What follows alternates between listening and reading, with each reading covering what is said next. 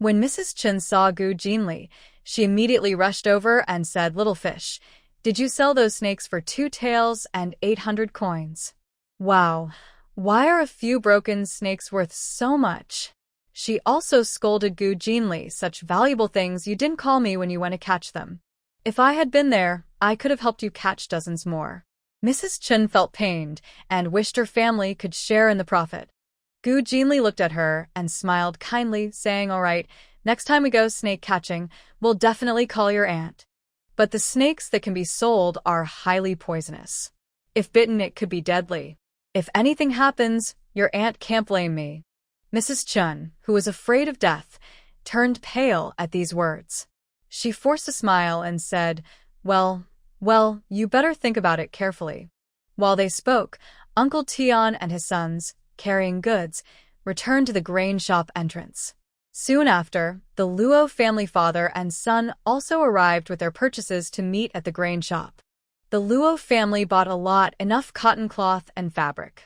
They also ordered water jars for several families. One water jar costs 500 coins. We ordered 5. If they need to be delivered to the village, each jar will cost an extra 100 coins. I didn't ask for delivery.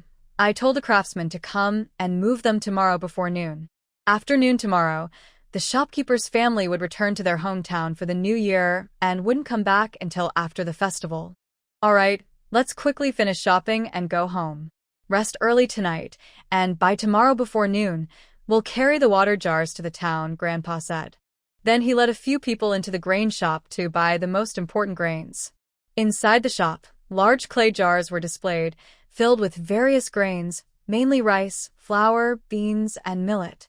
They also sold seeds, grain seeds, vegetable seeds, bean seeds, garlic, onions, and surprisingly, dried chili peppers. Gu Jinli saw the chili peppers and was truly amazed. She pointed at them and asked the shopkeeper, "Uncle, what are these red things?" The shopkeeper looked at her but ignored her, thinking she was silly for not recognizing chili peppers. Qin Sanlang explained, "These are chili peppers, just like prickly ash, and they are spicy things, brought from outside the border during the previous dynasty." It turned out these items existed since the previous dynasty and came from outside the border, not from overseas. Gu Jinli was once again amazed by the diversity of Dechu. Seeing that Qin Sanling knew a lot, she asked him, "Do you know about potatoes and corn?" In her memory, these things didn't exist, only soybeans, sweet potatoes, and wild vegetables. Potatoes and corn? I've never heard of them. What are they? Qin Sanling frowned and asked her. Gu Jinli said, "These are 2 kinds of edible things. When we were fleeing famine, some elders mentioned them. I think they come from the mountains."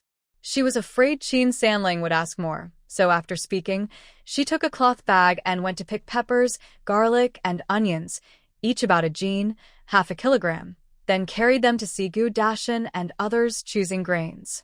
They bought mostly sweet potatoes and soybeans. These are cheap, costing 3 coins per jin, and a sack lasts a long time. Rice and flour are expensive. New rice and new flour sell for 30 coins per jin. Brown rice with husk sells for 20 coins per jin. Millet costs 18 coins. Old rice is cheaper at 15 coins per jin, and a type of moldy rice is even cheaper at 5 coins per jin. Her family bought 50 jin of soybeans, 50 jin of sweet potatoes, 20 jin of old rice, 10 jin of millet, and 5 jin of flour. The Luo family, Gu Dama's family, and Gu Dafu's family bought roughly the same. Qin Sanlang did not buy soybeans, only sweet potatoes, brown rice, and millet. Tian's family bought only soybeans, sweet potatoes, and a jin of old rice. After paying, they didn't go home immediately. One person stayed in front of the grain shop to wait, while the others went to the town's meat shop to buy meat. For the New Year's ancestor worship, they needed some meat. Meat was expensive, especially fatty meat, which sold for 30 coins per jin, 10 coins more than pork belly. Lean meat was 10 coins cheaper than pork belly. Gu Jinli's family bought 1 jin of fatty meat and 1 jin of lean meat. The others, except Tian's family, bought 2 jin of meat each. After shopping, it was already afternoon.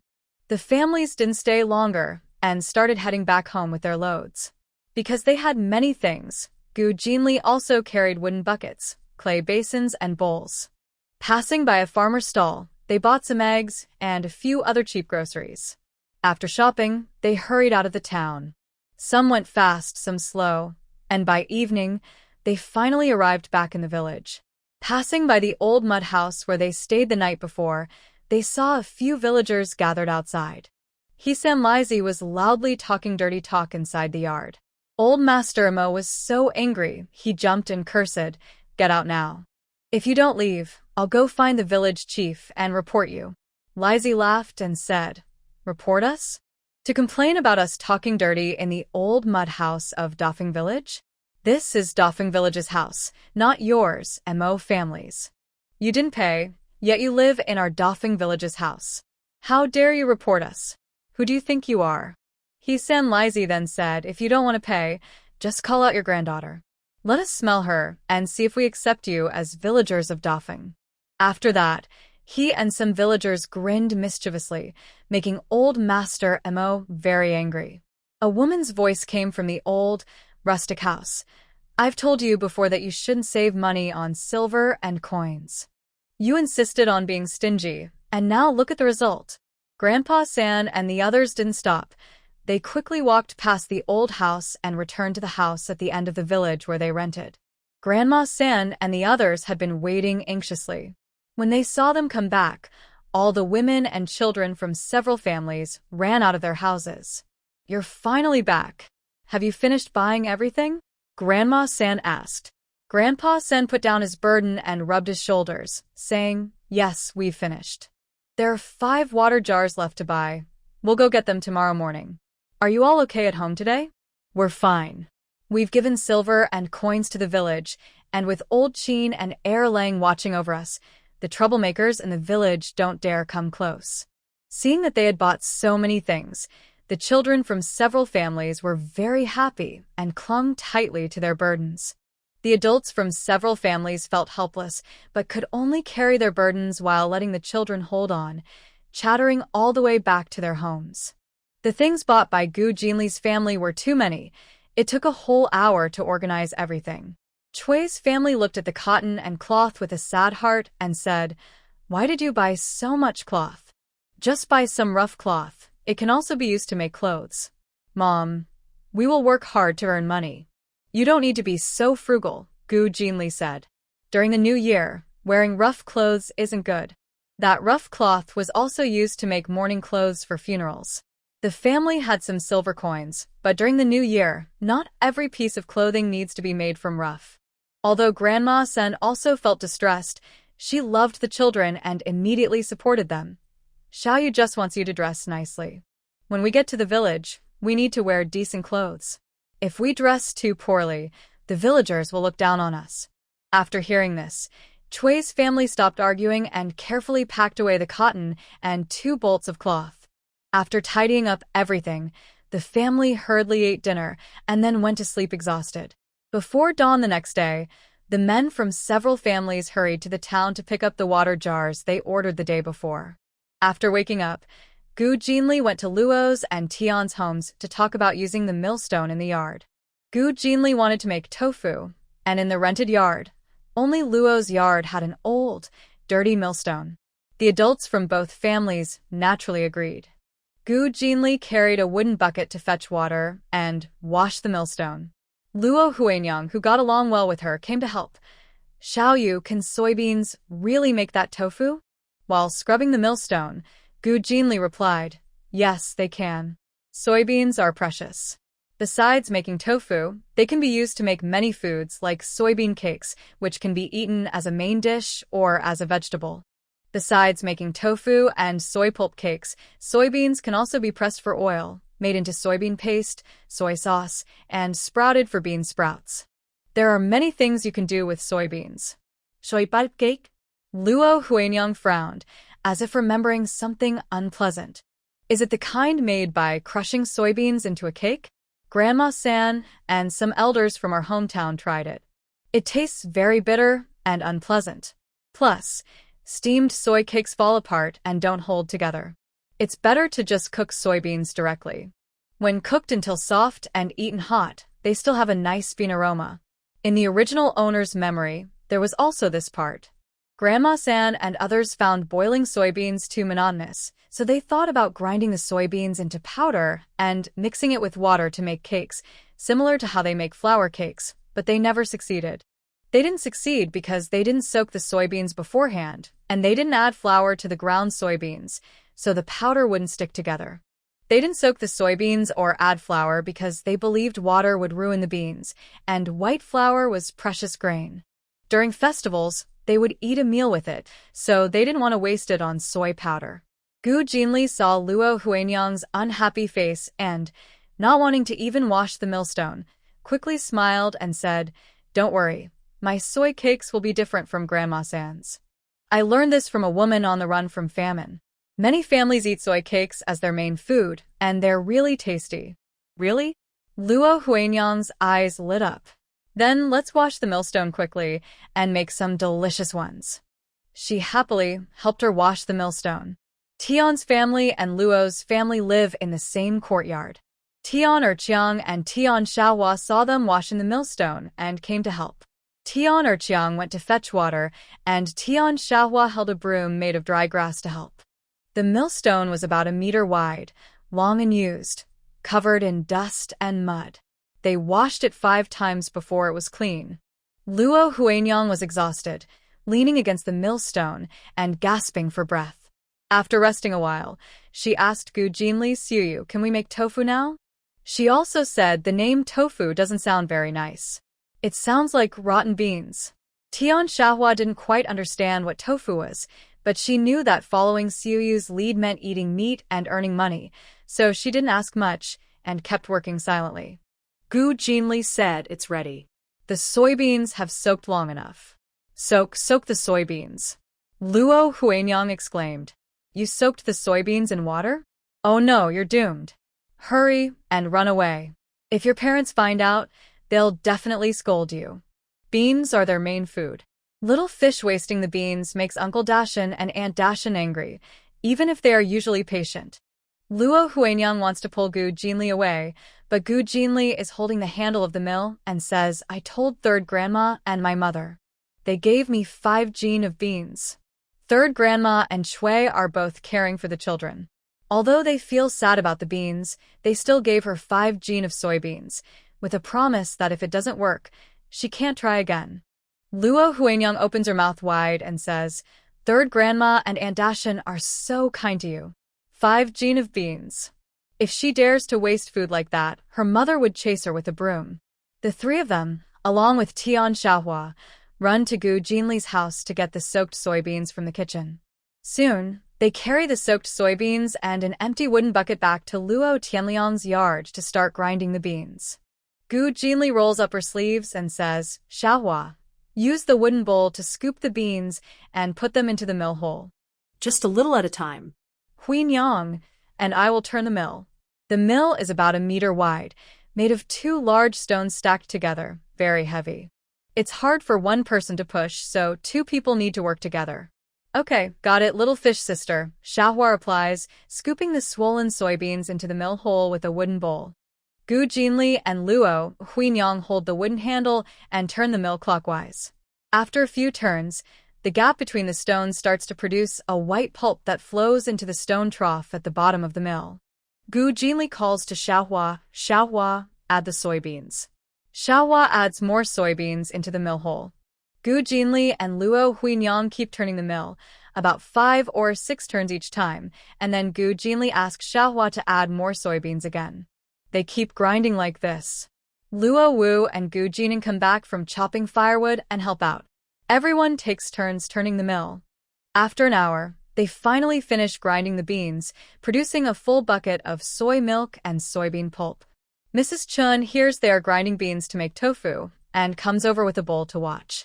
When she sees the bucket of soy milk, she sighs and says, "What a waste. Such good food is being wasted like this."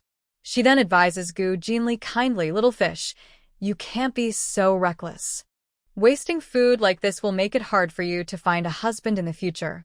When Chu hears this, she interrupts Mrs. Chen, saying, "Brother de Gui's wife, Is this something you should say to a young girl who hasn't married yet? If you don't believe little fish can make tofu, then don't come to watch. When she really makes tofu, you shouldn't eat it either. Ha! With such a good opportunity, how could Mrs. Chen not take her share? Mrs. Chen quickly changed her tone. Sister Luo, look at what you're saying. How are our families connected? Little fish is so filial and makes fresh food. She should send us a few pounds. Gu Jinli chuckled. I won't send those who speak badly about me. After saying that, she took the mixture of soy milk and soy pulp in a bucket and went back to her home with Luo Huiliang. Mrs. Chen was worried that Gu Jinli might not give her tofu, so she hurriedly called out to Gu Jinli's back. Little fish, later I'll come to your house to get the tofu. You don't need to trouble yourself to bring it here. Gu Jinli ignored her. When they returned home, Gu Dashin and others also carried water jars back. There were 5 large water jars. 2 people carried each, and it took them 2 hours, which made them quite tired. Gu Jingan saw Gu Dashin and the third grandfather returning with water jars and quickly brought them water and sweet potatoes to eat, letting them rest and have something to drink. The third grandfather and Gu Dashin drank a bowl of water and finally felt better. Gu Dashin still remembered the promise he made to Gu Jinli last night. Seeing her and the others carrying soy milk to the kitchen, he called out, Little fish, I'll make a wooden box for you later. Gu Jinli peeked out from the kitchen and said, Dad, no rush. You rest first. We still need to filter the soy milk and cook it thoroughly. It will take about half an hour. After saying that, she went to ask Grandma San for a piece of coarse cloth about a meter long, folded it in 2, and started filtering the soy milk. She filtered it 4 times before it was ready. She poured the soy milk into a large iron pot to boil and put the soy pulp into a ceramic basin, saving it to make soy pulp cakes. Since Tian Xiaohua's family was busy, she finished grinding the soybeans and then went to do other chores. Only Luo Huiliang stayed to help burn the fire. Little fish, how long does this need to boil?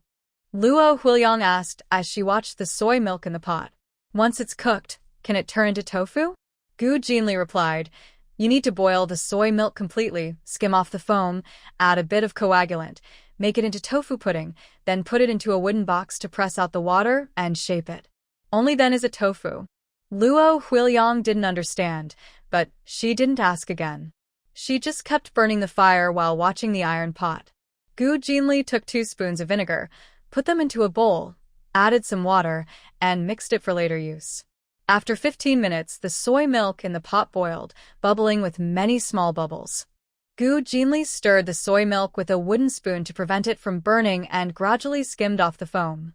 Once all the foam was removed, she told Luo Huiliang, Huiliang, turn off the fire. Luo Huiliang had been waiting for a while. When she heard this, she quickly removed the burning firewood from the stove and buried it in the ashes at the bottom of the clay stove. She looked at the soy milk in the iron pot and asked Gu Jinli, Little fish, is this tofu? Why does it still look like soy water? Gu Jinli said, Wait a little longer.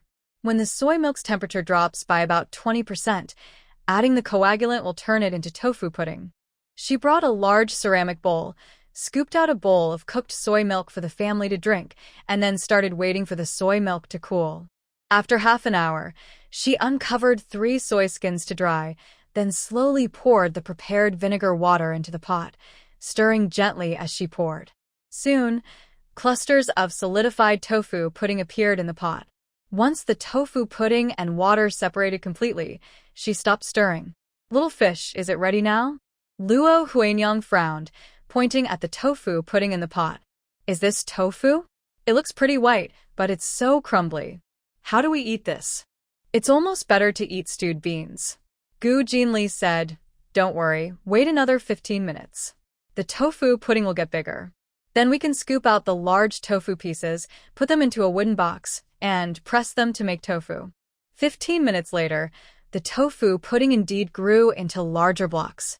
Luo Huiliang was very surprised, pointing at the tofu in the pot. They actually changed shape? How amazing! How did Little Fish do it? Gu Jinli looked at the solidified tofu in the pot and was very satisfied.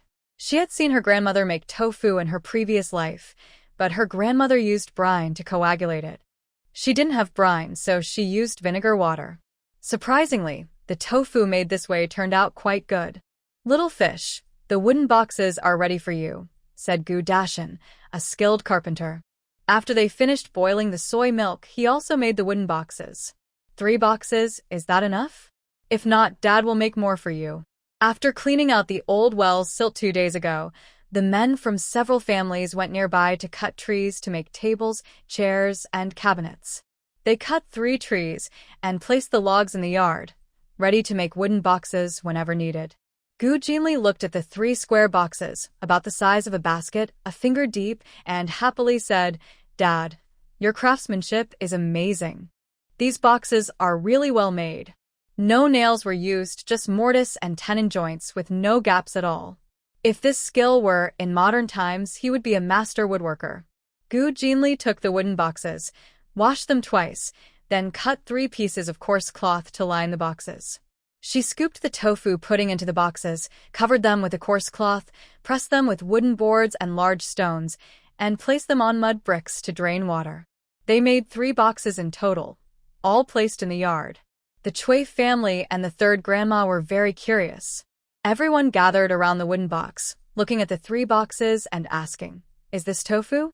Gu Jinli said, Once the water in the tofu is drained, it will turn into tofu. She suggested, Let's eat tofu tonight.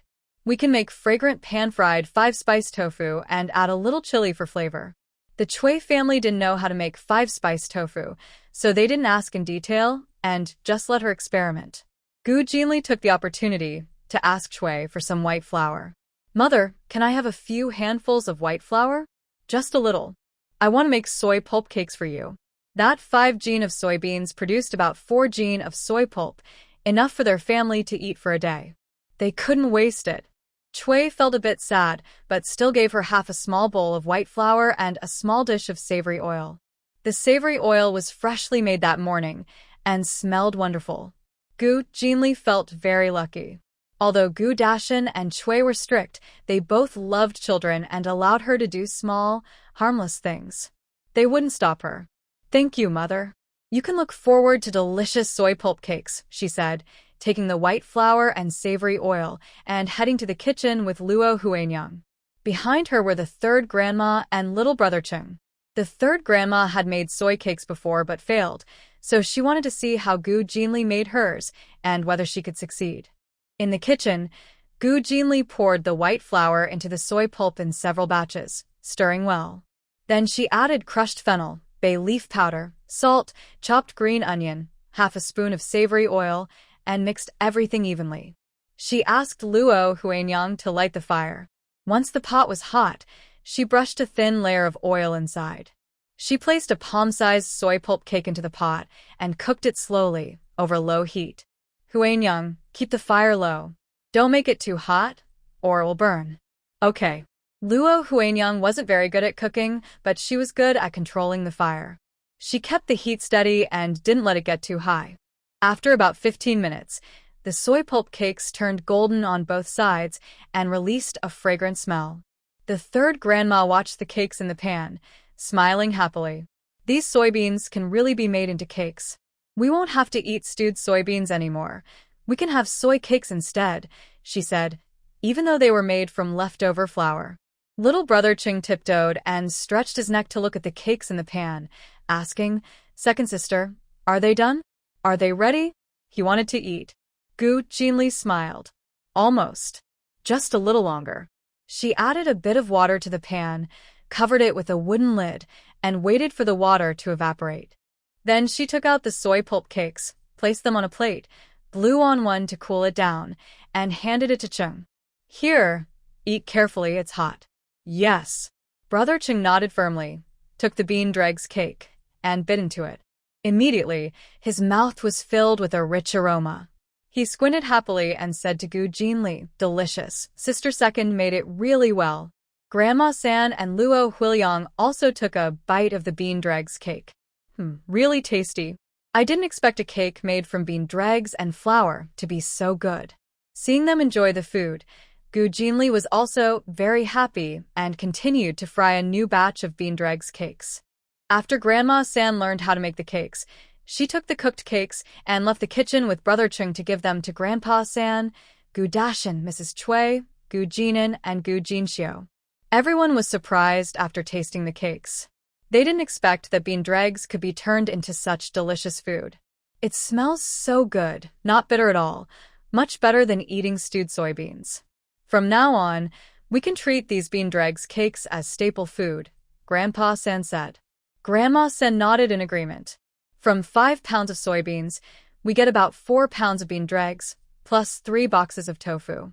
It's more cost-effective than just eating stewed soybeans. Oh, third aunt, what are you all eating? The smell is drifting over to my house, Chinshur said as she brought Gu Duong and Gu Defa into Gu Dashin's yard. Seeing the golden yellow bean dregs cakes in the tawan clay bowl, her eyes lit up. She swallowed her saliva and pushed Gu Duong and Gu Defa toward Grandma San, scolding Wanger, Fair, you two ungrateful little brats, what are you standing around for? Hurry up and call Grandma San, Grandpa San, Dashinbo, and Dashabo's wife. Gu Duong and Gu Defa called out to the elders, then stared eagerly at the bean dregs cakes in their hands, swallowing saliva loudly. Although Grandma San didn't like Chinshur, she couldn't bear to see the children just watching. She gave each of them a cake. Eat up. Gu Duong and Gu Defa happily took the cakes, biting into them hard. Chewing, they mumbled, smells so good, really delicious. Chinshur was quick. While Grandma San was giving the children their cakes, she quickly took 2 for herself. She stacked the 2 cakes and took 2 bites. The aroma of beans, oily meat, crispness, and spices mixed together to create a perfect flavor. Chinshur's eyes widened with delight as she spat out crumbs, exclaiming, so fragrant, so tasty. Grandma San hurriedly covered her to clay bowl to prevent the crumbs from flying in and scolded Chinshur angrily. Chinshur, are you a starving ghost? Step aside. Eating something and spraying crumbs everywhere. Aren't you ashamed? Mrs. Chun was happily eating and didn't care that Grandma San was scolding her. Still, she turned away and didn't dare to eat facing Grandma San again. Mrs. Chun saw the wooden box in the yard, placed on mud bricks and covered with large stones. Water was seeping out from the bottom of the box. Curious, she walked over and wanted to move the stone to see what was inside. Grandma San kept staring at her and scolded Mrs. Chun, you careless person, stop right now. This is the tofu made by little fish, and it needs to be pressed with stones. It can only be opened after enough time. If you move the stones, little fish's tofu will be ruined. You old woman, I'll tear you apart. Mrs. Chun still feared Grandma San. Hearing this, she dared not move the stones and only circled around the wooden box. Is this the tofu little fish made? Is it tasty? She turned to Chui and said, Big Mountain sister-in-law, come to your house for dinner tonight. Let's try this tofu and see what it tastes like. Grandma San was furious and scolded Mrs. Chun, are you never satisfied with your share? They had just eaten a meal at Big Mountain's house the night before and were still chewing on Big Mountain's leftover cakes. Now she wanted to eat again tonight. Why not just let Big Mountain's family feed them all? Mrs. Chin smiled politely and said, it's just that after fleeing famine for a few months, everyone is used to eating together. Now that we're apart, it feels strange. Soon, Mrs. Chin finished the 2 leftover cakes she had and looked into the ceramic bowl, which was empty. She called her 2 sons and took them to Gu Dashin's kitchen. Unfortunately, before they reached the kitchen, Gu Jinli suddenly slammed the door shut and locked it. Mrs. Chen's face stiffened. Though she was angry, she knew Gu Jinli was fierce and didn't dare to provoke her. Afraid she wouldn't get the tofu, she had no choice but to take her 2 sons back to the yard and wait for Gu Jinli to finish pressing the tofu. Half an hour later, Gu Jinli finally finished frying the 4 jin of leftover cakes, filling a large ceramic basin. After frying the leftover cakes, she and Luo Huanyang went to the yard to see her tofu. Little fish, is the tofu pressed? Grandma Sen asked her. Gu Jinli nodded. It should be ready. Usually, tofu can be made after pressing for about 2 hours, but she had pressed it for more than half an hour. Hearing that her tofu was ready, everyone gathered around. Gu Dashin helped her remove the stones from the wooden box and took off the wooden board covering the tofu. Gu Jinli lifted the coarse cloth covering the tofu, revealing a large, intact, snow-white block. She pressed her hand on the surface, which was firm and elastic. It's done. The tofu was just the right firmness, neither old nor too soft, with the pressing time just right. Wow, is this white thing tofu? Chunshur was truly surprised when she saw the tofu they made. She had lived half her life and never seen anything like this. She couldn't help but reach out and poke it, but Grandma Sen quickly slapped her hand away and said, "Be careful with your hands. If you poke the tofu and break it, can you afford to replace it?" This was a rare item they had never seen before, and it couldn't be spoiled by Chunshur. Chunshur didn't manage to poke the tofu but felt itchy to do so. She asked Gu Jinli, "Little fish, did you learn how to make this tofu from someone you met while fleeing?" Gu Jinli nodded, yes. Chunshur was skeptical. "Why haven't I met anyone with such skills before?" Gu Jinli didn't look at her and just stared at the tofu. "There are many skilled people among those fleeing.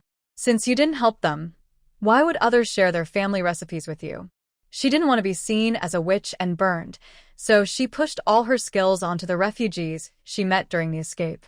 Anyway, there were so many fleeing people, now scattered across different places. It was impossible to find out the truth, which was a perfect excuse. Grandma San said, "Little fish is right. You, selfish and self-centered, wouldn't even be able to get someone to pass down their skills, even if you met someone talented." Grandma San didn't want to listen to Chunshur's nagging and told her, "If you want tofu, go home and bring a bowl. We don't have any spare bowls for you."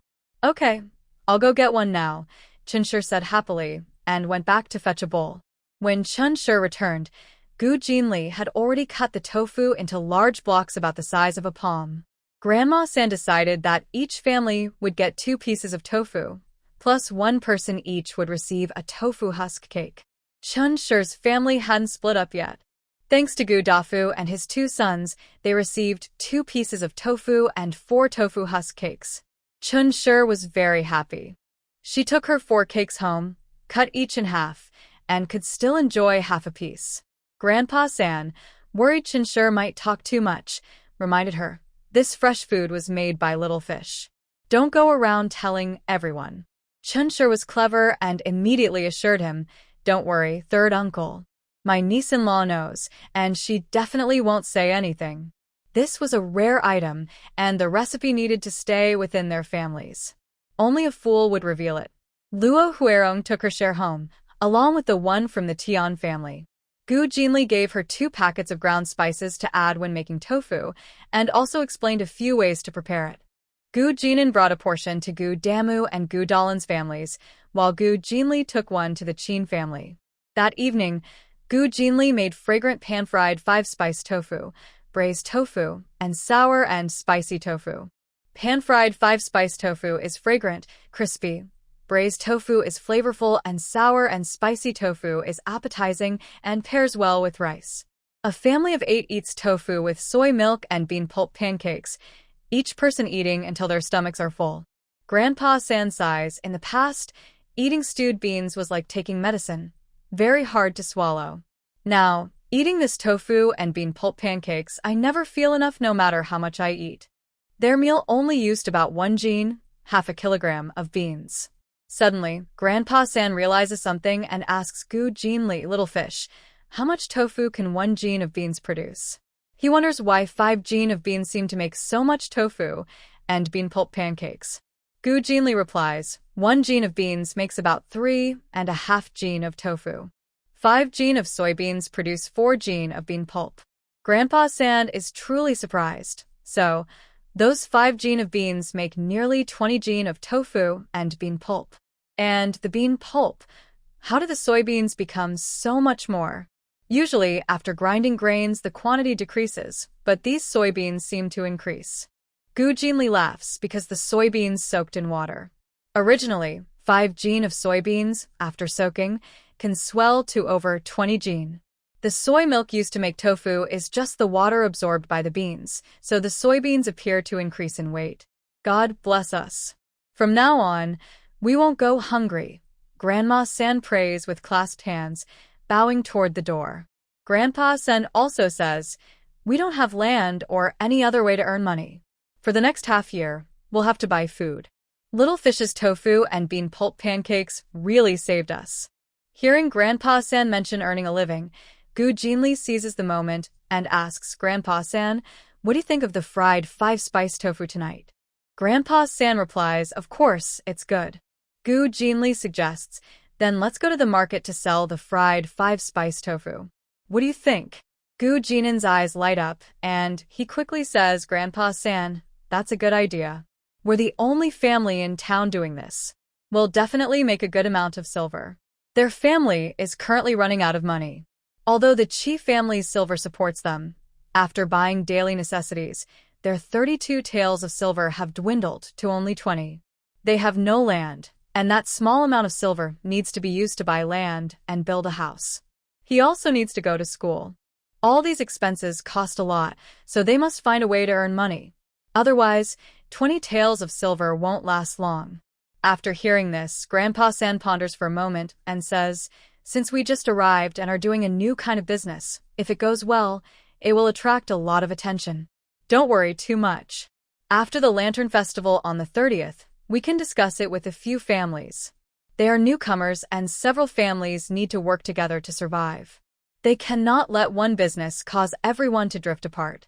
Therefore, Grandpa Sen plans for the families to make tofu together and specifically told Gu Jinli about it. Gu Jinli agreed. Having experienced fleeing from famine, she understands how important it is for people in ancient times to unite. The families temporarily put this plan aside, waiting until New Year's Eve to discuss it further. The next morning, early, Father Luo and Qin Sanlang took Gu Jinli, Gu Jinan, Luo Wu, Luo Huanyang, Tian Erqiang, and Tian Xiaohua into the mountains. They had little meat for the new year and wanted to see if they could hunt some wild game on Dafan Mountain.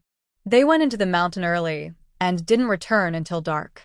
They found quite a few things: 5 wild rabbits, 3 wild chickens, a roe deer, and a sack of wild sweet potatoes. It was a good harvest. Now we have meat for the new year. This roe deer weighs about 30 or 40 pounds. Tomorrow we'll kill it, plus a few chickens, to honor our ancestors and have our New Year's dinner. Grandpa Sen held a torch, looking at the scattered mountain treasures with a serious face that now showed a smile. Life is getting better and better. The families also came to see the game. The roe deer was the most popular and was surrounded and pointed at while they sipped tea. After viewing the game, the adults asked Gu Jinli about making tofu. Grandpa Sen told them not to worry and that he would explain everything after the New Year's dinner tomorrow. Although they were eager to know about the tofu, tomorrow is New Year's Eve, and they could wait a day. After hearing this, they no longer pressed for answers. Mrs. Chu said to Gu Jinli, "Little fish, make some tofu for the New Year tomorrow. The tofu skins and tofu are delicious." They didn't buy much New Year's goods this year. Their food was mostly coarse grains, the hunted game, and some radishes and cabbages bought from villagers. They had little else to eat. Gu Jinli replied, "Okay, we'll make tofu again tomorrow. If any of your uncles, aunts, or relatives want to make tofu, just soak the soybeans tonight, about 5 jin per family. Tomorrow, bring the soaked soybeans to Aunt Luo's yard, grind the beans together, and then you can take the tofu home after it's ready." All right, we'll soak the soybeans now." Aunt Tian was very happy. The tofu and tofu skins from these soybeans would be enough for their family to eat well. Her family was short of grain and money, and she wished Gu Jinli would make tofu every day. The families gathered in the yard to discuss the ancestral offerings for tomorrow, then each went home. At dawn the next day, everyone was busy. The men were responsible for slaughtering the game.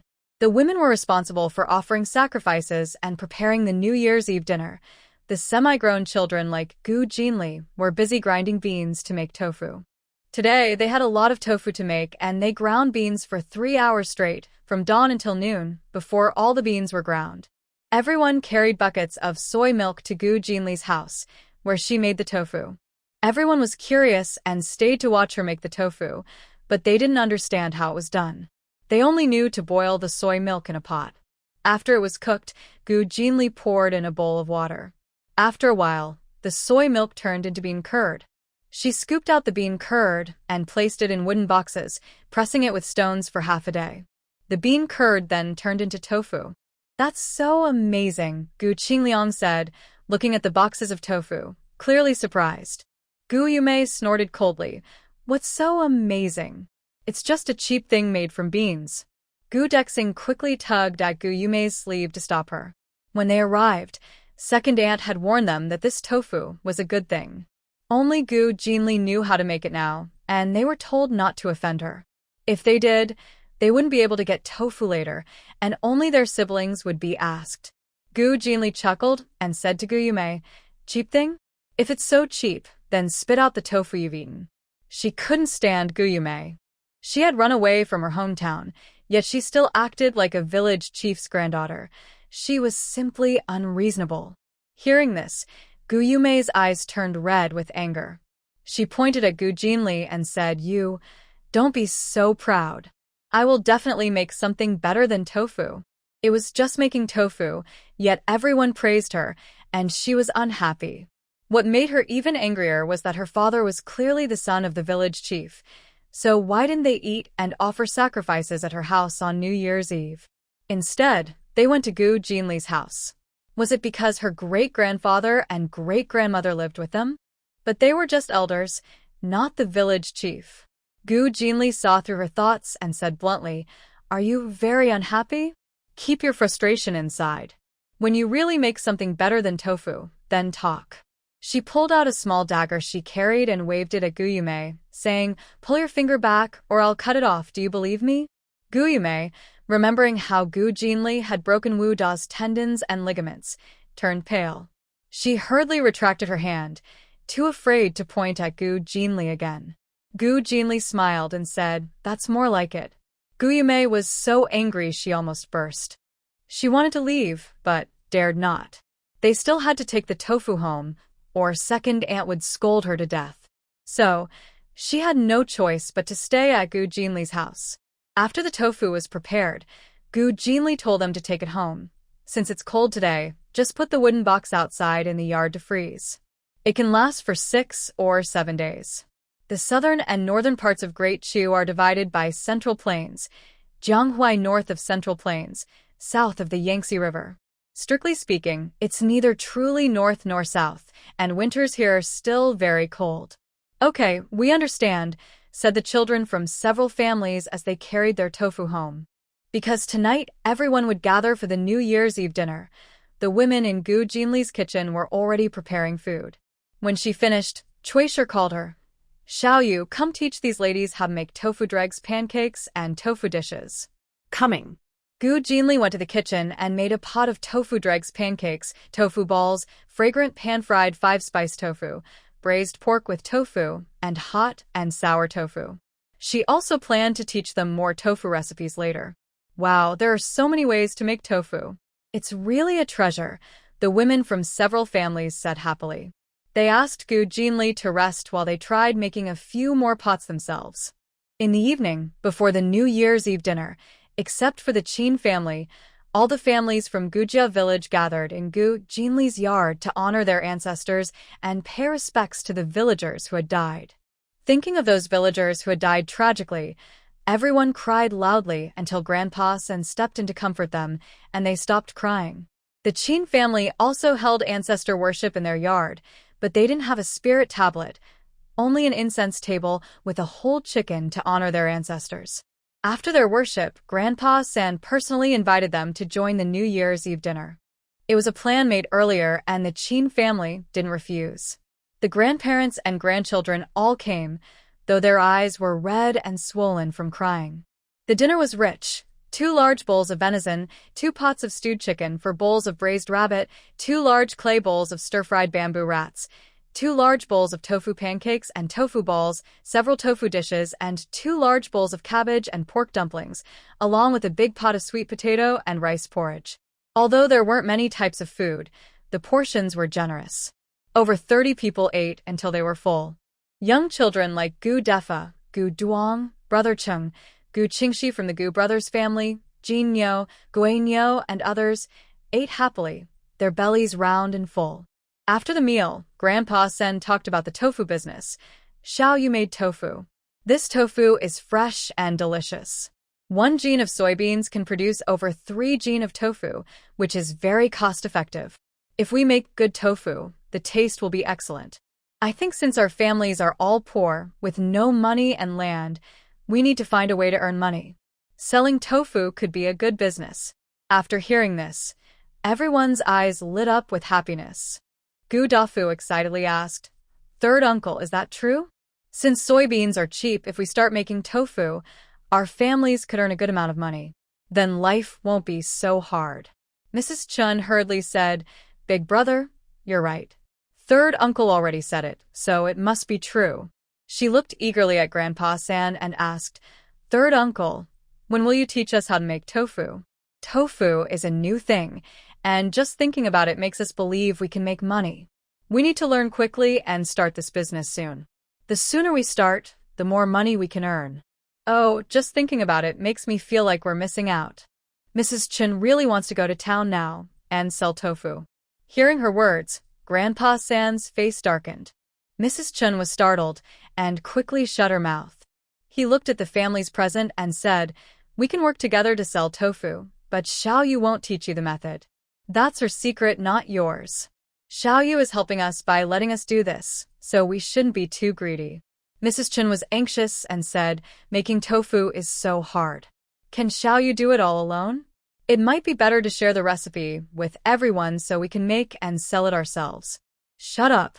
Guda Gui wanted to slap Mrs. Chen. This rude woman always tries to take all the benefits. Can she have some shame? Grandpa Sen said, "If you can't do it all, you can help grind the soybeans and filter the pulp. If that's not enough, Xiaoyu can teach Deshawn and Ngur how to make tofu. There are many ways. I want to make this clear. Anyone who tries to steal the tofu recipe will have to handle their own problems in the future. If something happens, they must deal with it themselves and not come to us for help." He looked at Mrs. Chun and asked, "Do you understand?" Mrs. Chun nodded and replied, "Yes, I understand." After scolding her, Grandpa Sen softened his tone and said to the families, "Tofu is a fresh food. The recipe can't be shared with too many people. If too many know, the price of the tofu will drop. When that happens, we will lose out." The men nodded and said, "Third uncle, don't worry. We understand.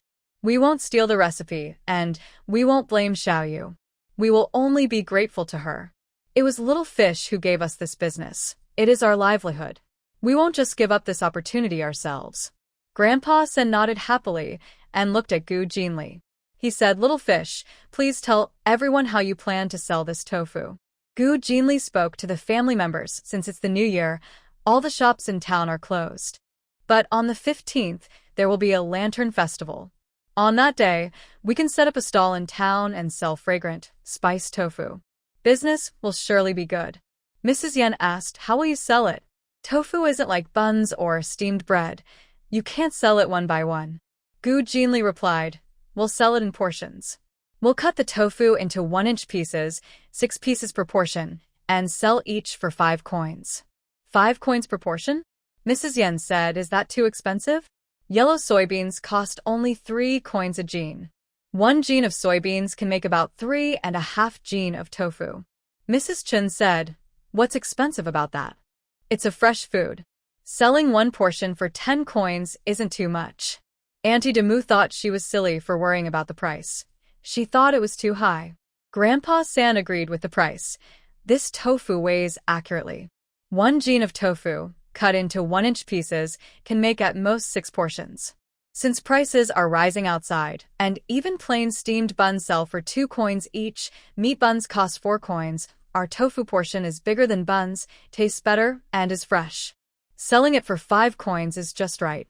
After thinking for a moment, everyone agreed that this price wasn't too high. Gu Jinli continued, "Besides selling fragrant, spiced tofu, we can also sell plain tofu. Cut a half-gene piece and sell it for 5 coins. If everyone starts to see tofu as a dish, our business can grow bigger." Everyone was very happy to hear this. "That's a good idea." After Gu Jinli finished speaking, Grandpa Sen added, "This business idea was thought up by Little Fish.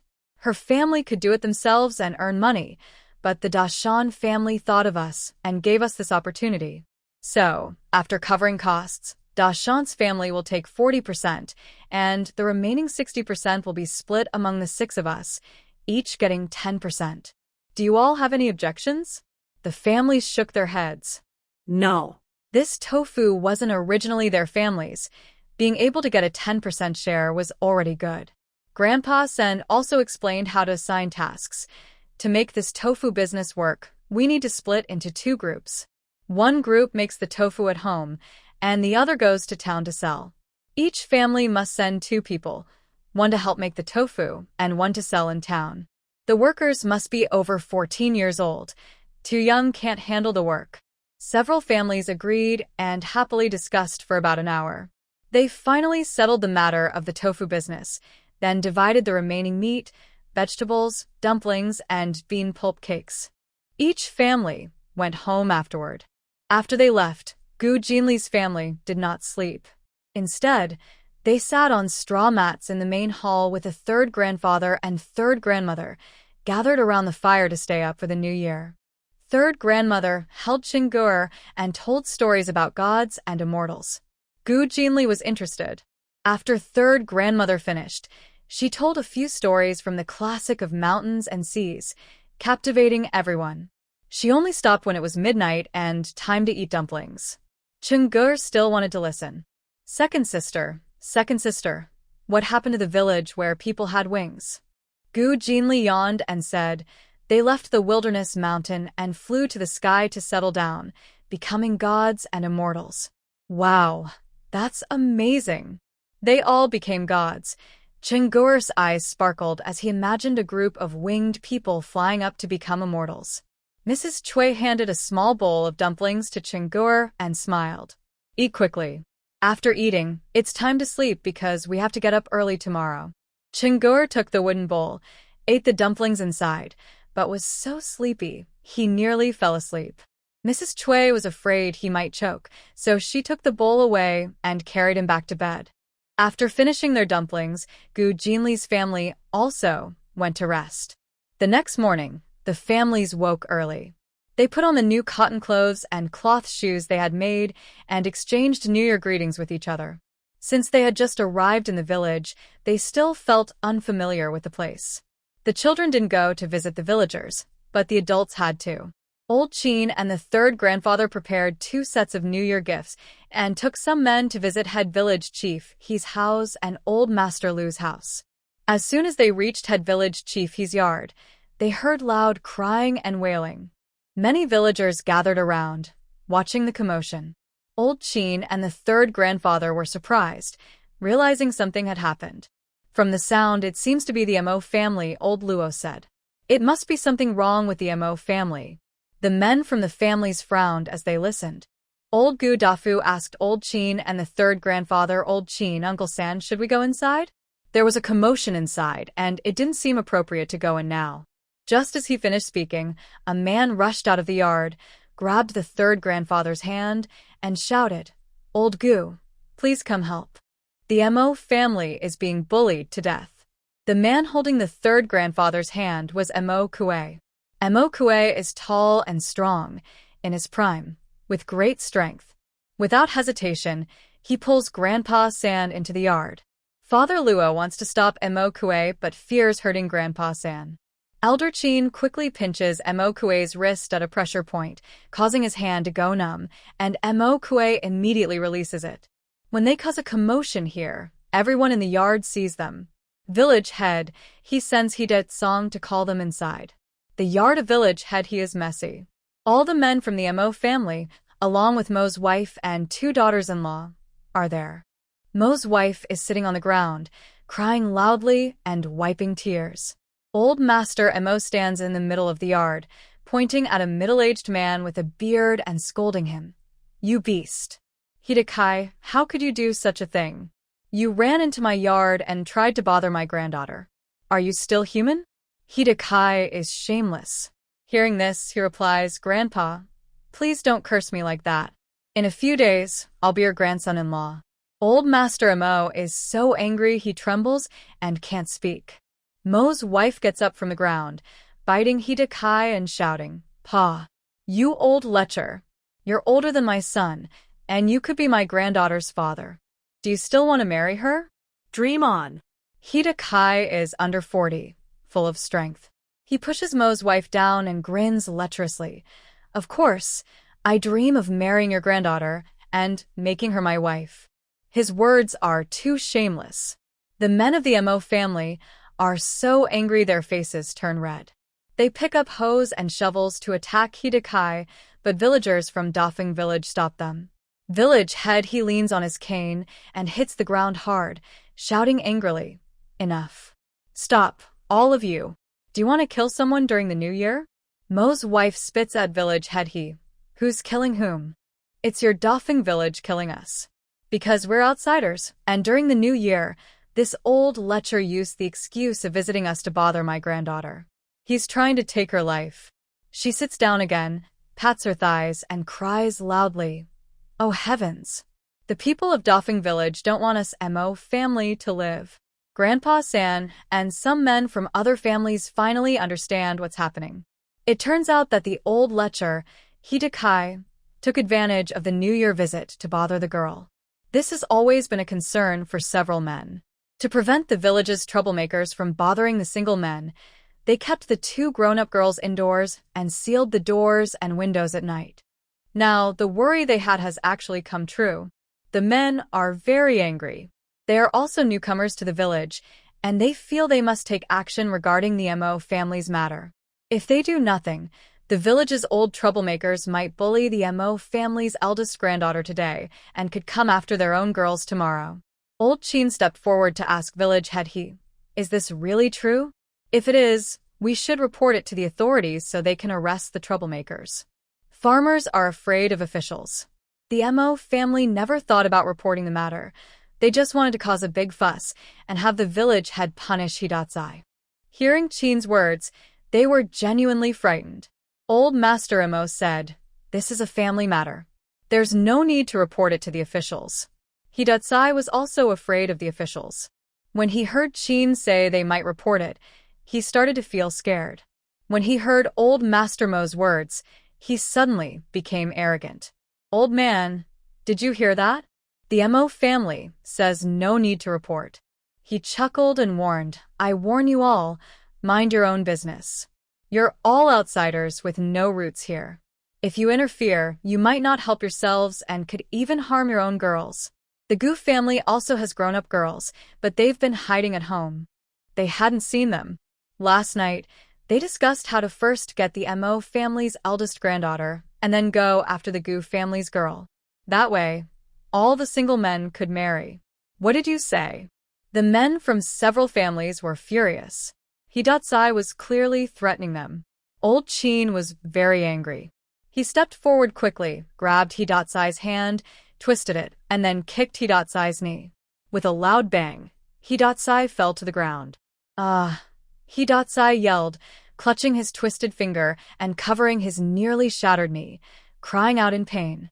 The villagers in the yard were shocked. They didn't expect old Chin to suddenly act, and despite his age, he managed to hurt the strong young man Hidatsai. This shows he has real skill. Old Chin looked at Hidatsai writhing in pain and said, "If you want trouble, go bother other families. If you dare to target us, I have the skills to ruin you." When they first came to the village, they acted weak to avoid trouble. But that was because they were new and didn't want to cause problems. If the people of Dafeng village still dare to bully them, they won't hold back anymore. "Village head, we came to bring New Year's gifts. We'll leave now." Old Master Chin asked Gudafu to place the New Year gift on the ground in the yard. Several families turned and left. Old Master Mo called out from behind, "Don't go. Hey, don't leave yet. We haven't finished talking. We all came here together to escape hardship, so you need help." Grandpa Third looked back at Old Master Mo and said, "Our way of handling problems is to report to the officials and catch the wrongdoers. Whether your Mo family listens or not is your own business." Old Master Chin had already given his advice, but it was clear the Mo family didn't want to report to the authorities. So, there was nothing they could do. Grandpa Third also seemed to be warning the villagers of Dafeng village, "Don't provoke them. If you do, they might report to the officials." Everyone should be careful and stay out of trouble. After speaking, Grandpa Third led some men away to deliver New Year gifts to the Liu family. After finishing, they didn't go anywhere else and hurried back home. They didn't hide the trouble caused by the Mo family. As soon as they returned, they gathered the adults and children from several families and told them everything. They advised everyone to be cautious in the future to avoid falling into trouble. Third Grandma and the women from several families were very frightened. Why are the village's troublemakers so ruthless? They had to watch over the girls carefully and couldn't let anything happen to them. They also discussed the Mo family. What can they do in the village? They should report to the officials. Even if the government is closed for the new year, they should ask the village head to settle it. If not, once the government reopens, they must report. How can they refuse to report? They also worried about Mo's eldest granddaughter and asked Grandpa Third, "How is Mo's eldest granddaughter doing?" Grandpa Third shook his head. "Not sure. She was just being flirtatious, so it probably isn't serious." But the reputation of Mo's eldest granddaughter was ruined. In the future, she would either marry a widower or marry far away. It was such a shame that a good girl's reputation was destroyed like this. Because of this incident, Gu Jinli kept an eye on Gu Jinxiu, practicing self-defense moves. She also prepared some chili powder for her to carry. If she faced danger, she could splash it into the attacker's eyes and blind him. In the following days, the family stayed alert for troublemakers in the village while preparing for the Lantern Festival, planning to sell tofu. During this time, Old Master Emo and Emo Queasy came again to ask for help. But Qin Lao told them to report to the officials. If they showed weakness once, they might be bullied again in the future. However, the Mo family was afraid of the officials and worried that if they went to the government, corrupt officials might ruin them financially. So, they didn't listen. After about 6 or 7 days of trouble, Hidatsai was whipped 20 times, but the Mo family didn't have to pay the small fine, and the village recognized them as part of Dafeng village. The matter was thus settled. Several families heard this news and found it hard to believe. Grandma San said, "Is the Mo family crazy? They let Hida Kai go so easily. Will Hida Kai bother their family in the future?" "Exactly," Mrs. Chin said as she crushed cinnamon with a stone pestle. It was only 20 lashes, and it was done by someone from the He family. How hard could it be? Probably no skin was broken, and he'll be fine after a few days. After speaking, she looked up at Gu Yume, who was crushing fragrant leaves with a wooden stick. "If you're bored staying at home, you can go to the village. You said you wanted to meet some girls there to help out the family. Are you going or not? The village isn't our hometown. It's dangerous." They had only been here for 10 days and didn't know many people in the village. Making friends was something adults should do. There was no need for Gu Yume, who was already grown up, to go. Gu Yume didn't speak. Her face looked unhappy as she used the wooden stick to crush the fragrant leaves in the wooden bowl. She wished she could smash the bowl to bits. Gu Jinli. Why was she the one crushing the fragrant leaves? She said they had to be ground into powder, not too coarse, or it would ruin the tofu. She had been crushing for 2 days, her hands blistered, but she still had to keep going. It made her so angry.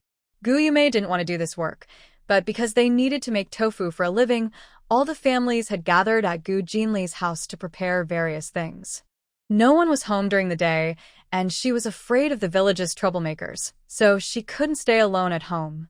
She had to come and work, but she felt uncomfortable.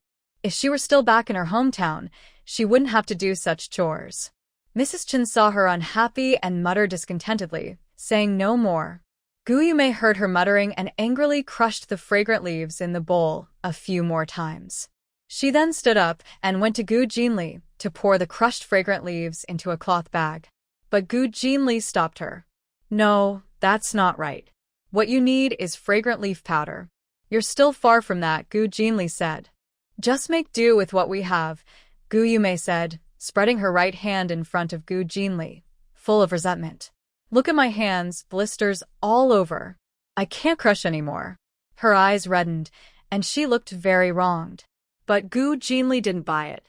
Gu Jinli handed her the half-crushed nutmeg and said, Then you can crush this. Fragrant leaves are the easiest spice to grind into powder. She had already assigned the easiest task to Gu Yume. Since she was picky, Gu Jinli decided to give her a more difficult job. Gu Yume saw the pieces of sand that were as hard as tree bark and immediately stopped complaining.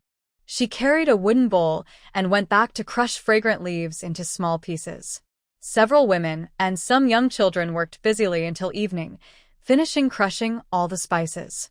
But that wasn't enough. Gu Jinli said, "Grandpa Third, in 3 days it will be the 10th day of the lunar month. The herbal shop should open then. Please go to the town and buy more spices." Most of these spices were found during her escape from hardship, but the amount was small. They needed many spices to do business, so they had to buy more from the pharmacy. Grandpa Third and Gu Dashin were making tables and chairs. Hearing this, he replied, "All right, think about it these next 2 days. If there's anything else you need, we'll go to the town on the 10th day." Okay, Gu Jinli agreed. She packed the crushed spice powder into cloth bags and tied them with strings. Grandma Third asked Little Fish, "Are these spices enough?" They had been pounding and grinding for 2 days and had made about 10 jin of spices. Gu Jinli said, "Not enough. These spices are not only used to make fragrant pan-fried 5-spice tofu, but also sold when selling plain tofu. People buy tofu and add spices to flavor their dishes. The amount needed is large, so we should prepare more. That way, we can sell some later and won't run out suddenly." When Chun and the others were about to go home, they stopped and asked Little Fish, "Can these spices still be sold for money?" Gu Jinli nodded and said, "Yes, they can." "Oh, Little Fish, you're so clever. Everything you make can be sold for money," Chun said happily. She then asked Little Fish about the money from selling spices. Gu Jinli knew what she meant and replied, "According to what Grandpa Third agreed on, the profit will be split accordingly." Chun was so happy she couldn't stop smiling. She praised her a few times and took her children home. The others also went back to their own homes. On the 10th day, Grandpa Third, Gu Dashin, and the Luo father and son went to the town.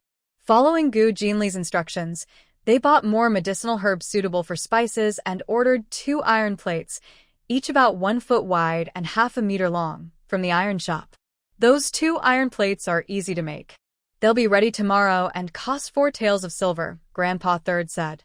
As for the 4 taels of silver, they would be counted as part of the costs.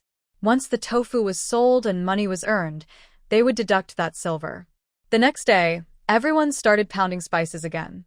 Gu Jinli carefully mixed the spices in certain proportions, then wrapped them in yellow paper with the help of some young children. They prepared like this for a while until the 15th day of the lunar month. On the Lantern Festival day, several families woke up before dawn. After working for over an hour, Grandpa Sand, along with Father Luo, Mrs. Chu, Uncle Tian, Aunt Tian, Mr. Gu Damu, Mrs. Yen, Mr. Gu Dagwa, Mrs. Chun, Qin Sanlang, Gu Jinan, Luo Huanyang, and Gu Jinli went to the town. They had many things to carry. Almost everyone going to sell at the market was loaded with goods. Father Luo carried 2 iron plates and 2 heavy clay stoves. Uncle Tian and Aunt Tian, along with Mr. Gu Damu and Mrs. Yen, carried 4 baskets of tofu. Mr. Gu Dagwa and Mrs. Chen carried 2 baskets of bean pulp, as they were selling bean pulp cakes this time. Grandpa Sand, Mrs. Chu, Qin Sanlang, and Gu Jinan carried 4 bundles of dry firewood, as they couldn't afford charcoal and only sold cooked food that needed to be prepared fresh. They could only carry dry firewood to the market. Gu Jinli and Luo Huanyang carried pots, bowls, chopsticks, oil, salt, and spices. The group hurried and, after noon, finally arrived at the town. Tonight was the Lantern Festival, and the town had a lantern fair. It was a rare day without curfew. So many families came out to set up stalls and do business. When they arrived, all the available spots for stalls were already taken. However, Dr. Du had already asked the medicine boy from the hanging pot shop to reserve a good spot about 5 meters square for them and also help them get a stall sign from the town's official office. Their stall location was secured for the evening. Ancient towns didn't have a mayor, but they had an official office called the Si Li Fong, which had 2 officials and 6 guards responsible for town affairs. To set up a stall, one had to pay and get a permit from the Si Li Fong. The price varied. Food vendors paid more, especially during festivals like Lantern Festival or Mid-Autumn Festival, about 100 coins a day, which was half a month's rent for regular stalls. Farmer stalls cost only 10 coins a day, or 5 coins for half a day. The medicine boy, named Song-shu, saw Grandpa San and immediately waved to him, saying, "Old Master Gu, over here, over here." Grandpa San hurriedly carried their goods over and, upon seeing such a good spot, was very happy. "This spot is great. It's close to the main street." Song-shu, "Thank you so much." The Lantern Fair was held on the main street. By then, rows of posts had been set up along the street, with thick ropes hanging between them. In the evening, various lanterns would be hung on the ropes, lighting up the entire main street. Grandpa San took the permit and, upon learning it cost 100 coins, immediately counted out the money and handed it to Song-shu. "Please take this to Dr. Du and make sure he accepts the payment," he said. Song-shu knew that Dr. Du was poor, so he didn't refuse and accepted the 100 coins, saying, "Rest assured, young man, I will make sure Dr. Du takes the money." He then called out to Luo's father and others, uncles and brothers, "Come with me to the herbal shop to move the tables and stools." On the 10th day, the third grandfather, Gu Dashin, and the Luo family went to the town to buy things. They also carried 3 tables and 15 stools to the herbal shop for temporary storage. We'll go get them now," Luo's father said, taking Chu's wife, Gu Damu and her husband, and Gu Dagwa and his wife to the herbal shop to move the tables and stools. Qin Sanlang and Gu Jinan also went along. They were going to fetch water, as the food stall needed water. Gu Jinli and others moved out 2 large clay stoves and set them up. Both stoves were round, about a foot in diameter. After several days of experimenting and making 6 or 7 failed attempts, they finally succeeded. They tried to burn fire for a day and a night, and these 2 clay stoves did not collapse. Once the stoves were set up, they untied a bundle of dry firewood and started the fire. When Qin Sanlang and Gu Jinan returned with water, they took out an iron pot, boiled 2 pots of water, and poured it into a ceramic jar. They also washed 2 iron plates and set them aside for later use. When Luo's father and others returned, everyone helped set up the tables and stools. The busy work continued until the afternoon before they finished. After resting for a while, Chu's wife and Aunt Tian started frying tofu and tofu pulp pancakes. The tofu was already cut into 1-inch pieces. They took the tofu and a bowl of white flour, dipped the tofu in the flour, and then fried it on a greased iron plate. After a while, the tofu developed a crispy crust and turned golden on both sides. Then they sprinkled the fragrant spices prepared by Gu Jinli onto the golden tofu, and the aroma spread far away. "Wow, what is that? It smells so good." Many people from the countryside who had come to see the Lantern Festival gathered around, attracted by the smell. They saw Chu's wife and Aunt Tian frying golden, crispy pieces on 2 iron plates and asked curiously, "What are you selling?" "I've never seen this before." Third grandfather chuckled and said, "This is a snack from the northwest. You won't find it in Heian Prefecture." He then took a bowl of fried tofu and offered it to the crowd, saying, "Try some. This is a free sample. No need for money. If you like it, you can buy a portion to take home." The villagers were hesitant to try unfamiliar new foods, so after some discussion, they decided to call the tofu a Northwest snack, making it easier for the people of Qingfu Town to accept. Free samples? No money needed? Those people heard they could taste the food and that it was from the Northwest. They eagerly picked up pieces of fried tofu to try. With each bite, a crispy sound came from the crunchy skin, and the aroma of oil and beans mixed with a mysterious fragrance exploded in their mouths, filling them with delicious flavor. "Wow, this is really tasty. How do you make it? How much for a piece?" Mrs. Chen quickly replied, "Not expensive at all. Our fragrant pan-fried 5-spice tofu costs only 5 coins per serving, and the golden bean cakes are just 3 coins each." They didn't like the name Bean Dregs Cake, so they changed it to Golden Bean Cake.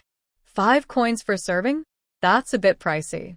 "The meat buns are only 4 coins each," someone said, hearing the price and starting to bargain. Mrs. Chen said, "1 meat bun costs 4 coins, but our fragrant pan-fried 5-spice tofu has 6 pieces in one serving. It's a lucky feast, 6 blessings in one. Just one serving can bring good fortune to your home. It's a great deal. Xiaoyu said, since it's the new year, I should say some lucky words. Everyone will be willing to spend money if they hear good wishes. She was good at flattering people, just praising them to get them to buy. Then she added, if you buy 2 servings, we'll give you 2 more pieces of tofu for free. That's double happiness. Isn't that wonderful? Hurry and buy. Just 10 coins can bring so much good luck. Mrs. Chen's saliva flew as she persuaded those who thought it was too expensive. Everyone started buying the fragrant pan-fried 5-spice tofu, mostly 2 servings each. Some wealthy families bought 6 servings at once, making Mrs. Chen very happy. But she didn't handle the money herself. That was done by Grandpa San. After working for over half an hour, they sold more than 150 servings of the fried tofu and about 30 bean dregs cakes. Grandpa San, holding a box of silver coins, was trembling a little. Money was coming in so fast. Grandpa San was careful and took advantage of the crowd being still small. He asked Mrs. Chu and Aunt Tian to make 10 servings of fried tofu and 20 bean dregs cakes to send to Dr. Du and Old Wu at the herbal shop. Recently, Dr. Du and Old Wu had helped them a lot. Without their help, their stall wouldn't have done so well. Mrs. Chen saw they had given away so much and felt a bit distressed. This was 110 coins worth. But she knew the herbal shop had helped them a lot, so she didn't complain. It was getting dark, and more people were rushing into the town, heading toward the main street. On the main street, the lights were bright. The lantern stall owners had already hung their lanterns on thick ropes, stretching them about 3 meters away from their tofu stall. Anyone who goes to see the Lantern Festival can see their stalls and smell the delicious aroma of their fragrant fried 5-spice tofu. Grandpa gave Gu Jinan 20 coins to buy 2 lanterns to hang on the stall for lighting and to attract passers-by. Gu Jinli and Luo Huanyang really wanted to see the lanterns, but they were stopped by Grandpa. You can't go. The lantern fair has many pickpockets, and if you're not careful, they might steal you. In their hometown, many children are lost every year at the County Lantern Festival. Luo Huanyang still remembers the incident with Lu Jianer's gang of kidnappers. When she heard this, she immediately lost her desire to see the lanterns. Anyway, they could still see the main street lanterns from where they stood, just not touch them. Gu Jinan quickly bought 2 lanterns and hung them on a wooden post beside the stall. Boss, 2 more servings of fragrant fried 5-spice tofu, 6 golden bean cakes, to go. After a customer finished eating, they still wanted to take some away. Got it, Chin replied, urging Gu Dogwai, who was packing with yellow paper. Hurry up. Why does it take so long to pack just a few things? Gu Dogwai was too busy to respond to her. After wrapping the 2 servings of fried 5-spice tofu and 6 bean cakes with the cut yellow paper, he handed them to Chin. Chin took them to the customer, 2 servings of fragrant fried 5-spice tofu and 6 golden bean cakes. Please take them. Other customers at nearby tables, smelling the aroma, also ordered 2 servings. As night deepened, more and more people filled the street. Their stall's business improved, and there were no more tables for customers to sit at. Everyone had to stand and eat or take their food to go. Because there were so many customers, Chu and Aunt Tian were overwhelmed. Luo's father went to the hanging pot shop to borrow 2 clay stoves and used the 2 iron pots they brought. Gu Jinli and Yan worked together to make the fragrant fried 5-spice tofu. After more than an hour of busy work, their 2 carts of bean dregs were sold out, and only about 10 jin, roughly 5 kilograms, of tofu remained. This remaining tofu was not cut into small pieces. They originally planned to sell it directly to customers. But since the fried 5-spice tofu was so popular, they didn't sell plain tofu, but kept all of it to make more fried 5-spice tofu. Dad, I want to eat more. The 5-spice tofu and bean cakes are so tasty. A small boy about 6 years old was biting into half a bean cake and begging his father to buy more. The man couldn't refuse him. Thinking that his wife and daughter hadn't eaten yet, he said to Grandpa, "Old man, 2 more servings of fragrant fried 5-spice tofu and 8 golden bean cakes, to go." Grandpa smiled and said the golden bean cakes are sold out. When the little boy heard that the golden bean cakes were gone, he almost started to cry. He was originally eating his bean pulp cake happily, but now he didn't want to take another bite. The man was a bit disappointed to hear the cakes were sold out, so he changed his order and said, "Then I'll have 4 servings of fragrant pan-fried 5-spice tofu." "All right, I'll make that for you." Chen smiled warmly and quickly asked Aunt Tian to prepare 4 servings of fragrant pan-fried 5-spice tofu. Aunt Tian had been busy since the afternoon, and her hands were almost too tired to lift, but since making tofu was profitable, she felt it was worth the effort, no matter how tired she was. Soon, the man's tofu was ready. Chun brought it over and said with a smile, "Here is your fragrant pan-fried 5-spice tofu. I added 4 extra pieces for you." The man happily took the tofu and asked, "Do you sell at this stall only during the Lantern Festival, or will you be here later too?" Chun smiled and said, "We will be here all the time. We are in this for the long run. If you want to eat, you can come anytime." Every time they finished serving a group of customers tonight, Chun would say this to let everyone know they would keep selling here in the future. Hearing this, the man nodded and asked curiously, "I see you fry the tofu with some powder. What is that?" "It smells really good. It's our own special seasoning mix. Just add a little when cooking, and it makes everything taste wonderful," Chen said, walking over to the basket. She took out a few packets of seasoning and handed them to him. "You can buy a few to try. They're cheap, only 5 cents a packet. Since it's your first time buying, buy 2 packets, and we'll give you 1 free." Worried that customers might think the seasoning packets were too small, she quickly added, "Don't worry about the size. The aroma is strong enough. Just sprinkle a little in your cooking, and your dish will be full of flavor." The man lived in town and had a modest farm. Although he thought the seasoning was a bit little, he didn't mind because 5 or 10 cents wasn't much to him. So he bought 2 packets. Chun happily took his money and gave him 3 packets of seasoning.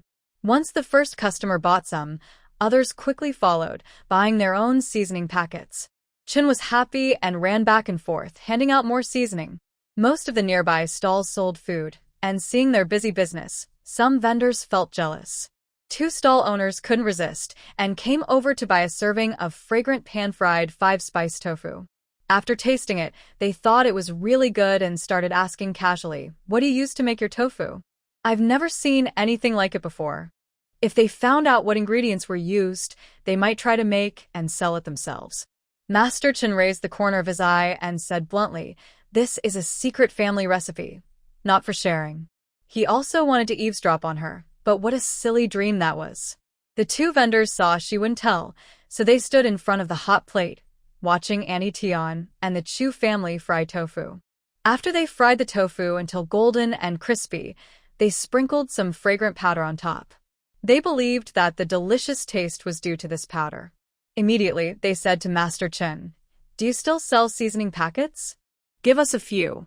Master Chen knew these people were trying to learn secretly and was worried they might copy the recipe. He didn't dare sell them the seasoning packets. Gu Jinli said, "Honored Annie, give them the seasoning packets." "Little fish, are you crazy? They're here to learn, and if we sell them the packets, what if they copy the seasoning and steal our business?" Master Chen was anxious, thinking Gu Jinli was acting foolish. Gu Jinli replied, "They can't copy it. These spices need to be mixed in specific ratios to create a flavor that is fresh, fragrant, and not overpowering. Without knowing the right proportions, even if they knew the types of spices, they couldn't replicate the taste."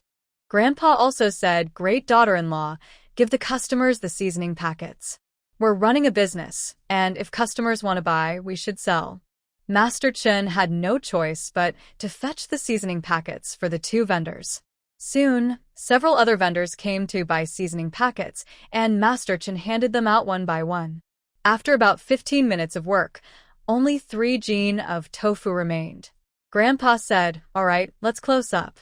He told Chu, Annie Tian, and Yen fry all the remaining tofu and send it to the hanging pot shop later. Their goods needed to be stored at the hanging pot shop, so they couldn't go empty-handed. During this time, some customers came to buy tofu but were disappointed to hear it was sold out and left reluctantly.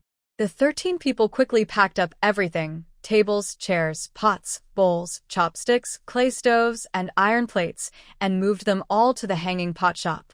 Dr. Du and old Dr. Wu went out on a consultation and weren't at the hanging pot shop. Mu Tong was hosting them. Grandpa was disappointed to see the two doctors weren't there and had to hand the 3 jin of fragrant fried 5-spice tofu to Mu Tong, expressing his thanks. Mu Tong took the tofu and smiled, saying, "Old Master Gu, your tofu is really delicious. Everyone in our pharmacy loves it."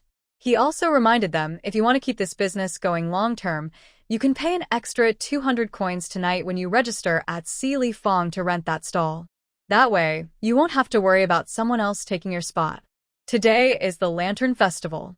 The market stalls' prices will rise significantly. Usually, they only cost 200 coins a month. The location of their stall is good because their master used the reputation of the hanging pot workshop to get it. Grandpa San, after being reminded by Mudong, quickly thanked him. "Thank you, Brother Mudong. We will go to the officials' market to rent a stall now. Tonight is the Lantern Festival. The officials at the officials' market will stay until midnight." Grandpa San and his family went to the market, told the officials they wanted to rent a stall, mentioned the hanging pot workshop's name again, paid for a month, and received a new signboard. After getting the sign, they hurried back to their stall. Because they earned money from tofu, Grandpa San was happy. He decided to buy 7 bowls of sweet rice balls, 1 for each family, and brought them home for everyone to enjoy. By now, it was around 9:45 p.m. Many people who came to see the lanterns had already left.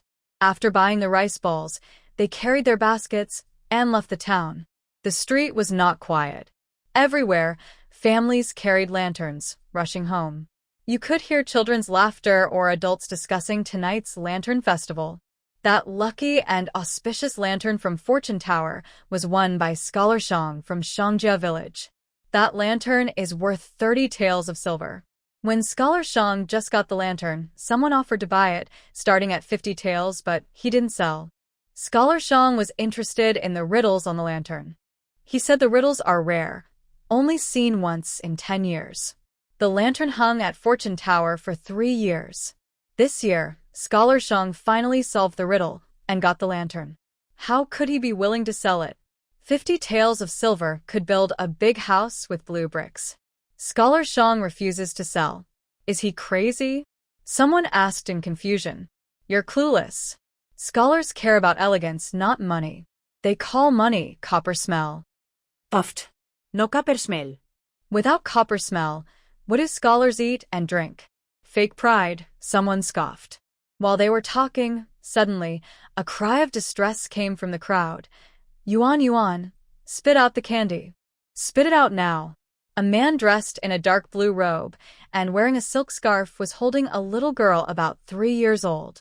He was trying to pry her mouth open and reach into her throat to remove the candy she had swallowed. But after trying for a while, he failed to get the candy out. The little girl rolled her eyes and looked like she was about to choke to death. Yuan, Yuan, my Yuan, Yuan, you can't have an accident. The talking woman had already cried into tears, constantly patting the little girl's back, trying to make the candy come out. But the candy just wouldn't spit out. The woman cried even more fiercely. If it weren't for the maid supporting her, she might have fainted already. The small servant holding a lantern hurriedly said, "Sir, let's take the young lady to the town's doctor quickly." They had just left the town and turned back, thinking they still had time. "What nonsense are you talking about?" The man scolded. "There's no time now." He had seen someone choke before, and that person died in less than half an hour. Now Yuan Yuan was already turning pale, and it was at least a 15-minute walk to the town. There was no time left. People around gathered closer, seeing the little girl turning white in the face from choking, and they said, "What a pity." There was no hope of saving her now. This family was walking just ahead of Gu Jinli and the others. When the third grandfather saw how the little girl looked, he sighed and said, "Oh, what a tragedy. This little girl probably won't make it." He had lived a long life and seen many people die from choking. They usually lost their breath quickly and couldn't be saved. Third grandfather, wait for me a moment. Gu Jinli ran over and said to the man, "Uncle, give me your daughter." After speaking, While the man was still stunned, she quickly grabbed the little girl, letting her back rest against herself. She crossed her hands and pressed on the girl's upper abdomen, applying force repeatedly. After about 10 presses, there was a loud pop, and a piece of candy flew out of the girl's mouth. Wow, the little girl finally could breathe and burst into tears. Yuan, Yuan, it's okay. Don't be afraid. The man quickly hugged her, gently patting her back to comfort her. He also comforted the woman nearby, saying, "Don't cry anymore. Yuan Yuan is fine now." Seeing that the little girl was truly okay, the woman finally stopped crying and moved behind the man, softly comforting her. "Yuan Yuan isn't afraid. Mom and Dad are right here." The onlookers nearby said, "Wow, she was really saved. What method did you use?" Actually, the method was very simple, the most common Heimlich maneuver used today, which involves applying pressure to the abdomen to push out whatever is blocking the airway. But explaining this method takes some time. Gu Jinli, eager to get home, saw that the girl was safe and then left. When the couple remembered to look for her, Gu Jinli was already gone. Gu Jinli and her group traveled overnight and took nearly 2 hours to return home. None of the families slept. They all gathered at Gu Jinli's house, waiting to see if they returned safely. Everyone felt relieved when they saw they were safe. Grandma San hurriedly welcomed them inside and asked, "How did it go? Did the tofu and leftover pancakes sell out?" Mrs. Chen responded first, "Yes, they sold out. You don't know how popular our fragrant pan-fried 5-spice tofu and leftover pancakes are. People were rushing to buy them, and many couldn't get any. We should set up the stall again tomorrow." Hearing this, everyone was very happy. Grandma San said, That's good. She was worried they had prepared too much tofu, but it all sold out and wasn't enough. Gu Dashin, Cui Shi, and Gu Jinxiu brought them soup, and each person drank a bowl. It was very cold that day, and they had been standing in the cold wind all night. Drinking soup was necessary to stay healthy. After Grandpa Sen drank the soup, he finally felt warm. Knowing they wanted to know how much money they had made in total, he said to Qin Sanlang and Luo Fu, "Bring out the money bags. Let's count the money together." Grandpa San was old and worried about losing money if he held too much, so he divided the silver into 2 bags, giving them to Luo Fu and Qin Sanlang, who were good fighters. Hey! Qin Sanlang and Luo Fu took out the large cloth bags tied around their waists, and with a clatter, they poured all the silver onto the table, revealing a big pile. Seeing so much copper money, everyone's eyes lit up. They couldn't believe it and said, "Wow, we sold so much money?" Mrs. Chen's eyes and smile showed pride as she said, "This is still not enough. If we prepare more tofu, we could sell even more." Grandpa San pointed at the pile of silver on the table and said, "One person from each family count the money. Count how much we sold tonight." The 7 families immediately sent one person to count the copper coins. It took a full quarter of an hour to finish counting. After adding up the 7 piles, everyone was surprised. It's actually 11 taels, 640 coins. Oh my goodness, is there really that much 11 taels? Mrs. Chun was surprised to hear they earned so much money tonight. She almost fainted. They didn't believe there was so much money, so they counted again, and it was still 11 taels, 640 coins. "It's really that much," Grandma San said, surprised.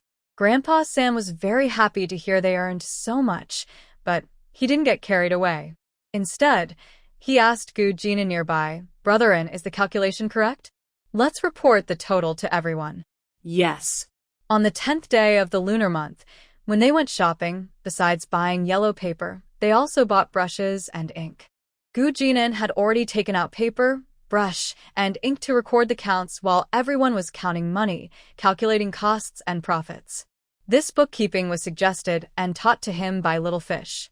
We sold 4 loads of tofu, 2 loads of tofu dregs. Each load of tofu and dregs weighs 80 jin. 1 jin of tofu can make 6 servings of fragrant pan-fried 5-spice tofu, each costing 5 won. So, for loads should sell for 9 taels and 600 won, but today we gave away some tofu, so we only earned 7 taels and 200 won, missing about 2 taels and 400 won. The tofu dreg cakes were not given away. One jean of dregs can make 8 cakes, earning 3 taels and 841. The rest is from selling seasoning spice packets. Each packet costs 5 won. We bought 2 and got 1 free, selling 60 packets in total, earning 200 won. Gu Jinan spoke slowly, so everyone could understand clearly.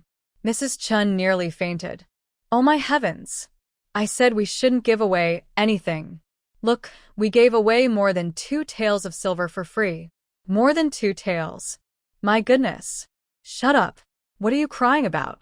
Gu Dogwise scolded Mrs. Chun. We're selling fresh food. If we don't give some away, who would dare to buy? Mrs. Chun knew this was true, but she still felt heartbroken, as if a big piece of her heart was being cut out. The other families also felt sad, but they understood it was unavoidable. After feeling upset, they let it go. The gross profit of 11 taels and 640 when was calculated after deducting costs. Gu Jinan then explained further. Our tofu stall cost a total of 6 taels and 251. After subtracting costs, we earned a net profit of 5 taels and 390 when tonight. Since his family held 40% of the tofu business, they could share in 2 taels and 125 won. The remaining 60% was split among 6 families, each receiving each uncle, aunt, and mother can get 539 won. Hearing this number, everyone was very happy. Earning over 500 won in one day, that's enough for a month's wages for a strong worker.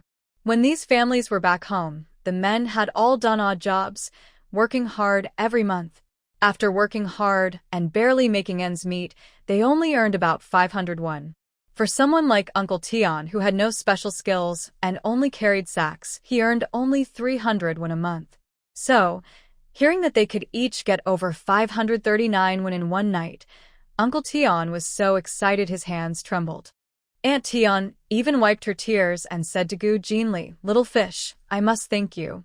Without the tofu you made, our family wouldn't be able to get by." Gu Jinli smiled and said, "No need to thank me. Making tofu is a shared effort among everyone. Making and selling tofu is very hard and complicated, so her family alone can't do it. Her family has many women and children, and the village isn't very safe. To protect her family, she needs to team up with a few families.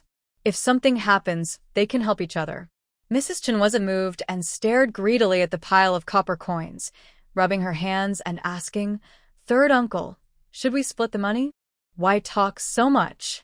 It's better to divide the money quickly, so she can feel it." Grandpa San knew everyone was poor, so he said, "All right, we'll split the money based on what Ngor calculated. But each family must keep 100 coins as their capital." Everyone agreed. Each family kept 100 coins and took away 439 coins. Gu Jinli's family took 40% of the profit, so they needed to keep 400 coins. That way, the family's reserve capital would be about 1 or 2 silver coins, enough to run the tofu stall. Grandpa San kept this capital, and Gu Jinan's bookkeeping book was also handed over to him for safekeeping. After finishing, Grandpa San pointed to the basket in the house and said, "I bought 7 bowls of tangyuan, sweet rice balls. Each family can take 1 bowl home, so we can enjoy Lantern Festival together." Hey, Mrs. Chun was the most straightforward. She immediately ran to the basket, picked the biggest tangyuan, and took her children home with Gu de Gui and Gu de Fu. The other families also took tangyuan. Third brother Qin carried the silver coins and the tangyuan, returning to the Qin family. As soon as he entered, he heard Qin Erlang mock, "You help those peasants do this and that, and all you get is a lump of tangyuan?" Old Qin frowned, somewhat unhappy with Qin Erlang's words. Third brother Qin didn't mind and smiled. Second brother, Grandpa San bought the tangyuan. "I'll go heat one in the kitchen. The 3 of us will eat the tangyuan and then go to sleep." "What? Grandpa San? A peasant like him can't be called Grandpa." Kinderlang was very excited. He stepped forward, slapped the tangyuan out of third brother Qin's hand, looked him in the eyes, and angrily said, "Don't forget your status. Our ancestors built this family's achievements, not for you to be a peasant. You're embarrassing the Qin ancestors. Erlang, have you had enough trouble?" Old Qin finally couldn't hold back and scolded Qin Erlang. Qin Erlang ignored Old Qin, stormed back into the house, slammed the door shut. The door was old and damaged, with rotten wood. When he forcefully shut it, a piece of rotten wood fell off. Qin Samlang looked at the scattered rice balls by the fire in the main hall, feeling quite sorry. He went outside to get a broom and dustpan, cleaned up the rice balls, and washed the dirty wooden bowls. Old Qin came to the kitchen, poured a basin of hot water for Samlang to soak his feet, and said, "Samlang, don't be upset. Erlang didn't mean to say that." He added, "You didn't do anything wrong. Now, we must blend in with the Gu family. Only then will others not suspect our true identity. Grandpa, don't worry. I don't blame second brother. He just feels dissatisfied," Samlang replied with a faint smile. "Our Qin family was originally from humble beginnings. If I go back to being a common man, there's nothing to be ashamed of." Hearing this, Old Qin looked at Samlang washing his feet in the kitchen, feeling very sad. If only.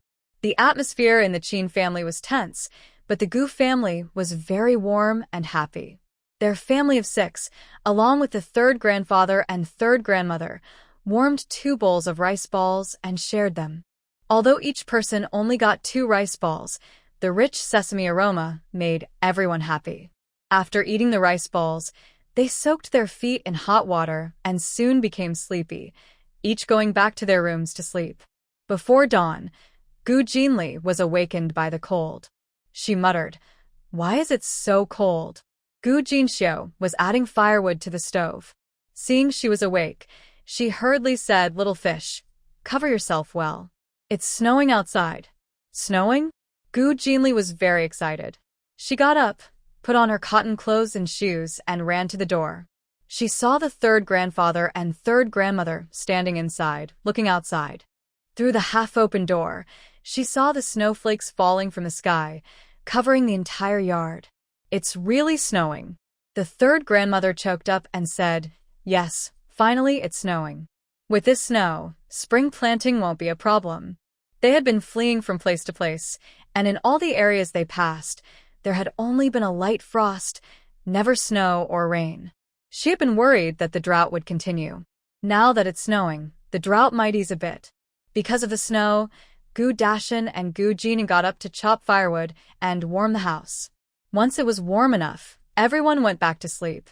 When Gu Jinli woke up again, everything outside was white with snow, already covering their ankles. Third grandfather and Gu Dashin were on the roof, sweeping snow to prevent the old house from collapsing under the weight. The other families were also clearing snow, making a path from their yards to the old well. Since it was snowing, they couldn't go out to sell today. Third grandfather called the men from several families to discuss farming plans.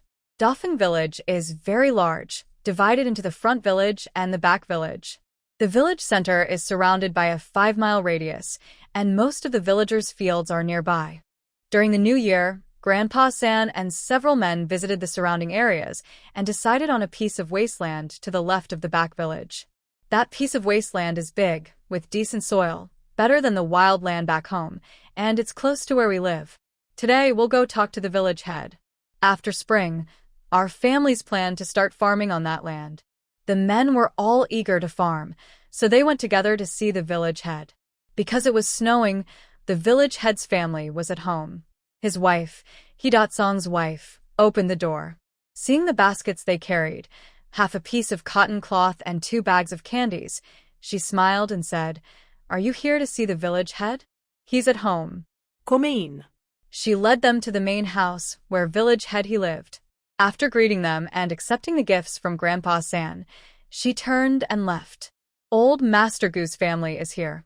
Come in quickly," said village head he, coming out to greet them and leading them inside. Inside, village head he was wrapped up like a cotton ball, sitting on a grand chair, warming himself by the fire. When he saw them, he said, "This is about the land clearing, right?" The families of Qin Gu Luotian and others had already checked the wasteland, and he knew the reason for their visit.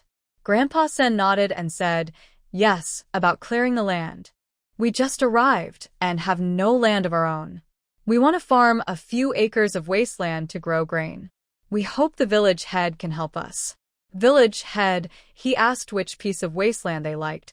When he learned it was the overgrown grassland in the back village, he quickly agreed. That land is unused. You can start farming there anytime, he said, explaining the rules. In Ardachu, land cleared in the first 2 years doesn't require taxes. Starting from the 3rd year, taxes are collected at a rate of 10%. To get the land deed, you need to pay silver at the government office. 1 tael of silver per acre. He took a sip of hot water, thought for a moment, and said, "That's all. You can decide for yourselves." The men were surprised that the village had agreed so easily and felt very happy. Grandpa San remembered what Gu Jinli had told him and asked the village head, do the old houses we rent still have owners? Are they for sale? Village head, he half closed his eyes and looked at Grandpa San, asking, "You want to buy those old houses?" Grandpa San nodded. Yes, rebuilding and buying land to build a house costs quite a bit of money. Those old houses are quite old and damp, but they're still livable. If the owners are willing to sell and the price isn't too high, we want to buy them. Those old houses have been around for a long time. Village head, he, who is quite old and didn't remember much about the past, asked Heated Song to bring a booklet. After flipping through it for about 15 minutes, he said the old houses in that area were built by villagers. The land wasn't bought, and there are no land or house deeds. After the villagers moved out, those houses became the village's property, like public assets. If you want to buy them, just bring the money to me. But if you want land and house deeds, you'll need to spend more money at the government office. Grandpa San and the men listened happily. They found out that those old houses were village property, so they wouldn't need to find the owners one by one. Grandpa San asked village head, "How much are those houses worth?" Village head, he looked at the booklet and said, "A simple mud house costs about 5 taels of silver." The old houses were very old, and 5 taels was quite expensive. Nowadays, building a new mud house only costs about 8 or 10 taels. Thinking they were poor and might not have enough money, village head, he said, "Don't think 5 taels is too much. That's the price set by the village. If I try to lower the price for you, I need to discuss it with the village elders first. And as for the Liu family, that's complicated." He implied that they shouldn't try to bargain, or they might not be able to buy the houses at all. Grandpa San and Xin Lao thought for a moment and said, "We understand. Village head, please allow us some time to discuss. We'll give you an answer after a while." Village head, he closed the booklet and said, "All right, but be quick. If they delayed too long, the Liu family might refuse to sell the houses. Once they bought the houses, they would be true villagers, and it wouldn't be easy to make them leave." "Yes, we understand," Grandpa Sen said, then led the men away. After they left, Dit Song came over and asked, "Father, are you really going to sell those old houses to them? What if the Liu family comes to ask about it?" Dit Song looked at the departing figures and said, "These families are very clever. They paid a few silver coins right away. The Liu family is angry and probably won't let them get away with it. They might try to use those houses as leverage. If you sell to them, the Liu family will cause trouble for us." Even though their family was the village head, the Liu family was very powerful. They wouldn't dare to offend them. "Village chief," he said, "these families are capable.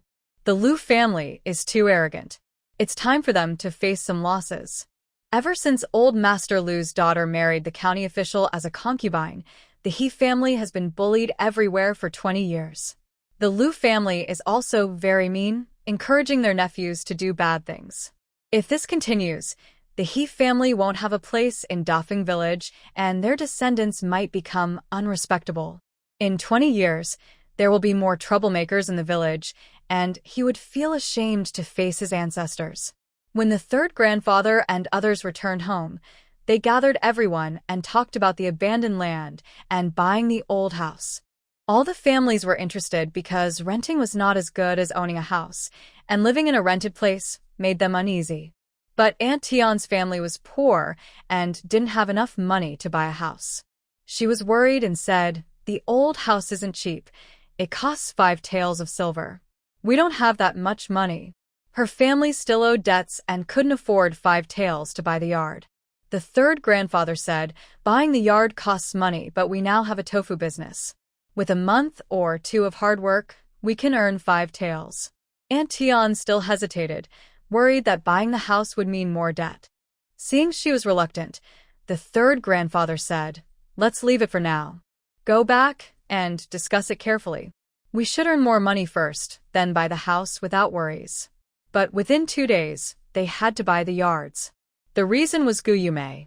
Some village troublemakers targeted her, loitering outside her yard and making inappropriate remarks. Furious, Gu Dafu called over some men from other families, and together they beat up He Datsai and He Sanlaizi. When He Datsai and He Sanlaizi were beaten, they shouted, "This isn't your house. We're just talking outside the old village house. What's your problem? You can't hit us." The families wouldn't let them go and beat them badly, nearly injuring them. Finally, they took them to the village chief's house and threatened him openly. If they dared to wander outside their yards again and make inappropriate remarks, they would break their legs and report them to the authorities. Old Chin even brought a large stone, smashed it in front of them, frightening He Datsai and He Senlaizi so much they peed their pants.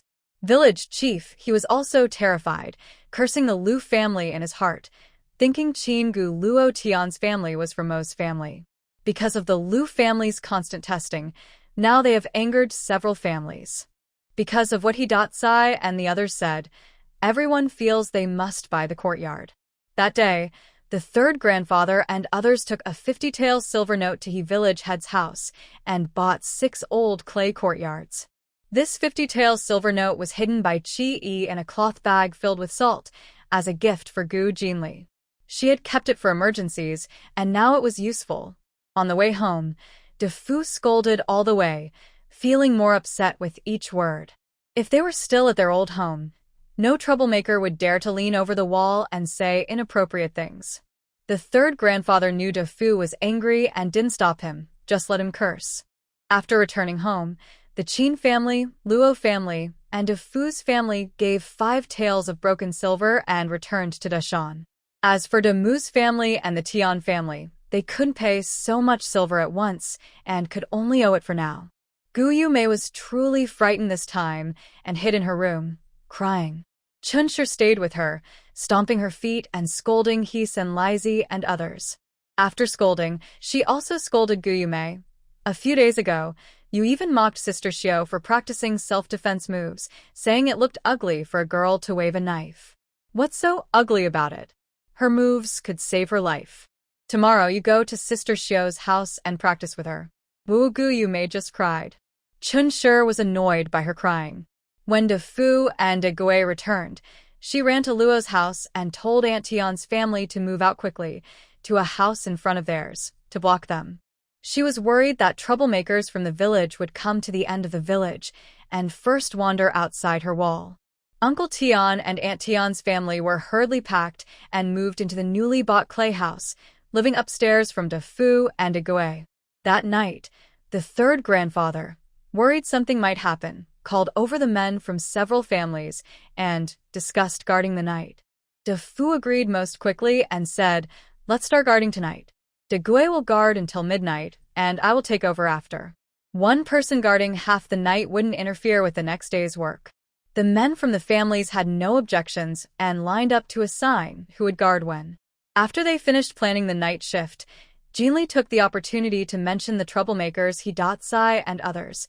There's definitely someone behind them, someone instructing them to cause trouble for us.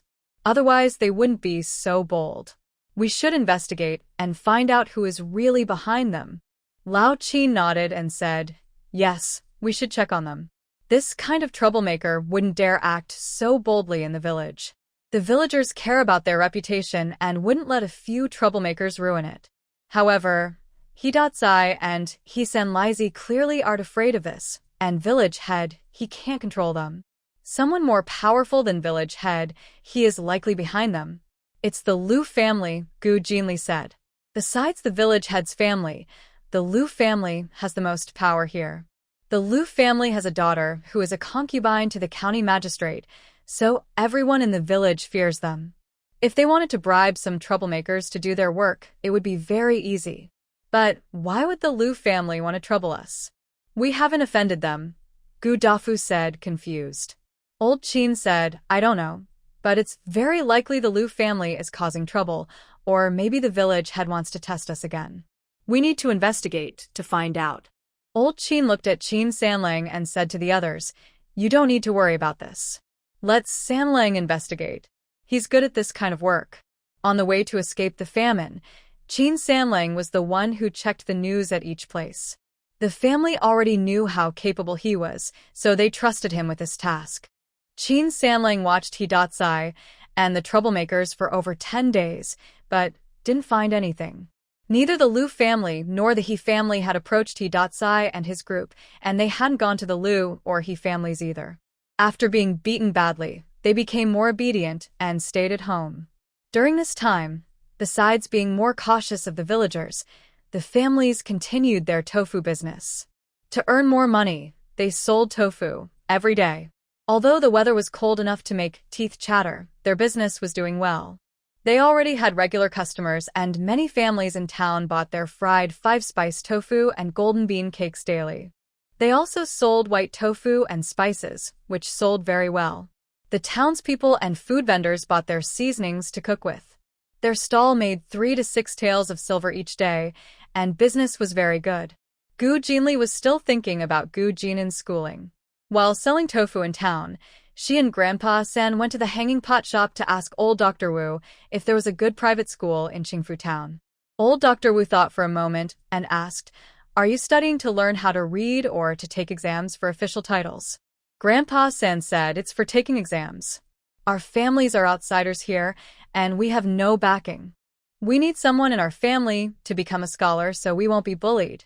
Old Dr. Wu said, If you want to take the imperial exams, go to Shangjia village and find Scholar Shang. Don't underestimate him just because he's a scholar. He is very capable and knows the 4 books, the 5 classics, policy essays, and the spring and autumn annals well. Grandpa was very surprised to hear this, but Dr. Wu continued, However, Scholar Shang has a strange temper. Over the years, he has only taught a few of the Shang family's children and no outsiders. His family used to be landowners with a small estate, so they're not short of money and won't accept students just for fees. What should we do then? Grandpa asked anxiously. How can we get Scholar Shang to accept our aga? Dr. Wu gave him a card from the Xuanhu workshop and said, I've seen his family a few times for treatment, so I know him. Take aga with you, bring this card, and visit him in Shangjia village. See how it goes. He also warned them, Scholar Shang hates insincere people. Be clear about why you want our child to study, and don't hide anything. Grandpa took the card and thanked Dr. Wu, saying, Thank you so much, Dr. Wu. You've helped us a lot. Dr. Wu stroked his white beard and smiled. No need to thank me. We've taken quite a bit from you. Helping with a small favor is nothing. Gu's delicious pan-fried 5-spice tofu and golden bean cakes are very tasty. The people from the Xuanhu workshop crave them every day. Gu's family is good at hospitality. They send a few portions every day as a kind of fee for storing their tables and benches. After Grandpa and Gu Jinli got the card from the Xuanhu workshop, they said goodbye and returned to their stall. It was noon now, and business was good. Many townspeople came out to buy the fragrant pan-fried 5-spice tofu and bean cakes. Here are your 3 portions of pan-fried 5-spice tofu, 6 golden bean cakes, and 2 packs of seasoning spices. Please take them. Father Luo handed the packed items to the customer. Today was not a festival, so there weren't as many customers as on Lantern Festival. They reorganized their staff into 2 groups, taking turns to sell. Father Luo and his wife, Ms. Chu, and Uncle Tian and Aunt Tian formed one group. Gu Dagua, Mrs. Chun, Gu Damu, and Mrs. Yen formed another. Grandpa came every day to collect money, but Gu Jinli came only occasionally and no longer followed the stall every day. After finishing the noon shift, they finally had a moment to rest. Near the end of the afternoon, 2 customers arrived, one sharp-looking, dressed in a fine new blue long coat, the other wealthy-looking, with gray cloth sleeves on his shirt. After the 2 sat down, the clever-looking man said, one order of fragrant pan-fried 5-spice tofu, 2 golden bean cakes, and a packet of seasoning spices. Recently, many wealthy people in town have come to enjoy their tofu and bean cakes.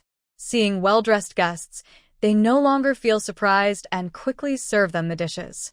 The well-to-do guest ate very carefully, savoring each bite. He even opened the seasoning packet, dipped his finger in, and tasted it slowly. After a moment, he told the clever-looking man, "The flavor is fresh and fragrant, not overpowering. That's the right taste." The two men are Zeng, the manager of the wealthy restaurant, and Chef Li. Their tofu stall business is booming. They found out about it on Lantern Festival, but they thought it was just a rural delicacy not worthy of high society, so they ignored it. However, after Lantern Festival, the tofu stall still did very well. Many customers specifically bought the fragrant pan-fried 5-spice tofu and bean cakes to enjoy at their restaurant. The aroma was so strong that they could smell it from far away. Zeng ordered the restaurant staff to buy a few servings of the fragrant pan-fried 5-spice tofu, bean cakes, and some seasoning packets to take home. He and Chef Li sampled them together and even tried making the seasoning themselves. Strangely, after more than 10 days of experimenting, Chef Li still couldn't replicate the flavor of the Gu family seasoning. Madame Tian saw the two eating carefully and whispering to each other, worried they had spoiled the taste of the tofu and bean cakes and that the guests might be unhappy and complain. Just as she was worried, the clever-looking middle-aged man looked up, glanced at them, and finally waved to Grandpa San, signaling him to come over. Grandpa San went over, smiling, and asked, "Is there something the guests need?" Zeng, the manager, didn't hold back and said directly, "Your tofu, bean cakes, and seasoning are quite good. We're willing to pay 30 taels of silver to buy the recipe. What do you think?" "No way," Gu Jinli replied. "This is our family secret. We won't sell it. If we do, our ancestors will blame us. 30 taels of silver to buy their 3 recipes? That's a joke." They had been selling at their stall for over 2 weeks, earning at least 3 taels of silver daily, and up to 6 on busy days. Now, their tofu stall was earning far more than 30 taels. For these two to offer 30 taels to buy their recipes was foolish. They wouldn't sell it. Shopkeeper Zeng heard Gu Jinli's words, and his face darkened. He sneered and asked Grandpa San, "Is your family run by children? Have all the adults died?" Grandpa San straightforwardly replied, "Little Fish is indeed the one in charge of this tofu stall. All the tofu, bean cakes, and seasonings are made by Little Fish, so naturally, she has the final say." Shopkeeper Zeng choked, not expecting Grandpa San to say that, and his face turned pale with anger. Chef Li, worried that Shopkeeper Zeng might ruin the deal, quickly smiled and said, "Old sir, please don't take it to heart. Our shopkeeper has this kind of temper." He added, "We genuinely want to buy your recipes. If the price isn't right, we can discuss it further. This tofu is a new dish he has never seen before. If they can get the recipe, their Fugui Lu will make a lot of money." But Grandpa Sen still said, "This is our livelihood, and we won't sell it." Chef Li frowned at this, but he was more patient than Shopkeeper Zeng. He nudged Shopkeeper Zeng to suggest increasing the price.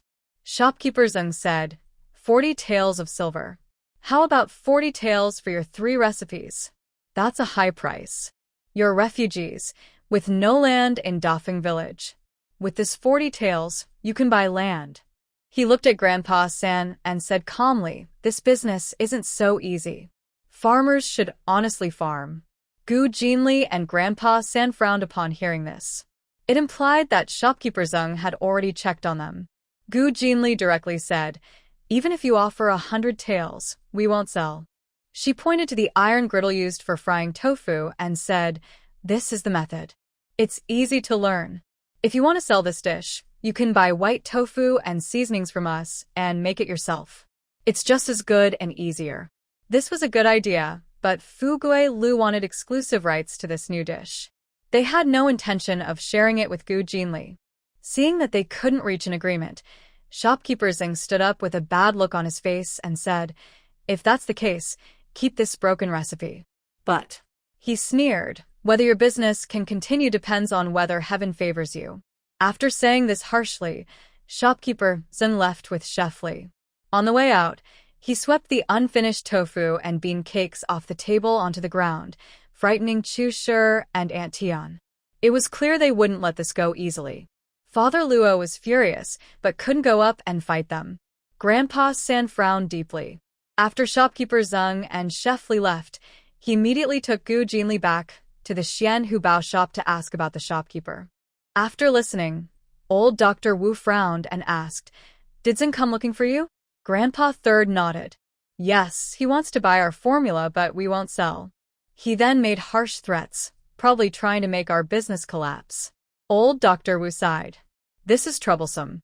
Zeng is a servant of County Magistrate Zhou, helping manage the Fortune Tower business. He has some influence in Qingfu Town. Gu Jinli frowned again. "And the county magistrate? What's his background? Why does he seem to be everywhere?" The daughter of Lord Lu from Dafeng Village married the county magistrate as a concubine. The owner of Fortune Tower is also from the county magistrate's family. Does their influence spread throughout Tianfu County?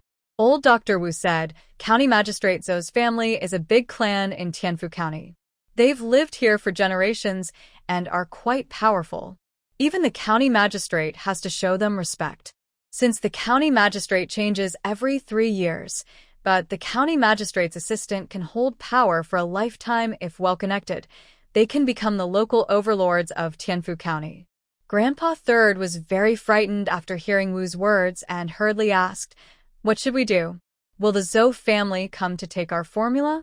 If they really come to seize it, they won't be able to protect it and their families might be in danger." Gu Jinli cursed silently in her heart, wishing harm upon the ancestors of the Zhou family. Her eyes flashed with a fierce killing intent. The Zhou family better not try to steal her formula, or she wouldn't mind cutting them down. She had seen enough blood in her past life and didn't lack any of Zhou's. And that old Lord Lu, if they angered her, she could make some poison and send his whole family to. Faced with Grandpa Third's worried face, old Dr. Wu had no good solutions and could only advise, "Don't worry too much. Everyone in town knows about your connection with our apothecary shop. Zeng wouldn't dare to be too obvious. Relax and go back first." Grandpa Third knew they had already troubled old Dr. Wu a lot and didn't want to bother him further. Hearing this, he could only take Gu Jinli and leave. In a room upstairs at Fortune Tower, old Third Lu looked at the grim-faced manager Zeng and handed him a hot tea. He smiled and said, "Big brother Zeng, how about it? I was right, wasn't I? Those families are troublemakers, very difficult to handle." Manager Zeng took the hot tea from old Third Lu, took a sip, then suddenly slammed the cup onto the table with a bang, looking angry. "That Gu family is really shameless. He paid 40 taels of silver, but they refuse to sell. Just a few broken recipes, and they treat them like treasures. It's really infuriating." Third Uncle Lu glanced at Chef Li, a faint smile on his face, then looked at Manager Zeng and said, "Big brother Zeng, don't be angry. Those families live in Dafeng Village, which is my Lu family's land. If they refuse your request, I will go to find them in the village and give you justice." Third Uncle Lu is the third son of old Master Lu. Today, Manager Zeng couldn't help but go to Gu's tofu stall to ask for the recipes, thanks in part to Third Uncle Lu. Lu exaggerated to Manager Zeng that the tofu stall was very profitable, earning nearly 100 taels of silver in just over 2 weeks. The Fortune Tower only makes about 200 taels a month, yet this shabby tofu stall earned 100 taels in half a month. It's incredible. Lu also said that fresh tofu is a special delicacy in Heian Prefecture, unique in the entire region. If they could get the recipes, they could make a lot of money and even present them to the county magistrate, earning merit. Then, Manager Zeng could be promoted to a higher position, transferred to a restaurant in the county or city. Qingfu Town is nice, but after all, it's just a small town, nothing compared to the lively county or city. Manager Zeng was persuaded by Third Uncle Lu and took Chef Li, who was very interested in the tofu, to Gu's tofu stall to buy the recipes. But Gu's family refused to sell, which was really unreasonable. Hearing Lu's words, Chef Li knew that the Lu family was quite domineering in Dafeng Village. He quickly said, "Third Lu, you can't do this. If you ruin the reputation of County Magistrate Zhou, he won't forgive you. County Magistrate Zhou had been in office for decades and had great influence in Tianfu County. He didn't care much about the fleeing disaster victims, but his wife cared about reputation. Her eldest son had already gained the title of Xiuzai, a scholar, and if the Zhou family managed to get some connections, after Zhou County Magistrate retired, the position could go to her son. Chef Li's family was brought into the Zhou household by her, so they naturally supported her. As for the Liu family, Chef Li didn't think much of them. They were just the family of a concubine's daughter, and they acted high and mighty like the Zhou family. Who gave them that face? Third Uncle Liu knew that Chef Li was close to Madame Zhou and disliked him.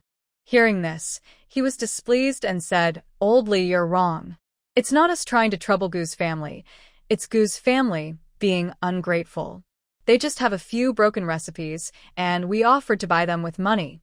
If they refuse, we need to teach them a lesson so they don't think they can act arrogantly here. Disaster victims should behave like disaster victims, humble and obedient." However, Qinggu Luotian's family is too proud. They've been in the village for almost a month and only sent a New Year gift to the Liu family on the first day of the New Year. They haven't shown any other respect and are very arrogant. The Liu family hasn't broken their pride yet, but they dare to start a tofu business and even make money to buy a courtyard. Isn't that a slap in the face to the Liu family? If the Liu family doesn't teach them a lesson, the people in Dafeng village will all learn to be like them. How can the Liu family stand tall in the village? The Liu family is aiming for the village chief position. They need to make all villagers obedient and not let anyone be stubborn. Chef Li frowned and pointed at Liu San, saying, "Liu San, don't encourage Manager Zheng.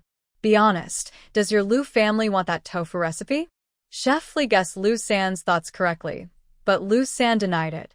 He smiled and said, "Old Li, you're wrong. Our Liu family wants to offer this tofu recipe to the county official, not keep it for ourselves." Honestly, when the Gu family's tofu stall was very popular, they did think about keeping the recipe for themselves.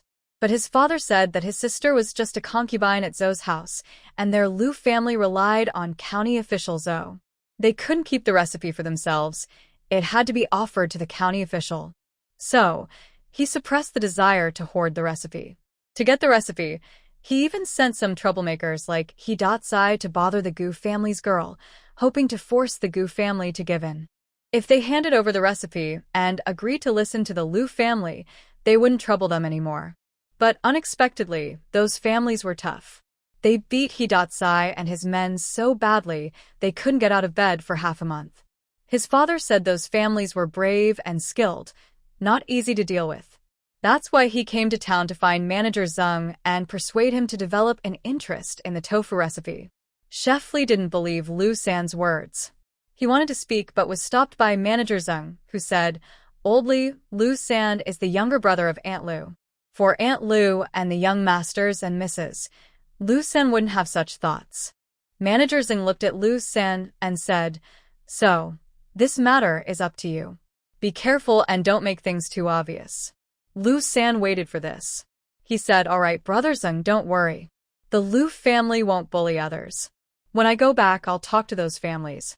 Since we're all from the same village, they'll give us face and hand over the recipe." With the phrase Zheng shopkeeper, the Liu family could claim the title of county magistrate and pressure the Gu family. If the Gu family really went to the government office, the magistrate could ask about it, and he could blame Zheng shopkeeper, saying that Zheng shopkeeper instructed the Liu family to steal the tofu recipe. Old Third Liu quickly said goodbye and returned to the village. Chef Li was worried that Old Third might do something extreme. After he left, he said to Zheng shopkeeper, "Old Zheng, how can you leave this matter to him? Do you believe he will buy the recipe?" The Liu family only wanted the recipe, and that time they bought it with money. Zheng shopkeeper said indifferently, "If the Liu family wants to steal the recipe, that's their business. We only said we would buy it with money. If they really have the recipe, we will give them 40 taels of silver as payment. The rest is none of our business." Old Third Liu is clever, and Zheng shopkeeper is even smarter. They only want the recipe. No matter who took it, they will pay for it. Once they pay, it's a done deal. If anyone tries to trouble them again, it won't be possible. After Zheng's shopkeeper finished speaking, he didn't give Chef Li a chance to reply and told him to go busy in the kitchen. Chef Li was worried about this matter. That night, he went home and told his wife about what happened during the day. Li's wife, Go, said, "Don't worry about this for now. Let them cause trouble first. When something big happens, we can tell the lady. The lady might take the chance to deal with Aunt Lu. That would be good for us, not bad." Aunt Lu is very clever. She has been in Zhou's house for 20 years and is still favored. The lady already hates to remove her. If the Lu family really does something that affects Magistrate Zhou, that would be perfect. Li the cook listened to this and put aside the tofu recipe, waiting to see what the Lu family would do. That night, Grandpa Sen called all the families together and told them about the incident at Fugui Tower during the day. Gu Jinli was not nearby but found third brother Qin and said to him, "Brother Qin, I have something to do. Do you want to come with me?" Qin Sanlang was confused and didn't know what she wanted to do, but he nodded and agreed.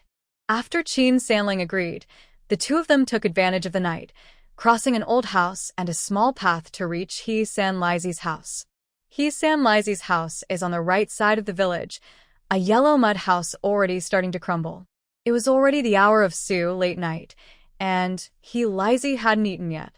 He had stolen a hen from He Shirlio's family in the village and was plucking its feathers, planning to have a big meal tonight. While preparing the old hen, she kept scolding, "That little from the Qin family dared to hit me. He almost crippled me." Just wait and see. I won't let you have a good life." Bang! Gu Jinli hit He San Lizi from behind, knocking him out. Qin Sanlang grabbed his leg and dragged him into the kitchen. Gu Jinli took a dirty cloth from the stove and stuffed it into He San Lizi's mouth. Qin Sanlang untied the rope from his waist and tied him to a pillar in the kitchen. After tying him up, Gu Jinli raised a wooden stick and hit He San Lizi 3 times in the stomach, waking him up. Ugh. He San Lizi wanted to shout in pain, but his mouth was stuffed, so he could only make muffled sounds. Gu Jinli looked at him coldly and asked, "Want to talk? If you want to talk, don't shout. Otherwise." She raised the stick and hit his stomach again. Bang! Bang! Bang! After about 10 hits, He San Lizi was knocked out and wet his pants. Gu Jinli was disgusted but decided not to waste time. She pinched her fingers and sharply poked He San Lizi's lower back. Ow! He San Lizi woke up in pain. Under the faint light from the stove, he finally saw the faces of the 2 people who tied him up. The boy was about 14 or 15, handsome, and clearly the fierce Qin Sanlang. The girl was around 10, with pretty features and a slim figure. Looking closer, she was the girl from the Gu family, known as Fish. Gu Jinli looked at He San Lizi and asked coldly, "Still dare to shout?" He San Lizi cried. He hadn't shouted at all. Was this Gu Xiaoyu being unreasonable? Hearing his crying, Gu Jinli sneered coldly. She again poked He San Lizi's lower back with her index and middle fingers, making him grimace in pain and almost faint. "Remember the pain from earlier. If you forget, there will be more for you later," she said. He San Lizi was terrified, not expecting Gu Xiaoyu to be so scary. But there was something even more terrifying. Gu Jinli drew a dagger, pressed the blade against He San Lizi's neck, and said, "There's a main artery here. If I lightly poke, I can cut it, and a lot of blood will flow out. Then you will die." She looked at him and smiled, saying, "Don't think we're afraid to kill you. We're refugees and we've seen everything. You are just a single man whose parents have passed away and who is not recognized by your sister. If you die, we will drag your body into the deep mountains of Dafeng Mountain and let wild wolves eat it. Then no one in the village will see your body or know you are missing. Do you think the villagers will report your disappearance just because you are a troublemaker? No, they won't even build a grave for you. They will just talk about your disappearance over tea and meals." He San Lizi listened in horror, wanting to beg for mercy, but his mouth was stuffed with a cloth, so he couldn't speak. He could only make muffled sounds, with eyes full of fear, begging Gu Jinli. But before Gu Jinli finished speaking, she continued, "Don't think that once you see our faces and escape, You can come back to the village to catch us. Let me tell you, that's useless. She smiled sweetly. If we can tie you up once, we can do it again. So you'd better not be stupid, or else we might tie you up again and leave you in the deep mountains for the wolves. She pressed the dagger into Hisan Lizi's neck, and blood immediately started to flow. Ugh. Hisan Lizi was so scared he felt faint, thinking he was going to die. But Gu Jinli only lightly stabbed his neck and then pulled back the dagger. She sat on a stool by the stove and looked at him. Now we're going to ask you questions. Say whatever we ask. If you talk back or lie, you know what will happen. Hisan Lizi hurriedly nodded, his face full of terror, as if he had seen a ghost. The child goose Xiaoyu was too frightening. Qin Sanling stepped over to Hisan Lizi, took the cloth out of his mouth, and Gu Jinli started questioning him. Who are you helping? Speak. Lu family. Hisan Lizi trembled as he spoke, shaking all over. It was indeed the Lu family. Gu Jinli continued to ask, why is the Lu family targeting us? We haven't offended them. Hisan Lizi said, the Lu family has always been the bully of the village. Seeing that you are refugees with no roots, they want to suppress your families, make you afraid, and then make you work for free for the Lu family. And maybe send their beautiful daughters to serve the Lu family's men. The Lu family also wants your tofu recipe. Tofu recipe? Qin Sanling frowned. What about the rich restaurant? Hisan Lizi was now terrified of Gu Jinli. Seeing Qin Sanling ask questions, he didn't dare speak. Instead, he looked eagerly at Gu Jinli. Speak. Gu Jinli demanded. Hisan Lizi hurriedly said, Fugui building belongs to the Zhou County Magistrate's family. Lu Sanyi knows you have martial skills and dares not attack directly. Instead, he went to the shopkeeper of Fugui building, hoping to borrow their help to steal your recipe. It was clear that Lu's family wanted to suppress them, make them obedient, and turn them into their servants. Who does Lu's family have a grudge against? And Zhou County Magistrate's family? Gu Jinli asked. Although Hisan Lizi was just a troublemaker from the village, he knew quite a lot. After thinking for a moment, he replied, Lu's family has many enemies. Many people in this village have been bullied by them, and several nearby villages also have families that have been bullied. As for Zhou County Magistrate's family, Zhou County Magistrate doesn't get along well with the county captain. The county captain? Gu Jinli was pleased to hear this. Good enemies are good. She pressed Hisan Lizi further, but when she saw that he only knew trivial matters, she lost interest and stopped asking. However, Gu Jinli clenched her stick and struck Hisan Lizi hard in the lower abdomen. With a loud bang, Hisan Lizi's face turned pale from pain.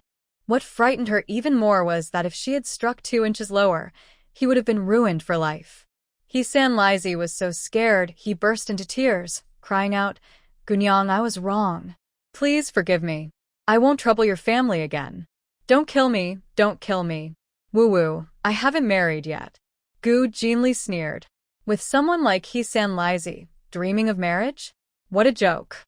She stared at him warningly and said, Remember, today's matter stays between us. If you dare to say a word, the wild wolves on Dafeng Mountain will be waiting for you. Hisan Lizi hurriedly promised, No, I won't say a word. Gunyang, you can rest assured. I will listen to you from now on. As long as she didn't kill him, he would obey her. If she told him to catch dogs, he wouldn't go after chickens. Gu Jinli was satisfied with what Hisan Lizi said, but she still raised her wooden stick. In Hisan Lizi's terrified eyes, she struck him hard and knocked him out. After Hisan Lizi was unconscious, Qin Sanlang untied him and threw him into the kitchen. Gu Jinli then picked up the featherless old hen that Hisan Lizi had plucked clean and hurried with Qin Sanlang toward the old house at the village's edge. When they returned, several families were still discussing matters at Gu Jinli's house, all looking worried. Seeing Qin Sanlang and Gu Jinli come in, holding the featherless hen, they were startled and asked, Where did you go? Where did the old hen come from? None of their families kept chickens. It was gifted by Hisan Lizi, Gu Jinli said with a smile, handing the old hen to Cui Shi and saying, Mother, we're hungry. Go stew this old hen. and we'll have some soup. Anyway, the old hen was stolen by Heesan Lizy, so it wasn't her fault. Chui Shi was so frightened she froze, then took the old hen nervously. Gu Jinli sensed something was wrong and quickly asked, "Gifted by Heesan Lizy? Did you go find Heesan Lizy?" Everyone heard this and was very scared. Third grandma ran over to look at Gu Jinli. Seeing she had no injuries, she felt relieved and said, "You all are so brave to go find Heesan Lizy. He's a troublemaker. What if something bad happens?" Gu Jinli took 2 small stools, handed one to Qin Sanlang, and sat on the other. Luckily, after sitting on straw mats for half a month, the family finally had a stool. Third grandma, don't worry. Heesan Lizy can't beat us, and we even gave him a good scolding. Gu Jinli told everyone about their encounter with Heesan Lizy. The families listened and felt very nervous. Chu Shi asked worriedly, "Heesan Lizy won't bring troublemakers from the village to settle scores with us, right?" Qin Sanlang said, "Roa auntie, don't worry. Heesan Lizy is so scared he won't dare to bother us anymore. Troublemakers like Heesan Lizy only bully the weak and fear the strong. They only pick on those who are soft. Xiao Yu used his life to scare him, so even if he hated them, he wouldn't risk his life." Hearing this, Chu Shi felt a bit more at ease. Gu Jinli said, "Heesan Lizy said that the county magistrate has a grudge against the county lieutenant. The county magistrate is related to Liu family, and the Liu family wants our formula. So, we should go find the county lieutenant. This formula is given freely to the county lieutenant, and the Liu family and Zhou county magistrate won't get it easily." Mrs. Chen exclaimed, "Why give it to the county lieutenant? What official is he? Isn't the biggest official in the county magistrate? Why don't we go to the county magistrate?" Old Qin, who knew some of the official system of Great Chu, explained, "The county magistrate is the main official, changed every 3 years. We've settled in Tianfu County and plan to stay longer than 3 years. The county lieutenant and county magistrate are assistant officials. The court doesn't supervise them strictly. If they do a good job, they can keep their position for life or pass it to their successful children. So, going to the county magistrate isn't as good as going to the county lieutenant." Father Rua nodded in agreement, saying, "Xiao Yu is right. For our matter, it's better to find the county lieutenant. Since he has a grudge against the county magistrate, he might protect us because of that." Gu Dafu was a bit worried. "We are just a group of refugees fleeing disaster. Will the county officer be willing to help us?" Father Luo said, "We have the tofu recipe. It's a new and fresh food. If we offer the recipe to the county officer, he should be willing to protect us." Mrs. Chun was very distressed. "The tofu recipe is our livelihood. Do we really have to give it away? Can't we keep it?" Grandpa Third sighed. "If the county magistrate really comes to seize it, we can't keep the recipe. It might be better to give it to his enemies in exchange for protection." Gu Jinli said, "We only know that the county magistrate and the county officer have a grudge. But we don't know what kind of person the county officer is. We need to find out first. If he's a good person, we can work with him to make tofu. If he's not, we will think of other ways to deal with the magistrate." She didn't want to lose the tofu business and then invite trouble. Mrs. Chun was still worried. What if the county officer doesn't help us and the magistrate steals our tofu recipe? What should we do? She added, "We are refugees fleeing disaster. We can't change our household registration for 3 years. If we lose the tofu recipe, we can't leave. We might be bullied to death. Oh, life is so hard." Mrs. Chen became angrier and started scolding the Luo family and the magistrate's family. Gu Dogwai held her back and scolded, "What are you yelling about in the middle of the night? We're still trying to think of a way. Don't say such discouraging things." Gu Jinli knew this matter was causing trouble for everyone, so she said, "Don't worry. Even if we can't make tofu, we can make other things to sell. I can make more than just tofu." She wouldn't let the tofu business fail, especially not to be taken away easily. If they wanted it, they could try to take it with their lives. Mrs. Chen's eyes lit up, and she quickly asked Little Fish, "Is that true? What else can you make? Tell me, Auntie."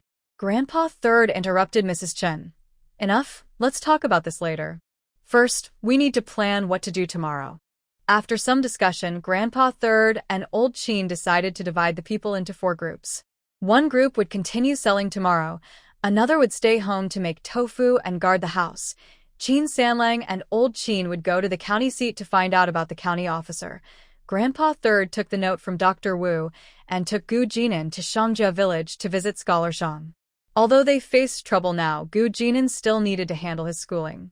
After some family discussions, it was already the hour of the pig, around 9 to 11 p.m.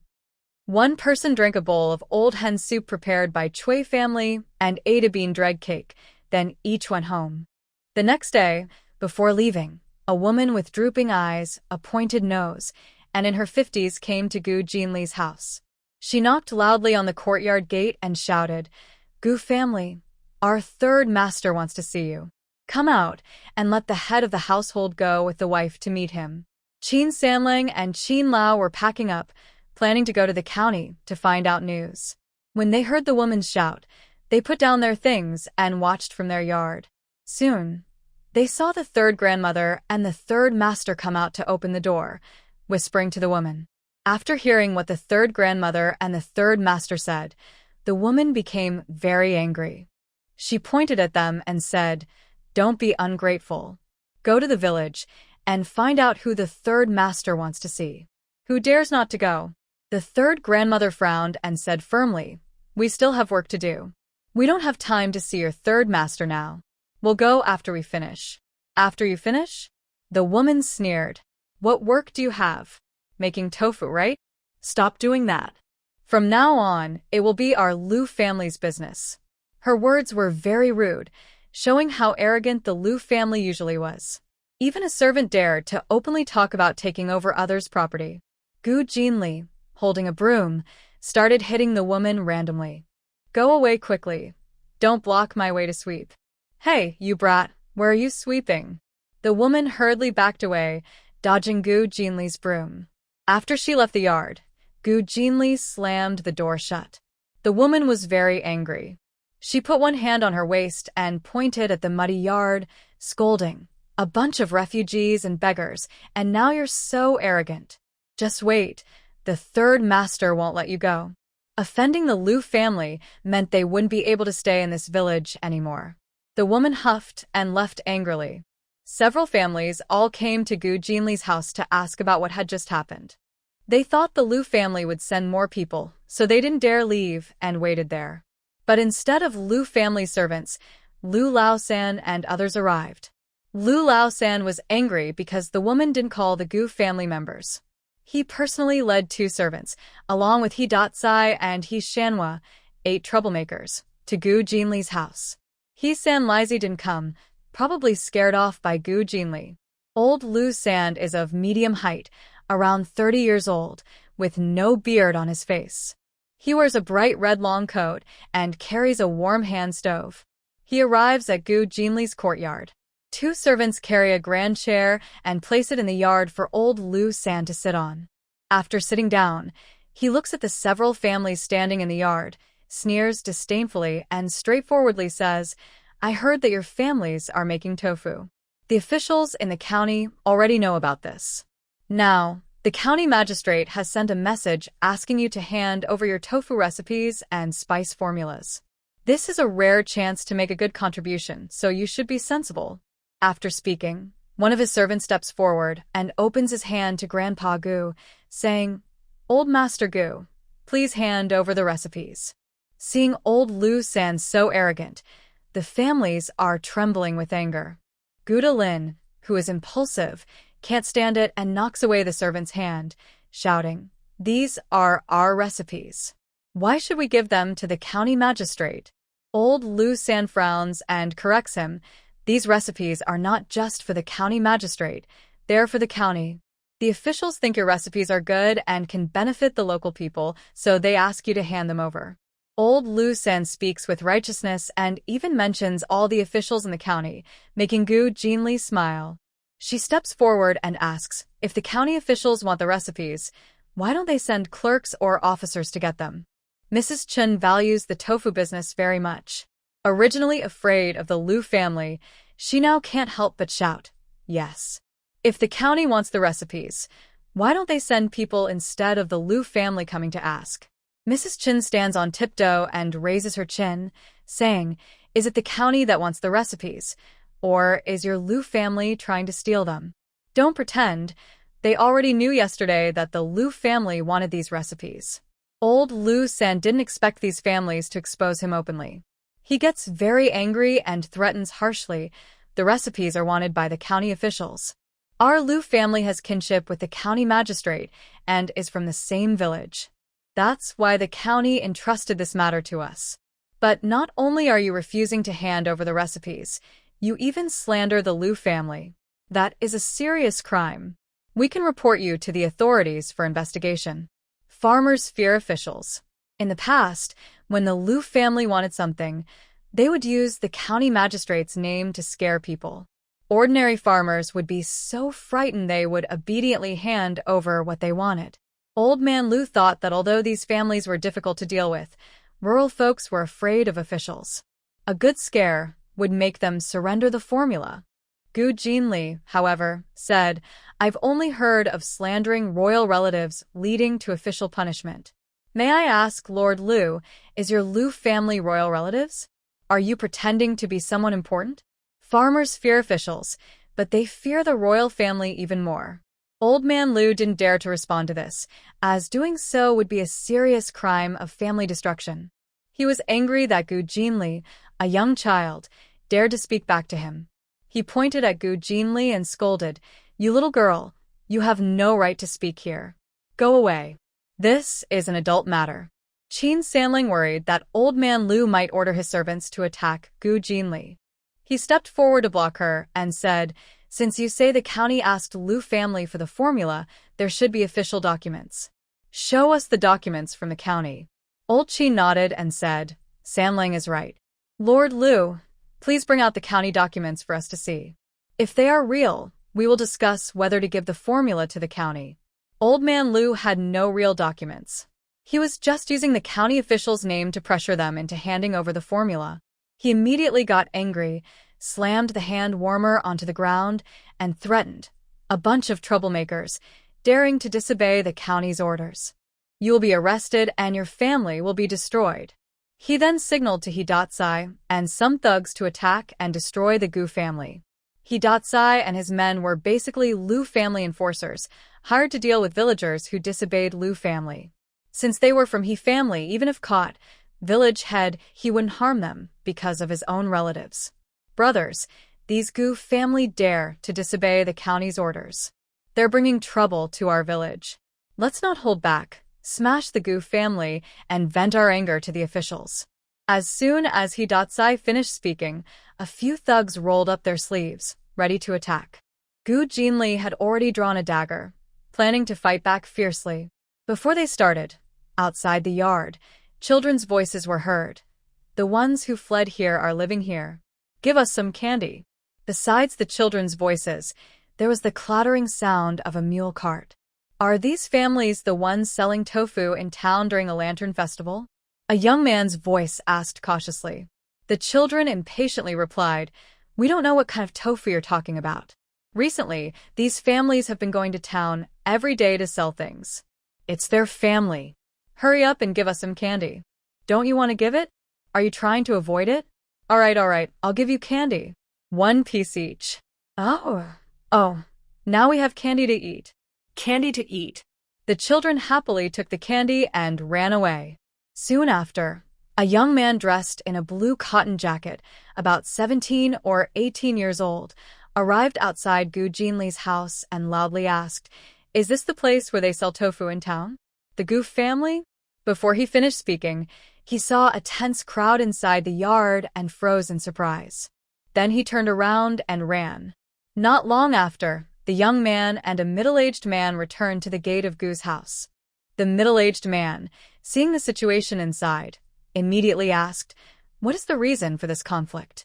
Old Third Liu saw this person, frowned, and the servant from the Liu family said, "These families offended the officials from the county. We are teaching them a lesson. Where are you from? Don't interfere." The middle-aged man, hearing this, frowned and looked at Grandpa Sand and the others, asking, "Did you offend the county officials?" Mrs. Chen quickly shouted, "They are lying.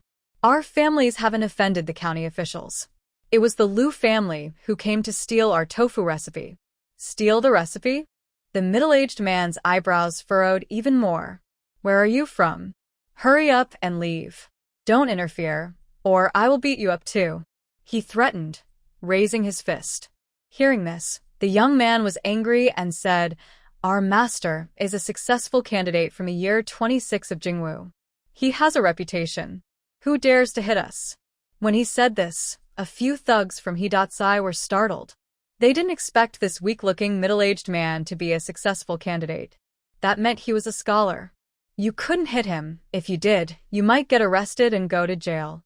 The middle-aged man was surnamed Shang, known as Scholar Shang. Scholar Shang looked over the people in the yard for a moment, then brought a young servant to Gu Jinli. He examined her and asked, "If a 3-year-old child is choking on candy and almost suffocates, how can you save that child?" Gu Jinli initially thought the scholar looked familiar. Hearing his question, she suddenly remembered.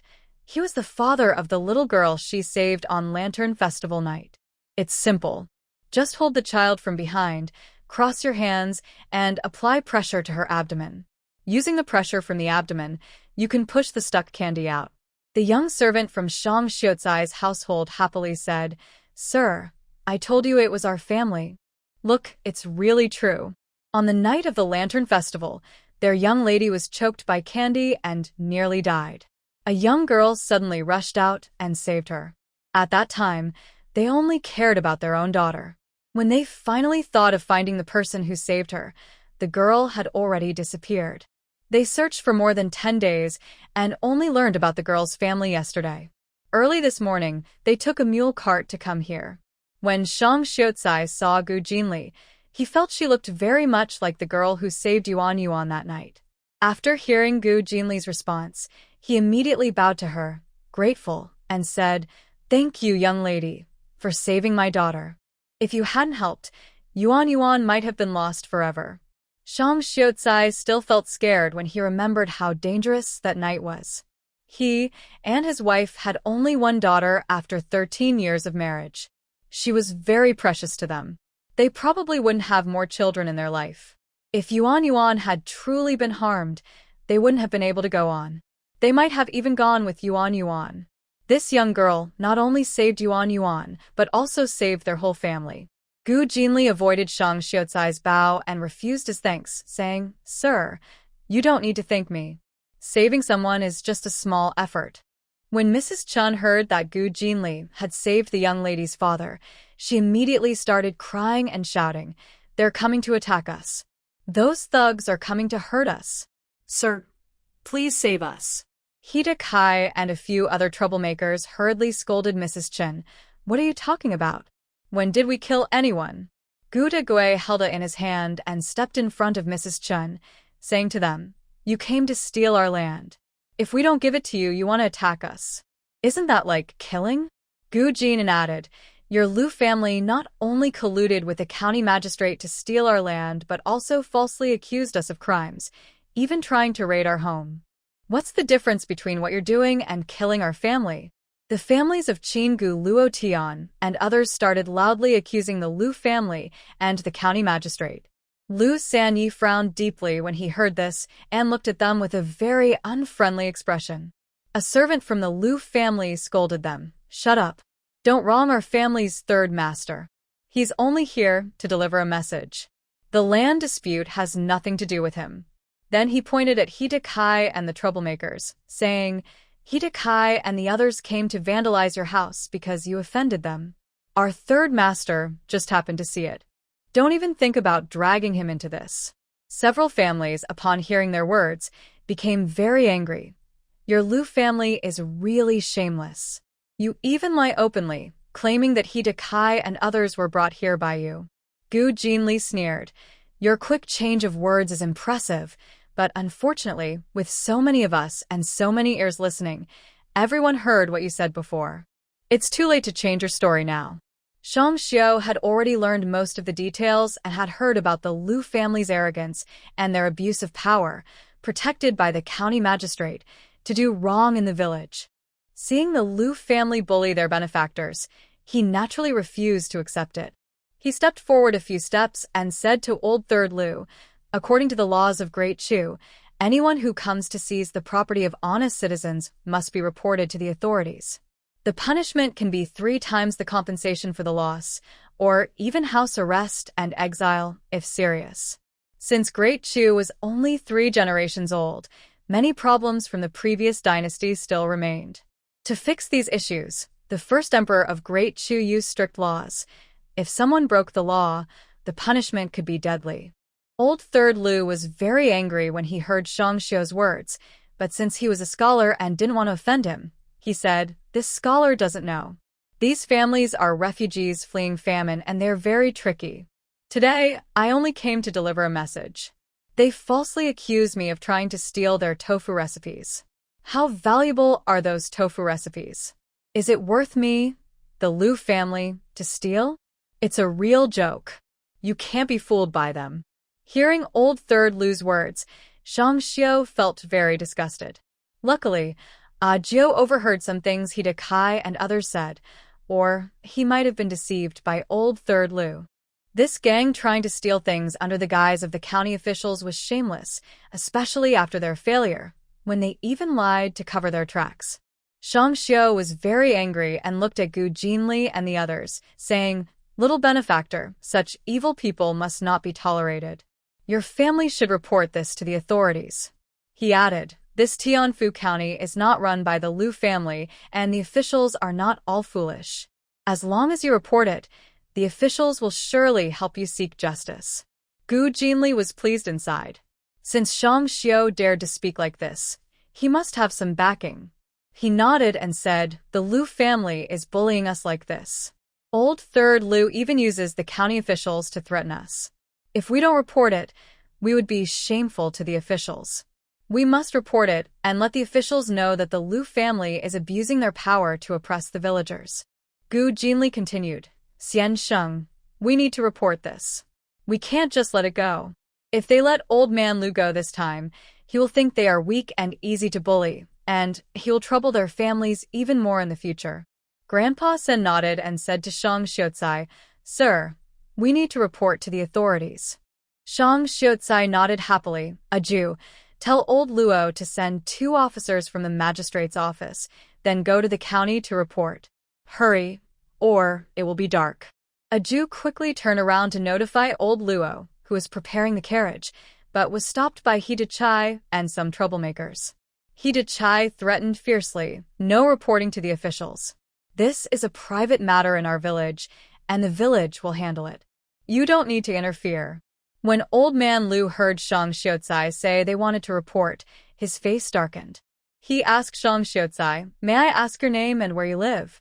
If you are powerful, that's fine, but if you're just a poor country scholar, don't blame me for being rude." Shang Xiucai was very disgusted with old man Lu and ignored him. Old man Lu was angry and ashamed, feeling humiliated. He threatened, "Do you know that our Lu family is related to the county magistrate? You, a small scholar, better not offend the county magistrate over a few displaced villagers. Your family is related to the county magistrate?" Gu Jinli laughed. "Just a concubine, and you dare call yourself related to the county magistrate? When did your concubine's family become a proper family?" Old man Lu's face turned green with anger. Since his sister became the county magistrate's concubine, their family had been claiming to be related to the magistrate's family. People in the 10-mile radius would all flatter him, calling him the county magistrate's brother-in-law. No one dared to say that his sister was just a concubine, nor that their family was not related to the magistrate. "Shut up. I am talking to Sir Xiucai. None of your business. Stay out of it," old man Lu scolded Gu Jinli. Gu Jinli was not afraid. Today, she wanted to make a scene, to let everyone in the village know they were not easy to bully. Now is not the time to talk. If you have something to say, let's go to the yamen. After speaking, Gu Jinli and Qin Sanling stepped forward and quickly knocked down He Chai and others who had stopped a Jew. A Jew, quick-witted, broke free and ran out to tell old Luo, the carriage driver, what had happened. Soon, a Jew returned and said to Shang Xiucai, "Sir, old Luo has gone to handle it." Let's wait here. Chai and the others were startled. They had actually reported to the authorities. But thinking about the Liu family's connection to the magistrate, they felt bolder. Old Third Liu was repeatedly humiliated by Scholar Shang and became angry. He pointed at Scholar Shang and said, "Poor scholar, are you really going to oppose our Liu family and Lord County Magistrate?" He sneered, "Huh, reporting to the officials? Go ahead, we're not afraid of the Liu family. Our Liu family has been dominant in the village for 20 years and has been reported many times. But each time, the eldest brother suppressed the matter. Since the eldest brother works with the county magistrate, he is well informed. If someone reports against them, he uses the magistrate's name to warn the officials or sends people to beat those who complain. The complainants are so scared they run home and never report again. So, Old Third Liu isn't afraid. He's just angry that Qinggu Luotian's family is so tough and dares to report to the officials. He's also annoyed that this outsider scholar is meddling. Bah, poor scholar. Let's see if the county guards come to arrest you or me, Lord Liu." Old Third Liu spat at Scholar Shang, speaking arrogantly. A Jiu hurriedly stepped into block, so the spit didn't land on Scholar Shang. Scholar Shang was so angry he trembled all over. He had only heard that the Liu family was overbearing, but now it was worse, almost like bandits. Seeing Scholar Shang trembling with anger, Old Third Liu calmed down a bit and called his two servants. "Let's go." Gu Jinli stopped him. Not so easy. "We'll wait until the county guards arrive." "Girl." Old Third Liu was furious that Gu Jinli dared to block him. He raised his hand to slap her. Gu Jinli quickly held up a dagger to block, and Old Third Liu screamed as blood appeared on his hand. Qin Sanlang arrived just in time, kicked Old Third Liu over, twisted his arm, and took the rope from his waist. In a few quick moves, he tied him up. Old Third Liu was stunned. He had lived over 30 years, and no one had ever dared to tie him up. He immediately started cursing, "Kid, let me go. If you dare tie me up, Lord County Magistrate won't let you go." The two servants from the Liu family were so scared they froze. They couldn't believe Qin's young man had their third master. Oh no, this was going to cause big trouble. The two servants looked at each other and ran in opposite directions toward the low earthen wall of the courtyard. The wall was less than a meter high, so they could jump over and seek help. Qin Erlang and Luo Wu had been watching them. When they saw the servants split up, one chased each, then leapt forward, knocked them down, and punched them several times. After knocking them out, they used grass ropes to tie them up. Soon, Old Man Liu, along with two servants, He Datsai and He Shamua, a total of 11 people, were all and brought to Gu Jinli's courtyard. Scholar Shang did not stop them from tying people up. He just watched quietly. The commotion at the Gu family was so loud that someone in the village heard it and quickly spread the news. In just a short while, the area outside Gu's courtyard was crowded with onlookers. Wow, they're going to die. Gu family, really, Lord Liu? This is the end. These families won't be able to stay in the village anymore. Who is the Liu family? They are relatives of the local official. Old Man Liu is the brother-in-law of the official. If they catch Old Man Liu, they will be taken to jail. Some villagers, thinking they were helping, climbed over the wall and advised the family inside. Gu family elders, you should release Lord Liu quickly. His brother-in-law is the county magistrate's official. That's a big deal. If you arrest the county magistrate's brother-in-law, your family will be in trouble. Yes, you should release Lord Liu now. Otherwise, when the county officers arrive, they will arrest you. Su Chunhua from the neighboring village didn't want to work as a maid at the Liu family. When the Liu family came to arrest her, her father reported it to the authorities. What happened then? He was immediately taken to the county jail. After Su Chunhua herself went to work as a maid at the Liu family and even slept with the master of the house, her father was released. But no matter what they said, the families were determined to report the matter to the officials. At the Liu family, Old Man Liu already knew that Old Man Liu hadn't obtained the prescription and that the Gu family had tied him up. He was very angry, tapping his cane on the ground and cursing, "Troublemakers, a bunch of troublemakers." They are truly rebellious.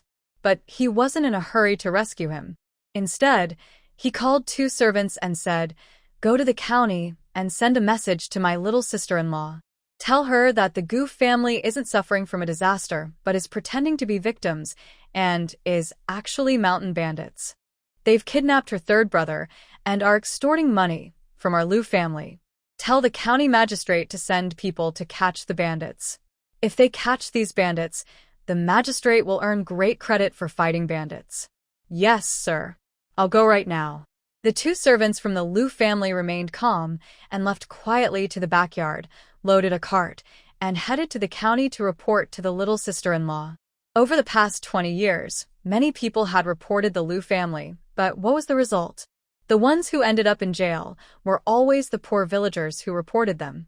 Old Man Liu also asked the servants to go to He village and tell the village head, He Tsunjang, to gather people and surround Qin Gu Luo Tian's family so they wouldn't escape.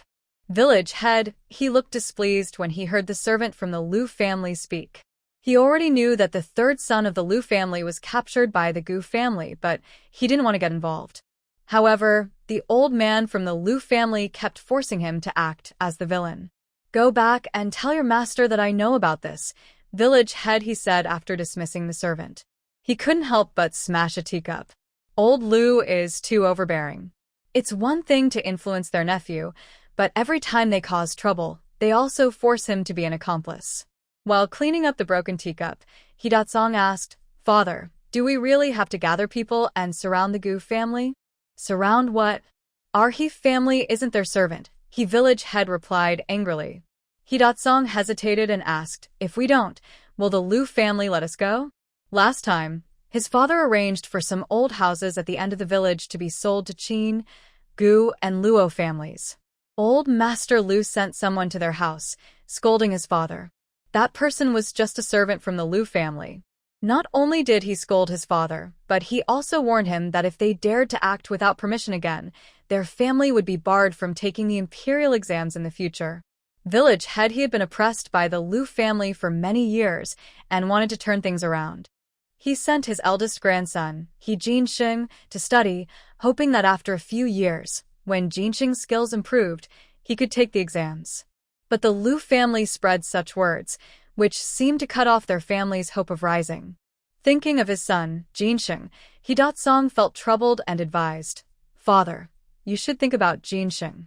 Jinxing had studied for many years and was quite talented. If the Liu family really meddled and prevented him from taking the exams, his life would be over. Village head, he also felt troubled when thinking of his grandson Jinxing. He didn't want to be for the Liu family, but their He family was just a bunch of common folk. The most promising person in their clan was him, the village head. Besides him, everyone else was just farmers, unable to oppose the Liu family. Alas. He sighed and adjusted his cotton-padded coat. Let's wait a bit longer. He decided to delay for half an hour. When He Datsong heard his father's words, he didn't urge him further. Their family often used delaying tactics, and although the Liu family was angry, as long as they finished their work, the Liu family wouldn't find any fault. At Gu Jinli's home, villagers from Dafeng village were still gathered around to watch the commotion. The old house was noisy, and the third son of the Liu family was with his hands and feet, sitting back to back on the ground with servants and a few troublemakers. Old third Liu felt ashamed, but was not afraid. Instead, he looked at the few families with disdain. In his eyes, if Qin Gu Luo Tian's family dared to tie him up, they would already be dead. Two servants from the Liu family puffed up their chests and angrily shouted at the other families, "Troublemakers, you're finished. When the county officer arrives, he will arrest you and send you to jail." Gu Jinli sneered, "Troublemakers?" Two servants with status calling decent people troublemakers is laughable. You're not even considered civilians. She didn't hold back and started hitting the two servants with a stick, shouting at them. After a few hits, they howled in pain and finally quieted down. Hida Kai and a few others originally wanted to curse the Liu family servants, but seeing Gu Jinli and Qin Sanling fighting, they got scared and dared not speak. Old third Liu was furious and shouted loudly, "You still dare to hit people? Fine, fine, just wait." When the county officers come, I will make sure you regret it, Gu Jinli said. Breaking into a civilian's home and stealing their property without reason is already lenient. Scholar Shang was not a narrow-minded person. Hearing Gu Jinli's words, he didn't scold her but nodded, saying, the young benefactor is right. According to the laws of Great Shu, breaking into a civilian's home and stealing is considered banditry, and the people can fight back or kill. Old Third Lu was even angrier after hearing Shang's words. He continued asking Scholar, what is your name? Why are you helping these troublemakers? Shang knew that Old Third Lu was trying to find out his identity, so he ignored him and simply said, the sage has said, those who study should speak for the people and must not associate with bullies or villains. Bah. Nonsense, sage. Old Third Lu was completely furious. Poor Scholar, it's you who forced my family. When the county officers arrive, I will arrest you too. A Jew, hearing this, was angry and wanted to speak back, but Shang held her back. There's no need to waste words on such petty people. Old Third Lu was furious. Poor Scholar, who do you call petty? Hey, the officers are coming. The officers are coming. Before Old Third Lu could finish, villagers gathered outside the yard started shouting. Soon, they made way for something. In a short time, for officers dressed in blue with red trim, embroidered with the character for catch on their chests and backs, wearing black hats and carrying swords at their waists, stormed into Gu Jinli's yard. Seeing the 4 officers, Old Third Lu immediately shouted, Old Kong, Desheng, catch these families for me. They've unjustly beaten relatives of officials. Quickly arrest them and send them to jail. He muttered to himself and said to Shang Xiaocai, and this poor Scholar too, arrest him as well. The scholar didn't know where the trouble came from, but was helping some troublemakers plan to harm me. Old Lu San was very happy. He knew these 4 constables, they worked for the local officials, and usually they called him Third Master with respect. When the villagers heard Old Lu San's words, they were very scared. Since Old Lu San knew these constables, could they really arrest him? Would they turn around and arrest the villagers instead? But the 4 constables ignored Old Lu San and instead went to Shang Xiaocai and asked, we heard from Old Luo that something happened here?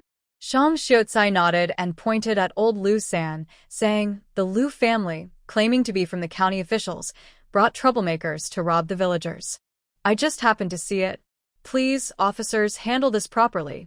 When the 4 constables heard this, they immediately turned around, grabbed Old Lu San and the others and said, be quiet and come with us to the county office. Old Lu San was shocked. He looked at the constables and said, Old Kong, Desheng, are you crazy? Why are you arresting me? Go after those troublemakers instead. The leader, Old Kong, replied, Third Master Lu, we're just doing our official duty. We'll talk more once we get to the county office. Gu Jinli heard Old Kong's words and understood that Old Kong was somewhat afraid of Old Lu San. But it was clear that the scholar had a bigger background, so Old Kong chose to take Old Lu San and leave the matter to the county officials. Old Lu San got anxious and shouted, what are you saying? Are you really going to arrest me?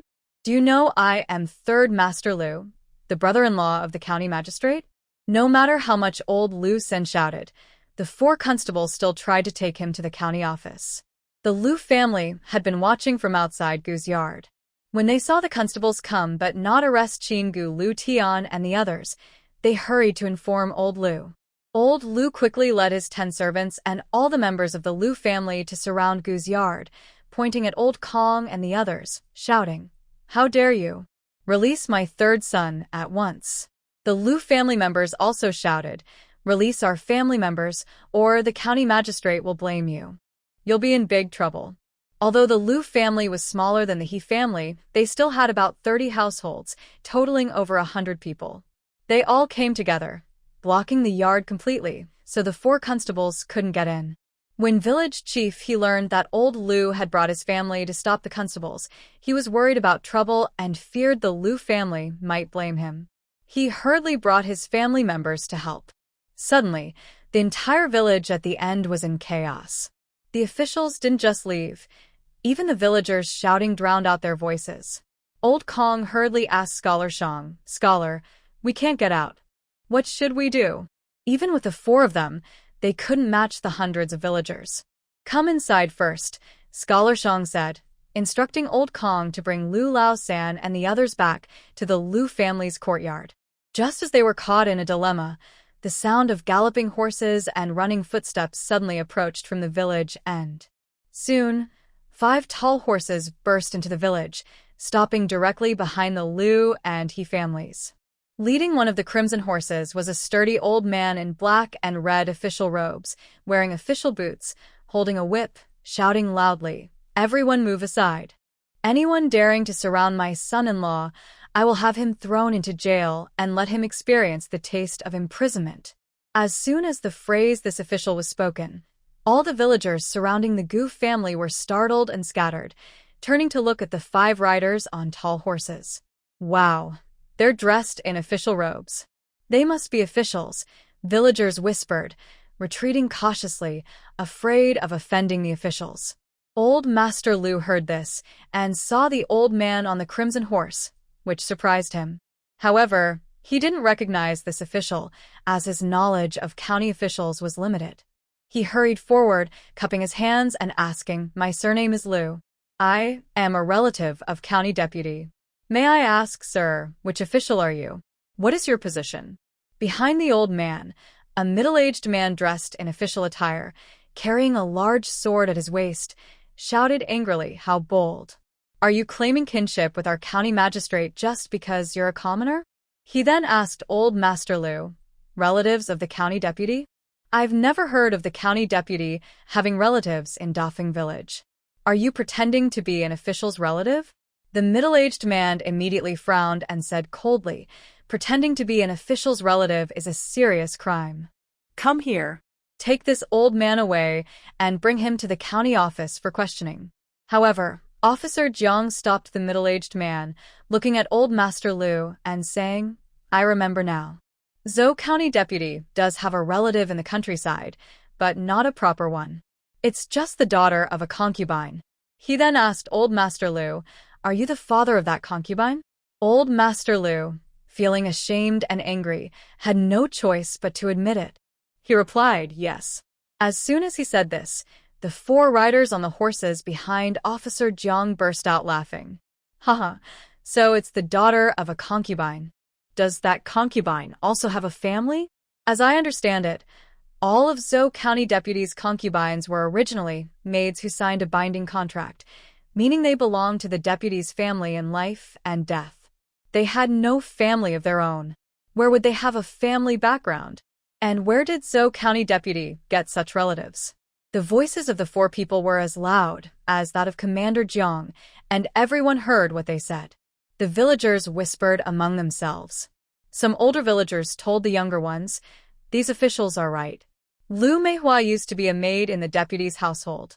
Later, she got pregnant and had a son, so she became a concubine. Who is Lu Meihua? Now she is called Liener. The deputy himself gave her that name." The villagers discussed eagerly.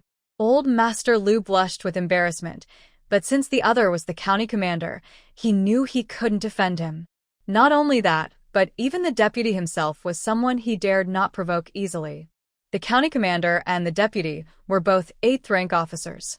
The deputy was responsible for official documents, household registration, storage, grain, and taxes in the county. The county commander was in charge of soldiers, managing the county's armed forces and guards, responsible for arresting criminals and maintaining order. There were no standing troops inside the county. Only military camps outside the city walls housed soldiers. Commander Jiang, being from a military background and in charge of the county soldiers, was known to be fierce. The Lu family dared not offend him. Scholar Shang heard Commander Jiang's loud voice and came out to greet him, bowing respectfully. Son-in-law pays respect to the father-in-law. Seeing Scholar Shang come out, Commander Jiang immediately dismounted, helped him gently, and asked, "Honorable son-in-law, has the Lu family given you trouble?" If the Lu family dared to bully his son-in-law, Zhang Dahu would definitely go and tear down the Lu family's house and even break into the Zhou County Deputy's residence. Commander Jiang was very pleased with Scholar Shang. He and Shang's father had been old friends. After his daughter Shui Nyang married Shang, they had not had children for 10 years. Shang had not married anyone else and comforted Shui Nyang, saying that the matter of having children was not her fault alone and that he also bore responsibility. If they could have children in this life, they would. If not, they shouldn't force it.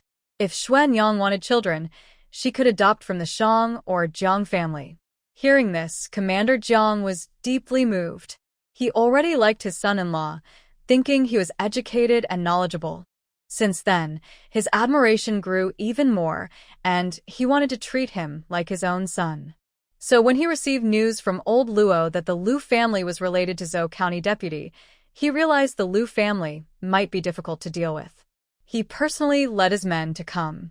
At this moment, everyone finally realized that this scholar was the same eccentric person they had heard about, the one who won the auspicious lantern at the Wealth and Prosperity Tower. He was still the son-in-law of the county magistrate. This was truly. Grandpa San was so excited that his hands trembled. He hurriedly led his family to the county magistrate Jiang and bowed. Commoner greets Lord Magistrate. Magistrate Jiang waved his hand. Get up, get up. There's no need for such formalities. Who is the one who saved my granddaughter? Come out and let me see. Scholar Shang pointed at Gu Jinli and smiled. It's this young benefactor. Gu Jinli stepped forward and said to Magistrate Jiang, I don't dare call myself a benefactor. I just happened to pass by and helped a little. Hearing this, Magistrate Jiang, who had been worried that this family might demand repayment, relaxed. Your help is no small matter. Yuan Yuan is the precious daughter of our Jiang and Shang families. You saved Yuan Yuan, which means you saved both our families. Magistrate Jiang was protective of his family and took the opportunity to shout at the villagers present. Listen up, everyone. This goof family is my lifesaver. Anyone who dares trouble her family, I won't let them go. The villagers were already shocked by Gu Jinli saving the magistrate's granddaughter. Hearing this, they quickly replied, No, no, we won't bully. We're all villagers. Magistrate Jiang snorted coldly. Remember what you say today. Meanwhile, the reinforcements arrived from behind. There were soldiers carrying guns and swords, with quivers on their backs, about 50 men. The villagers, seeing the soldiers, shrank back in fear, afraid to lift their heads. Old Master Lu was so frightened he nearly fainted. Magistrate Jiang had brought the county soldiers, and now his third son was definitely going to be taken to the county jail. All he hoped for now was that his young daughter could use her skills to persuade Deputy Magistrate Zhou to help their Lu family, or they might face ruin. When the soldiers arrived, Magistrate Jiang pointed at Gu's courtyard and ordered, Take the criminals inside and bring them to the county. Yes. The soldiers responded, rushing into Gu's courtyard and arresting Lu San and the others. Lu San was already so scared he was dumbfounded. Only a few thugs like He Sai were still crying out, Injustice. Injustice. Officer, it's all because of the Lu family. We were just hired thugs for some silver. The soldiers ignored them and simply took them away. As for old Master Lu, Magistrate Jiang didn't spare him either. The charges were reasonable. Daring to obstruct officials with your kin is a serious crime. Arrest him. The other soldiers then rushed forward, tying up old Master Lu and about 30 other members of the Lu family. These 30 or so members of the Lu family are all male members. Such a sudden arrest is a disaster for the Lu family. The women of the Lu family cried and begged for mercy, but after a few commands, the soldiers drew their swords. They were so frightened they dared not speak further. Captain Jiang told the third grandfather, This matter needs to go to court. Your family should send some men with us to the county to resolve this. The third grandfather discussed with Old Qin and decided to go to the county with Gu Dashan, Gu Damu, and Father Luo. The others stayed at home to wait for news. Captain Jiang, worried that the Lu family might cause trouble for the Gu family again, kept 10 soldiers to guard Dafeng village and then took Lu Laosen and the others away. Scholar Shang was worried about his wife and daughters, so he didn't go to the county, but returned home. He said he would come back tomorrow and offer to help the Gu family if they needed anything. The 10 soldiers were not staying at the village's end but were arranged by village head he to stay at his house. Gu Jinli thought this matter would take a long time, but in just 2 days, Lu Laosan was sentenced. Lu Laosan was sentenced to 50 strokes of the cane and 3 years in prison. However, unless it was a serious crime, the Great Chu allowed fines in silver or gold to serve the sentence. The Lu family paid 300 taels of silver to reduce Lu Laosan's prison time by 3 years. They also wanted to pay more silver to reduce the 50 strokes of punishment, but Captain Jiang was very strict and refused to accept any silver for that. Lu Laosan was beaten severely with 50 strokes, losing half his life. Old Master Lu and other family members tried to stop the officials from punishing them but were fined silver instead. Each family member who was caught was fined 10 taels, and Old Master Lu, as the main offender, was fined 100 taels. Such a large fine was hard to bear, even for a wealthy family like theirs. 8 troublemakers, He Datsai and He Shanhua, were sentenced the harshest. The Lu family pushed most of the blame onto them. They were whipped 50 times, exiled 1,000 miles away, and forbidden to return to Jianghuai forever. 2 servants of the Lu family were made into official slaves and taken to work at the government's mine. The work at the mine was very tiring and hard, and these 2 servants had almost no chance of survival. It was almost certain they would die there. The county officials accused Lu Laosan of leading troublemakers to seize property from honest citizens, which is why his punishment was relatively light. If he had been accused of pretending to be an official to extort villagers, he would not have survived. The county magistrate did not mention such accusations. Grandpa San said, the county captain said this charge is too serious and could involve the officials in the county. So, it can't be brought up. If we do, it will ruin everything. Let's just forget about it and not pursue it further. County Captain Jiang was firm, but Deputy Zhou was not easy to intimidate. Before Lu Laosan was brought to the county town, Deputy Zhou learned about his case and started to act. Being able to sentence Lu Laosan was already considered a good outcome. The families knew this was the best result they could hope for, so they were satisfied. Will the Lu family cause trouble for us now that Lu Laosan has been sentenced? Aunt Tian asked worriedly. We still have to live in this village. Mrs. Chen said, Sister Tian, right now we have the support of the county captain. Are you still afraid of the Lu family? Even if they have 10 guts, they wouldn't dare trouble us now. Mrs. Chen felt proud and confident, standing tall. She then smiled flatteringly at Gu Jinli and said, Our little fish is really amazing. Every time she saves someone, she helps important people and brings benefits to us. With the county captain's support, we can walk proudly in the village. Shut up, you old hag. What nonsense are you talking? Gu Dagui scolded Mrs. Chen angrily. Even though County Captain Jiang helped them because little fish saved his granddaughter, they shouldn't openly say so. Mrs. Chen was scolded, but still felt happy. If she didn't say anything, so be it. As long as they knew the truth, that was enough. Grandpa Sen looked at the families and said, We are just ordinary folks. Little fish saved the county captain's granddaughter, and the county captain has shown us some favor. But we must not forget our place. The third uncle, don't worry. We understand. We won't use the county captain's name to seek benefits for ourselves, said the head men of each family. The women and children nodded in agreement. Although they said this, everyone was still very happy, happier than during the New Year. In the county town, at Zhou's residence, Deputy Zhou was very angry about the Lu family incident. He smashed a whole set of porcelain and worked for 2 days to resolve the matter.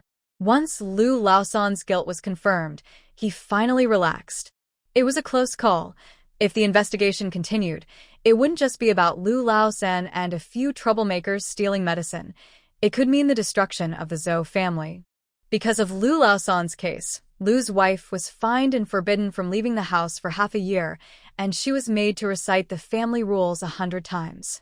Meanwhile, the eldest master of the Lu family was driven out of Zhou's residence and could no longer work alongside the county captain. Lu Dazue was anxious and went to ask Lu's wife for help, but she, being clever, refused to see him. She only asked her trusted maid to deliver a letter, which read, The situation is tense. Big brother, do not worry. Stay at home and wait patiently. Once the master calms down, your sister will naturally speak up for you. Lu Old Master has been working with County Magistrate Zhou for over 10 years. He is not foolish and knows that County Magistrate Zhou is very angry this time. He also understands that rushing to re-enter Zhou's household is not wise. He can only wait patiently at home. Madame Lu worries that Old Master Lu might take action against the Qin, Guluo, and other families. She specifically sent a message to Old Master Lu, asking him not to act foolishly. Currently, everyone is watching the situation. If anything happens to the Qin, Guluo, or other families, people will suspect her Lu family. County Magistrate Zhou is already very angry. They must not attack those families now. They need to hold back and settle scores later. Old Master Lu agrees that Madame Lu is right, but he is still so angry that he falls ill and feels ashamed. After leaving the county office, he does not return to the village, but stays at Old Master Lu's house in the town, waiting for the situation to settle before going back. The Lu family has been severely affected by this incident. Fortunately, County Magistrate Zhou is unharmed, and Madame Lu's children are safe. The Lu family still has a chance to recover. Zheng, the shopkeeper of Prosperity Tower, was also reprimanded by the head steward of Zhou's household. He was scolded for short-sightedness, just a tofu recipe, worth risking a fight with old Third Lu? He was also fined a year's worth of monthly wages. That was the end of it. The happiest person in Zhou's household is Madame Zhou. She has long disliked Madame Lu and wanted to eliminate the Lu family. But the Lu family is clever, and her husband is captivated by Madame Lu's charm. Over the past 20 years, she has not only failed to suppress Madame Lu but also allowed her to establish a foothold in the household and bear children. What she hates most is that Madame Lu wants her son to inherit the Zhou family and become the next county magistrate. This infuriates Madame Zhou, who wishes she could strangle Madame Lu or even poison her son. Unexpectedly, the Lu family ended up suffering because of a group of refugees fleeing disaster. Truly, heaven has eyes. How is the matter progressing? Madame Zhou asked the maid beside her. Maid Hung lowered her head and replied, Madam, we found 8 people. They are being taught now, and soon they will be able to enter the household. Madame Zhou frowned. Still need more time? Don't wait. While the master is angry with Madame Lu, let them come into the house quickly. 4 of them should be assigned to serve in the master's study, and the other 4 placed in the main hall. Mrs. Zhou, to deal with Lady Lu, has been looking for young, pretty girls since last year. She kept them in another house to train. Once they are ready, she plans to have them serve in the main house to take care of County Magistrate Zhou and divert Lady Lu's favor. Yes, I will arrange for them to enter the house tomorrow, Hung Mama replied. Mrs. Zhou asked again, are any of the 8 girls particularly outstanding?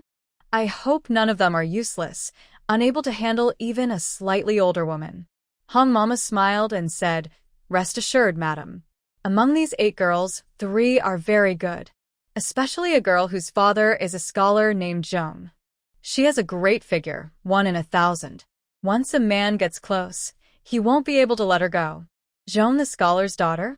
Mistress, Zhou frowned, displeased. Didn't I tell you to find girls from poor families?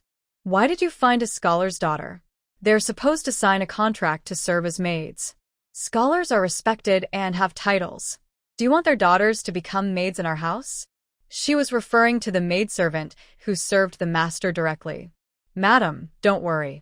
That girl isn't Zhong the scholar's biological daughter. She was adopted from the street, Hung Mama explained with a smile. Zhong's family fled from a famine. Their wealth has greatly diminished. The adopted girl isn't even liked by their family. To avoid trouble for Zhong the scholar, she sold herself to come serve in our house.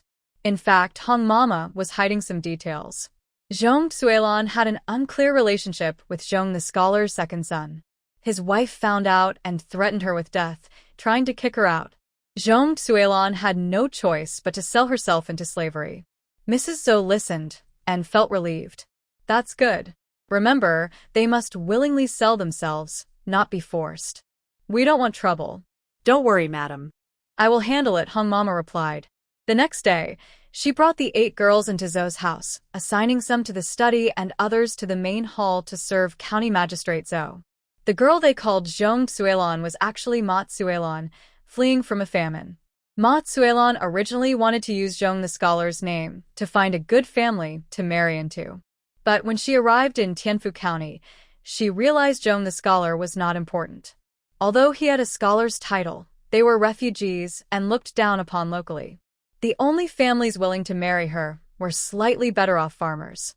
Ma Tsuelon knew how hard farming was. She decided she would never work in the fields again. When she heard Hong Mama was looking for maids for the county magistrate, she sold herself to become a maid. She had heard that many ladies started as maids, and her goal was to become a lady herself. Once she became a concubine, she was a family member of the official's household, the mistress of the estate, and a person of high status. She could step on all the farmers who worked in the fields, and no one would dare look down on her anymore. The families in Qingguo Luo Tian didn't know that Ma Tsuelon had changed her name to Zhong Tsuelon and had become a maid in Zhou's household. They were busy selling their goods to make money. After the incident where County Magistrate Jiang caught Lu Laosan, their tofu stall became even more famous, and their business was as busy as during the Lantern Festival. Mrs. Chun was so busy she didn't even touch the ground, working with Mrs. Yen to fry tofu and tofu dregs cakes. Seeing they couldn't keep up, Gu Jinli and Qin Sanling borrowed a clay stove from the Xuanhu shop and used an iron pot to fry tofu. Here are 6 portions of fragrant fried 5-spice tofu and 10 golden bean cakes. Please take them. Gu Gui wrapped the fragrant fried 5-spice tofu and bean dregs cakes in yellow paper and handed them to a customer. Boss, 3 portions of fragrant fried 5-spice tofu and 6 golden bean cakes, please. Just after sending off a customer, another came to buy tofu and cakes. Hey, wait a moment. We'll make it for you right away. Boss, 30 jin of white tofu and 60 packets of seasoning spices, please. 3 farmers from the countryside, carrying baskets, stood in front of their stall and spoke. They came to town for the market, which was not easy for them, so they usually bought a lot each time. Grandpa San heard this and said to them, the tofu can last at most 5 days. You need to finish it within 5 days, or it will spoil.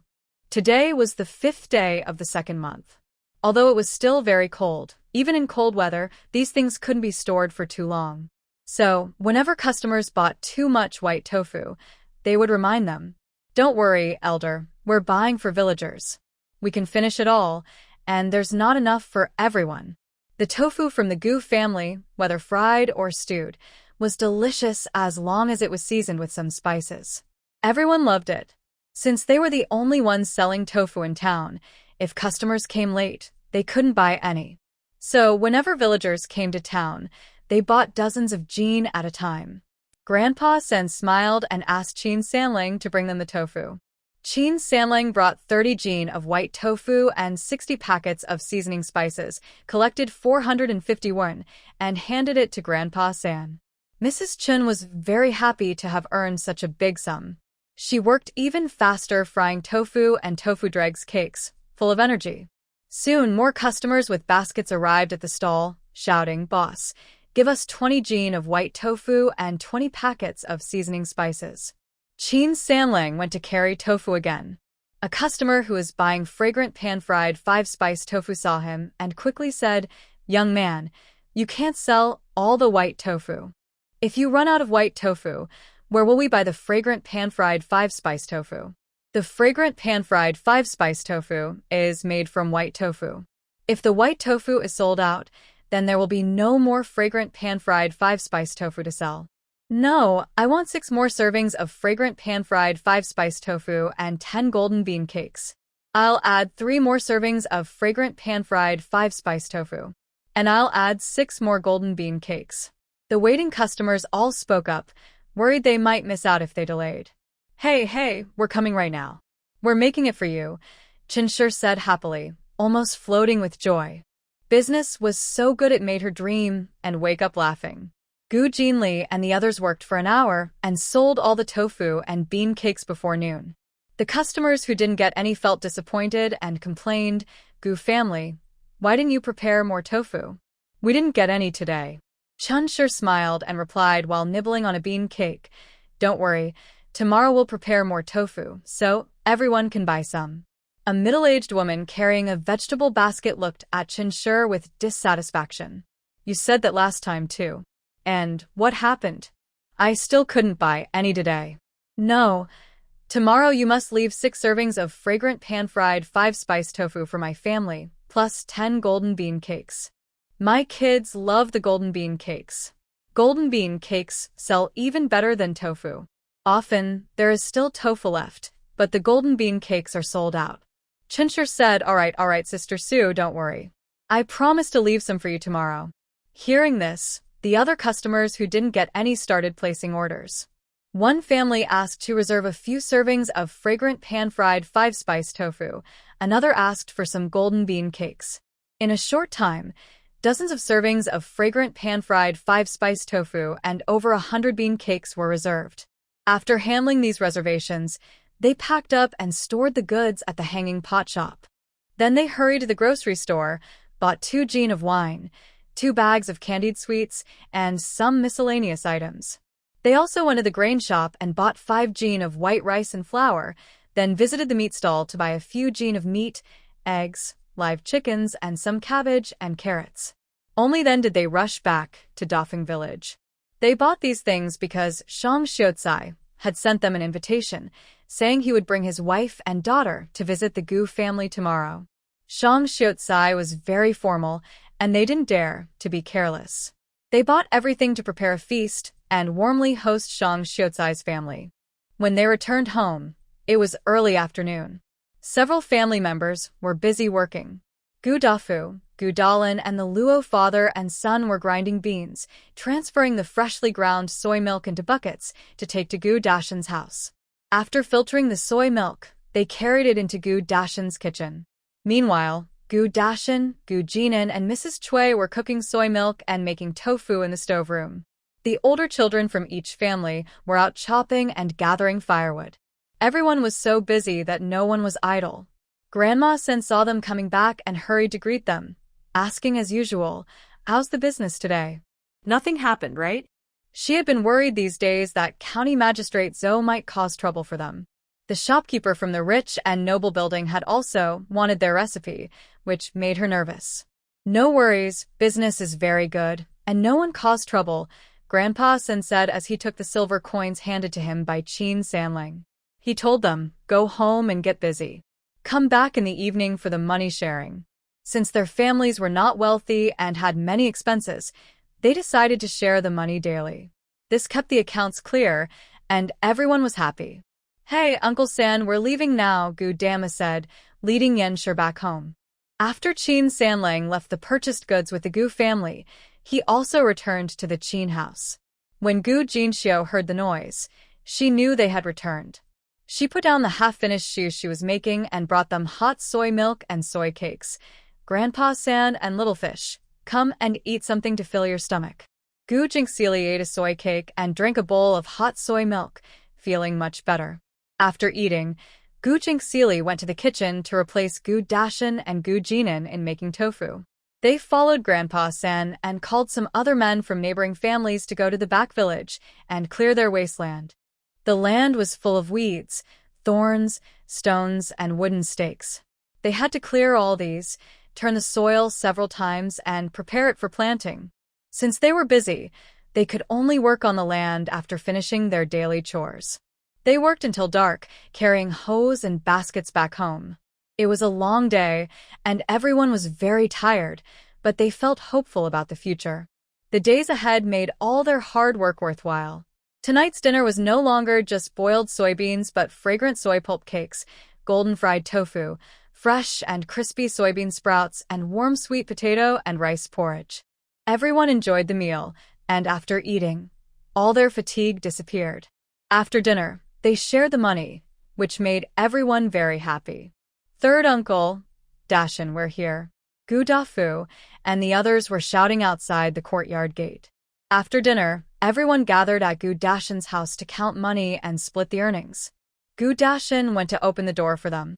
When everyone arrived in the main hall, the third grandfather took out all the silver they earned today and several families counted it. They counted 3 times to make sure it was correct before starting to divide the money. Today we actually earned 7 taels and 401. This business is better than before, he said. This amount was pure profit, after deducting about 1 tael reserved for costs. Chushir was worried that after the Liu family's issues, their business would decline, but surprisingly, it was doing even better. Chunshir proudly said, Sister Luo, why are you so surprised? Did you see the tofu buyers today? They were all pushing to buy, and many couldn't get what they ordered. Earning 7 taels today is quite little. Tomorrow, we should make at least 8 taels. Chunshir became even happier and praised Gu Jinli highly. She then sighed regretfully. If only I had a daughter like Little Fish, I wouldn't have to worry for the rest of my life. She thought that as long as she stayed home lying down, her daughter could earn endless money for her. Gu Jinli politely declined, thinking it was better not to. With a mother like Chunshir, she couldn't bear it. They might end up fighting with knives. A gentle and easygoing mother like Cui sure suited her better. After counting the money, everyone started dividing it. Gu Jinli's family received 2 taels, 961, while the other 6 families shared 7 taels, 41. Everyone smiled as they received their money. After discussing plans for tomorrow's stall and entertaining Scholar Shang, they each went home. Before dawn the next day, the families woke early. They made tofu, set up stalls, chopped firewood, and after working for about an hour, they took a break to eat breakfast. After breakfast, Gu Jinli's family began cleaning the house and yard, preparing to entertain Scholar Shang. At the beginning of the hour of the snake, around 9 a.m., 2 green-coated mule carts entered Dafeng village. Soon, they arrived at the old house at the village's edge and stopped in front of Gu Jinli's muddy courtyard. The first mule cart was driven by Ajiu, who was accompanied by a maid of similar age. The maid's name was Taozi. She first got off the cart, placed a stool on the ground, then bowed and lifted the blue cloth curtain, saying to the person inside, Master and Madam, the Gu family has arrived. Scholar Shang got off the cart first, carried his daughter Yuan, then helped Jiangshi down. Jiangshi looked up at the muddy courtyard in front of her and asked Shangshi, Is this the place? The courtyard wall was already half collapsed, and the 5 thatched yellow mud houses were low and dilapidated. Yet surprisingly, people still lived in such old, broken-down houses. Master Shang nodded and said, Yes, this is our little benefactor's home. When Mrs. Jiang heard this, she felt a mix of emotions. The little benefactor's family seemed quite poor, but she did not look down on them. The Jiang family, in their grandfather's generation, were also farmers who made a living from the land. They had once been very poor too. It was only after her father joined the army that they became prosperous, allowing her to live as a noble's daughter. Mrs. Jiang glanced at the mule cart behind them and whispered to Master Shang, Are we bringing enough gifts? Maybe we should add another silver note. Master Shang shook his head and said no. The Gu family may have fled from hardship, but they are not beggars. Since we see them as kind people and want to stay in touch, we shouldn't do that. Giving silver notes is no different from buying favor. Although kindness can be bought with money, Master Shang did not want to do that. The Gu family, including Qin Gu Luo Tian and others, are proud people. Unlike ordinary farmers who endure abuse silently, they are willing to report to officials and are not the kind to seek favors through threats. That's why he wanted to respect them and treat them as old friends. Mrs. Jiang listened to this and no longer insisted. She followed Master Shang toward the Gu family's courtyard. Before reaching the gate, Gu Jinli's family came out to greet them. This is the little benefactor's great-uncle, Uncle Gu-san, and this is her father, Brother Gu. Master Shang introduced Mrs. Jiang one by one, also specifically telling her, This young girl is the one who saved Yuan. Although the Lantern Festival night was chaotic, Mrs. Jiang vaguely remembered Gu Jinli's appearance. After seeing her, she smiled and said, She really is our little benefactor. Little Fish has met Uncle Shang and Aunt Shang, Gu Jinli said happily, bowing politely to the Shang couple. This was taught by Cui. She then looked at the little girl in Master Shang's arms and smiled. You're Yuan, right? Yuan also looked at Gu Jinli and, seeing her speak, was not afraid. She nodded softly and said in a gentle voice, "Yes, I am Yuan." Her childish words made everyone laugh, easing the initial awkwardness between the two families and making the atmosphere more friendly. "Don't just stand there, come in and talk." The third grandma welcomed the Shang family into the house. The old house of the Gu family was quite worn, but it was very clean inside. There was no sign of mud or moss, nor any strange smell, only a faint scent of mugwort. Gu Jinli's family would burn mugwort in the house every 3 days to eliminate the musty smell, and many small insects and bacteria would be killed in the process. Gu Jinxiu used rough cloth to make a cushion, placing it on the stool. When Mrs. Jiang saw the embroidery of a rural cooking scene on the cushion, she was very surprised. This embroidery is really good, even more beautiful than flowers. She had seen many embroidered flowers like plum blossoms, crabapple blossoms, and lotus flowers, but she had never seen a rural cooking scene embroidered on rough cloth. This large embroidery depicted a small farmyard with smoke rising from the chimney, a rooster crowing on the fence, a hen with chicks scratching the ground for food, distant fields, then a forest and tall mountains. Looking at this picture, Mrs. Jiang felt as if she was inside the scene, feeling very happy and relaxed. Gu Jinxiu, hearing the praise, blushed slightly and lowered her head. She turned to the kitchen to bring out the prepared food to serve the Shang family. Gu Jinli said, "This was embroidered by my older sister Jinxiu. There's another one that's even more beautiful. When Aunt Shang goes back, I will bring that embroidery to you." Gu Jinxiu loved embroidery. She had originally planned to embroider and sell her work, but now her family was busy, so she had no time. She only managed to embroider 5 small pictures. 3 were made into cushions for the stools, 1 was hung in the main hall as decoration, and 1 was placed in their room. Mrs. Jiang was very happy and agreed gladly. "Then Auntie will accept it." Mrs. Jiang did not refuse because she knew that if she did, it would distance the relationship between the two families. Besides, she genuinely liked the embroidery. Soon, Gu Jinxiu brought in a tray with a plate of fragrant pan-fried 5-spice tofu, a plate of bean dregs cakes, 3 bowls of sweet bean curd, and a pot of hot soy milk. "Shang scholar, Madam Shang, please try our homemade snacks," the third aunt called out to the Shang couple with a slightly shy smile. "We are just country folks, so we don't have many good things to offer." Please don't mind. Shang scholar said, "Third aunt, you're joking. Your tofu is very popular in town. Many families want to buy it but can't. Today, we are lucky to taste it." He added, "Just call me Wenyuan and my wife Wenyuan's wife." Wenyuan is Shang scholar's courtesy name. The third aunt was straightforward and responded easily. "All right, then I'll just call you Wenyuan and Wenyuan's wife from now on." Mrs. Jiang smiled and took a bowl of sweet bean curd, asking, "What is this?" "It looks like semi-frozen snow. So pretty." It seemed that Gu's tofu stall didn't sell this kind of dessert. Gu Jinli said, "This is bean curd which is made before the tofu fully sets. It's sweet, tender, and smooth, very suitable for women and children." "Really? Then yuan, and I must try it." Jiang used a wooden spoon to scoop a bite. The tofu pudding melted in her mouth, with a hint of sweetness. It was very delicious. She said, "It's really tasty. I've lived half my life and have never had something so smooth and tender." Mom, I want to eat. Yuan kept looking up eagerly, already wanting a taste. When she heard Jiang's words, she couldn't help but speak. "You little glutton." Jiang smiled as she scooped another spoonful of tofu pudding and fed her. Yuan loved it immediately and finished a whole bowl of sweet tofu pudding, still asking, "Mom, I want more." The wooden bowl was quite big. Jiang was worried she might overeat, so she didn't dare give her more.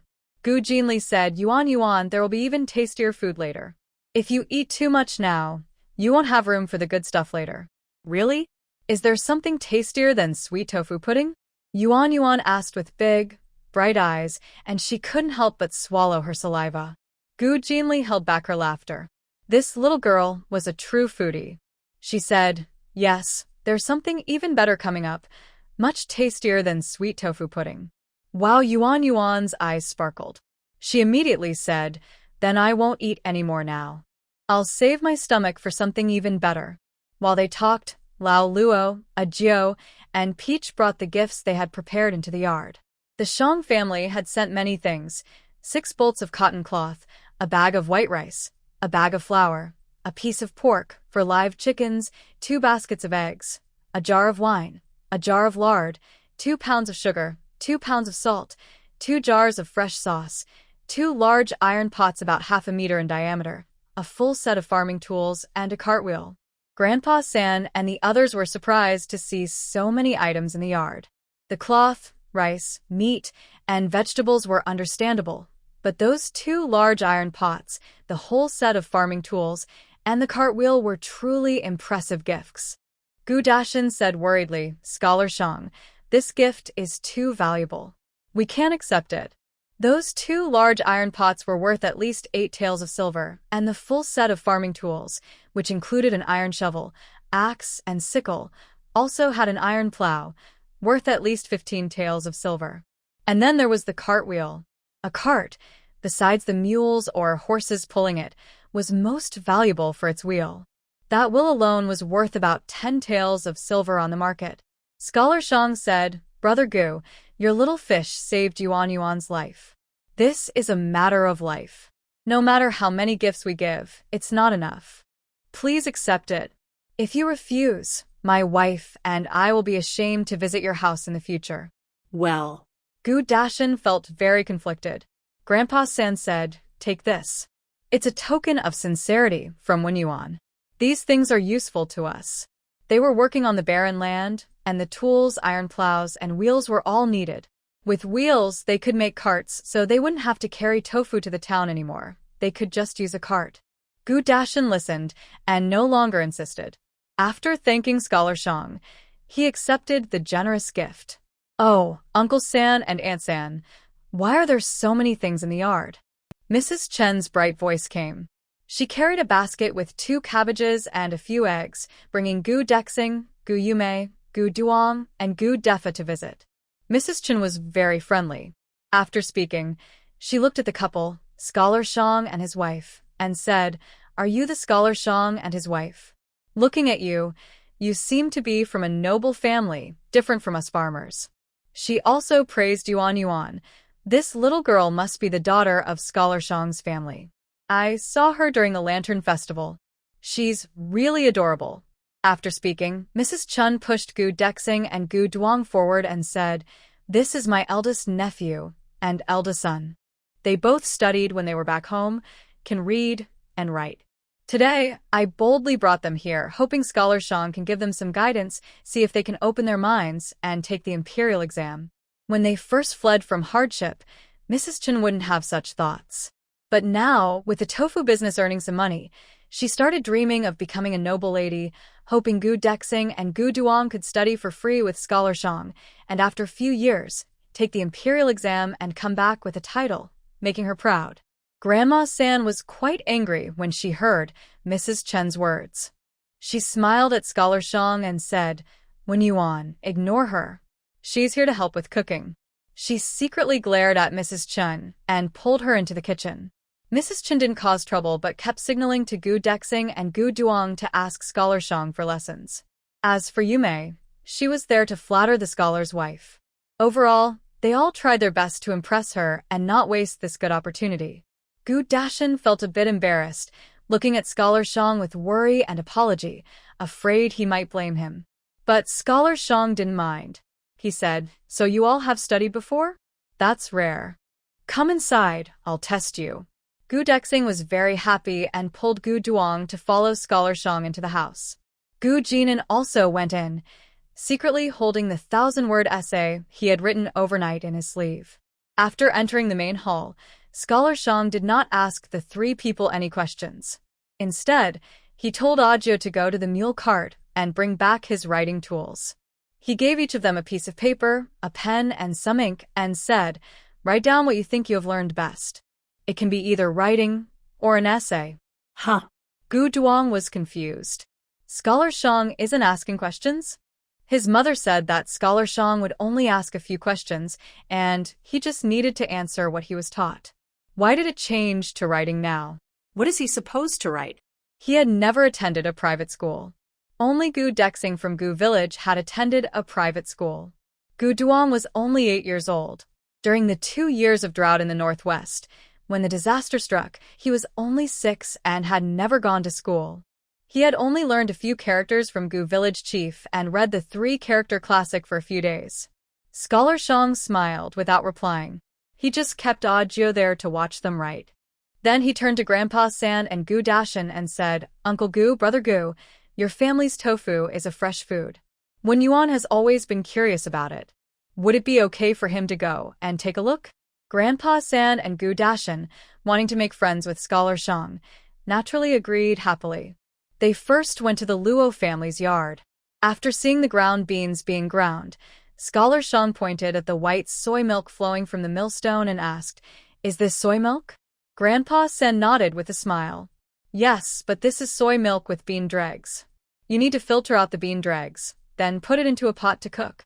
After adding brine, it turns into tofu pudding. Then press the pudding to make it firm, and only then can it become tofu. So, soy milk is just cooked and then sweetened to eat?" Scholar Shang didn't ask about the brining process.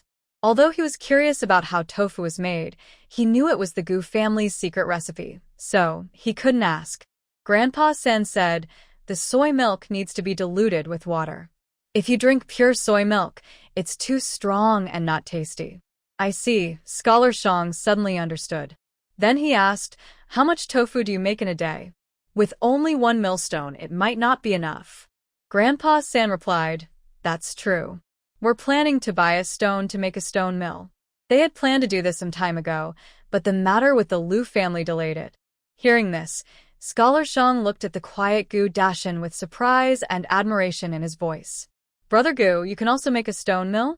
That's quite a skill." Gu Dashan, honest and simple, smiled and said, "What skill? It's just the work I've done before." Since he was young, Gu Lao Tai had driven him out of the house to do various jobs: carpenter, mason, well digger, stonemason. He had done all sorts of work. However, Scholar Shang said, "My family's old house has a broken stone mill. Tomorrow, a Jew will bring it to you, so you don't need to buy a new one." Repairing a new stone mill takes a lot of effort. Since the Gu family is short-handed for making tofu, it's better to give them this one. Gu Dashan heard this and quickly waved his hand to refuse. No, that stone mill costs quite a bit. "Scholar Shang, you've already given many gifts today. You shouldn't give more." Scholar Shang smiled and said, "Big Brother Gu, that stone mill has been in the old house for nearly 20 years. If you don't want it, just leave it there to gather dust. Don't refuse." Gu Dashan had no choice but to agree. Gu Damu and Gu Dalan, standing nearby, listened and felt pleased. Scholar Shang had no airs of a county official's son-in-law and was very friendly. Gu Dagwa and Gu Dafu were filtering soy milk nearby. When they saw Gu Dashan approaching, they quickly signaled to him. After Gu Dashan came over, Gu Dagwa quietly asked, "Brother Dashan, did your wife cause any trouble for your family?" Last night, Chen said she wanted to take some children to ask Scholar Shang to accept them as apprentices and study for free. Gu Dashan scolded her harshly, saying she was trying to take advantage of the situation. Chen agreed and said she wouldn't mention it again. But today, when he and his older brother went to Luo's yard to work, she took 4 children and ran happily to Big Mountain's house. Gu Dashan saw this and wanted to chase after her, but was worried it might cause trouble or make Scholar Shang dislike them, so he held back. Still, he was worried about Chen and afraid she might offend the county official's son-in-law, bringing trouble to their families. Gu Dashan said, "With Aunt Third there, it's fine." Scholar Shang heard their words, but didn't say anything. Farmers are like that. It's all for the children's future. Whether they accept apprentices is up to him. Scholar Shang wandered around Luo's yard for a while, then chatted with the Gu brothers Damu and Dalan, and with Dafu and Dagwa. After that, he returned to the Gu family to check the soy milk boiling in the kitchen, the tofu made from separated soy water, and the pressed tofu. It's amazing. Just grinding, boiling and pressing soybeans, and it turns into something new to eat, Scholar Shang exclaimed. Gu Jinli was talking with Mrs. Cui, Gu Jinxiu, and Yu Mei, along with Zhang's mother and daughter. When she heard this, she stood up and left, approaching Scholar Shang and taking the opportunity to say, besides making tofu, soybeans can be used to make many other foods like soybean paste, bean sprouts, soybean oil, and a kind of soy sauce that tastes similar to salted fish sauce. Scholar Shang was surprised and quickly asked Gu Jinli, can soybeans be used to make oil and salted fish sauce? Is that true? Soy sauce made from preserved meat is a costly condiment, so it sells for a silver coin per small jar, only affordable for wealthy families. However, soybeans cost only 3 cents per jean, half a kilogram. If someone could make soy sauce that tastes similar to the preserved meat sauce, it would be a huge breakthrough. There is also soybean oil. In Great Chu, there are only 2 types of oil, one for cooking and eating, and the other for lighting lamps, made from pine resin. In the Dachong region, I've heard of a type of ghee made from cow and sheep milk, but I've never heard of soybean oil. If soybeans could be turned into oil, it would be a great benefit for the country and the people. Scholar Shang knew this was a big matter. With his current skills, he couldn't protect these 2 products from danger. So he asked Gu Jinli, good girl, who else have you told about this? Gu Jinli replied, Uncle Shang, don't worry. Only the people present here know about the soybean oil and soy sauce. She understood the importance of keeping the secret, so she wouldn't make everything at once. She would do it step by step, only making what she could protect.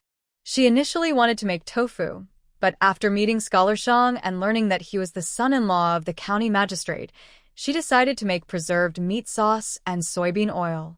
With County Magistrate Zhang's ability in Tianfu County, he should be able to protect these 2 products from danger. When Scholar Shang heard this, he finally relaxed. He asked Gu Jinli roughly how to make soy sauce and soybean oil. Gu Jinli gave a brief explanation. Making soy sauce takes longer than the preserved meat sauce.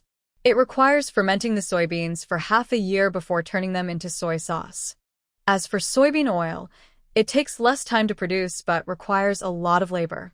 Crushing and frying soybeans is simple, but extracting the oil is very labor-intensive. Without more than 10 workers, it's impossible to produce oil manually. 10 jean of soybeans can produce just over 1 jean of oil, so the yield isn't very high. However, soy sauce is much better. Although fermentation takes a long time, 1 jean of soybeans can produce 2 jean of soy sauce.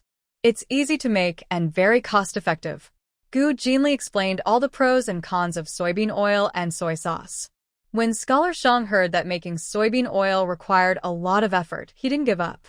In Great Chu, only poor families lack enough labor. Wealthy families have many servants and don't lack manpower. Although Scholar Shang is a scholar, he is not someone who only cares about studying. Besides learning, he is also interested in miscellaneous subjects, especially skills for making new things. He is very curious about this. However, since these are family recipes from the Gu family, he feels shy to ask too many questions. Still, he can't resist his curiosity and says to Gu Jinli, good girl, these 2 things are good. If you want to make them, Uncle Shang will definitely help you. When Gu Jinli hears this, she smiles. She knew she didn't mistake him. Although Scholar Shang was very excited about the soybean oil and soy sauce, he didn't ask her to write down the recipes for him to find someone to make them. Instead, he just said he would help her make these 2 things. Grandpa San and Gu Dashan, who are used to Gu Jinli making strange and interesting things, didn't say much. Seeing how excited Scholar Shang was, they couldn't help but worry. They wondered if the soybean oil and soy sauce are so good, will it bring us trouble? After the tofu recipe incident, their biggest concern now is this. Compared to making money, they care more about their family's safety and peace. Scholar Shang smiles and says, Uncle San Gu and Brother Gu, you don't need to worry. In Tianfu County, my father-in-law still has influence. His father-in-law not only has power in Tianfu County, but also has some connections in the military because of his background. So he can help protect the Gu family and the soybean oil and soy sauce. Moreover, this stuff hasn't been made yet. Let's wait until the child finishes making it. Grandpa San and Gu Dashan hearing this, relax. They had wanted to stop Gu Jinli from making these eye-catching things, but now they agree. They say, alright, let the girl try making it first. If it works, good. If not, forget it. Gu Jinli is very happy that Grandpa San and Gu Dashin agreed to her making soybean oil and soy sauce. Honestly, these two items are more profitable than tofu. She wants to grow medicinal herbs, but that requires buying land and seeds, which cost a lot. Plus, the most valuable herbs take at least 3 years to harvest. So, making money from herbs is slow. She needs to make other things to earn money. Scholar Shang asks Gu Jinli more about making soybean oil and soy sauce. The more he hears, the more interested he becomes. He wishes he could see the soybean oil and soy sauce right now. Gu Jinli explains the process to him several times. Finally, Old Yan and Yan's family come over to help with cooking, and Scholar Shang stops asking questions. Gu Jinli breathes a sigh of relief.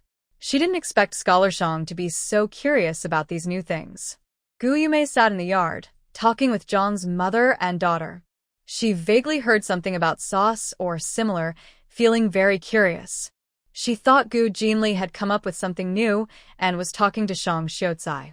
She wanted to go over and listen, but second aunt said she should flatter the Xiaocai's wife so she could find a good family to marry into through her. So she gave up and didn't go to listen. But she felt a bit uncomfortable inside.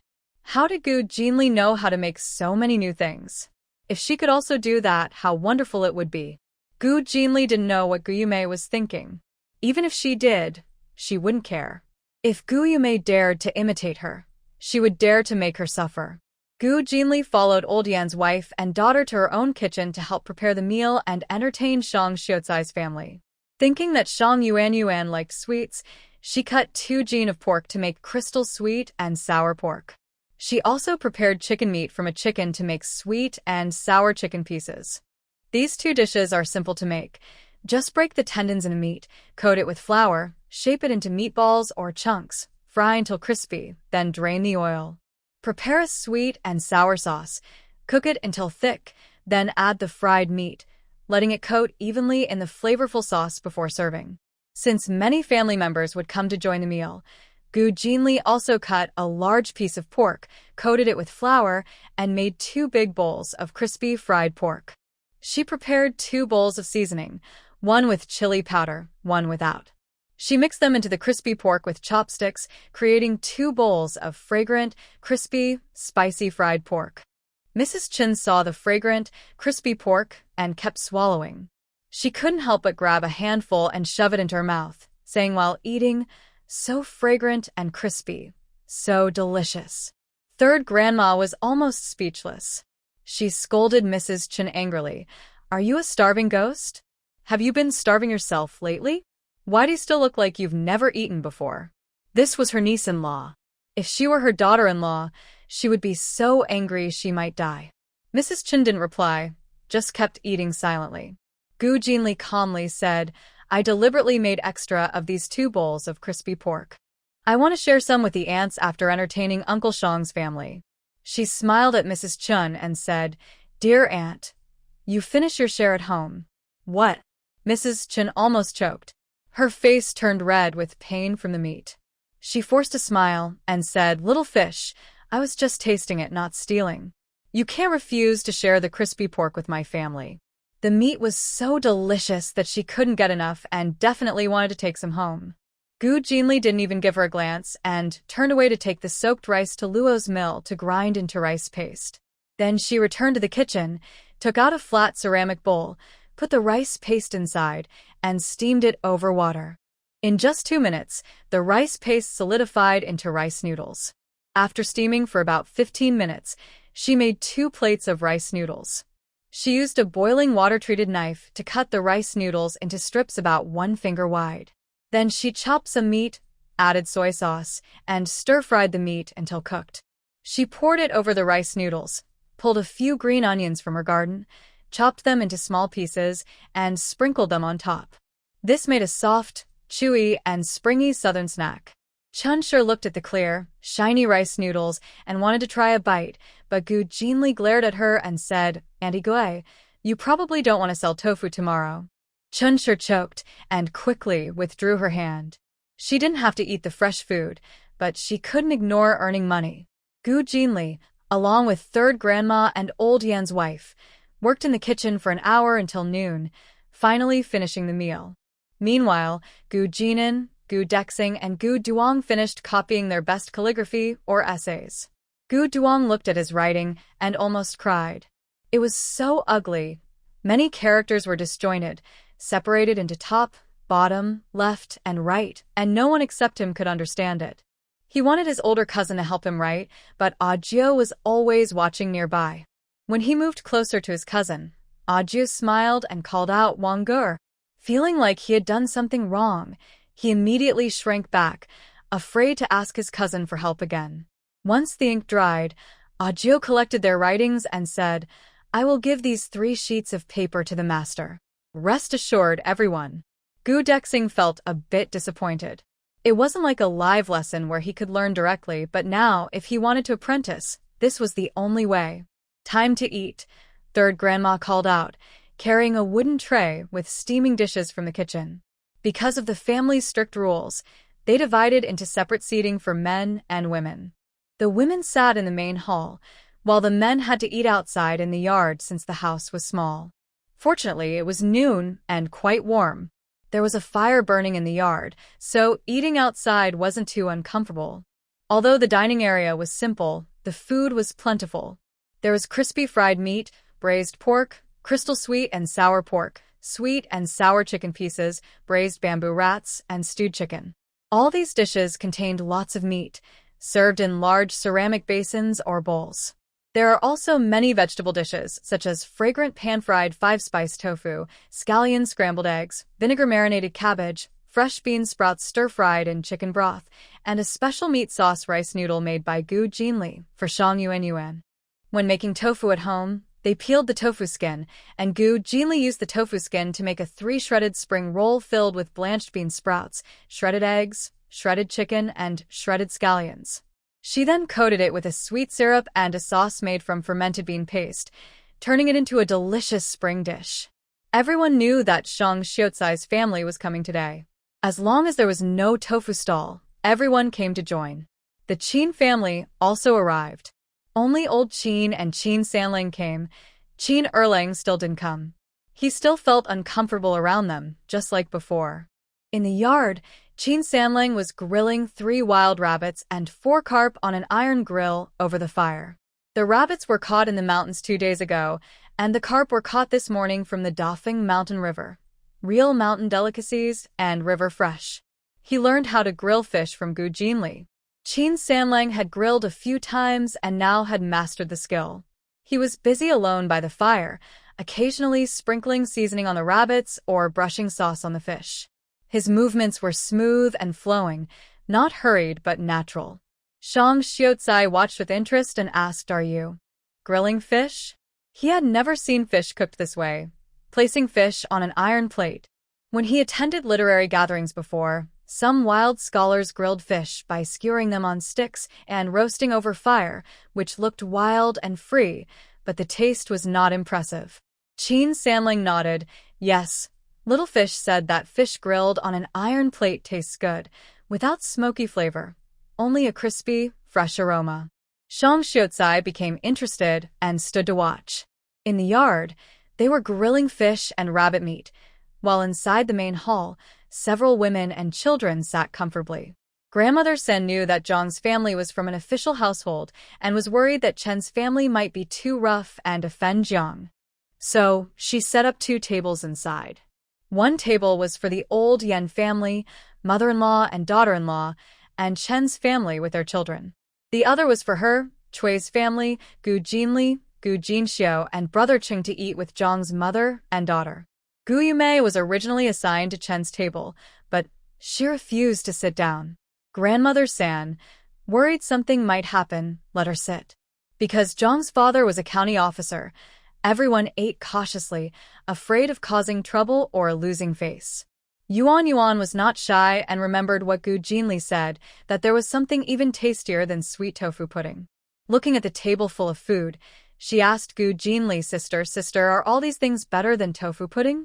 Her chubby hand pointed to the clear, shiny meat sauce rice noodles and asked, "Is this it?" It looked a bit like sweet tofu pudding, both shiny and bright. "Yes, this dish is called meat sauce rice noodles," Gu Jinli nodded, pointing with her hand at several dishes, "and there's crystal sweet and sour pork, sweet and sour chicken pieces, and bean curd spring rolls, all prepared for Yuan Yuan." Wow, Yuan Yuan almost drooled upon hearing so many dishes made just for her. She said to Mrs. Jiang, Mom, I want to eat, I want to eat." Mrs. Jiang hugged her and said, "Don't move around. I'll serve you." Seeing how soft and sticky the meat sauce rice noodles looked, suitable for children, Mrs. Jiang picked up 2 pieces and placed them into Yuan Yuan's small bowl, feeding her. Yuan Yuan quickly chewed a piece of rice noodle with her tiny teeth and said after finishing, "Soft and tasty." Mrs. Jiang smiled and touched her forehead, calling her a glutton. She then served 2 pieces of crystal sweet and sour pork. Yuan Yuan loved them immediately. Sweet and tasty. Mrs. Jiang also took a bite, finding it sweet and sour, very delicious. She sighed. "Are these all dishes from your hometown? They look and smell so good, they really whet the appetite." Many of the dishes on the table were unfamiliar to her. Grandma Third smiled and said, "They're not from our hometown. Xiaoyu came up with them himself." Hearing this, Mrs. Jiang was surprised but thought, since the child can make tofu and a few new dishes, there's nothing strange about it. She praised Gu Jinli a few words and finished all the dishes on the table, finding them increasingly delicious. Seeing her enjoy the food, Grandma Third finally relaxed. Outside, the men were also happily eating. Scholar Shang was a learned man but could drink and eat meat with them. He even took out a wine jar and a knife to cut the roasted rabbit, showing a bit of a wild scholar style. But Shang's favorite dishes were the meat sauce rice noodles and roasted fish. The grilled fish on the iron plate had no smoky smell from herbs or wood, only a fragrant char and fresh fish flavor. It was crispy, juicy, and delicious, so much so that he ate half a fish. Next was the crystal sweet and sour pork, which was tangy and sweet, very appetizing. There was also stir-fried bean sprouts in chicken broth, crisp bean sprouts combined with the fresh taste of chicken broth, making it very refreshing. Especially in February, when the transition from winter to spring was happening, after eating winter cabbage and radishes, eating bean sprouts was truly a wonderful feeling. Everyone enjoyed this meal immensely. After finishing their meal, it was already the 4th watch of the night. Shang Xiaocai and his family of 3 sat at Gu's house for half an hour. As it was nearly the time of the Shen hour, they bid farewell and left. Grandmother San and Mrs. Cui packed a small gift for Shang Xiaocai's family, saying, "These are homemade tofu, spices, bean sprouts, and the like. They are not worth much. Take them home and enjoy." Shang Xiaocai and his wife did not refuse and accepted the gift. Gu Jinli wrote down an embroidery piece of Gu Jinxiu, along with recipes for rice noodles, soy milk, and bean sprouts, and handed them to Mrs. Jiang. Mrs. Jiang was surprised to see her write down the methods for these 3 items. In Dezhou, almost no one would share their skills outside the family. She hesitated whether to accept. Shang Xiaocai said, "Just take it. It's a small token from the children. Since they wanted to keep in touch as old friends, they shouldn't be so formal." Mrs. Jiang happily accepted and promised, "Good child, don't worry. I will never share these recipes outside." Gu Jinli didn't mind much. They were just simple foods with no special skills involved.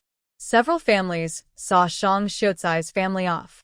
Yuan Yuan was reluctant to leave, grabbing the door latch and saying, No, I want to stay and eat delicious food." She loved the dishes from Sister Xiaoyu's house and didn't want to go back to eat steamed eggs. Mrs. Jiang gently patted her hand and pretended to be angry, saying, "You're so greedy. Sister Xiaoyu's family might not want you." Hearing this, Yuan Yuan immediately looked at Gu Jinli with tears in her eyes, pitifully saying, "Sister Xiaoyu." Yuan Yuan doesn't eat much usually. Gu Jinli almost couldn't hold back her laughter. She took out a yellow paper-wrapped fragrant 5-spice tofu and handed it to Yuan Yuan. "Here, this is for you, Yuan Yuan. Take it and eat it on the way. After you're done, come back and play at my house."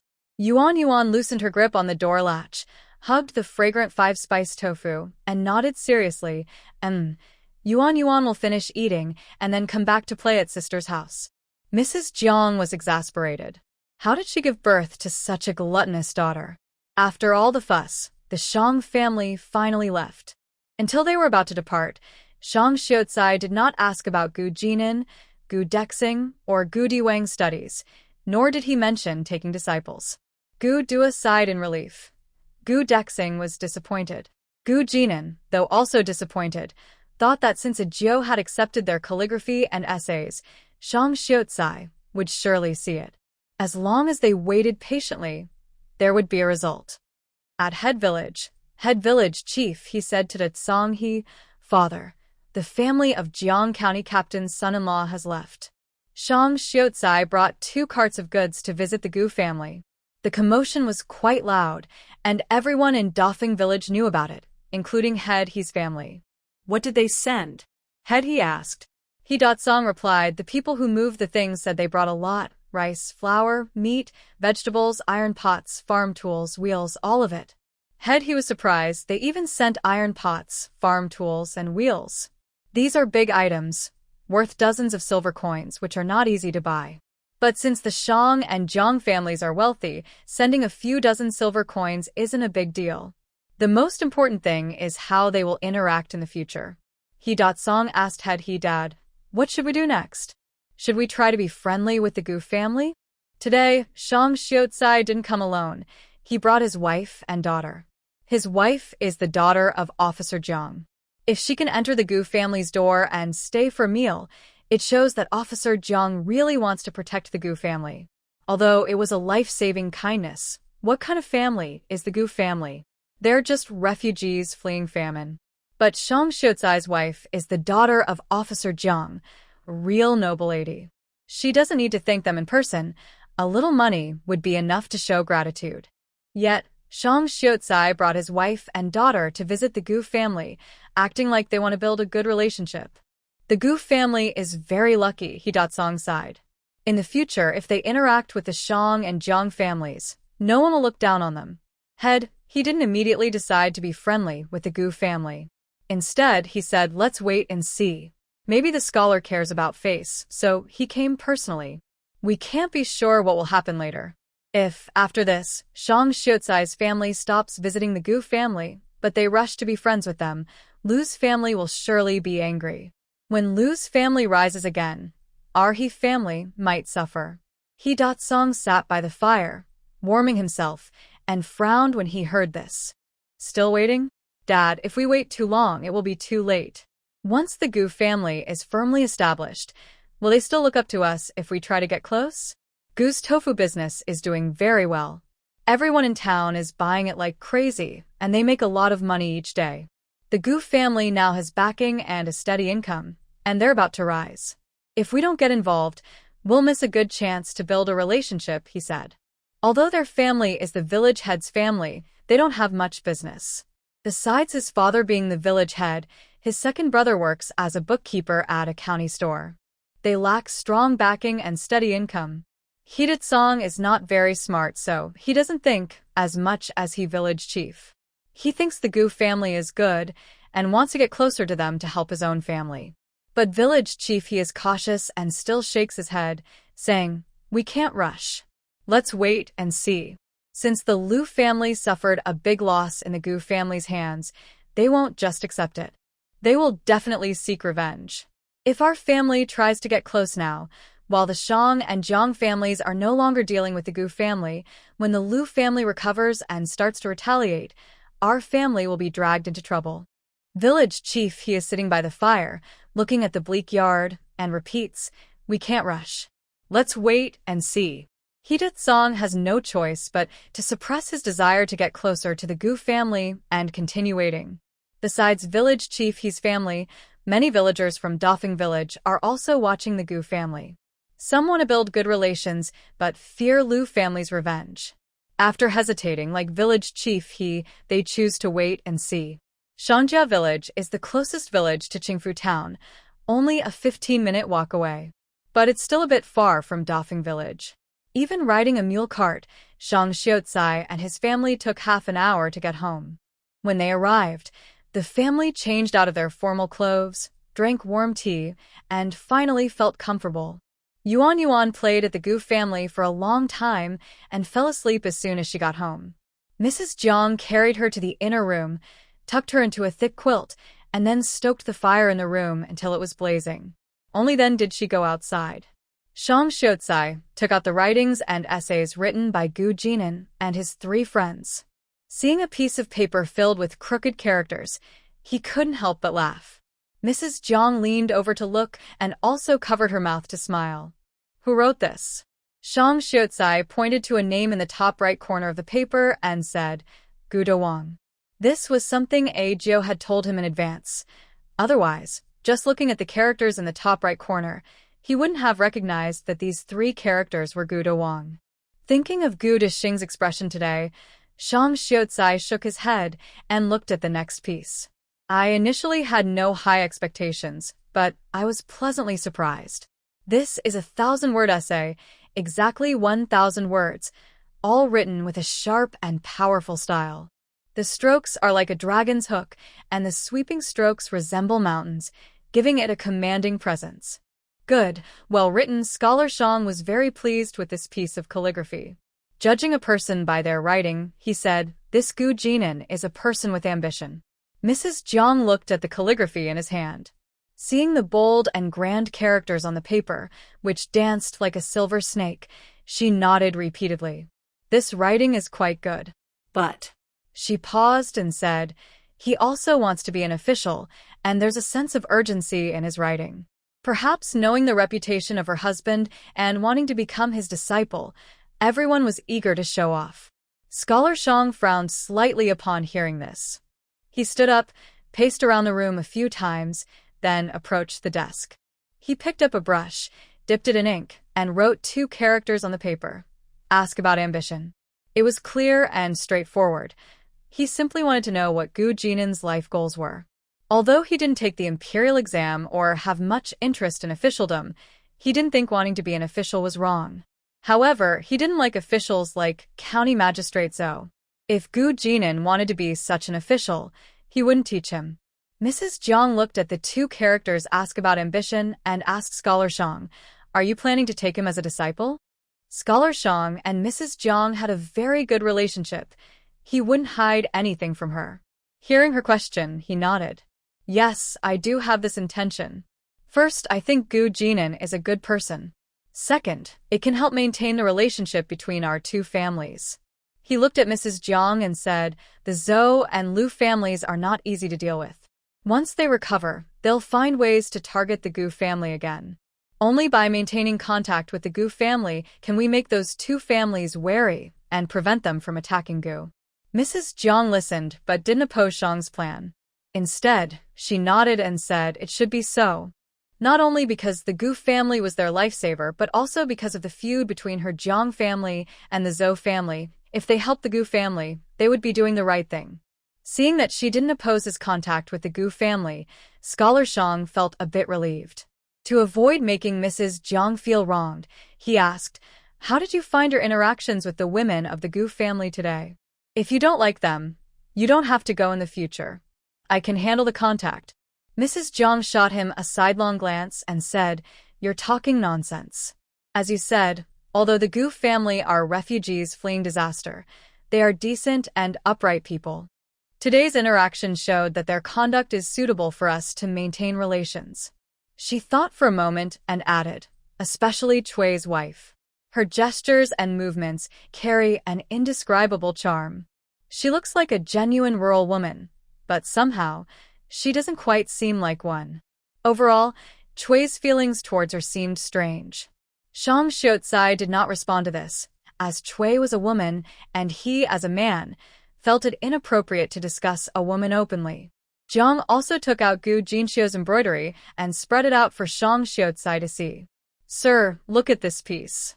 Shang Xiucai looked at the embroidery and saw a large double-layer cloth embroidered with more than 10 figures. Some were chopping trees to build a thatched shelter, others were cooking or searching for food and water in the mountains. Each figure was very lively, as if alive on the cloth. He was a bit surprised. This embroidery is very vivid.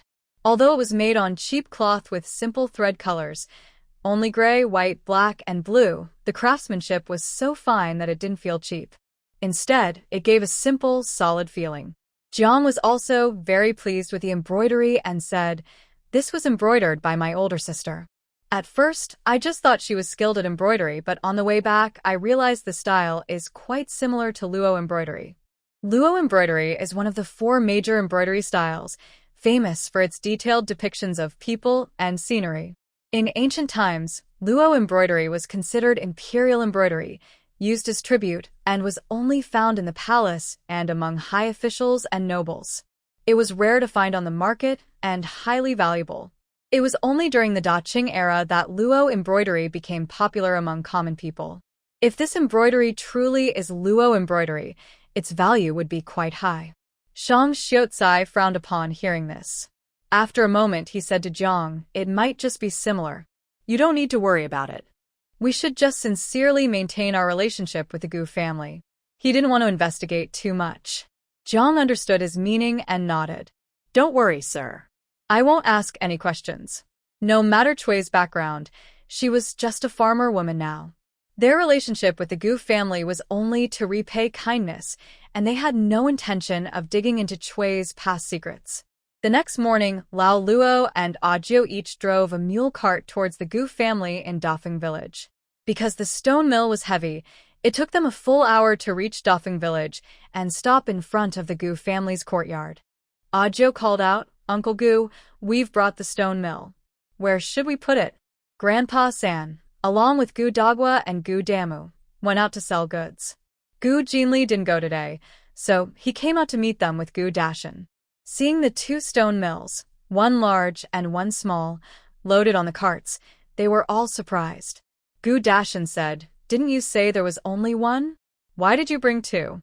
Ajio smiled and replied, "There were originally 2 stone mills in the old house, a big one and a small one for convenience. Look, where should we put these stone mills?" The yard at Gu Jinli's house was full of wooden boxes filled with tofu, leaving no space for 2 stone mills. Gu Jinli thought for a moment and said, "Transport the big one to the Luo family's place. Keep the small one here outside the kitchen door." The large stone mill was about 1/2 meter in diameter, very big, while the small one was just over a foot in diameter, perfect for their own use, so they kept it. "All right, let's move the small stone mill inside first," Ajio called Lao Luo.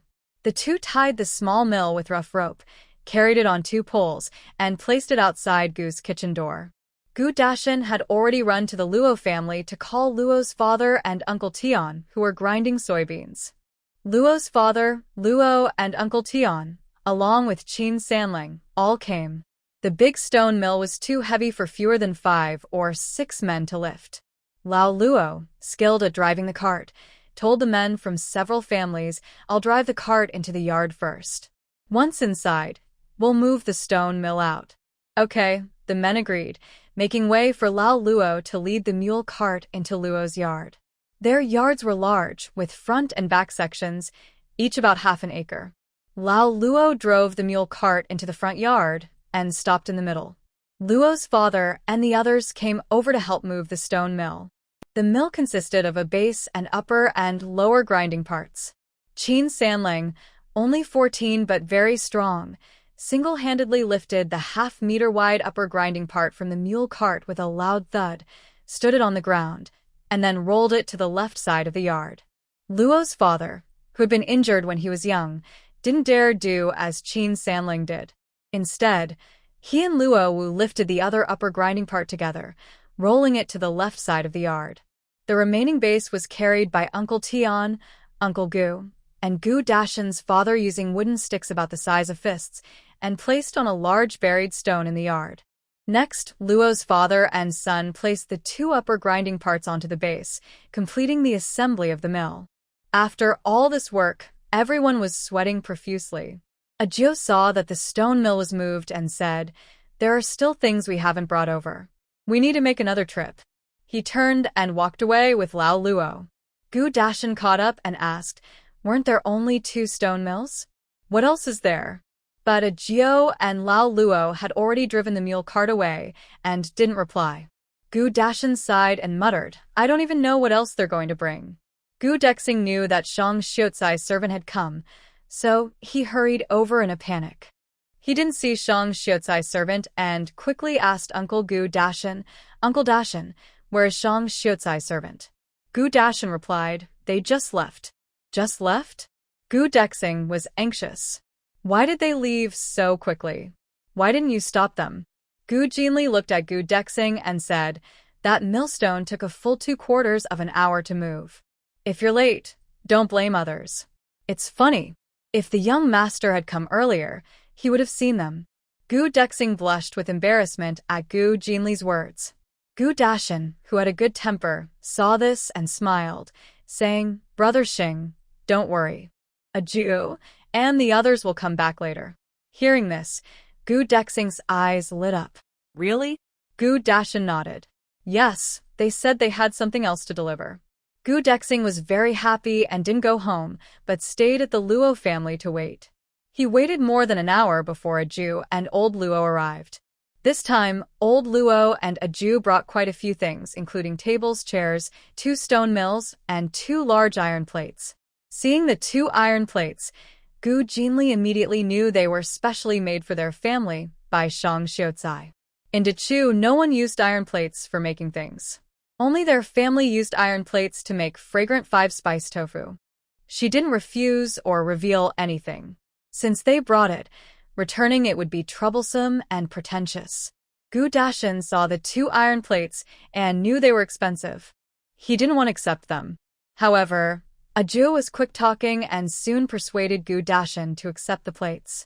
Gu Dexing, knowing that Ajio and the others had arrived again, hurried to the Gu family and asked Ajio, has Shang Xiucai looked at the article I wrote? Did he say anything? After fleeing through the hardships, especially after the incident of the villain killing people, Gu Dexing was terrified. Once settled, he didn't dare go out for a while. During this long period of aimlessness, he finally found something he wanted to do, study and take the imperial exams. This was something he had been doing since he was young. Besides this, he couldn't do anything else and didn't want to learn other skills. He hated chopping wood and grinding beans. His hands were meant for writing, not for rough work. Ajio heard Gu Dexing and replied directly, Brother Gu Xing, the master has already seen the calligraphy and essays you wrote yesterday. Hearing this, Gu Dexing was so excited he almost jumped. He asked Ajio, what did Shang Xiucai say? Did he say, is he going to take me as a disciple? Ajio smiled and said, the master didn't say much, just asked me to give you 3 letters. Here, this one is yours, and this one is for Wang Er. Ajio took 3 letters from his cloth bag at his waist and handed 2 of them to Gu Dexing. Gu Dexing took them quickly, too excited to thank Ajio, and rushed out of the Gu family courtyard. As soon as he left, he eagerly opened the letter with his name on it. But when he read the contents, Gu Dexing's heart sank. The letter only had 2 sentences. One praised his learning, saying if he wanted to study, he could go to the town's private school for 10 years and maybe pass the imperial exams. The last sentence clearly stated that he would not accept any disciples. Gu Dexing couldn't believe it. His writing was so good. How could Scholar Shang refuse to take him as a student? He didn't want to believe it was true, so he opened the other letter addressed to Gu Wang. That letter only had 1 sentence. You can seek enlightenment from Su Tongsheng in Songzi Gully. It was obvious that Scholar Shang looked down on Gu Wang's knowledge and wasn't even willing to teach him. Gu Dexing finally felt a bit more balanced, but he was still upset. Why wouldn't Scholar Shang take him as a disciple? If he could become Scholar Shang's student, he could build a connection with Officer Jiang, which could bring benefits to his family. But Gu Dexing was just a 17-year-old boy from the countryside, with limited experience. He couldn't think of a better way to persuade Scholar Shang to accept him, so he could only go home feeling dejected. Ajio saw that Gu Dexing wasn't bothering him anymore and let out a sigh of relief. He looked at Gu Jinan beside him and handed him a letter. Ngur, this is a letter from the master for you. Gu Jinan nervously took it, said thank you, and went back to his room with Chenggur. He opened the envelope and looked at the letter inside. It only had 2 words: ask about ambition. Gu Jinan frowned but quickly understood what Scholar Shang meant. He was asking about his goals. He immediately took out paper and brush and on yellow paper wrote a sentence. My life's ambition is to protect my family and serve the people. After finishing, he looked at the words and felt nervous again. He wrote protect my family first, showing that his first priority was his family, then helping others. He wondered if Scholar Shang would think he was selfish for this answer, and might not accept him. Gu Jinan hesitated, but didn't change his answer. Once the ink dried, he folded the yellow paper into a simple envelope made of yellow paper and handed it to Ajio. This is my reply to Uncle Shang. Please, Brother Jio, make sure it gets to him. Ajio took the letter and smiled, saying, Don't worry, brethren, I will definitely deliver the letter. The family head was also waiting. Ajio didn't stay long at the Gu family. After delivering the goods, he packed the bean pulp cake given by the Gu family and took a gift prepared by Cui Shi to return. He then drove back to Shang's house with old Luo. Gu Jinan stood in the yard for a while, then went to the kitchen to make tofu. Gu Jinli noticed he looked very nervous and didn't ask what he wrote to Scholar Shang. Instead, she took out a bag of soybeans and started sorting them to make soybean oil. She spent a whole hour sorting, only managing to pick 20 jin of soybeans. She took the soybeans outside to the small stone mill and began grinding them. After more than an hour, she finished grinding the 20 jin of soybeans. Once the soybeans were ground, it was already dark. Gu Jinli tidied up and went to cook. She was generous with oil in her cooking because it made the food tastier. As long as she was at home, she would cook. Cui Shi, although worried about using oil, cared more about the children, so she let Gu Jinli do as she pleased. For dinner, they had fragrant sweet potato rice, leftover crispy fried meat from yesterday, pan-fried tofu, scrambled eggs, stir-fried bean sprouts and cabbage, and minced pork tofu soup. The dishes were rich in oil, and the family ate happily. Grandma San complained, We're eating so well, if there's crispy meat, no need for eggs, and this rice is enough for porridge. No need to cook dry rice. But seeing the children no longer looked as thin as before, she felt it was worth it. After dinner, several families gathered at Gu Jinli's house for their usual money counting and sharing. Their business was very good now. Every day, they sold about 350 jin of tofu, 200 jin of bean pulp, and over 100 packets of spices. After counting the money, Gu Jinan began reporting. After deducting the reserved costs, today's net profit is 10 taels, 360 coins. His family received 4 taels, 144 coins, while the other 6 families each received about 1 tael, 36 coins. Tianshan covered her chest and said, Just one day, and we get over 1 tael of silver. That's really a lot. When they first started making tofu, each family only earned a few hundred coins a day. Now, they could earn over 1 tael, which was beyond what they had imagined. Chunshi looked at Tianshan and seemed a bit disdainful. She said, Is that all? It can get even more in the future. Now every family in town is eating our tofu. Today, many food shops came to ask if they could buy our fragrant pan-fried 5-spice tofu. They're dreaming. This is our livelihood. We can't let others do the same. Speaking of this, Chen was very proud. Because of her tofu business, many people in town came to flatter her, hoping to learn her tofu-making method. But who was she? Could she tell them? A few families happily divided the money and then went home. The next day, it was Luo's family and Tian's family's turn to sell. Gu Jinli and Qin Sanlang also went along. She brought her household registration and, once in town, helped set up the stall. She then went with Qin Sanlang to the blacksmith shop to order 10 iron plates about the size of a dish and 2 3-jin about 5 Kilogramm, Hammers. The blacksmith was curious about her items and asked, This hammer still has a use, but what are you making with the iron plates? They can't be eaten. Gu Jinli smiled and casually gave a reason to fool the blacksmith. My family wants to create a new snack, and we need these iron plates to make it, so we're ordering them. Now, Gu's tofu was selling well, and everyone in town knew about it. The blacksmith also knew, so he didn't ask more. After seeing her household registration, he said, "Iron is expensive now. 1 jean of raw iron costs about 1 tael of silver. If you make 10 iron plates, each weighing 1 jean, and 2 3-jean hammers, it will cost around 20 taels of silver." That was quite cheap. If you want to make them, leave a 5 tael deposit. You can pick them up tomorrow afternoon. Making these items was easy. Only the hammers were a bit more work.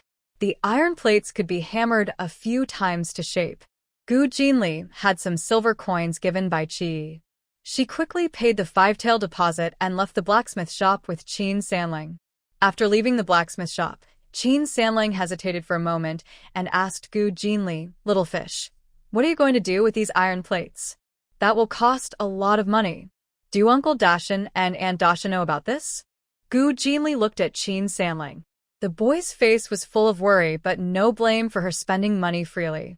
She smiled and said, "Don't worry, Brother Qin. My parents know. I told them I was ordering iron plates, hammers, and pressing soybeans for oil." Pressing soybeans? Qin Sanling frowned, not knowing about soybean oil.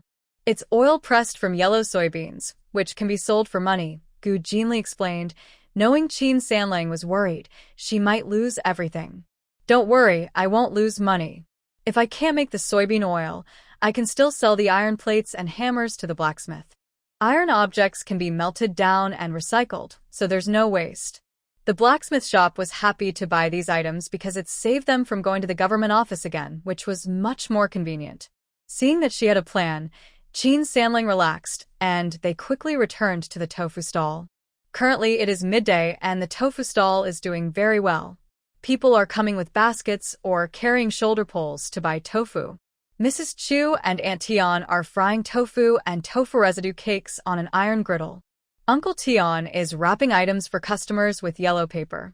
Luo Huanyang is watching the fire while handing seasoning packets to customers. Luo's father is helping customers carry white tofu, and the third grandpa is collecting money. Everyone is busy. Customers are still urging, "Boss, hurry up. I need to get to work soon. Remember to add some chili for me." The people buying tofu include town residents, farmers selling produce, and workers in town. The workers find the tofu residue cakes fragrant and, if they're willing to spend, buy 1 or 2 for breakfast. Coming, I'll be right there," Mrs. Chu responds while flipping tofu and residue cakes on the griddle with a small iron spatula. Soon, she places the cooked tofu and cakes into a basket, which Aunt Tian then hands to Uncle Tian for packing. Gu Jinli quickly comes to help. Today, they brought an extra iron griddle. She places a cleaned griddle on a mud stove borrowed from the hanging pot workshop and starts a fire to fry the tofu and residue cakes. With a sizzling sound, she pours in lard. After the iron griddle starts to produce white smoke, she places small pieces of tofu and palm-sized residue cakes onto it, beginning to fry. After a while, the tofu and cakes turn golden on both sides. She sprinkles some seasoning powder over them, releasing a fragrant aroma. After frying a little longer and adding some chili for the customers, this batch of tofu and residue cakes is ready. Qin Sanling comes over to help with packing. The group of 8 works quickly. After about half an hour, fewer customers remain, and they finally get a chance to rest, no longer so busy. "I'm exhausted," Luo Huanyang says, biting into a cake and drinking soy milk she brought from home, almost collapsing onto a stool. "Next time, I won't come. It's easier to grind spices at home." Gu Jinli stirs the tofu and residue cakes with her spatula and jokingly says, "You said that last time too, but you still came." Luo Huanyang chuckles, thinking about it. Selling at the stall is still fun. Although it's tiring to run the stall, she enjoys coming to town. Seeing the busy crowd makes her happy, so she definitely won't stop coming. She then asks Gu Jinli, "Xiaoyu, what were you guys doing just now?" "We went to the iron shop to order some iron cakes and hammers." "Iron cakes and hammers?" Luo Huanyang is puzzled. "What do you need those for?" "To make oil." Gu Jinli sprinkled seasoning spices on the tofu and tofu residue cakes, then fried them for a while. After adding chili, she scooped the tofu and residue cakes into a basket. Qin Sanlang held a small iron shovel in one hand and a folded yellow paper funnel in the other. He used the shovel to scoop 6 pieces of tofu into the yellow paper, wrapped it up quickly, and handed it to a nearby customer. Here's your fragrant pan-fried 5-spice tofu with chili. Wow, your tofu keeps getting tastier, the customer said as they took the tofu, sniffed through the yellow paper happily, and left satisfied. Can iron cakes be used to make oil? Luo Huiliang continued to ask. Yes, Gu Jinli replied, then took out more tofu and raw residue cakes, placing them on the pan to fry again. Luo Huiliang didn't understand all these cooking details, but she thought that playing with small fish and iron cakes was better than playing with snakes, so she didn't ask further. Instead, she quickly finished eating and went to get seasoning spice packets for the customers. Today wasn't a market day, but their business was still good. Before noon, all the tofu they brought was sold out, and the seasoning spice packets had been sold out half an hour earlier. Many customers who came to buy white tofu didn't get the spice packets and complained a little. They could only leave disappointed with their white tofu. Aunt Tian was flipping through the basket. The spice packets were brought according to the weight of the white tofu. How come they're all sold out? Chu Shi said, stop flipping. They're sold out. Even the food stalls in town come here to buy from us. Xiao Yu's seasoning spice was so delicious that the town's food shops and stalls kept rushing to buy it. They bought dozens or even hundreds of packets each time. Hearing this, Aunt Tian hurriedly said, we need to go home and grind more spices quickly, or we won't have enough. Gu Jinli was helping to tidy up the tables and chairs, overhearing their conversation.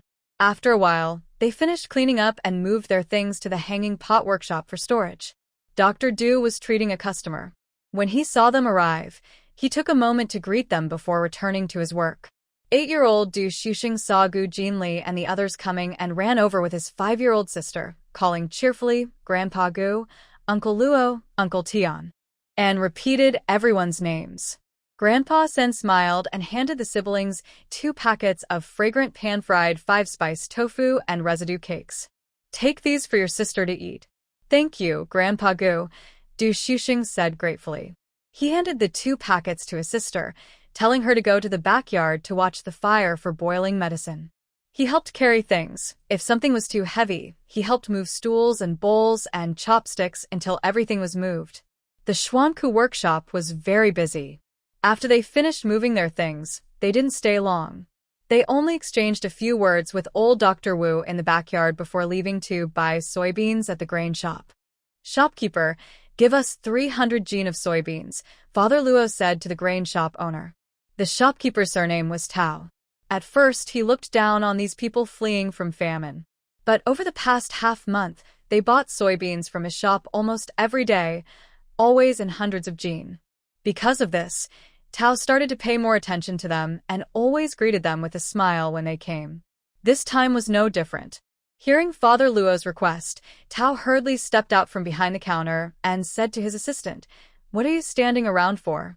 Go get the soybeans for Brother Luo."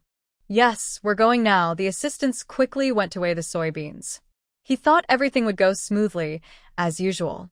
But when it was time to pay, Tao said, "Food prices are high now. The price of soybeans has increased. Starting today, it costs 5 coins per jin." Father Luo's face immediately darkened. 5 coins per jin? Why did the price suddenly jump so much? It's nearly doubled. Tao smiled and explained, "You folks are refugees. You know the Northwest has been dry for over 2 years, and there was no harvest. These soybeans may not taste good, but they are still food, so naturally, the price has gone up." Grandpa San said, "Last year, there was heavy snow during the new year. The drought has eased now. Recently, the prices of rice, flour, and cotton have all been falling. Why has the price of soybeans gone up instead?" Gu Jinli, seeing this, understood what was happening. She said to Tao, "Shopkeeper, farmers sell soybeans to your grain shop. The most expensive price is 2 coins per jin, and when it's cheap, it's only 1 or 2 coins per jin. Sometimes it's even 3 coins for 2 jin. If you want 5 coins per jin, that's really a high price. Raising the price like this isn't normal." She smiled, but her smile carried a hint of disdain. "Could it be that you see us buying soybeans every day, and since your shop is the only one in town, you want to take a big bite out of us? It was clear she suspected Tao saw that their tofu was made from soybeans and, noticing their business was booming, wanted to raise prices to make more profit. Gu Jinli was right. Tao had guessed that their tofu was made from soybeans. Seeing their thriving business, he wanted to raise prices to earn more. The Gu family came to buy soybeans from the shop every day, always buying 300 jin each time. If he increased the price by just 2 coins per jin, he could earn an extra 600 coins a day. That's more than half a tael of silver. But Tao cared about his reputation. He could raise the price, but if Gu Jinli exposed him, he would feel uncomfortable. The shopkeeper Tao glared at Gu Jinli with a harsh look, then turned to Grandpa San and said, "Old Mr. Gu, you come here every day to buy soybeans. I can't cheat you. The price of soybeans has indeed gone up. If you don't believe it, you can ask at other grain shops in different towns." Grandpa San looked unhappy. The meaning of Tao's last words was clear. He was relying on the fact that only his shop sold soybeans in Qingfu town and was trying to take advantage of them. But if they didn't buy soybeans here, where else could they buy them? Seeing that Grandpa San was silent and seemed to be in a difficult position, Tao immediately became more aggressive and said, "Old Mr. Gu, your family has been selling at the market in town for a long time. You should know that we are the only grain shop here. You plan to sell tomorrow too, right? If you can't buy beans, how will your stall operate?" Tao's face, which had been quite decent, now looked very ugly. Even his curled beard seemed to carry a mean look. Grandpa San was angry at Tao's words. It was clearly a threat. Father Luo was also quite upset and pointed at Tao, saying, "Shopkeeper, doing business is about long-term reputation. If you keep doing this, it will ruin your good name." But Tao was not afraid. The Gu family was just a group of refugees fleeing hardship. What could he do if he bullied them? Moreover, Zheng's shopkeeper had said that the Gu family had offended the county magistrate. If Tao could make the Gu family suffer a little, the magistrate would surely be pleased. Soybeans are at this price now. If you want to buy, buy. If not, leave, Tao said, knowing that the Gu family was determined to make tofu and was counting on them. Unfortunately, Gu Jinli responded with a firm voice. "Keep the soybeans for mold. We won't buy them." "Grandpa San, let's go." Gu Jinli led the way out of the grain shop. Seeing that she had already spoken firmly, they could only follow her and leave. The group returned to the tofu stall. Mrs. Chu saw their unhappy faces and didn't pick up soybeans either. She quickly asked what happened. "Where are the soybeans? Why didn't you buy any?" Father Luo said, "The shopkeeper Tao raised the price of soybeans to 5 coins per jin. He's clearly trying to cheat us. We didn't buy any. 5 coins per jin? Is Tao crazy?" Mrs. Chu was surprised. Soybeans are very common and can be grown anywhere. Because they are coarse and hard to cook, they have always been cheap. The most expensive was only 4 coins per jin. Now 5 coins per jin is really a high price.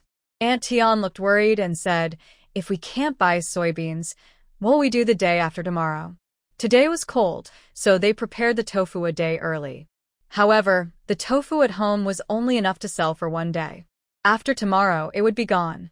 Gu Jinli said, "Let's go home and gather some soybeans.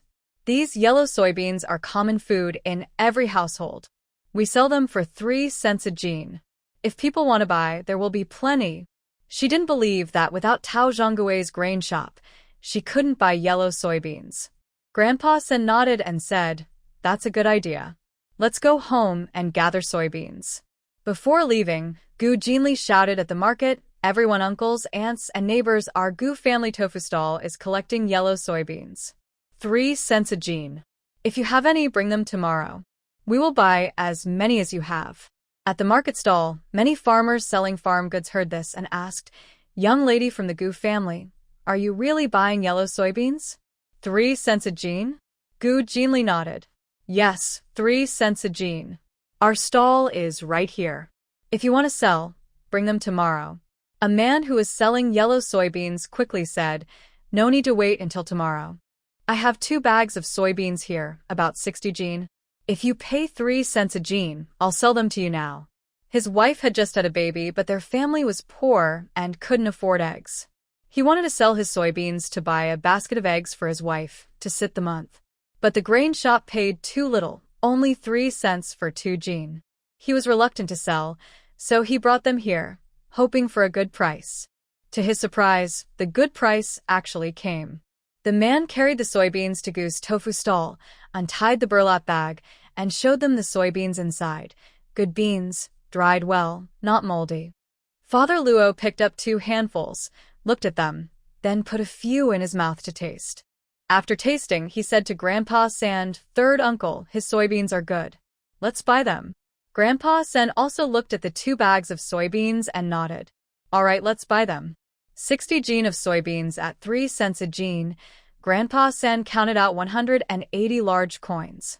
The man carefully put the money into his bag, smiled, and thanked Grandpa San. "Thank you, sir. You've really helped my family." Father Luo poured the 2 bags of soybeans into a basket and returned the bags to the man, who then left with his bag. After this deal, everyone nearby knew they were truly buying soybeans. They said, "Old Master Gu, I also have soybeans. I'll bring some tomorrow." "Old Master Gu, I also have soybeans. I'll bring them tomorrow for 3 cents a jin." Grandpa San said, "All right, 3 coins per jin. Don't worry, I won't pressure your prices." Soon after, the group left the town and headed toward Dafeng village. They moved slowly today. Every time they passed a village, Father Luo and Mrs. Chu went into the village to talk about buying soybeans. By the time they reached Dafeng village, they had already collected 400 jin of soybeans, and the 10 or so villages they passed knew that the Gu family was buying soybeans. Thanks to the help from County Magistrate Jiang, a few families in Dafeng village showed them kindness. When they returned from selling, these families greeted them willingly. "Old brother Gu, you're back from selling. How is the business today?" "Pretty good, right?" The person asking was Old He from the back village. Old He is 60 years old, with 5 sons and 13 grandchildren. His family is large and lively but poor. They still live in a dirt courtyard, surviving on 15 acres of land. He dreams of making his family rich. Seeing that Qin, Gu, and Luo's tofu business was doing well, he wanted to build good relations with them. He hoped that if Qin, Gu, and Luo ever needed help, they would think of his family. As for revenge from the Lu family, his family is almost out of money, so why would he fear the Lu family's revenge?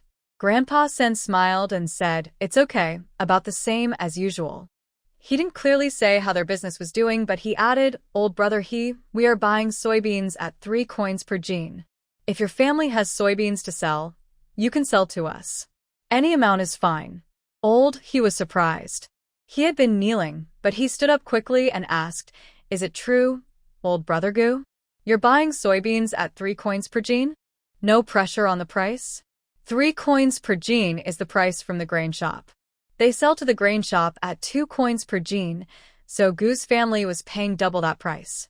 Grandpa Sen smiled and said, "No pressure on the price." Hearing this confirmed, Old He couldn't sit still anymore. He hurriedly said, "Old brother Gu, wait a moment. I'll go get soybeans for you." He quickly entered his courtyard, shouting, "Demio, Ermio, San Miao, you little rascals, hurry up and bring the soybeans from our house to deliver to Uncle Gu." Meanwhile, Grandpa San and the others continued toward the old house at the end of the village. When they got home, they told everyone about buying soybeans. Mrs. Chen was busy grinding spices at Gu Jinli's house when she heard that the grain shop's soybeans had increased in price. She was so angry she scolded shopkeeper Tao. "I knew that wasn't a good thing from the start. Looks decent, but really he's a dishonest merchant with a rotten heart, just eating away at our farmers' hard work. I spit on him and curse that his sons are born without a certain part, and his daughters are just little wives." After scolding, she added, "It's also good if we sell our own soybeans. We can set the price ourselves." She knew that the grain shop paid only 2.5 coins per 2 jin of soybeans. Grandpa Sen said, "We buy at 3 coins per jin, so we can't lower the price. But when we buy beans, we must watch carefully. We won't accept moldy or bug-infested beans." Mrs. Chen was disappointed to hear they couldn't lower the price. She thought, if I can't get a better deal, how will I make a profit? Grandma San and others also got angry about the soybean price increase at the grain shop. But when they saw the 400 gene of soybeans brought back by Luo's father and Qin Sanling, they felt buying beans wasn't bad. At least they were the ones choosing what to buy, and they could decide the price, so they stopped worrying. After resting a while, Grandpa San and the others, he brought his 2 eldest sons and 3rd son, carrying soybeans to the Gu family. He went to village head He's house to borrow a large scale. Now he held the big scale and said, "Old brother Gu, we've brought the soybeans. Please weigh them and see how many gene they are." Grandpa Sen said, "Let's first look at the beans." Yes, old brother Gu, take a look." Grandpa San and Luo's father examined he's 3 loads of soybeans. They saw the beans were well dried, not moldy, and not infested with bugs. He nodded and said, "The beans are good. Let's weigh them." He hurriedly told his 3 sons to use the big scale to weigh the soybeans. 3rd Gu, total is 326 gene, said he's eldest son, Mio. Hearing the weight, Grandpa Sen calculated the money and paid he 978 coins. "Here is the payment for the beans." He excitedly took the money, nearly tearing up. "I've farmed soybeans all my life, and this is the best price I've ever sold at. Rest assured, old brother Gu, from now on, all my beans will be sold to you. If you don't want them, I'll sell to someone else."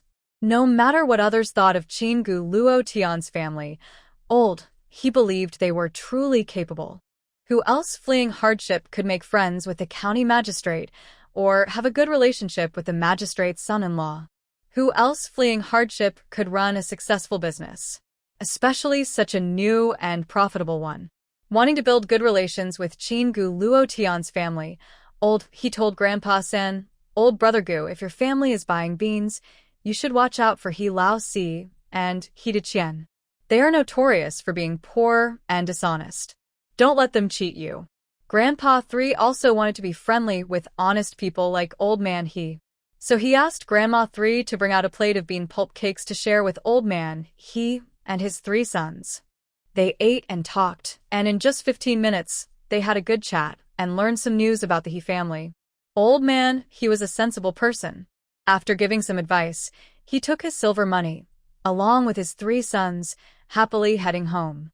Before leaving, he told Grandpa 3, "Brother Gu, if your family needs a large scale for weighing, you can rent one from Old Man He's 16th son. He has a big scale, and you only need to pay 1 coin to use it once." The large scale at village head He's house doesn't need money, but now no one knows what attitude village head He has or if he will help the Gu family. So it's better to spend some silver to rent a large scale from Old Man He's 16th son. "Alright, I understand. Thanks for the reminder, old brother He," Grandpa 3 said after seeing Old Man He's family off. He stayed at home, waiting to receive the beans. Gu Jinli took over from Gu Dashan and Gu Jinan to make tofu, sending them to work in the wasteland. Before it got dark, another family from the village came to sell soybeans. It was Old Man He's younger brother's family. They were also poor and sold 400 gene of soybeans, getting about 200 coins, happily heading home. In less than half a day, they had collected 1,000 gene of soybeans. Because of the soybean sale, after counting the money at night, Grandpa 3 didn't distribute any of it. Instead, he said, "Tomorrow more people will come to sell soybeans. We won't split the money now. We need to keep it to buy soybeans." Mrs. Chen was very upset. "Third uncle, we already collected 1,000 gene of soybeans today.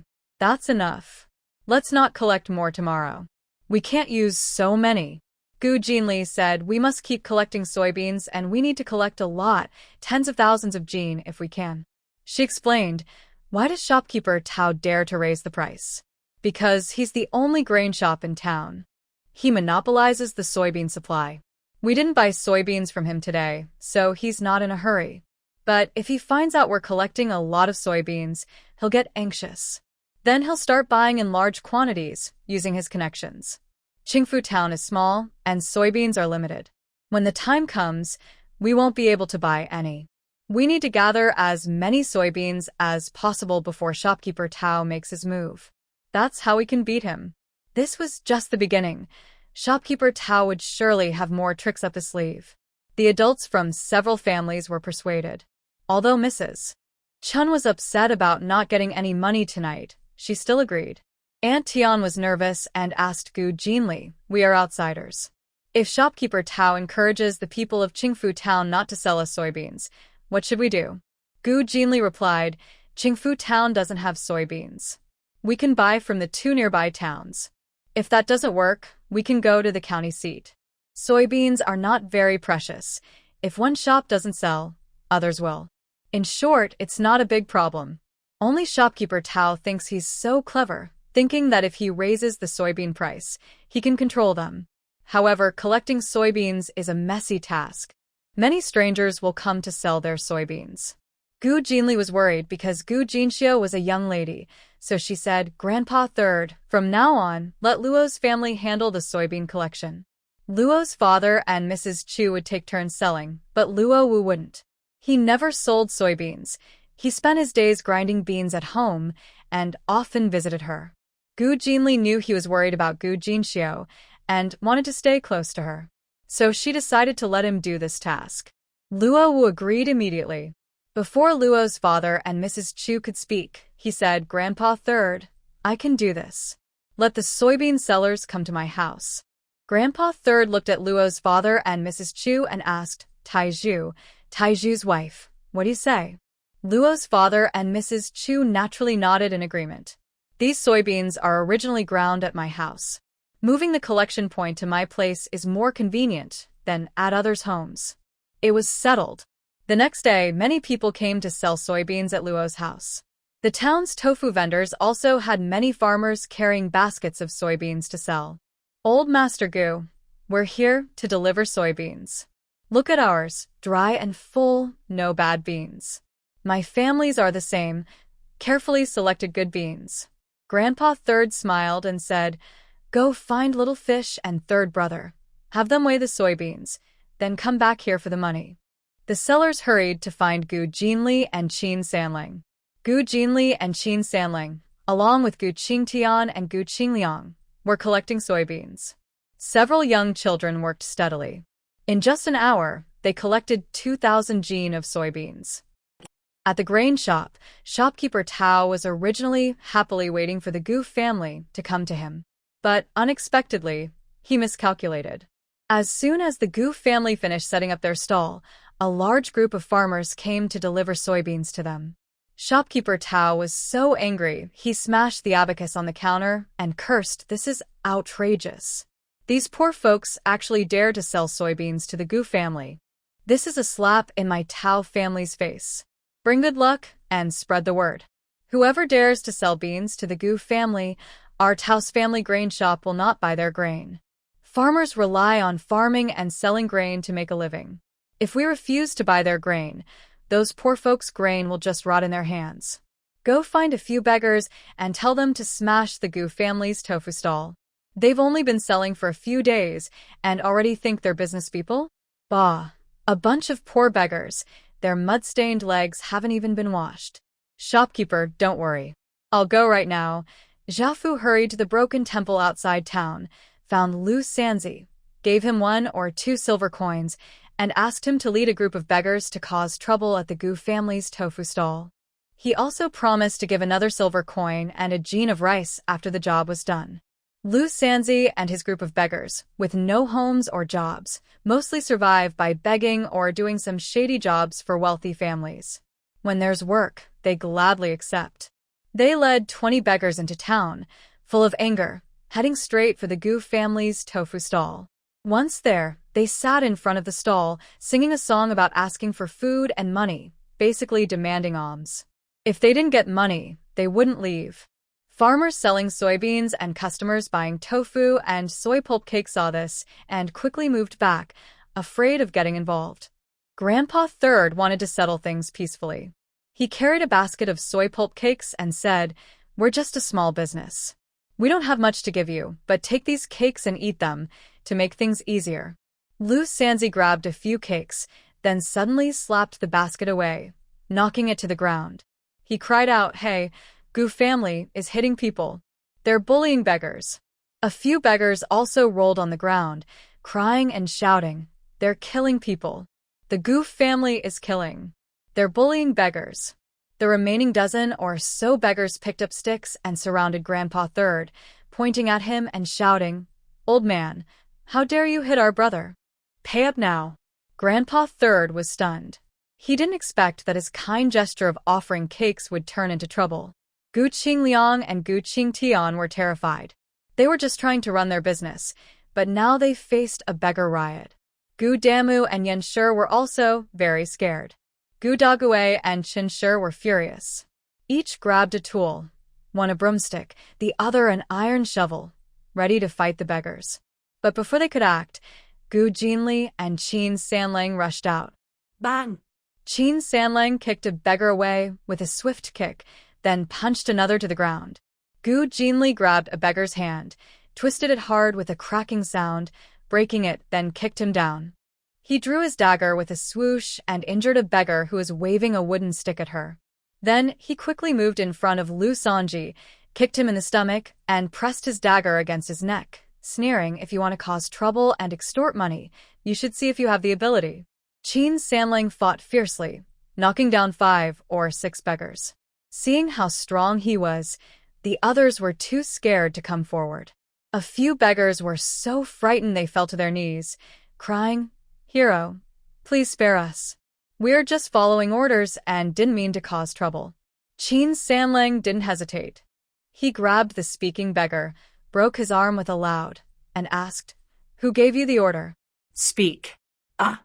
The beggar's arm was dislocated, and he cried out in pain. It was Tao's grain shop worker, Zhaofu. "He paid us a silver tael to come bother you. They were used to doing this kind of work, always succeeding. But this time, they met 2 fierce kids." The beggar looked at Gu Jinli holding the dagger, and then at Qin Sanlang. Were these kids really so fierce? Lu Sanji saw Li Erden reveal their plans. He wanted to speak up to stop them, but his neck hurt, and he was so scared he rolled on the ground, begging, "Please, miss, spare us. We won't dare do it again." Grandpa San was worried that Gu Jinli and Qin Sanlang's actions might scare the nearby villagers. He quickly stepped forward and said, "Everyone, don't be afraid. These 2 kids learned some fighting skills back home. They only acted out of necessity today. We're not unreasonable people. We won't hurt them. We'll report this to the officials." He then turned to Gu Damu and said, "Damu, go to the official office and report. Ask the clerk to send someone over." "Okay, I'll go right now." Gu Damu hurried to the office and explained about the beggars causing trouble at their stall. Today, Lao Kong was on duty. Lao Kong knew about Gu's family connections with Scholar Shang and County Magistrate Jiang. Jiang had also told them to take care of Gu's family. If something happened to them, they had to help. Hearing Gu Damu's words, Lao Kong immediately called Desheng, Kongzi, and Haizi to come to Gu's tofu stall and tie up Lu Sanji and his group. Lao Kong knew that Gu's family planned to do business on the street later. He was worried that Gu Jinli and Qin Sanlang might scare away customers. So he said, "Everyone, don't worry. Gu's family is a good family. They won't hurt anyone easily." Gu's young girl even saved the county magistrate's granddaughter, and the magistrate praised her. "The officials will handle this matter today. Just continue to support Gu's business as usual." The villagers present listened and then relaxed, helping to scold the beggars. "Good job. Lu Sanzi always brings beggars to the town to ask for things. We residents have been cheated out of money and food by them. It's best to catch them and send them to the official mine so they can learn a lesson. Let's see if they dare to come back and scam us again. Yes, send them to the official mine and don't let them return, so they won't trouble us anymore." 2 years ago, Yao's daughter, who sold wine, was falsely accused by them and had to marry far away. These beggars not only cheat and extort money but also harm good families. "Everyone, we must punish them severely and not let them come out again." The townspeople had long held resentment toward these beggars. In the past, they were afraid of being harassed by them. Now that they were caught, everyone was furious and shouted at the beggars. Amid the chaos, someone in the crowd crouched and slowly backed away. It was Zhaofu from the Tao family's grain shop. Gu Jinli had suspected that someone from the Tao family grain shop was hiding in the crowd. He kept watching the people around. When he saw Xiaofu, he immediately rushed forward and kicked him, knocking Xiaofu to the ground. Xiaofu fell and lay on the ground, his mouth cut and a tooth knocked out. Qin Sanling heard the noise and immediately ran over. He grabbed Xiaofu's leg and twisted it with a loud, injuring his ankle, so he couldn't run away. He then shouted to Lao Kong, "Uncle Kong, Xiaofu is here." Lao Kong quickly ordered Kongzi to tie Xiaofu up. Xiaofu didn't expect to be caught so quickly. He hurriedly shouted for justice. Falsely accused. Our Tao family's grain shop is. Before he finished, Kongzi stuffed a cloth into his mouth. "Take your complaints to the county office," he said. Just after tying Xiaofu up, 2 men rushed out of the crowd. "I'll beat you, you bunch of animals," shouted a middle-aged man, holding a thick piece of wood. Behind him was a young man also holding a wooden stick. The 2 men fiercely attacked Lu Sanzi's group of beggars. Bang! Bang! Bang! The beggars cried out in pain, begging, "Stop hitting us. Uncle Yao, please stop." Bah! "Who do you think you are, you bunch of animals?" The attackers were Yao's father and son. They scolded as they fought. "You cursed animals, worthless cowards.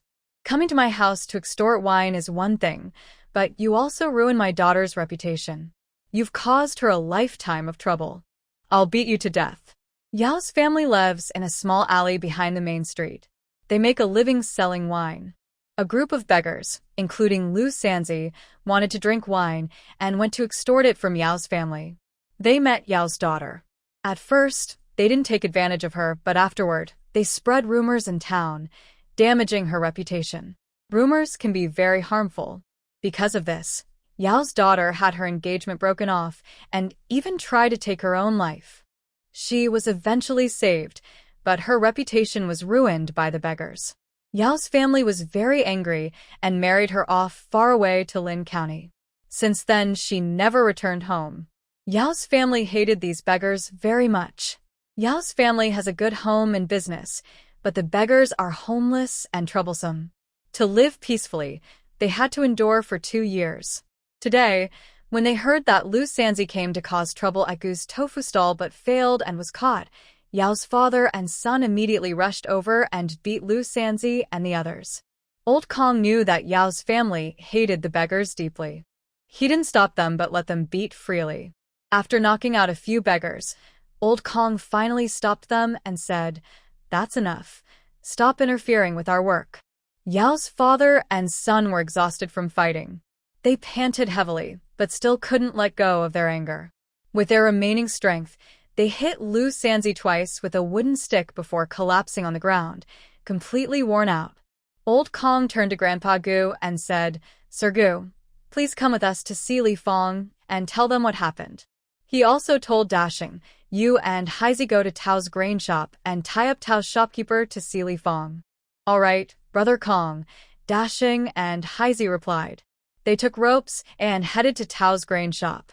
Old Kong and Kongzi were escorting Xiaofu and Lu Sanzi's group of beggars, taking Grandpa Gu to see Li Fong. Tao's shopkeeper was waiting inside the grain shop for news about the damage to Gu's tofu stall. Seeing many people rushing toward Gu's stall, he said as he ran, "Something's happened at Gu's tofu stall." Hurry and go see. Really? Someone asked. "Of course, it's true. If you wait too long, you'll miss the fun," the shopkeeper replied. Hearing this, Tao's shopkeeper felt very proud. He sneered, "Ha, those starving refugees dare to oppose me. I'll make sure their stall can't open anymore." While he was feeling pleased, Zhao Gui, who was standing at the shop entrance watching, suddenly looked worried. He hurried inside and said to Tao's shopkeeper, "Shopkeeper, I saw 2 officials coming this way. Is it over?" "Over my foot." Tao's shopkeeper scolded Zhao Gui loudly. "The officials from Li Fong don't care about these petty matters. If they did, Lu Sanzi and the others wouldn't have been causing trouble for so long. Master Tao is not afraid. He just thinks the patrol officers are on their routine rounds." Soon, Dasheng and Heizi, dressed in official uniforms and carrying swords at their waists, arrived at Tao's grain shop. When they saw Master Tao, Without saying a word, they grabbed him and twisted his arms behind his back, tying him up with rope. Master Tao was stunned for a moment, but soon regained his senses and shouted, "Injustice! Lord Sheng and Lord Hai, you know what kind of person I am. The Goof family comes to my shop every day to buy soybeans. They're our main customers. How could I harm them?" Dashing sneered and said, "I heard that yesterday, when the Goof family bought soybeans, you raised the price to 5 coins per gene. TSK. Master Tao, you really went all out with the price hike. Did you get drunk on wine with Manager Zheng and raise the prices? And you only care about pleasing County Magistrate Zhou, but did you forget that the Goof family has a good relationship with Captain Zhang? Don't try to deny it. Those beggars have already been caught, and Fu has been taken too. If you don't want to go to jail, prepare to lose some money." Dashing made it clear they had been watching Tao's dealings with Manager Zheng. Now, Captain Zhang was protecting the Gu family, and Tao had failed to curry favor with County Magistrate Zhou and had even offended Captain Zhang. Oh no! Tao's wife, Yu, was filled with regret. Before they took Tao away, she told Zhao Gui, who was stunned, "Quick, go find my wife and ask her to come back from her family's house for help. Her family name is Yu. She doesn't have much influence, but her family, the Yu clan from the county, are major landowners in Tianfu County, with countless fields." Tao's shop in Qingfu Town was established with the support of the Yu family. Now that Tao has offended Captain Zhang and failed to curry favor with County Magistrate Zhou, he definitely won't get help from him. He can only seek assistance from the Yu family. Yes, I'll go right now," Zhao Gui said nervously. After Dashing and Haizi took Tao away, he immediately closed the door of Tao's house and went to tell Tao's wife what had happened. After shopkeeper Tao was taken to the official office, the 2 clerks there saw him and felt uneasy, but they didn't ask any questions. Trouble on the street was handled by Old Kong and his team. As clerks, they only collected taxes and grain for the town. Since they worked for Deputy Zhou, they told a servant to go to Fu Gui Lu to inform shopkeeper Zheng, so he could send someone to notify the county officials and prevent Deputy Zhang from getting involved. When shopkeeper Zheng received the message from the servant, he smiled and told him, "Go back and tell the 2 clerks, Lu and Zhang, that this was shopkeeper Tao's own fault. It has nothing to do with us." He had only invited shopkeeper Tao for a meal at Fu Gui Lu and hinted at a few things, but didn't say anything directly. Even if shopkeeper Tao wanted to cause trouble, he couldn't blame Zheng or the county official. Zheng believed that after many years of doing business, shopkeeper Tao wouldn't be so foolish as to offend Deputy Jiang and then also offend Deputy Zhou. The servant relayed Zheng's words to the 2 clerks. After hearing this, Lu and Zhang felt relieved. Old Kong was quick in his work and also wanted to make a good impression on Deputy Jiang. After catching shopkeeper Tao, Zhaofu, Lu Sanji, and the others, he planned to question Grandpa San, have Haizi write down his confession, and get Grandpa San to sign. Then they would immediately take shopkeeper Tao and the others to the county town. Grandpa San went back to the tofu stall and told everyone. Old Kong said that everything is clear with witnesses and evidence, and with Deputy Jiang involved, the case will be resolved by tomorrow or the day after. So, everyone can rest assured. Hearing this, everyone felt relieved. They trusted Deputy Jiang. That day, after selling tofu and tofu dregs cakes, and after collecting soybeans in the town, they stored some soybeans at Xuanhufang. Each person carried a basket of soybeans home. Gu Jinli went to the iron shop to pick up the prepared iron cakes and hammers, planning to make soybean oil. That day, the Luo family also collected 2,000 jin of soybeans, filling a side room and the main hall. Grandpa Sen told several families about the tofu stall incident. Everyone was angry, but after hearing that shopkeeper Tao was caught, they felt a bit satisfied. Shopkeeper Tao should be caught. He's really lost his conscience, Grandma Sen scolded. It would be best to send him to the official mine to work until he's exhausted, said Mrs. Chun, vividly describing how the beggars were beaten and how Zhaofu was captured. Everyone felt happy and looked forward to seeing shopkeeper Tao's final fate. The next day, the county's verdict was announced. Master Tao did not reveal the former shopkeeper, Mr. Zheng. He took all the blame himself, saying he was confused and that he raised the price of soybeans because the Gu family's tofu stall was doing well, hoping to make some money from them. However, the Gu family disagreed and started buying soybeans on their own. Master Tao was so angry and upset that he spent money to hire a beggar, intending to teach the Gu family a lesson. After Master Tao admitted his guilt, the case was no longer pursued. The county magistrate sentenced him to 10 lashes and fined him 100 silver coins. The Jiafu family was also whipped 10 times and fined 10 silver coins.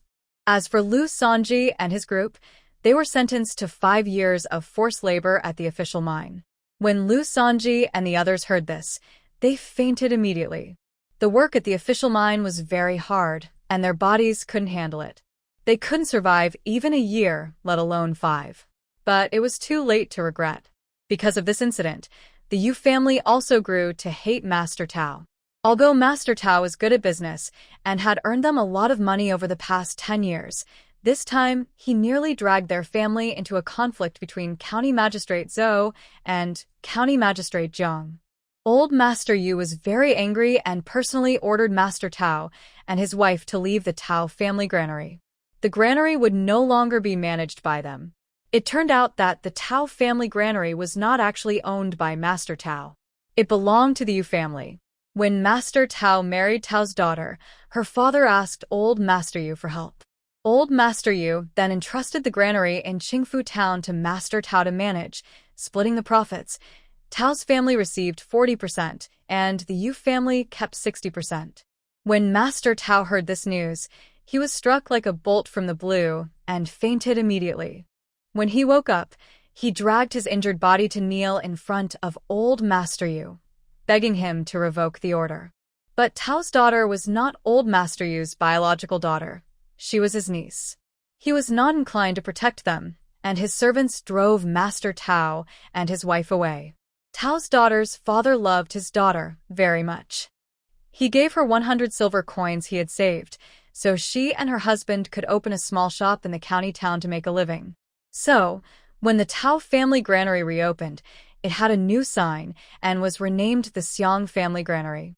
The Yu family did not want to get involved in the conflict between County Magistrate Zhou and County Magistrate Zhang, so they did not run the granary themselves. Instead, they entrusted it to a relative with the surname Xiang. The profits were split 40 to 60, but Old Master Yu advised the shopkeeper Xiang to do honest business and avoid any trouble that might bring disaster to their family. Master Zhang is aware of Master Tao's situation, so he is very cautious. After opening the grain shop, he did not visit Master Zhang or say anything about raising prices to the Gu family. He simply opened for business, as usual. No matter who bought soybeans or how much they bought, the price was always 3 cents per jean. Grandpa San was worried that the grain shop might target them, so he personally bought soybeans. Master Zhang greeted him with a smile and sold the soybeans at 3 cents per jean. From then on, the issue was settled. When Scholar Shang heard about this, he personally visited the Gu family and told them to send Gu Jinan to study with him. Gu Jinan had waited many days and was very happy and excited when he finally received Scholar Shang's reply. He suppressed his excitement, knelt before the scholar, and bowed to him. He was halfway through the bow when Scholar Shang helped him up. Scholar Shang said, "No need for a grand ceremony. I do not take disciples, only teach as a teacher. You will still need to give the customary gift of tuition." After reading Gu Jinan's answer to the question about his ambitions, Scholar Shang thought about his performance when capturing Old Third Liu, and also learned that Gu Jinan had not attended private school but had learned the 1,000-character classic by himself. He was very pleased with him. After thinking for a few days, he decided not to accept him as a disciple. Gu Jinan is like a raw jade. With proper polishing, he could become talented in 10 years. The master-disciple relationship is similar to that of father and son. Once he becomes a disciple, it is for life. The master can decide many things for the disciple, even marriage. Scholar Shang knew his own status. His family was somewhat well known in Tianfu County, but outside the county, they were insignificant. Gu Jinan deserved a better master. As a teacher, he could teach him for a few years. Gu Dashan's family did not know Scholar Shang's true intentions. They thought he simply found Gu Jinan not good enough, so he didn't accept him as a disciple. But Scholar Shang was willing to teach Gu Jinan, and the Gu family was very grateful. Faced with the Gu family's gratitude, Scholar Shang smiled and said, "No need to thank me. I am only teaching him some basic lessons. You all can discuss and choose a day to send Ngur to study with me." Master Zhang's involvement in the beggar trouble was orchestrated by Master Zheng and County Magistrate Zhou. It's better for Ngur to go study with him early, so the Lu family and County Magistrate Zhou will be wary and won't dare to scheme against the Gu family again. "We will take Ngur to your house the day after tomorrow," Gu Dashan said excitedly. He originally wanted to go tomorrow, but decided to delay a day to prepare the gift of tuition. Scholar Shang said, "All right, then it's settled." After discussing Gu Jinan, Shang Xiaozai left with the Jiu. Gu Dashan's family saw Shang Xiaozai off until his mule cart disappeared from sight, then they returned to the courtyard. Now, several families no longer ground spices at Gu Jinli's house. Instead, one family takes 2 types of spices to grind, then brings the finished products back to Gu's house to be mixed for Gu Jinli. However, the other families soon learned that Gu Jinan would be studying with Shang Xiaozai. Everyone was very happy, hoping Gu Jinan would succeed and protect their families in the future. Mrs. Chun was also happy, but she felt a bit resentful. She grabbed 8-year-old Gu Duong and scolded him harshly. "You useless kid. You and Ngur are being tested by Shang Xiaozai, but why did he only accept Ngur and not you? Go back and grind spices."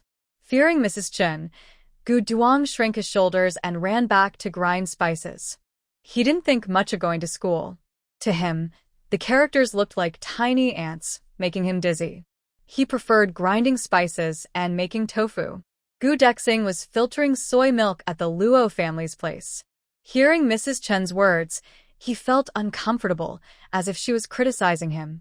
He was so angry, he left the soy milk filter unfinished and ran off. "Brother Xing, where are you going?" "The work isn't done yet," called De Fu, carrying a bucket of soy milk. But Gu Dexing seemed not to hear and ran away, without looking back. De Fu sighed, knowing that Gu Dexing wanted to go to school, but since Shang Xiaozai wouldn't accept him, there was nothing he could do. Next to him, Gu Degui said, "Big brother, there's a private school in town. Let's send brother Xing to study there." It was clear that Xing wanted to go to school. Back home, his father had high hopes for him. He was sent to private school from the age of 7 and studied until the drought in the northwest forced him to stop. But De Fu knew his son well. He was stubborn. With Shang Xiaozai in front, he wouldn't go to any other private school. "Let's wait and see," De Fu said and continued with his work. After running off, Gu Dexing didn't return home until nightfall. Fortunately, he hadn't done anything foolish. He was just upset with himself. The next day, Gu Jinli didn't go to sell goods but stayed home making tofu. Gu Dashan took Gu Jinan to town to buy things. They had a lot to buy today, including gifts for Shang Xiaozai and supplies like brushes, ink, paper, and inkstones for Gu Jinan studies. There are not many readers in the town, and in the back street, there is a small bookstore that sells pens, ink, paper, and inkstones, along with some common books like the 3-character classic for early learning, the 1,000-character classic, and classics like the Analects, the Book of Songs, and the Book of Rites. Although the selection is small and the paper is yellowed, the books are not cheap. An ordinary copy of the 3-character classic costs about 1 or 2 silver coins. Gu Dashan asked about the prices and wanted to buy 2 books for Gu Jinan, but Gu Jinan stopped him. Gu Jinan said, "Father, since we don't know what the teacher will teach yet, let's not buy the books now. We can wait until we meet the teacher tomorrow." Hearing this, Gu Dashan gave up on buying the books. After browsing the bookstore, he bought a pen, the cheapest inkstone, 2 ink sticks, 10 sheets of yellow paper, and finally, with some hesitation, 2 sheets of white rice paper. The bookstore owner, Tang, knew Gu Dashan. The Gu family sold tofu and often came to buy yellow paper from their shop. But this time, they bought white rice paper, which made Tang curious. He asked, "Brother Gu, why did you buy white rice paper this time? It's quite expensive. Yellow paper costs about 50 coins per sheet, while white rice paper is much pricier, at around 200 coins per sheet. Ordinary families can't usually afford it. Gu Dashan explained, Jinan is going to school. I bought 2 sheets of rice paper in case the teacher asks him to write essays. Yellow paper doesn't look good enough. Tang was surprised. The Gu family had escaped hardship and now had enough money to send their son to school.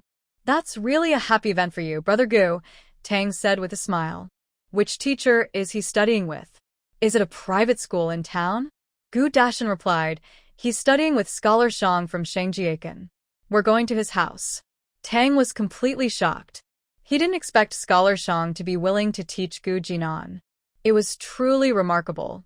He remembered the rumors in town that a young girl from the Gu family had saved the county magistrate's granddaughter and, as a result, the magistrate was taking care of them.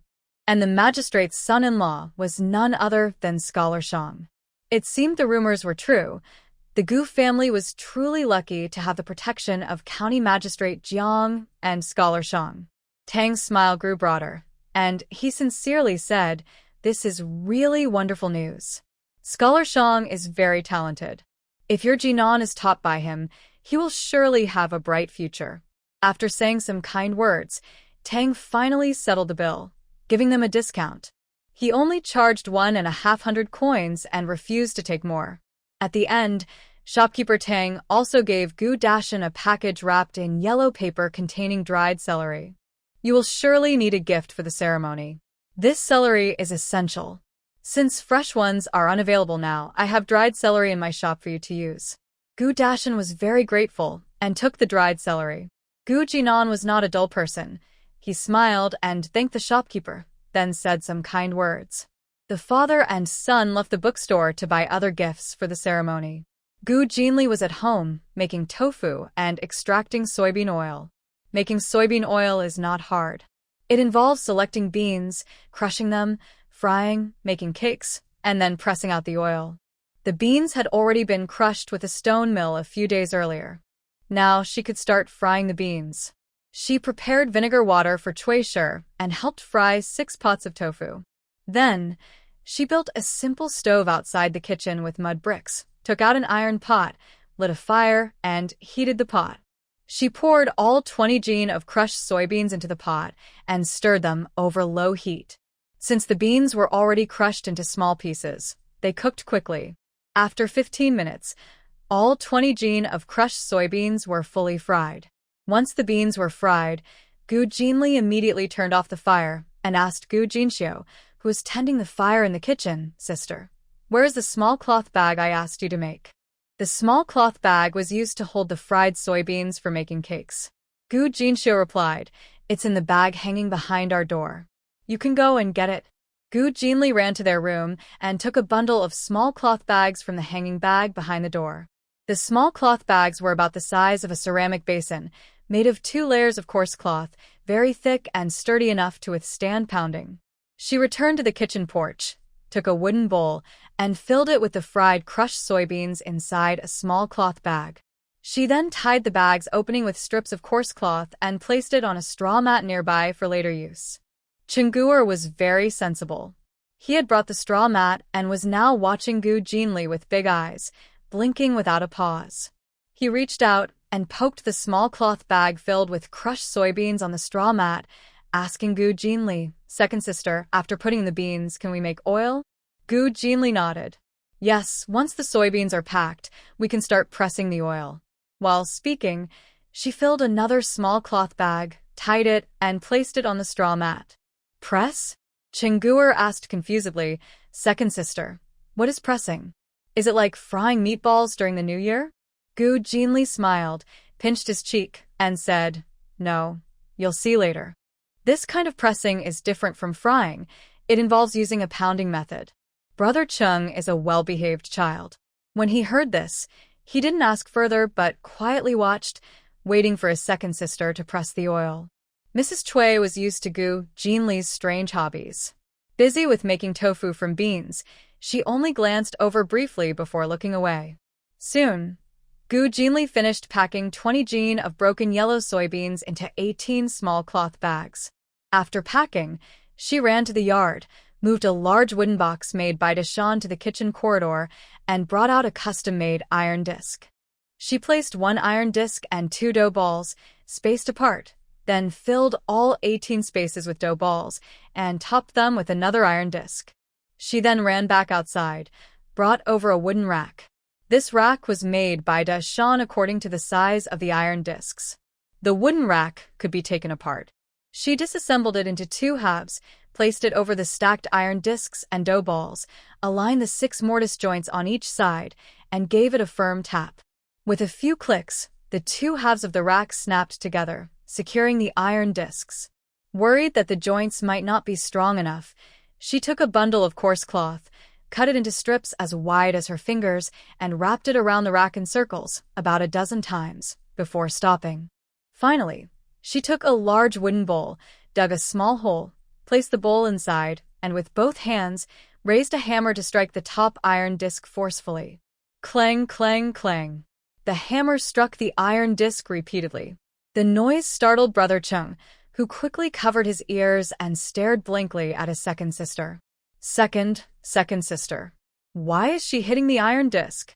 Grandma Sand, Mrs. Chui, and Gu Jinxiu all ran out to see. Seeing her swinging a hammer at the iron disc, they all looked confused. Grandma Sen asked Little Fish, "What are you doing? Why are you hitting the iron disc?" Gu Jinli smiled and said, "Grandma San, I'm making oil. Just wait a bit, and soon I'll extract the oil." Making oil again? Grandma San shook her head. "All right, do your best. If you can't do it, you'll give up." They knew about her oil making, but they thought she was just fooling around. Usually, only fatty meat could produce oil, and they had never heard of beans making oil. But Little Fish was their hero. She made tofu, which helped all their families survive. Grandma San let her do as she pleased. Mrs. Chui watched her swinging the hammer at the iron disc, worried, and advised, "Be careful, don't hurt your hand." Yes, I got it, Mother. Don't worry. I'll make oil for you." Gu Jinli spoke while continuing to hammer the iron cake. Mrs. Chui watched nearby for a while, feeling uneasy. When she saw that Gu Jinli was hitting accurately and not hurting herself, she went back to the kitchen to make tofu. Gu Jinli kept hammering the iron cake. As she hammered, the cake was pressed down and slowly sank. The pressure squeezed the soybean paste inside. After about a cup of tea time, the soy paste wrapped in a small cloth bag started to seep oil. The oil slowly flowed to the bottom of the box and gathered there. 15 minutes later, a thin layer of soy oil had collected at the bottom of the wooden box. Deshawn made a long, sloped groove in the box so the oil could flow out. The oil dripped into a wooden bowl, filling it quickly. Cheng-gur widened his eyes and pointed at the bowl, saying, Second sister, the oil is really coming out." Second sister wasn't lying. Soybeans can really turn into oil. Gu Jinli smiled and said to Cheng-gur, "Go get a clay basin to hold the oil." "Oh, I'll go right now," Cheng-gur said, running into the kitchen with short legs and bringing out a clay basin. He placed the basin on the ground, carefully poured the soy oil from the wooden bowl into it, then put the bowl back. Looking at the golden soy oil, Cheng-gur asked Gu Jinli, "Second sister, can we eat this soy oil?" Gu Jinli replied, "Of course, it's edible. This soy oil is similar to animal fat. You can cook with it, fry food, or even use it to light lamps." Since the establishment of Dachu, only 3 generations have passed, and after many years of war, the people of Dachu are very poor. Many families cannot afford lamps. When they first arrived in Dafeng village, they had no oil to light lamps, so they only used fires at night.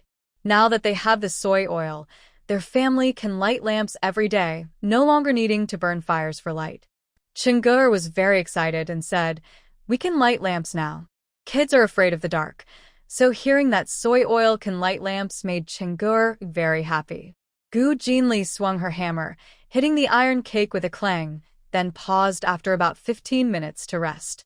Today, Qin Sanlang didn't go to sell things. He went into the mountains to gather firewood. When he returned and heard the sound of hammering, he saw Gu Jinli small but strong, swinging her hammer to press the iron cake. He frowned and went to her yard, saying, "This work is pretty tiring. Let me do it." Having escaped hardship for a long time, Gu Jinli was already familiar with Qin Sanlang.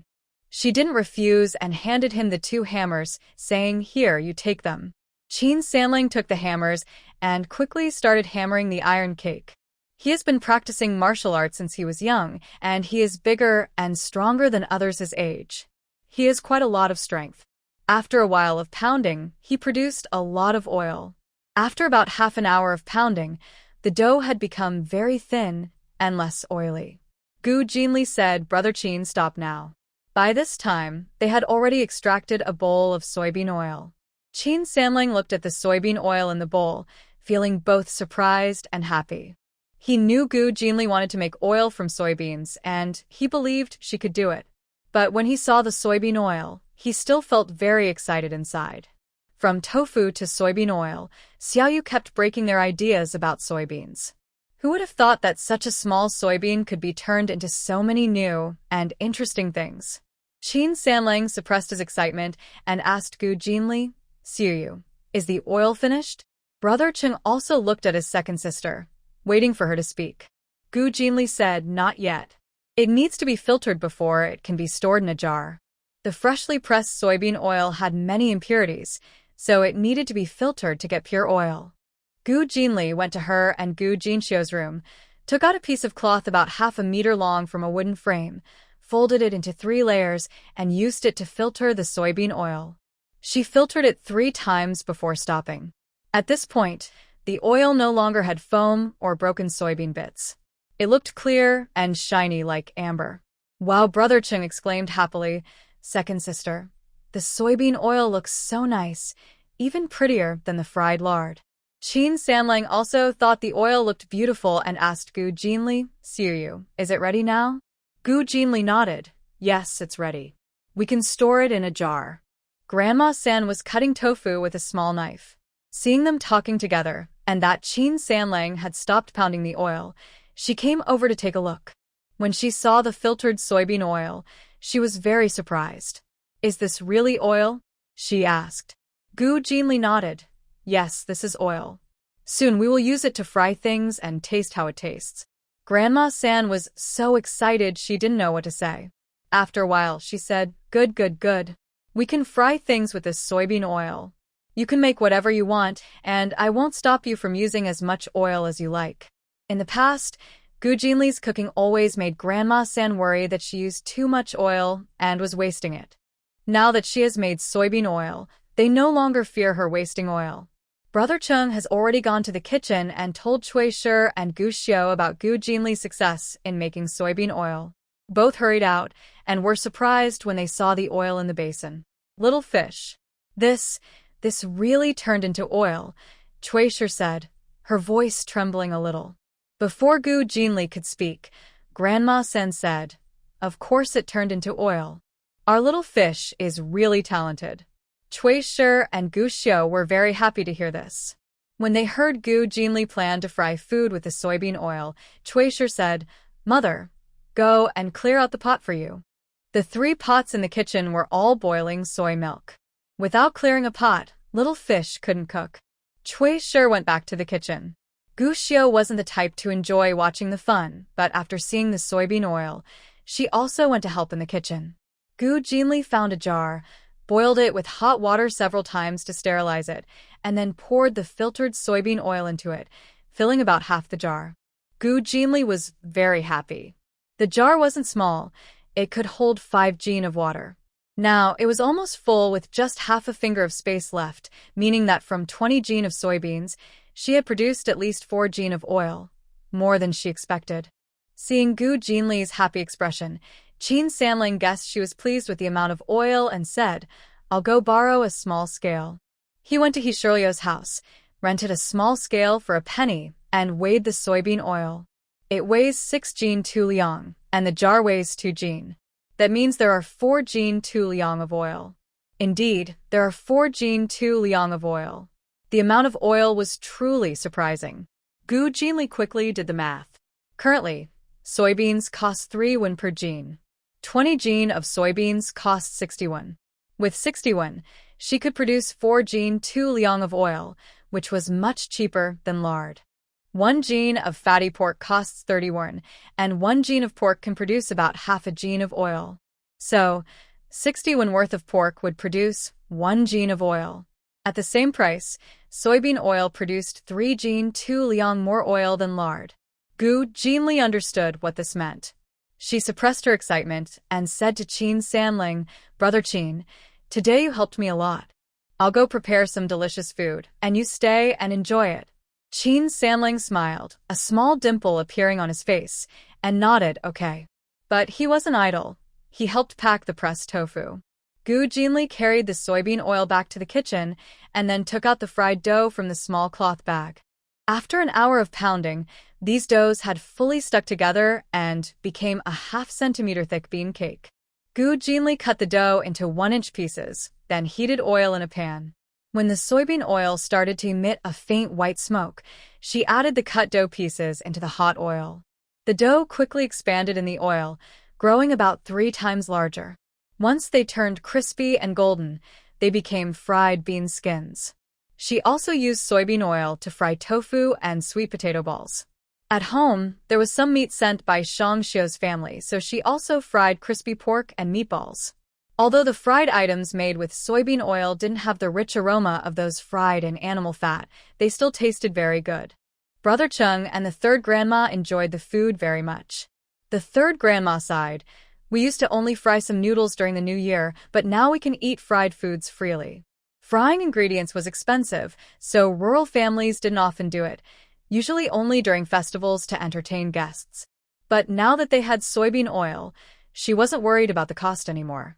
After eating a few pieces of fried bean skin, Qin Sanlang took the 2 large ceramic bowls of fried food given by Gu Jinli and went home. Soon after, Grandpa San, who was selling food, and Gu Dashan's father and son returned from shopping. They saw the 2 ceramic basins of fried food and a jar of soybean oil, all of which surprised them greatly. Grandpa San, an experienced man, knew the value of this soybean oil.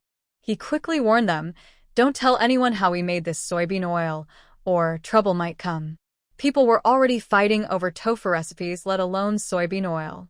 The family hurriedly nodded in agreement. Grandpa San then asked Gu Jinli, "Little fish, what do you plan to do with this soybean oil?" Soybean oil was a good thing, but it was so good that it could cause trouble. Gu Jinli looked at Gu Jinan and smiled. "My older brother is going to Shang Xiu's house tomorrow, and I will go too, to deliver the soybean oil to him." Shang Xiu's family was very interested in soybean oil and soy sauce. She believed this soybean oil would surely surprise him.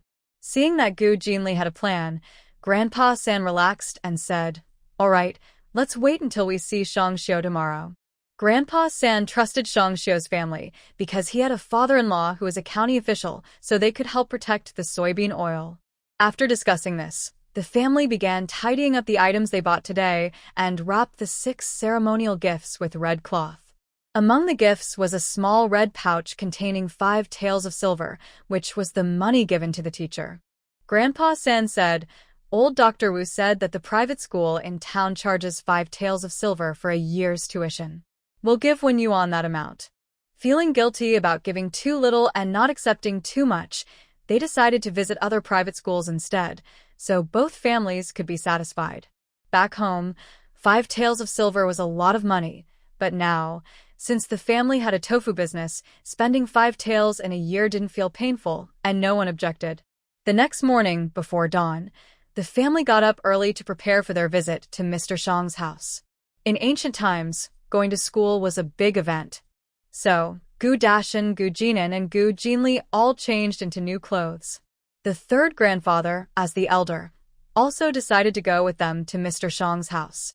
After everything was ready, they set out with Gu Damu and Gu Dogwai, who were selling goods at the market. Surprisingly, Gu Dexing also came along. He said, "I'll go to the market with second uncle and second aunt."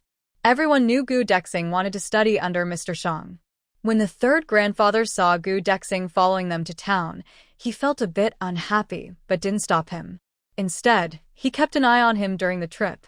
Gu Dexing didn't do much. Just when passing by Shang village, he stopped by the roadside to look at the village, then followed Gu Dogwai and his wife to the market.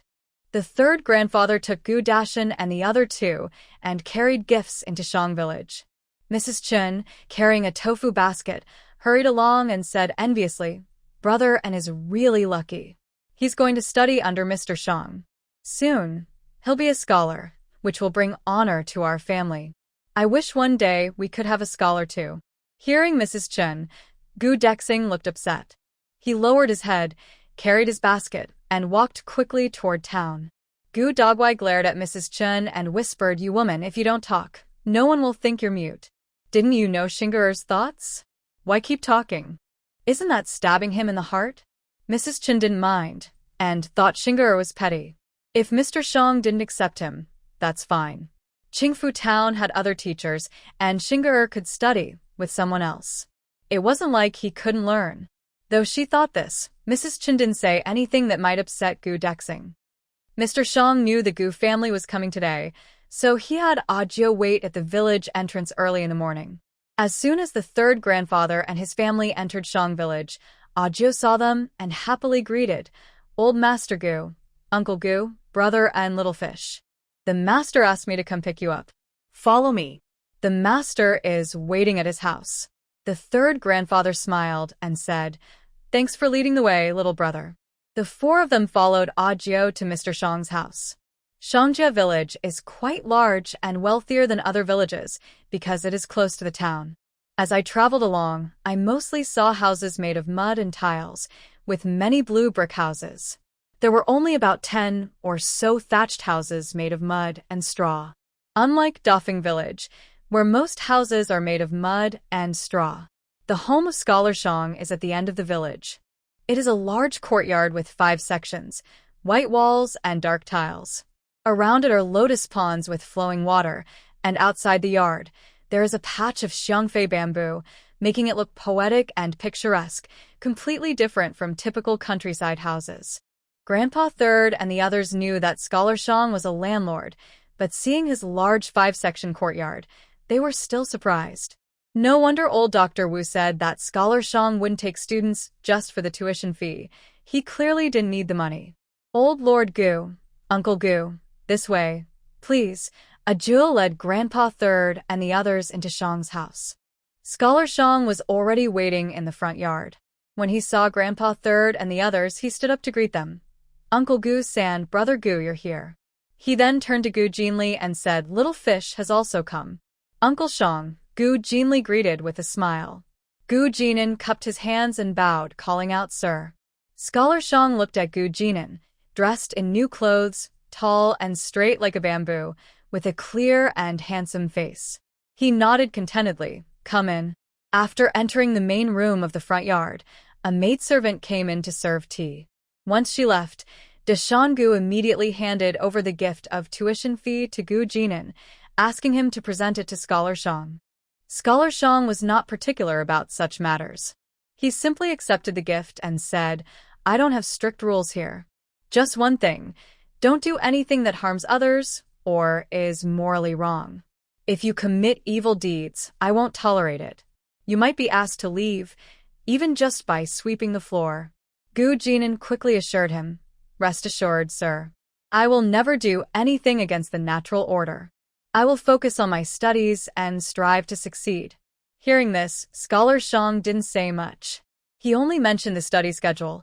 Classes start at the 6th hour after sunrise and end at the last hour before noon. In total, Gu Jinan only had about 2 hours of lessons each day, which wasn't a long time. This schedule was specifically arranged by Scholar Shang. He knew Gu's family was busy with work, and Gu Jinan had many chores at home. So, he only allowed him 2 hours of lessons daily, giving him time to help his family. Gu Jinan appreciated Scholar Shang's thoughtfulness. He felt grateful and thought, "This way, I can study and help my family, and my guilt will be less." Grandpa Sand and Gu Dashin highly respect scholars, especially Shang Xiaocai, believing he is very knowledgeable. They trust everything he says without question. After talking about Gu Jinan, Gu Jinli took out a jar of soybean oil from a basket and said to Shang Xiaocai, "Uncle Shang, this is the soybean oil I made." Shang Xiaocai was surprised. "Soybean oil? You really made it?" Gu Jinli nodded. opened the lid of the jar, and then took a wooden bowl from the basket, pouring the oil into the bowl. He said to Shang Xiaotsai, "Uncle Shang, look, this is soybean oil." Shang Xiaotsai quickly approached and looked at the amber-colored liquid in the wooden bowl. His face showed excitement he couldn't hide. He took some oil with his finger, rubbed it, and exclaimed happily, "It really is oil." He leaned closer to smell it. The oil had a soybean fragrance, confirming it was indeed soybean oil. Very excited, Shang Xiaotsai immediately called Ajio and said, "Ajio, take this soybean oil to the kitchen and cook a few dishes. Do it now, quickly." Ajio watched her master's excited expression, a bit confused but still took the jar and went to the kitchen to cook with the soybean oil. Shang Xiaotsai also asked Gu Jinli some questions about the soybean oil. Gu Jinli emphasized the oil yield. 20 jin of soybeans can produce 4 jin and 2 liang of oil. 4 jin and 2 liang. Shang Xiaotsai was very excited and quickly did some calculations. Nowadays, in Great Chu, even if they use pork fat to make oil at home, it costs 60 won to produce 1 jin of oil. Market prices for animal fat oil are higher, selling at 70 won per jin. The last jar of animal fat oil they sent to the Gu family was only 5 jin, plus the jar cost, totaling 380 won. Pine resin oil, which is collected from trees in the mountains and then refined, is not cheaper than animal fat oil either, selling at 70 won per jin. And candles are even more precious. A pair of candles costs 200 won. Only nobles, aristocrats, or wealthy families can afford them. Ordinary farmers only buy a few during New Year, weddings, or ancestor worship. When calculated this way, the cost of soybean oil is much lower than these. After finishing the calculation, Shang Xiaotsai felt even more excited and asked Gu Jinli, "Can this soybean oil be used for lamps? Will the oil consumption be large?" Gu Jinli nodded. "Of course it can." Hearing this, Shang Xiaotsai picked up his teacup, drank a sip, then placed the cup on the table, and said to Gu Jinli, "Xiaoyu, pour the soybean oil from the wooden bowl." Aji took the jar of soybean oil to the kitchen to cook, but Gu Jinli still had a wooden bowl of oil in her hand. Hearing this, she poured the oil from the bowl into a teacup. She then took out a piece of coarse cloth about half a finger wide, twisted it into a wick, and placed it into the teacup. After the wick soaked up the oil, she took out a fire striker and lit the wick. The wick quickly caught fire and burned slowly. Scholar Shang watched the flame burn quietly, waiting patiently. He waited for over a minute, and the flame was still burning, while the oil in the teacup didn't seem to decrease much. This soybean oil is really like animal fat. It can be used for cooking and lighting lamps. Scholar Shang was very happy. Now, the oil's value would be higher. While talking, Aji brought in a small box. "Master, the food is ready." Aji opened the box and placed a plate of stir-fried meat, a plate of stir-fried bean sprouts, a fried egg, and some fried meatballs on the main table, along with 5 pairs of bowls and chopsticks. These dishes are all made with the soybean oil brought by Little Fish. "Please try them, Master." After hearing this, Scholar Sham called over third uncle and the others, eagerly picked up his chopsticks, and started tasting the dishes. Although it's not as fragrant as animal fat, it tastes good and can be used for cooking. Scholar Shang finished eating the 4 dishes on the table, feeling more satisfied with each bite and growing more confident in the value of this soybean oil. In Great Chu, many farmers are poor. In many places, farmers can only eat boiled water vegetables, and only during festivals do they buy some meat to enjoy a bit of meat flavor. With this soybean oil, it's not enough to say that all the people of Great Chu can eat meals cooked with oil every day, but at least farmers in Jianghuai prefectures no longer have to eat only boiled water vegetables. Scholar Shang put down his chopsticks, rinsed his mouth with tea, then looked at third uncle and the others. He asked, "Uncle Gu-san, Brother Guda, what are your plans for this soybean oil?" Third uncle and Gu Dashan's family are close, but they are not related by blood to Gu Jinli.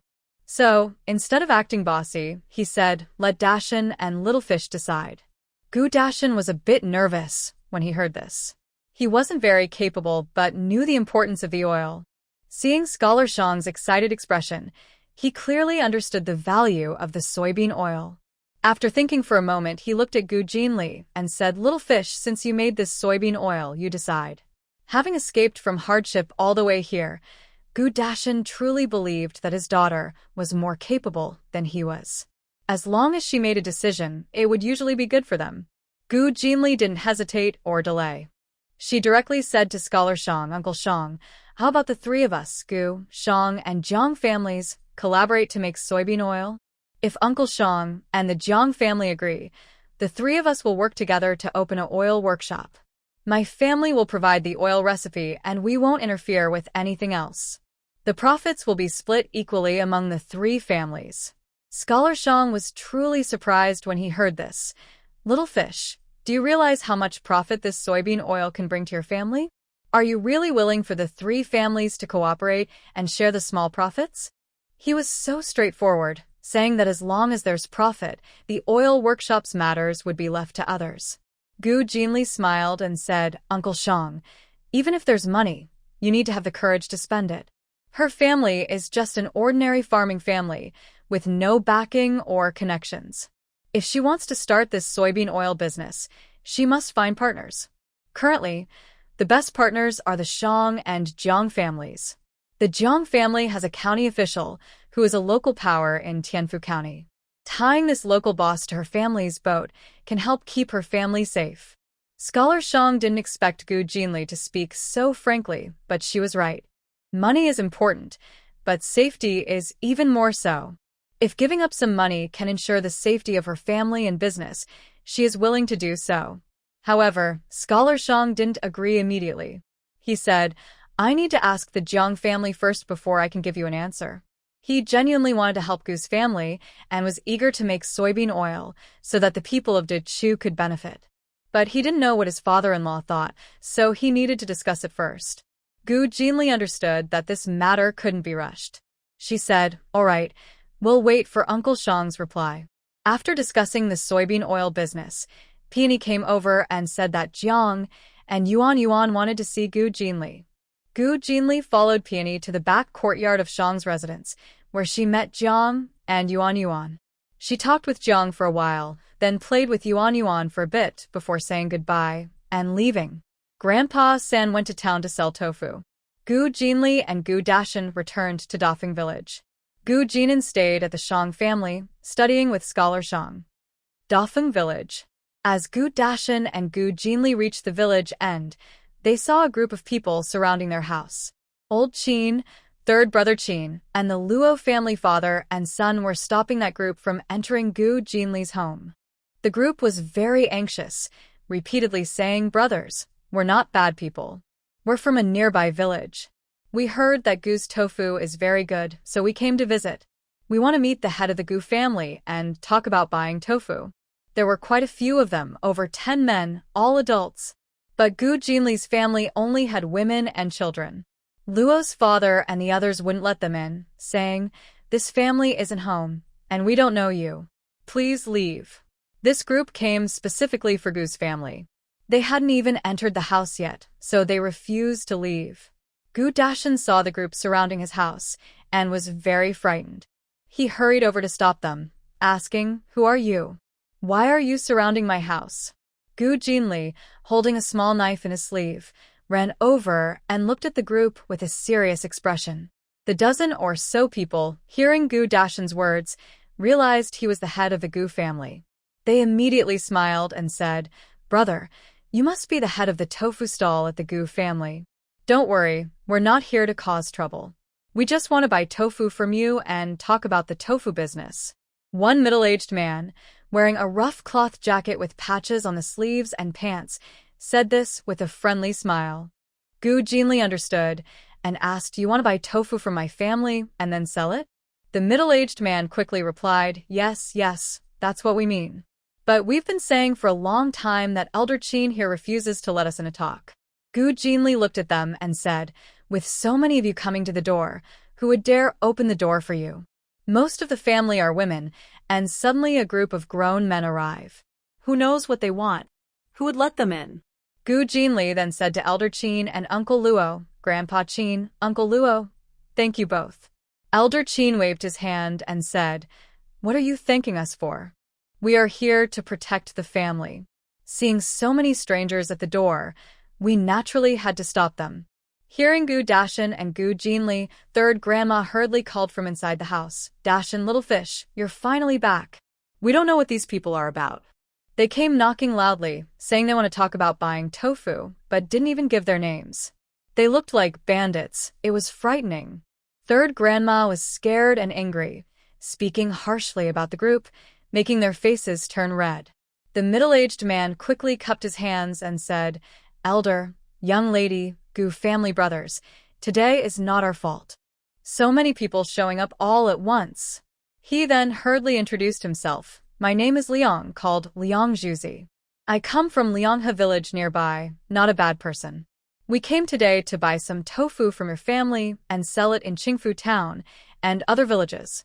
The others from Lianghe village also hurried to speak. Yes, we are honest people.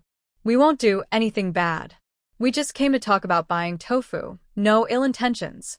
No ill intentions? Gu Jinli sneered and said, selling tofu from our place? Our Gu family's tofu stall has been open all along. At the market stall, there are white tofu and spices for sale. If you want to buy tofu, just go to the tofu stand in the town. Is there really a need for such a large group to surround my house? Are you here to buy tofu? Someone unfamiliar might think you're here to rob us. Gu Jinli knows that these people genuinely want to buy tofu, but they also have other intentions, or they wouldn't have come in such a big group. The villagers from Lianghe village feel embarrassed when they hear Gu Jinli's words, but they are too shy to reply. Zhuzi Liang finally speaks up. Gu's young lady, today we're not just here to buy tofu. We also want to talk to your family about something else. He looks a bit troubled, glances at Dashan Gu and then at Jinli Gu, and says, this isn't something we can explain in a few words. Why don't you open the door and let us in? We can sit down and talk properly. What do you think? Although Liang Zhuzi speaks politely, Gu Jinli and her family still refuse to let them in. Unable to persuade them, Liang Zhuzi continues to beg. We know we were wrong today, but we truly want to do this business. Please help us out. The Lianghe villagers are poor. Most of them either farm or do odd jobs for others. They don't earn much money all year. Recently, a new product called tofu appeared in the town. It sold very well. People from 10 or even 20 miles around would ask villagers going to town to bring back a few pounds of tofu. A few pounds per family, and with so many people in the village, that adds up to hundreds of pounds. And there are many villages around Qingfu town. Liang Zhuzi is smart. After learning about this, he immediately gathers his two brothers, and the three of them go to town to buy tofu. They then carry the tofu to different villages and sell it at high prices. Surprisingly, they actually made a good profit. But after less than 10 days, the villagers found out about their business and wanted to join in. However, Gu's tofu stand only had so much tofu each day, which wasn't enough for everyone in the village. Liang Zhuzi wanted to talk to Gu's family, hoping they could supply enough tofu daily so he could sell it in other villages. If possible, he also hoped they could lower the price and sell it to him cheaper. But things didn't go as planned. When they arrived, the men from Gu's family weren't home. Only a few women were there. When more men showed up, it scared the women of Gu's family, and they refused to open the door. The commotion even alarmed the neighbors from 2 nearby houses, who came out to stop them. It almost led to a fight. Liang Zhuzi kept apologizing, saying, I'm really sorry. We didn't know your family didn't have a man today. Truly, we didn't mean any harm. Gu Jinli didn't care whether they had bad intentions, but about the tofu business, today was not the day to discuss it. She said, our tofu business is a partnership among several families. Coming to our house won't help. That.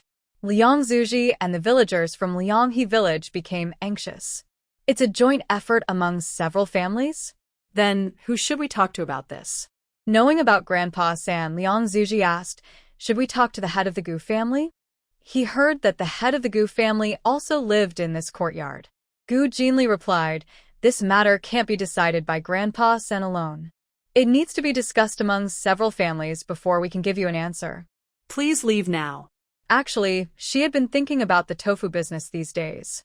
Qingfu town had a large demand for tofu. Their tofu business was growing better and better, and their spices sold quite well. The families were overwhelmed. If they wanted to make money without tiring themselves, they needed to change their business model. But she hadn't shared this idea with the others yet. Since Liang Zuji and the others came so suddenly and scared her family, she wouldn't let them get their way easily. She planned to delay them to prevent future trouble. The villagers from Lianghe village listened and became anxious, asking, "How long will the discussion take?" Gu Jinli said, "I don't know." Liang Zuji understood that today's attempt was a failure. He could only say, "We'll go back first and come again tomorrow." He then turned to Gu Dashan and said, "Brothers of the Gu family, we'll come again tomorrow. Sorry for today." He took 2 baskets from the villagers' hands and handed them to Gu Dashan. "This is a small gift from us. Please accept it, Brother Gu." Gu Dashan waved his hand, refusing the gift. "Take your things back. Whether things will work out is still uncertain." Seeing that he wouldn't accept, Liang Zuji simply placed the gift on the ground and hurried away with the villagers from Lianghe village. "Hey, take your gifts back," Gu Dashan called out, trying to chase after them. But Gu Jinli stopped him. "Dad, don't chase. They've already disappeared." Chui's family was quite frightened. She said, "Just consider this a way to calm your nerves." Gu Dashan looked at the group of Liang Zuji's people running away and could only give up. Grandma Sen opened the courtyard gate, still somewhat angry, and said, "Finally, they left. I've never seen anyone talk like that. If they were saying good things, it would turn into bad things. They were just too impatient and messed things up." Father Luo and the others still had work to do. After saying this, they went home to continue grinding beans. Old Qin and Qin Sanling saw that the Gu family was safe, so they also went home to work. Grandma San asked Gu Jinli, "Little fish, those people will come again tomorrow. How will you reply to them? Are you really going to sell all the tofu to them?" Grandma San knew that tofu was in high demand and that selling more would earn more money. But their family was small, and they could only make so much tofu each day. If they sold to people in Lianghe village, what would happen to their tofu stall? They would have no tofu to sell. Gu Jinli said, "Grandma San, don't worry. We'll talk about this tonight." Grandma San had no choice but to stop asking, and the 3 of them went into the yard. Suddenly, with a creak, Cui Shi opened the big door of the main hall, and Gu Jinxiu and Brother Cheng came out. Cui Shi and Gu Jinxiu still looked frightened, and Gu Jinxiu was even holding a small axe. Gu Jinli saw this and felt pleased. Being able to take up a weapon to defend oneself in danger was much better than being passive and getting beaten. As for Brother Cheng, he was small but looked very calm, with no fear at all. He was holding a flat stick and said to Gu Jinli, "Second sister, I will protect mother and big sister."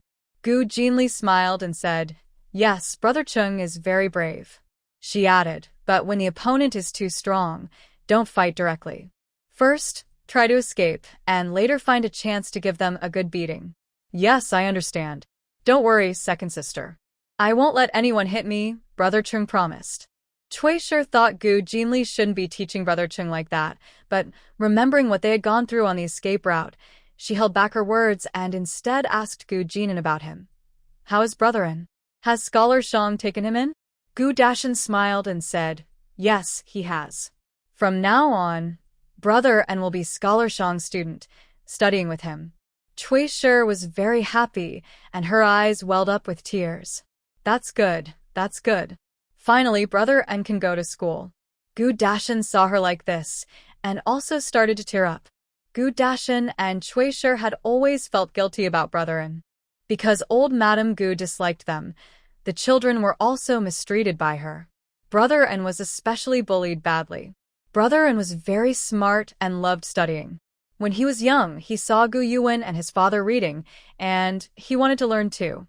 But Gu Yuan and his father drove him away. Brotherin was very sad and ran away to cry. Mrs. Cui felt sad for her son and quietly taught Ngur to read. Ngur learned quickly. One day, while he was writing with a stick on the ground, Grandma Gu saw him. She immediately hit his hand with a cane, making it swell. If Ngur hadn't run away quickly, she might have injured his hand badly. Grandma Gu warned the couple that if she saw Ngura riding again, she would break his hand and sell him. She was so upset because she couldn't stand seeing Ngura succeed. Ngura was smart, so after that he only practiced riding secretly at home and was never caught again. However, Mrs. Cui and Old Man Gu remembered this for a long time and felt very guilty. Now that Ngura could go to school openly, and his teacher was a scholar, the couple was so happy they cried. Grandma Sen looked at the crying couple and said with a mix of anger and amusement, "You too, wipe your tears. This is a happy event. Why are you crying?" Okay, no more crying," Mrs. Cui said, wiping her tears. She then told Gu Jinli little fish, "Tonight you should make crystal sweet and sour pork. Your brother likes it. Today is his big day, so let's celebrate him properly." Last time, when Scholar Shang's family visited, she heard from the head of the household that Ngura ate quite a bit of crystal sweet and sour pork. It seemed he liked the sweet and sour taste, so she planned to make it for him today.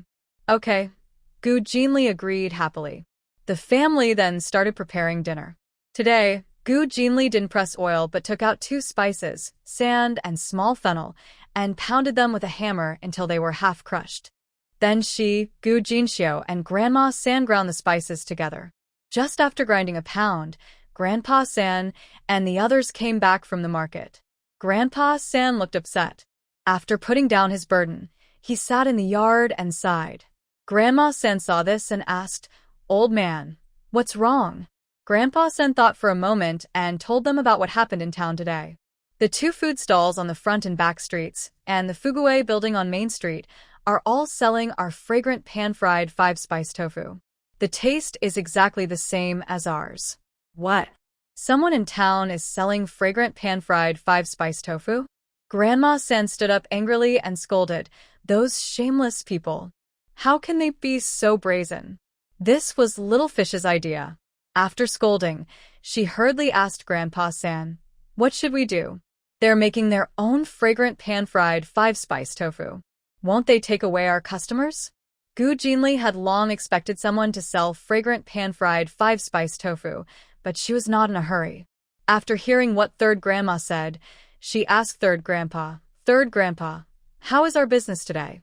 Is it still as lively as before?" Third Grandpa nodded. "It's still the same as before. The white tofu sells so fast that almost as soon as we arrive in town, it's all sold out. The eldest daughter-in-law insisted on keeping 2 carts of white tofu, so we can set up the stall today." Third Grandma looked confused. "Isn't someone already selling fragrant pan-fried 5-spice tofu? Why is our business still so good?" Gu Jinli smiled and said, "Third Grandma, where do you think their tofu comes from? They buy it from us. So, whether they make fragrant pan-fried 5-spice tofu or not, it doesn't affect us. We hold the white tofu and spices in our hands. With these 2 things, we're not afraid of them. If they want to make fragrant pan-fried 5-spice tofu, they have to buy white tofu and spices from us. The more they buy, the more we earn. It's like they're working for us." She looked at Third Grandma with a clever smile. "If our income decreases, we can even raise the price of white tofu." After hearing Gu Jinli's words, Third Grandma and Third Grandpa were stunned for a moment. Then, Third Grandma laughed and said, "Oh, we're still clever. Well, if they want to sell fragrant pan-fried 5-spice tofu, let them do it. Anyway, the more they sell, the more they help us make money." Third Grandpa and Third Grandma no longer worried about this and started to busy themselves again. Third Grandma also told Third Grandpa about the villagers from Lianghe village coming to buy white tofu and how she almost got beaten up for being mistaken as a bad person. Xiaoyu said, "This matter needs a few families to discuss before giving an answer." Hearing this, Third Grandpa initially wanted to ask Gu Jinli about her plans, but decided to wait patiently until the evening when they divided the money. Not long after Third Grandpa and Third Grandma returned, Gu Jinan also came back from Shang Xiucai's house. Just as he reached the end of the village, Gu Dexing stopped him. Gu Jinan saw Gu Dexing and was not surprised. "Brother Dexing," Gu Jinan greeted him as usual, with just the right smile on his face, neither proud nor boastful, nor looking down on anyone. Gu Dexing was several years older than Gu Jinan and taller, but at this moment, looking at Gu Jinan's open and honest smile, he felt somewhat ashamed. Brother An's smile was so sincere that it made him feel embarrassed, as if stopping him was a petty act. Gu Dexing lowered his head. Gu Jinan saw this and did not ask why he stopped him, nor did he leave. He just stood there, waiting. After a long while, Gu Dexing finally asked Gu Jinan, "What did Scholar Shang teach you today?" Gu Jinan took a book from his cloth bag and handed it to Gu Dexing. "It's the Analects from the 4 books. The teacher told me to copy the book because my family is poor. Buying a book would be too expensive. Copying it not only helps me learn the content but also gives me a new book for free. The teacher also said that I study to pass exams for official titles. The exam for a village scholar isn't hard, just memorize the 4 books and the 5 classics and I can take the exam." So he started with the 4 books. Gu Dexing was very surprised. He didn't expect Gu Jinan to say such things. He thought that, given Gu Jinan's experience of being looked down upon since childhood, he would be ashamed of being poor. But Gu Jinan didn't care. He openly said his family was poor and couldn't afford books, so he copied them instead. And then, Scholar Shang knew that Gu Jinan studied to pass exams for official titles, which was a very practical goal. Yet, Scholar Shang was still willing to teach him. "Is Scholar Shang not angry?" Gu Dexing asked. His words seemed random, but Gu Jinan understood. He smiled and said, "Why would he be angry? Why do poor people study? Basically, it's to pass exams, gain influence, and protect their families and relatives." The teacher said there's nothing shameful about that. Gu Jinan's words shocked Gu Dexing again. He didn't expect that Scholar Shang was so different from the teachers they knew back home. The teachers back home never allowed them to say they studied just to pass exams. If they did, the teachers would scold them for having impure thoughts and polluting the sacred teachings of the sages. Gu Jinan looked at Gu Dexing and said, "The teacher is an honest and open-minded person. If you really want to study with him, you should go and ask him openly. That's much better than thinking foolishly and feeling uneasy." Gu Dexing lowered his head again. After a moment of silence, he said, "If I go and ask, but he refuses, wouldn't that be very embarrassing?" Gu Jinan's smile didn't change. "If you can't even give up this bit of pride, why bother becoming a student?" He finally said, "If you want to study with the teacher, go and ask openly. Even if you're rejected, at least you tried. You won't regret it later." After saying this, Gu Jinan bypassed Gu Dexing and went home. Gu Dexing stood there for a long time until Chen's angry shout came from inside. "Brother Xing, what are you standing there like a piece of wood waiting for sprouting? Hurry up and go home to grind spices. This spice is running low. If we don't grind more soon, there won't be any left to sell tomorrow. This is all money." Hearing Mrs. Chen's words, Gu Dexing turned around and ran back home. That night, Gu Jinli made crystal sweet and sour pork, fried crispy pork, stir-fried bean sprouts, and added their own tofu along with yesterday's fried bean curd skin. The family enjoyed a good dinner to celebrate Gu Jinan officially starting school. Seeing how much his family cared for him, Gu Jinan became even more determined to succeed in exams and protect his family. Right after dinner, before cleaning up, several families arrived, all worried about other shops in town selling fragrant spiced tofu. "Just thinking about those shameless people selling our fragrant spiced tofu makes me so angry I can't even eat, Mrs. Chen said. She was furious when she learned others in town were also selling fragrant spiced tofu. She almost wanted to smash their shops with a broom. "And that Fugui building, I heard from old Dr. Wu that they add fried meat slices to the fragrant spiced tofu and call it Golden Jade Prosperity. 1 plate sells for 50 coins. It's really infuriating. Of course, this money should belong to their families, and Mrs. Chen felt heartbroken. Other families were also worried, afraid that the shops in town would steal their business. But Gu Jinli said, "Uncles, aunts, and elders, don't worry. Even if everyone on the street sells fragrant spiced tofu, we won't lose money. We'll only make more." Mrs. Chen was surprised and asked quickly, "What do you mean, little fish? If everyone is selling fragrant spiced tofu, who will buy from us?" Gu Jinli repeated what she told Grandpa San and Grandma San earlier. They want to make fragrant spiced tofu, but they have to buy our white tofu and seasoning spices. The more they buy, the more we earn. We don't need to be afraid. If we think our profits are too small, we can even raise the prices of the tofu and spices. In short, as long as we control the recipes for the tofu and seasonings, the money-making is ours. Hearing this, the families were very happy. Mrs. Chen said, "Oh, then they become our salespeople, and we can do less work but earn more money." Gu Jinli nodded. Exactly. She also mentioned how villagers from Lianghe village came to buy white tofu. We can't always stick to just one stall. We need to change our business model. We should start making lots of tofu and seasonings to sell to others so they can carry the goods and help us sell. So, we won't just set up a stall anymore? That's not good. Those bean pulp pancakes sell quite a lot of silver each day. Mr. Chen wants to continue setting up his stall. Gu Jinli said, "We can set up stalls at the same time and increase the tofu production to sell to those who want to trade tofu." At this moment, Grandpa Sen said, "That's a good idea. It can help us earn more money, but where would we find so many workers? Making tofu is hard work and needs many people. Right now, we have to make tofu, run the stall, grind spices, and farm the land. We are too busy. It's already mid-February, and in half a month, we need to plant seeds. We simply don't have enough workers." Gu Jinli replied, "Don't worry about the workers, Grandpa San. We can hire some people to help." Hearing this, Grandpa San was a bit worried. He feared that hiring outsiders might cause trouble and ruin their tofu business.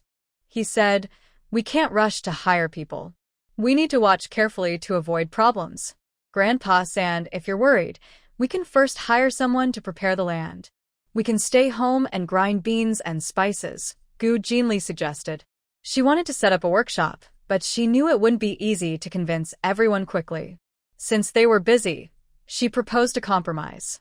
All the families agreed to this plan and decided to hire help for land preparation the next day, while they stayed home to make tofu. So, the next day, Grandpa San announced that they would hire people to prepare the land. The villagers of Dafeng village heard the news and immediately got excited.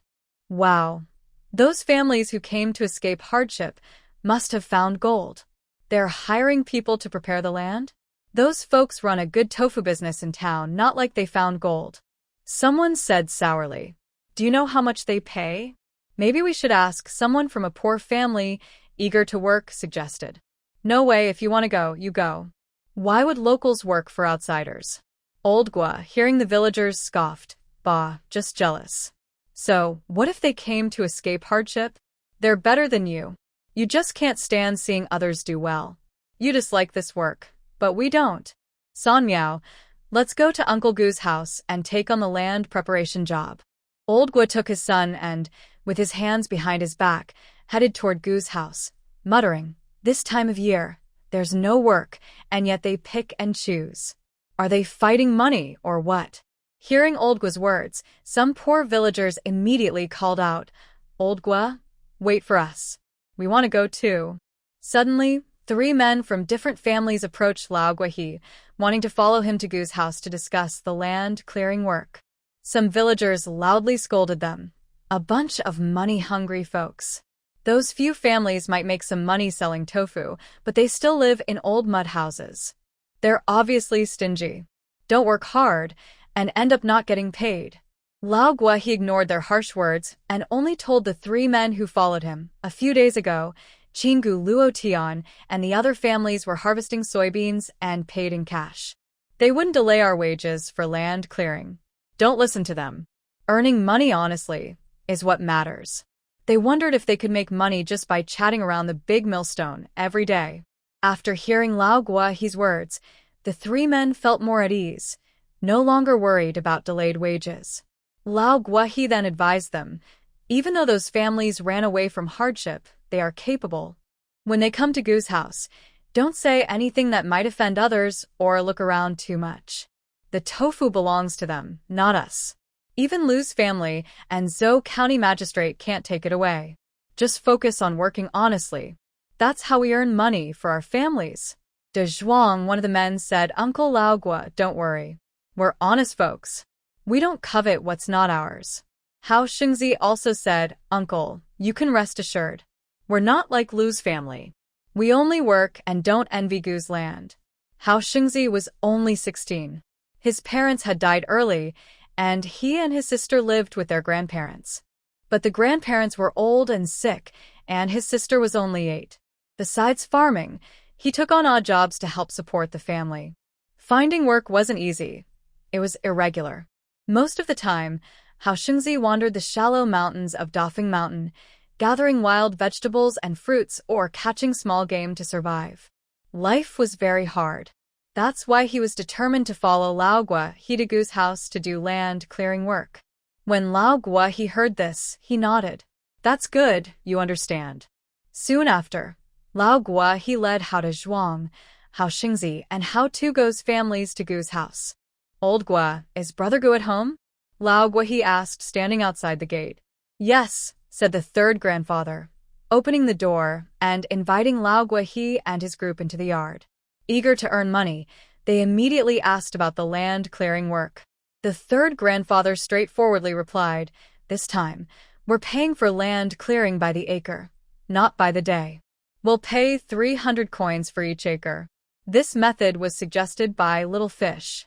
Little Fish said that if wages are calculated by the day, some people might cheat or slack off. So, it's better to pay by the acre. This way, those who work hard will be motivated because finishing early means getting paid early. If someone is lazy, they will lose out. 300 coins. He Xingzi was so excited he stood up and asked Grandpa San, is what you said true? For planting an acre of wasteland, you really pay 300 coins? That 300 coins is a lot, equal to a month's wages for hard labor. He has experience clearing land, and if he works diligently from dawn to dusk, he can clear an acre in just 3 days. In 3 days, he can earn 300 coins. That's a big amount. Old Higua had recovered from his surprise and scolded He Xingzi, Your Grandpa San is a good man. If he says it's 300 coins per acre, then it's definitely 300 coins. He quickly added to Grandpa San, Old Brother Gu, don't worry. Our family will do this work. Rest assured, we will do a good job for you. Grandpa San looked at their excited faces and continued, After we finish clearing this land, we won't leave it fallow. We will plant seeds directly, so we need to turn the soil 5 times and add grass, ash fertilizer in between. Old Higua and the others agreed without hesitation, saying, That's right. We will do exactly as you ask. Once the land is cleared once, the rest will be much easier. Seeing they were willing, Grandpa Sen called Gu De Fu and asked him to lead them to the wasteland at the back of the village. He pointed to the land and said, This is the land our families want to clear. On the far left is my family's, only 3 acres. Next is De Shan's family, with 6 acres. Luo's family also has 6 acres. The Gu brothers, Gu De Mu and Gu De Lin, each have 6 acres. Qin's family is 5 acres and Tian's family has 3 acres. In total, there are 35 acres of wasteland. These families have taken almost all the land available in the back village. However, over the past 2 weeks, they have cleared about 10 acres, so there are still 25 acres left to clear. When old Higua and the others heard about the remaining land, their eyes lit up. 25 acres at 300 coins per acre would be over 7 taels of silver. Old Higua was very excited and told Grandpa San, Don't worry, old brother. We'll start working right away. Before planting seeds in March, we'll have all the land cleared for your families. Grandpa San nodded and said, Good. Go ahead and get to work. He also talked about the meal. Our families are busy with work, and no one has time to cook. We can only give you 1 meal a day, which is homemade bean cakes, 3 per person. There's no more left. People say food is the most important thing. These farmers work all day just for their meals, so it's important to make this clear. Otherwise, even a simple meal could cause gossip. Hey, Brother Gu, we understand now, said old He. He never expected that the Gu family would give them a meal of work, and he was so happy, he couldn't stop smiling. This work was really worth it. After Grandpa San explained everything to them, he took Gu Dafu home.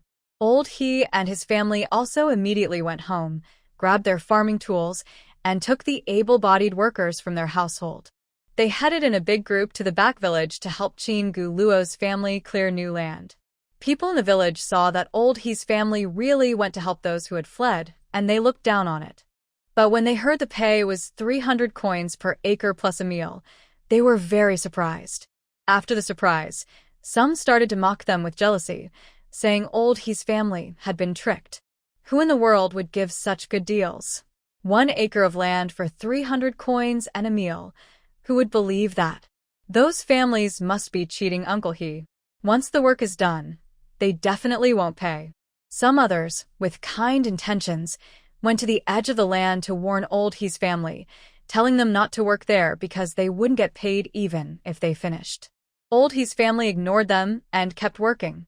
At noon, Gu Dafu brought Gu Dexing with a basket of bean cakes and soy milk, calling out, "Old He, come eat." Seeing that the Gu family had brought food, old He hurried over. When he saw the basket of bean cakes and 2 jars of soy milk, he couldn't stop smiling. "Ermiao, Sanmiao, Damao, Dazhuang, Tugu, Xingzi, come quickly to eat. Dafu's family brought us plenty of bean cakes. Old," he called out to the workers. After they accepted the work of clearing the land, they also went home to call their own family members. Now, there were 13 people working in the field. There were quite a few workers, and Gu's family had also brought a lot of food, enough for their families, with a full basket of bean cakes. De Zhuang, Tu Go, and Xingzi arrived at the field, looking at the basket of bean cakes, and they smiled happily. De Zhuang said, "Wow, these are golden bean cakes. They're worth a few coins each in town." He once bought a shared dish with his wife, and the taste was very delicious. However, their family didn't have much money, so they only ate that one time and never bought it again. His wife had been thinking about that flavor for a long time. "Big Zhuang, your family came with 3 people. Here are 9 bean cakes, take them." Old He handed out the bean cakes to them. These bean cakes were much larger than those sold in town. A wooden bowl couldn't even hold 9 of them. Big Zhuang took a basket from his home and placed all 9 bean cakes inside, filling the basket completely. "There's also soy milk here. It tastes better when eaten together," Gu Dafu said. I understand. Thanks, Brother Dafu," Big Zhuang said. He divided the bean cakes between his 2 sons, then used a wooden bowl to pour soy milk. They ate the bean cakes with the soy milk, and the smell was so good that villagers watching from the field salivated, regretting they didn't take part in the work. But it was too late to regret. Only a few families, including Chin Gu Luo's, had this small piece of land. They didn't plan to hire more people, because they already had enough hands. Seeing the villagers' regretful expressions, old He and the others felt their bean cakes tasted even better. All these families were poor, and not selfish. Old He and his group each ate only 2 bean cakes, saving the remaining 1 to take home and satisfy their family's cravings. At Gu Jinli's house, villagers from Lianghe village came again. Few people came this time. Only 3, with Liang Zhuzi carrying a half basket of eggs and a bag of candy. Grandpa San, hearing from Grandma San about what happened yesterday, knew they would come again today. He decided not to go out to sell, but stayed at home. Liang Zhuzi was very careful this time. After arriving at Gu's courtyard gate, he knocked politely. The knock was so soft that Grandpa San and the others almost didn't hear it. Finally, they entered the house, and the 3 of them apologized again. "Old Master Gu, Brother Gu, Young Lady Gu, we were in the wrong yesterday. Please don't blame us." Gu Jinli was straightforward and wanted to grow her tofu business. After accepting their apology, she said directly, "If you want to buy tofu from us to sell, that's fine. But we have 3 conditions." Hearing the first part, Liang Zhuzi and the others were so happy they almost jumped for joy. But when they heard about the conditions, they became nervous and asked anxiously, "Young Lady Gu, what are your conditions?" Gu Jinli said, "It's very simple. First, once the tofu is in your hands, it has nothing to do with us. If the buyers of your tofu have any problems after eating it, they will have to come to you. We are not responsible." Liang Zhuzi didn't expect that Gu family's first request would be so difficult. 2 villagers from Lianghe village asked, "Young lady of the Gu family, if there's a problem with your tofu, Does that mean we also have to take responsibility? Gu Jinli smiled slightly and said, doing business always has some risk. If you're worried about our tofu, you don't have to buy it. Her words were firm. The two villagers from Lianghe almost got angry and wanted to leave, but Liang Zizi stopped them. Seeing they didn't leave, Gu Jinli continued, if you're worried about our tofu, we're also worried that you might tamper with it. So, our request is fair and reasonable. But we understand your difficulties. When you buy tofu from us, you can taste a piece for free right there. After waiting for 15 minutes, if everything is fine, you can take the tofu. If any problem arises during the tasting, our Gu family will take full responsibility. After hearing this, Liang Zizi and the two villagers from Lianghe thought the plan was good. It protected both sides and prevented anyone from harming the other. They thought for a moment, clenched their teeth, and agreed. All right, we accept this request. What are the other two? The other two are simple, Gu Jinli said. The second is about the price. The price of the tofu isn't fixed. We can raise it at any time, but each increase won't be more than 3 cents per jin. When you sell the tofu, you can also raise the price, but each increase can't be more than 5 cents. If the price gets too high, more than 10 times the purchase price, we won't sell tofu to you anymore. Liang Zizi and the others, who were farmers and couldn't read or count well, counted on their fingers and stones until they understood the prices clearly. All right, we can agree to that, Liang Zizi added. Don't worry, young lady of the Gu family. We're honest folks. We just want to do this business. We mean no harm and aren't greedy. Gu Jinli nodded and then said, the third request is that when you sell the tofu, you must tell buyers that it is Gu family's tofu. She plans to make soy oil and soy sauce later, so she needs to establish her name first. After hearing this last request, Liang Zizi let out a big breath, and his dark face was full of smiles. All right, it's settled. Starting tomorrow, we'll come to your Gu family to buy tofu. Gu Jinli said, that's possible, but we don't have many people. Now, we can only give you 500 jin of tofu each day for Lianghe village. How you divide it is up to you, we don't interfere. But we can guarantee you will receive at least this much tofu every day. 500 jin of tofu is quite a lot compared to before. The villagers of Liangzhu were very happy, but their happiness didn't last long. Gu Jinli then took out a piece of paper and placed it on the table. This is a contract. It lists the 3 requirements. If you have no objections, you need to stamp your handprints on this contract. A contract and a handprint? A villager from Lianghe village asked. We're not buying a house or land, so maybe we don't need to sign a contract?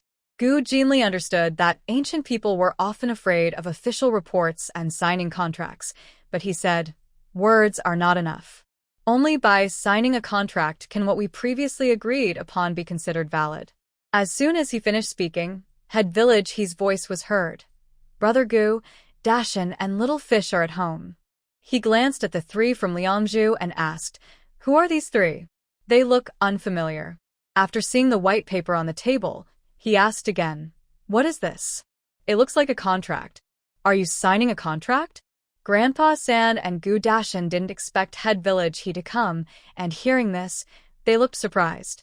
But head village he showed no embarrassment and said naturally, Brother Gu, signing a contract is a serious matter. You can't sign it casually or something might go wrong. Brother Gu? He even changed how he addressed him. It seemed head village he was here to show friendliness this time. Not only did head village he come, but behind him were he Dachuan and a young man dressed in a bamboo-colored long coat, with a scholarly look on his face. This young man was none other than head village his grandson, he Jingsheng. It was hard-earned for Liangzhu and his friends to persuade Gu's family to sell enough tofu to them. Just as they were about to sign the contract, head village he suddenly interrupted, making them very angry. Liangzhu was quite clever and knew that this was the village chief of Dafeng village. Instead of losing his temper immediately, he said, head village we are from Lianghe village ahead. I am Liangzhu, not a bad person. Our contract isn't about selling land or people. It's a tofu buying agreement between us and the Gu family. Head village he naturally knew they were here to discuss tofu business with the Gu family. That's why he hurried over and interrupted them. Looking back, he realized it was also his fault. Datsuin had long advised him that the Qin, Gu, Luo, and Tian families were powerful, and he should build good relations with them. He is old now, and fears causing trouble for his family. Worrying about retaliation from Lu family and Zhou County Magistrate, he has been just watching and hasn't dared to visit the Gu family. However, when he learns that Jiang County Magistrate helped the Gu family settle the shopkeeper Tao in town again, and that Scholar Shang has taken Gu Jinan as his student, he immediately understands that the Gu family is truly lucky. His own family no longer needs to wait. They can start building good relations with a few families. Just then, Liang Zhuzi and others suddenly appeared, saying they wanted to start a tofu business. He had also been eyeing this tofu business and was planning to talk to the Gu family about it. His family is poor. Besides farming, they only do odd jobs in the town or county. But how much money can they really earn from odd jobs? The villagers, both young and old, gather around the large millstone every day to chat, which isn't sustainable. He thought about the Gu family's tofu, hoping they could sell it cheaply to the villagers, who could then carry the tofu to other villages to sell and make some money. Village chief, he ignored Liang Zhuzi and sat down, calling over He Jinsen, and said to Grandpa Third, "Old brother Gu, this is my grandson Jinsen. He should have come to visit you long ago, but Jinsen is studying at a private school in town, and with heavy coursework, he's been delayed until now." He then scolded Jinsen, "Come here quickly and greet Grandpa Third Gu, Uncle Dashin, and your sister Gu." When Gu Jinli heard Gu family sister, she suddenly got goosebumps and quickly said, "No need to call me sister. My name is Little Fish." She couldn't stand the overly formal way of calling her sister. Jinsen was stunned. Then, after regaining composure, he bowed to Grandpa Third and Uncle Dashin. Junior Jinsen, greetings to Grandpa Third Gu, Uncle Dashin, and Little Fish. Grandpa Third and Uncle Dashin smiled and said, "Jinsen, no need to be so formal. We're farmers and we don't pay much attention to that." Village chief, he smiled and said, "You're elders and he's young, so it's proper for him to bow." Seeing how village chief, he was happily chatting with Grandpa Third and Uncle Dashin, Liang Zhuzi felt uneasy. He quickly said to Gu Jinli, "Gu girl, we're in a hurry to go home. Let's sign the contract first." Then he even bit his finger to use his blood as ink for the fingerprint. Village chief, he hurriedly took the contract from the table, looked at it and frowned. 500 jin of tofu a day? That's a lot. Does your family have enough time to make so much tofu? He looked at Grandpa Third and reminded him, "Old brother Gu, it's already mid-February. In half a month, planting season begins. Does your family have enough workers to produce so much tofu? We shouldn't neglect the land just to make tofu. It's better not to sign the contract yet. Let's wait until the planting is done." Grandpa Third also saw that village head he came to discuss something, but Little Fish had already promised Liang and the others, so they couldn't back out. He smiled and said, "Village head, don't worry about us. Our land isn't irrigated. It's dry land, so we can only grow soybeans and sweet potatoes. Planting a bit later isn't a problem. We have people to make tofu." Liang Zhuzi was initially angry and anxious, but when he heard this, he became happy. He thought the deal might fall through. Surprisingly, the Gu family is trustworthy and didn't mean to back out. Village head, he realized from Grandpa Third's words that he couldn't stop this deal anymore, so he put down the contract. Ditsang, seeing this, was very worried and wanted to speak, but village head, he stopped him. Since they came to show goodwill, they shouldn't push too hard, or it might cause trouble. Ditsang had to give up. Liang Zhuzi and the other two villagers happily pressed their hands on the contract. After Gu Jinli's fingerprints dried, he stored the contract away. They didn't stay long. After Gu Jinli finished, they said goodbye and left. "Old Master Gu, Brother Gu, Miss Gu, we'll go back first. Tomorrow morning, we'll come to pick up the tofu and seasonings. The white tofu must be paired with seasonings, otherwise it won't taste good." Gu Jinli nodded. "All right, you can come for the tofu tomorrow. No need for so many people, 5 or 6 will do." Yes, we understand. We'll discuss it properly, and won't be reckless like yesterday." Liang and the others happily left, bringing gifts. Watching their joyful backs, Ditsong felt both anxious and regretful. They should have come yesterday. When they heard that the Gu family had driven Liang and the others away, they thought the tofu deal was off and didn't come immediately. They waited until today. Who would have thought they were too late? Looking at his father's regretful expression, Jinsheng also felt anxious. He only knew how to read and didn't handle chores well, so he didn't know how to help his father. After Liang and the others left, Grandpa Third asked Grandma Third to bring a plate of bean pulp cakes and a few bowls of soy milk. He said to village head, "We don't have many good things at home. If you don't mind, try our homemade bean cakes and soy milk." How could we mind? These golden bean cakes are a rare treat. We've been craving them, said village head he. He picked up a bean pulp cake, took a bite, and his mouth was filled with fresh flavor. Then he drank a sip of soy milk, rich and slightly sweet. He thought to himself, how could the Gu family make such delicious food? After swallowing the bean pulp cake in his mouth, village chief he finally spoke, saying, "Old brother Gu, the trouble with the Liu family is my fault as village chief.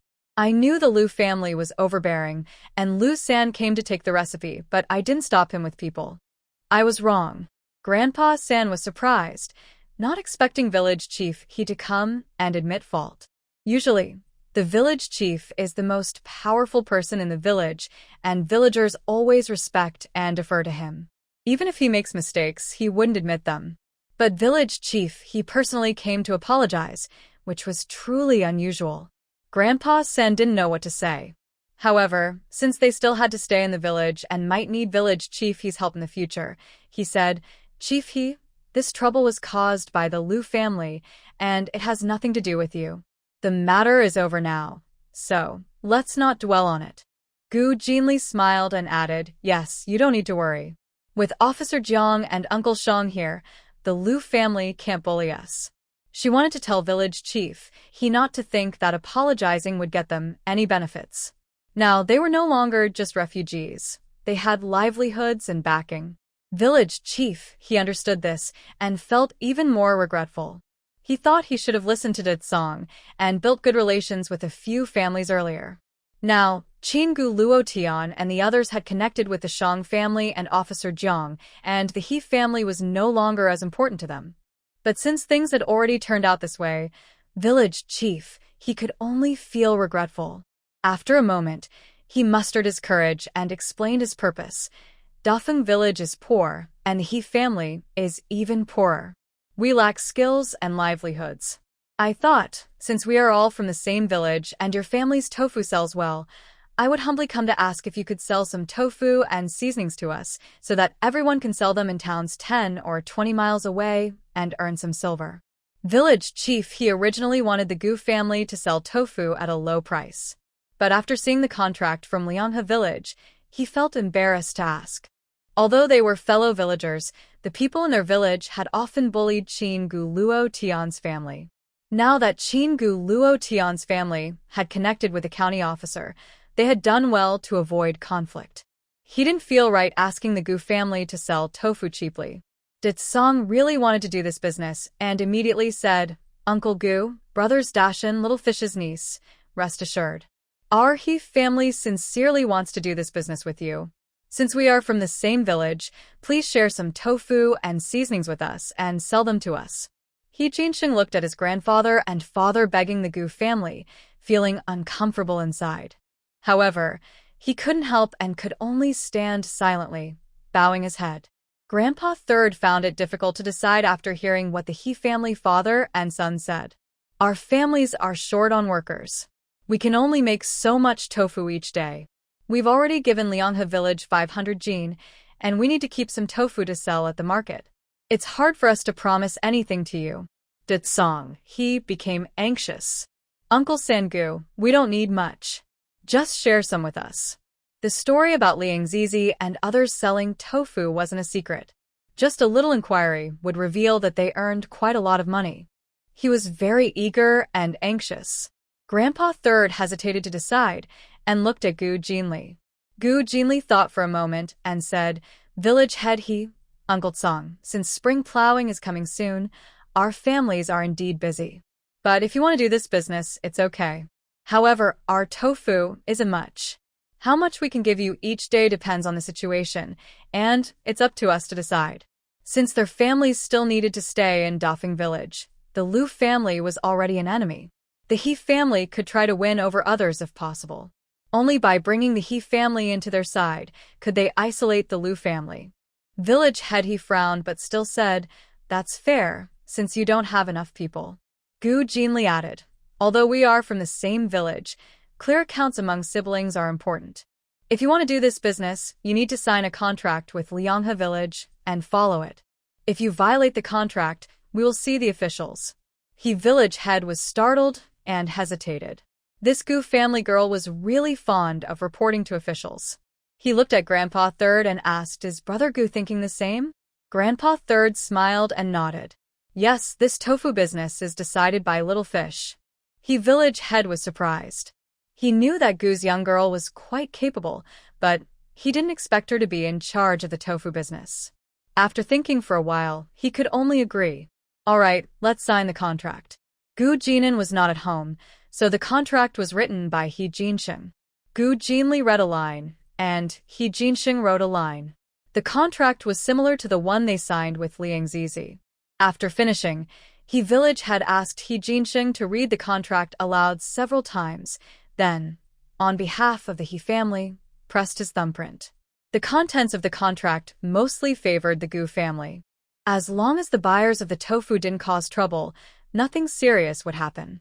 He village had set aside his dissatisfaction and said to Grandpa Third, "Brother Gu, we will come to pick up the tofu tomorrow." Grandpa Third nodded. "All right, but how much we can take will be decided tomorrow."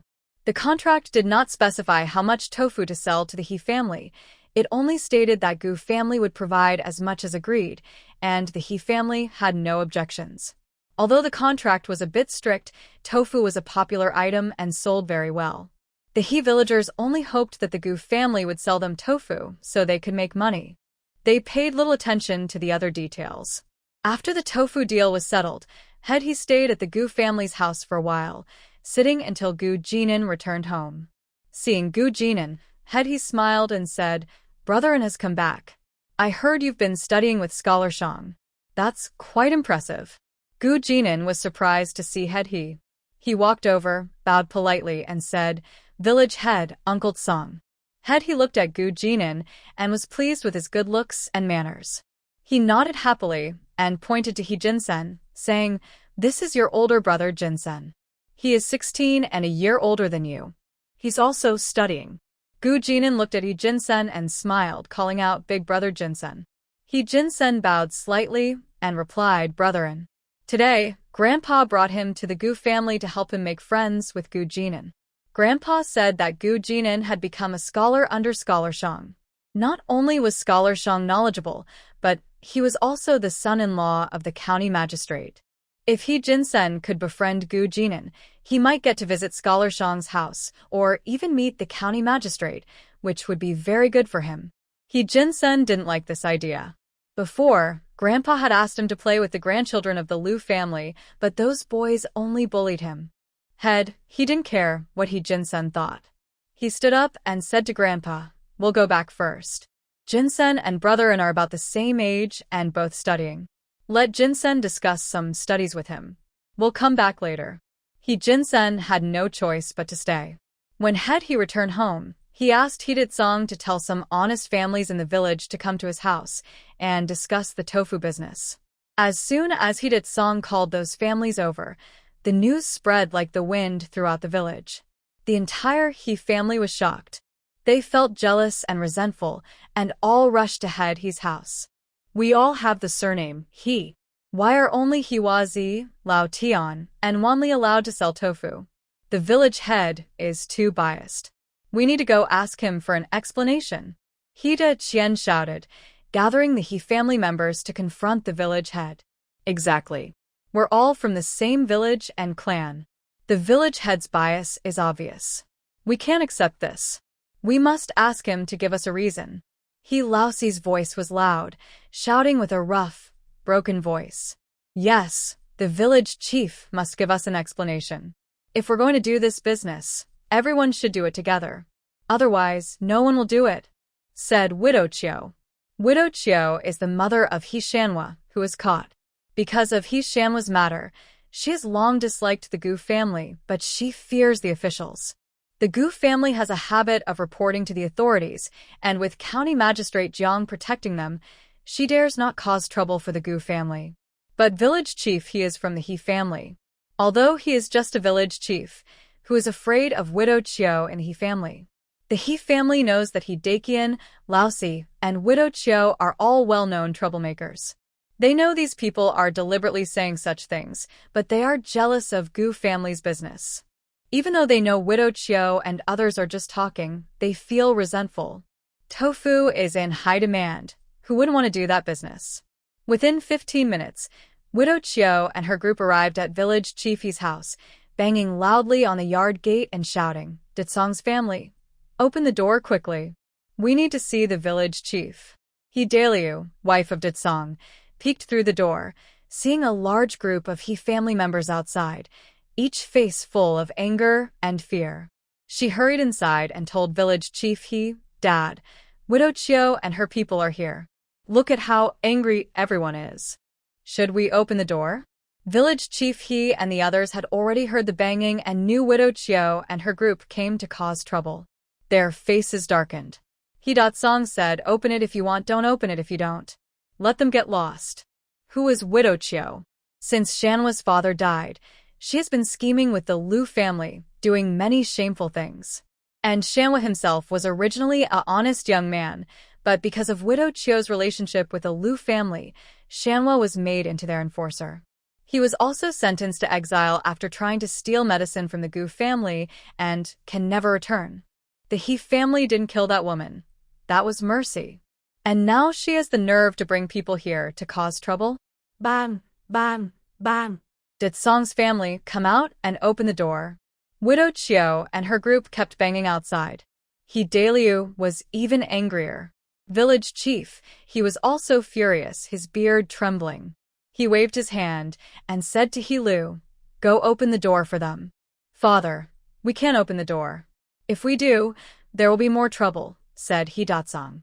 He Weizi, Lao Tian, and Wanli from the He family couldn't argue, so they remained silent. Village chief, he snorted coldly. "Open the door. Let them come in. I want to see what they plan to do to this old man." When Lu Shi saw her father-in-law speak, she had no choice but to open the door. As soon as the gate opened, Widow Chiu led dozens of members of the He family rushing in, heading straight for the main house of He village chief, filling it completely. Widow Chiu, standing among so many men, didn't blush. She crossed her arms and said sharply, "Oh, Uncle Village Chief, you have quite a few people at home. What are you discussing? Is it about buying tofu?" She looked as if to say, "Don't deny it, we all know."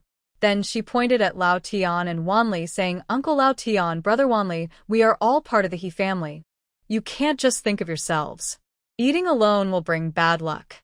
He Wanli was so angry he stood up and said, "Chiu Shi, who are you cursing? Do you have the right to talk like that?"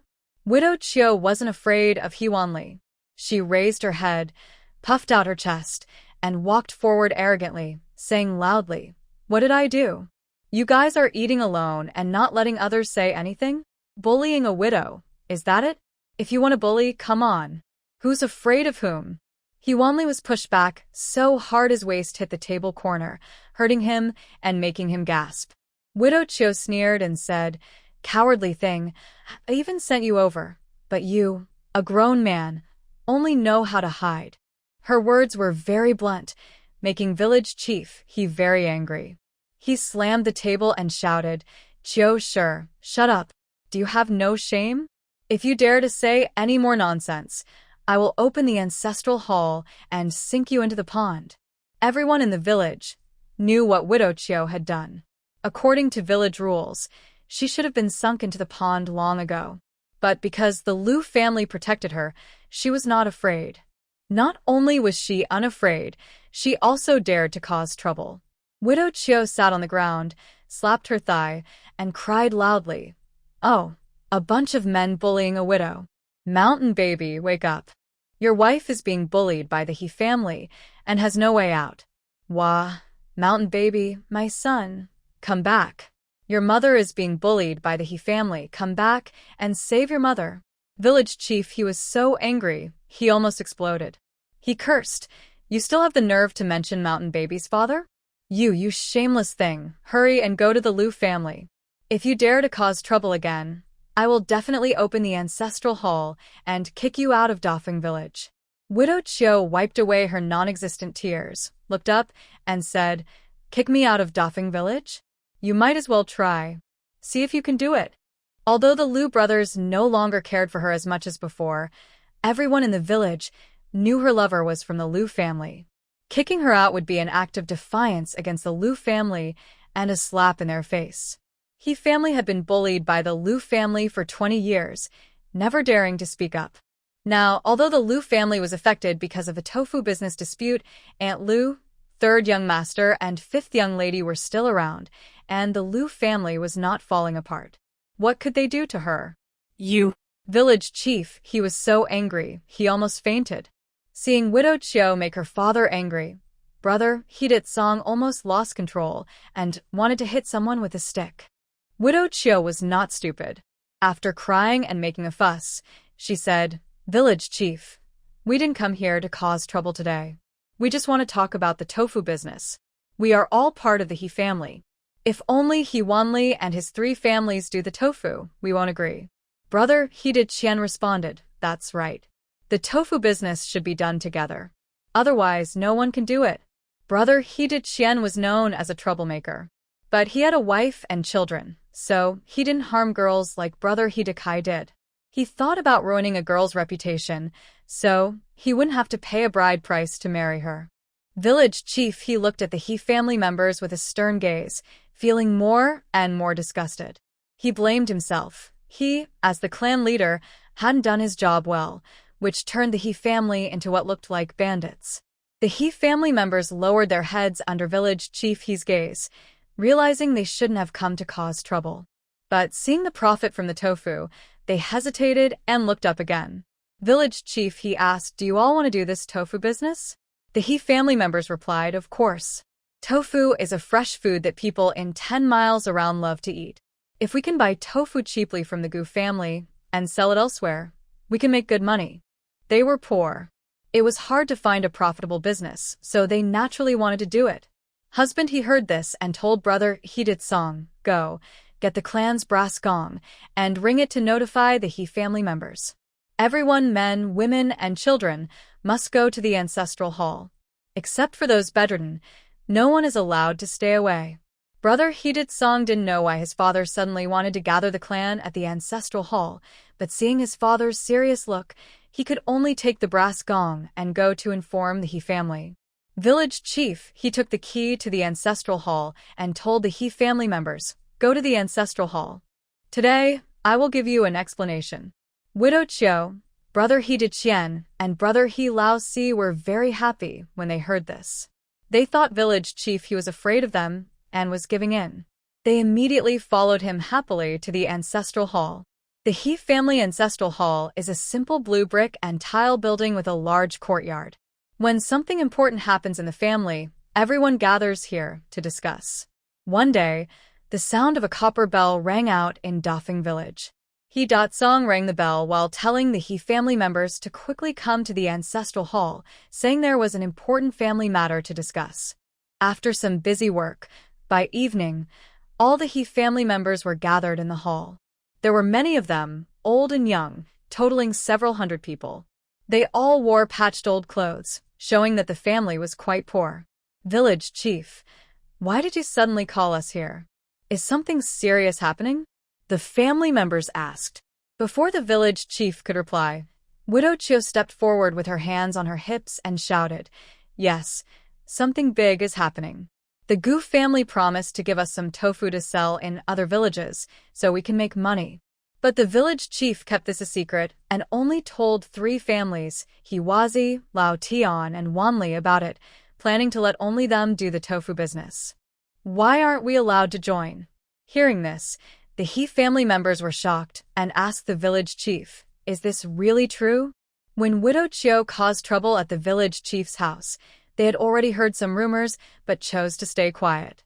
Now, hearing her words, they felt uncomfortable. Widow Chio was very happy to see the family questioning the village chief. If the He family joined her in causing trouble, she believed she could even replace the village chief and take his place. Lujia hated the village chief and had long wanted to take his position, hoping that old third from the Lu family could become the new village chief. If she succeeded, she could go to the Lu family to boast about her achievement. The village chief did not answer the family members directly. Instead, he pointed at Widow Chio and said, "The ancestral hall is a sacred place. The village elder and family elders haven't spoken yet. Women shouldn't be shouting here. You've broken the family rules. Come, hold her down and give her 20 strokes." As soon as the village chief said this, 10 He family members stepped forward. They were tasked with enforcing family rules. Without regard for Widow Chio shouting, they grabbed her and forced her onto a long bench, then began to hit her with sticks. Widow Chio screamed in pain, struggling but unable to break free. She threatened, "Stop. Stop. If you hit me, the Lu family won't let you go." Hearing this, the He family members remembered how they had been bullied by the Lu family and responded with even more force. Many cursed and beat her harder, saying, "Hit her. Beat this shameless woman.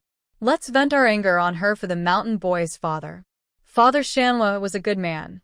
When he was alive, he often went into the mountains to hunt, and everyone in the He family had eaten the wild game he provided. However, Widow Chio was shameless. Because of her good looks, less than 2 months after Father Shanwa died, she started flirting with the Lu brothers. De Chu allowed the widow to remarry, and the He family didn't want her to keep guarding Father Shanwa's memory forever.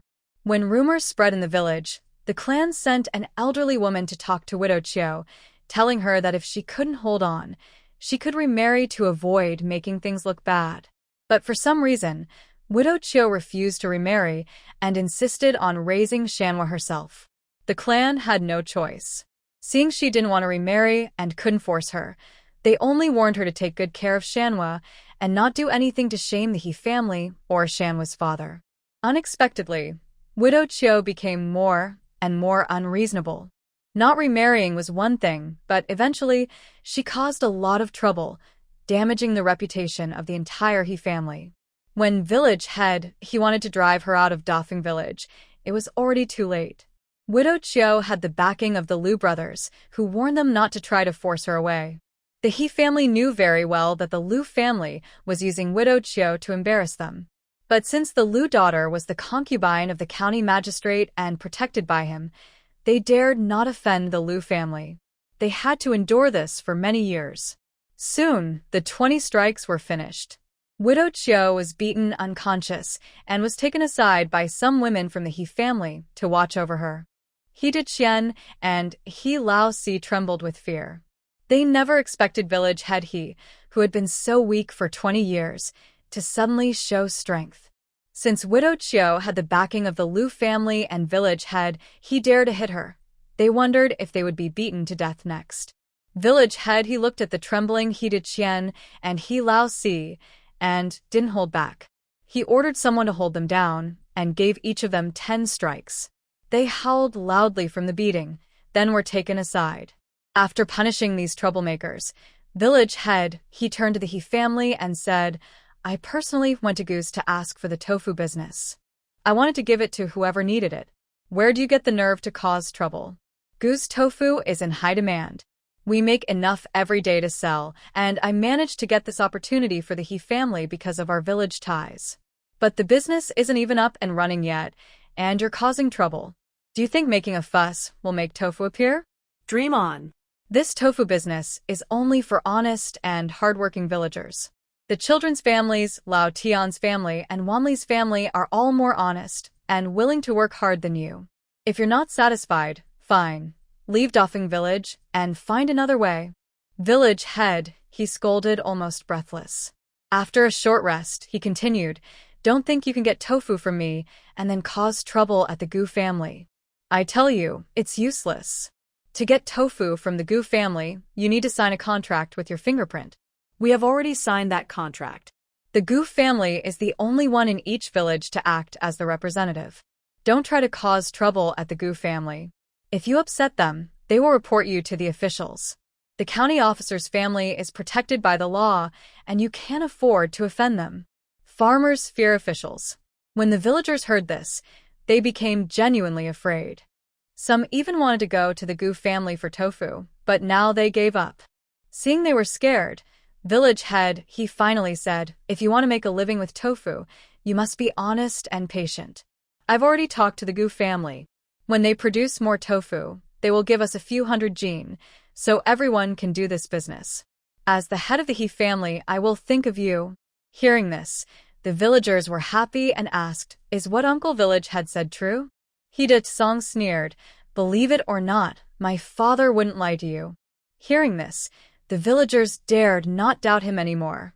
Today, village head, he made a strong statement to teach the He family a lesson. Seeing they had learned their lesson, he waved his hand tiredly. Go back now. I will keep the business in mind. Whether it's tofu or other businesses, I will find a few people for you, so you won't be poor for the rest of your lives. His words were very serious.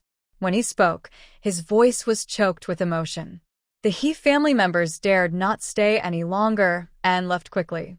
De Qian and Lao Si were helped back home by their family. As for widow Chiu, no one paid attention to her. She woke up, hobbled away on her own, but she didn't go home. Instead, she went to the Liu family to cry and complain to old third Liu. Soon, widow Chiu arrived at the Liu family's large house at the east end of the village, knocking on a side door in the backyard. With a creak, a servant opened the door for her.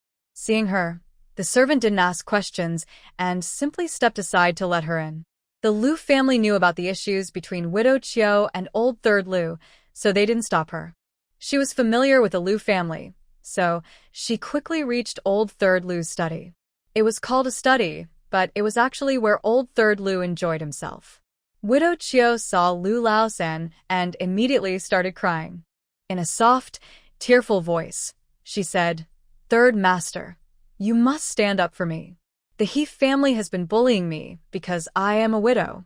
They beat me badly." Widow Chiu was over 30 years old, but she looked good and had a charming figure. Her skin was fair and smooth, not dark and rough like a farmer's. She was good at acting and, after crying, looked quite alluring. Liu Laosan was lying on a soft bed covered with thick quilts, eating roasted lamb. When he saw widow Chiu come in and act like that, he felt a bit amused. He pulled her close and said, "Did the He family bully you? How did they do it? Tell me clearly. If you're satisfied with the story, I'll go and deal with them." This wasn't something a normal person would say, but widow Chiu was not afraid. Over the years, she had seen and experienced many things. Third master, the men and women of the He family, said, "I disrespect my ancestors and don't follow proper manners. They surrounded me, pushed me down." Widow Chiu explained how the He family had beaten her. However, her words were quite suggestive, and her tone sounded like singing, with occasional exaggerated sounds, which made Liu Laosan very angry. He wanted to punish widow Chiu on the spot. After finishing her story about how the He family had beaten her, she also cursed the Gu family. That Gu family is doing this on purpose. They hate Third Master's family and want to use the tofu business to win over the He family and isolate us. You must not let the Gu family go, Third Master. Liu Laosan had previously gone to the Gu family to seize a document and was caught and sentenced. The Liu family had fallen out of favor with County Magistrate Zhou because of this. Widow Chiu thought Liu Laosan hated the Gu family deeply. She hoped that by stirring trouble, he would be forced to take action against them. However, she was only partly right. Liu Laosan did hate the Gu family, but not just because of revenge. After the last failed attempt to seize the document from the Gu family and being caught and sentenced by Officer Jiang, Liu Laosan was scolded by his father, older brother, second brother, and even his younger sister. They told him he was stupid for not waiting for the right moment and rushing into trouble, which brought disaster. They warned him not to bother the Gu family for now. Once the Liu family regained the trust of County Magistrate Zhou, and Zhou was willing to take direct action against the Gu family, they would eliminate the beggars who had come from the famine. Liu Laosen said, "The Gu family definitely won't let this go, but there's no need to rush. We can wait and see." Why? Widow Qiu was very unhappy with Liu Laosan's refusal and advised him, "Third Master, the Gu family made their fortune from tofu and then connected with Scholar Shang and County Magistrate Jiang. Soon, they might even get involved with more powerful people. We can't wait any longer. We should take action now, before the Gu family rises further, and deal with them." Her words made sense. But why did the Liu family suffer losses in the first place? It was because they wanted to take advantage of Qin Gu Luo Tian's family not being well established yet, hoping to scare them so they would serve the Liu family loyally. In the end, the Liu family almost lost everything because of it. Thinking about the big loss at the Gu family, Liu Laosen felt uncomfortable and spoke harshly. "Father said we should put this aside for now and talk about it later." When Widow Qiu heard that Liu Laosen still didn't want to cause trouble for the Gu family, she became anxious and blurted out, "Third Master, your family is related to the county magistrate's family. Are you still afraid of the Gu family?" Before she finished, Liu Laosan's face turned very grim. With a loud slap, he slapped Widow Qiu and then kicked her to the ground. Widow Qiu fell, her wound hurt, and she cried out loudly. As she yelled, her face was pulled by the injury, twisting in pain. Liu Laosen didn't care about her pain. He pointed at her and scolded, "You shameless woman! What are you, daring to talk about the Liu family and the county magistrate's family? If you don't want to live, I'll help you end it." Liu Laosan's sudden anger was triggered by Widow Qiu's remark, "Your family is related to the county magistrate's family." At first, Liu Laosen thought it was flattery. But after the incident with the stolen documents and the sentencing, hearing those words again made him feel Widow Qiu was deliberately insulting his family. In the town, wealthy families often mocked the Liu family for this. They said the Liu family was like a toad in the mud, pretending to be a golden toad. A minor wife's family dared to call themselves related to the county magistrate's family. County Magistrate Zhou's anger had cooled somewhat, but because of this incident, he summoned his elder brother and scolded him harshly, warning that if the Liu family caused more trouble, their family would suffer consequences. His elder brother didn't dare to reply and could only listen to the scolding. Though they appeared prosperous in Qingfu town, before County Magistrate Zhou, they were just servants. Hearing Widow Qiu's words, Liu Laosen remembered the warning from County Magistrate Zhou and the ridicule from local families. He was so angry that he slapped Widow Qiu. Widow Qiu was stunned for a moment, but she had long been experienced in such matters. She quickly crawled over, hugged old Third Liu's leg, tears in her eyes, and sobbed, "Master, I was wrong. I shouldn't have said such nonsense." Her eyes flickered slightly, with a flirtatious look, and she glared at old Third Liu with a charming gaze, softly saying, "Master, I came today to serve you. It's been a while since you last came back." Old Third Liu looked at Widow Qiu kneeling at his feet. "Just got beaten up and now you're here looking for trouble again. Can you handle it?" Widow Qiu chuckled softly. "Whether I can handle it or not, Master, you'll find out." She then lunged at old Third Liu. Although she was an older woman, old Third Liu didn't refuse. He liked the taste of Widow Qiu. She was full of energy. When Qingguo Luotian and the others heard that village chief he had summoned the He family to the ancestral hall, scolding them and even hitting a few members, they felt relieved. Grandpa Third said, "It looks like the He family dares not come to cause trouble at our place anymore." If village chief he hadn't disciplined the He family today, they would have been surrounded by the He family tomorrow. Gu Jinli said it was village chief he who acted quickly. "If the He family dares to make trouble, we won't sell tofu to village chief He." The contract clearly stated that the amount of tofu given, or not, was up to her family to decide. However, Gu Jinli was very satisfied with village chief He's reprimand of the He family. Village chief He had been cowardly for so many years, but finally took action to teach the He family a lesson. Only by being tough and uniting the He family could he help her deal with the Liu family. If he remained timid and afraid of the Liu family like before, her tofu business would be a waste. Mrs. Chen didn't care how the He family was doing. Hearing about this, she felt very pleased and even thought that He Dakian and He Laosi had been beaten less than they deserved. Just 10 slaps? What's that supposed to do? It's like scratching an itch. Why not give 50 slaps? And that widow Chiao, Tisich, I didn't expect He Shanyao's mother to be like this. No wonder He Shanyao became a troublemaker. She also talked about the He family. The He family is too cowardly. Widow Chiao has become like this, yet they still let her stay in the village. It's like pouring dirt on the He family's reputation. Despite saying this, Mrs. Chen couldn't help but gossip. She went around the village, listening to many rumors about Widow Chiao, and happily returned home. She was someone who couldn't hold back. As soon as she got home, she pulled aside Zhu and Cui, talking about Widow Chiao's relationship with the Liu brothers and other men. Grandma San heard this and grabbed a broom to hit her. What are you saying? Is this how decent people talk? Hurry up and go work. Do you still want to make money? Mrs. Chen loved money the most, even putting gossip aside. She immediately rolled up her sleeves, scooped tofu into a wooden box, covered it with coarse cloth, then moved it to the yard and pressed a stone on top. In Gu Jinli's yard, rows of wooden boxes were already arranged. Inside each box was tofu, about 20 jin per box.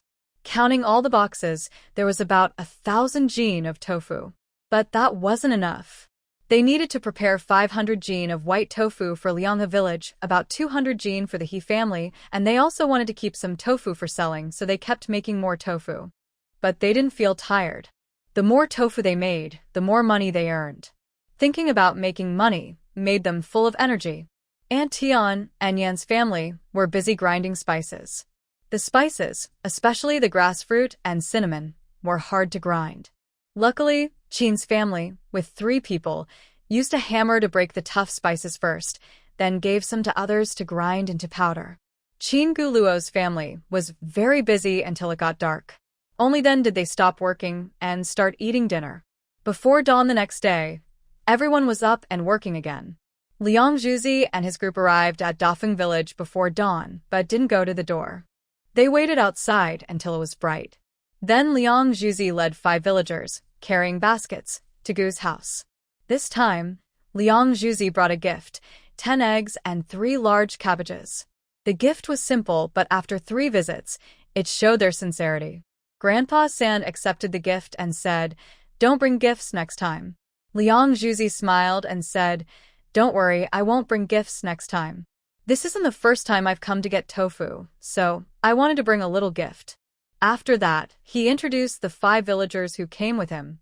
The 5 were all thin and dark, hunched over, with deep lines on their faces and thick calluses on their hands, obvious signs of long-term farm work. These 5 were just some of the people in Lianghe village interested in making tofu. In Lianghe village, 12 households wanted to sell tofu, but since there was limited tofu, not everyone could get it. Liang Zhuzi decided that the 12 households would take turns selling tofu. Today they sell, and tomorrow the other 6 do. Gu Jinli didn't mind these details. She simply followed the contract and gave Liang Zhuzi's group 500 jin of tofu. The tofu was quickly weighed. Total of 500 jin of tofu, 10 coins per jin, making 5 taels of silver in total. The tofu sold in town costs half a jin per piece, priced at 5 coins each. The tofu at home hasn't been cut and is sold by weight. Gu Jinli pointed at the tofu and said, "I'll charge you less by 1 jin. You can start eating the tofu now. If nothing goes wrong in 15 minutes, you can take the tofu away." She warned, "Remember, once you leave this yard, if there's any problem with the tofu, we won't take responsibility. You are on your own." This was an important matter. Liang Zhuzi and the others didn't dare to delay. They each cut a small piece from every block of tofu to taste, then waited. 15 minutes passed, and none of the 6 people had any issues. They finally smiled. "Young lady from the Gu family, there's no problem with this tofu," Liang Zhuzi said with a smile. He then asked, "What about the seasoning spices?" Gu Dashan brought over a basket of seasoning spices and said, There are a total of 500 packets here. Count them. After hearing this, Liang Zhuzi and the others started counting the spice packets. It took them a full 15 minutes to finish.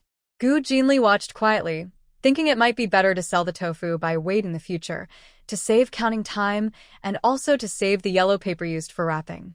There are 500 packets of seasoning spices, each costing 5 coins, totaling 2,500 coins.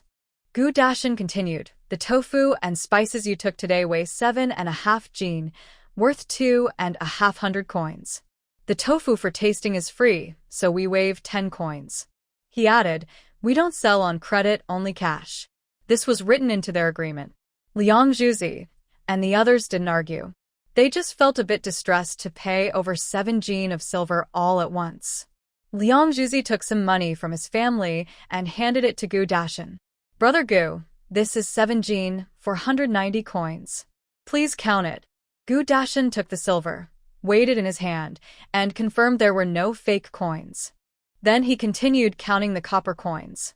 After a moment he smiled and said, Brother Liang, the amount is just right. No mistake. They were very happy. After settling the payment, Gu Jinli took out a piece of paper and said, this is the registration form for buying tofu from us, confirming there's no problem. Just sign your fingerprint on it. She then took out ink paste and handed it to them. Liang Zhuzi and the others hesitated for a moment. Though they didn't know what the registration form was, they still pressed their fingerprints on it. Old Master Gu, Brother Gu, young lady from the Gu family, we're leaving now, they said, carrying the tofu and preparing to go. As soon as they left, village head he arrived with He Datsang, He Wazi, Old Tian He and Wan Li He. Old Brother Gu, we're here. Is the tofu ready?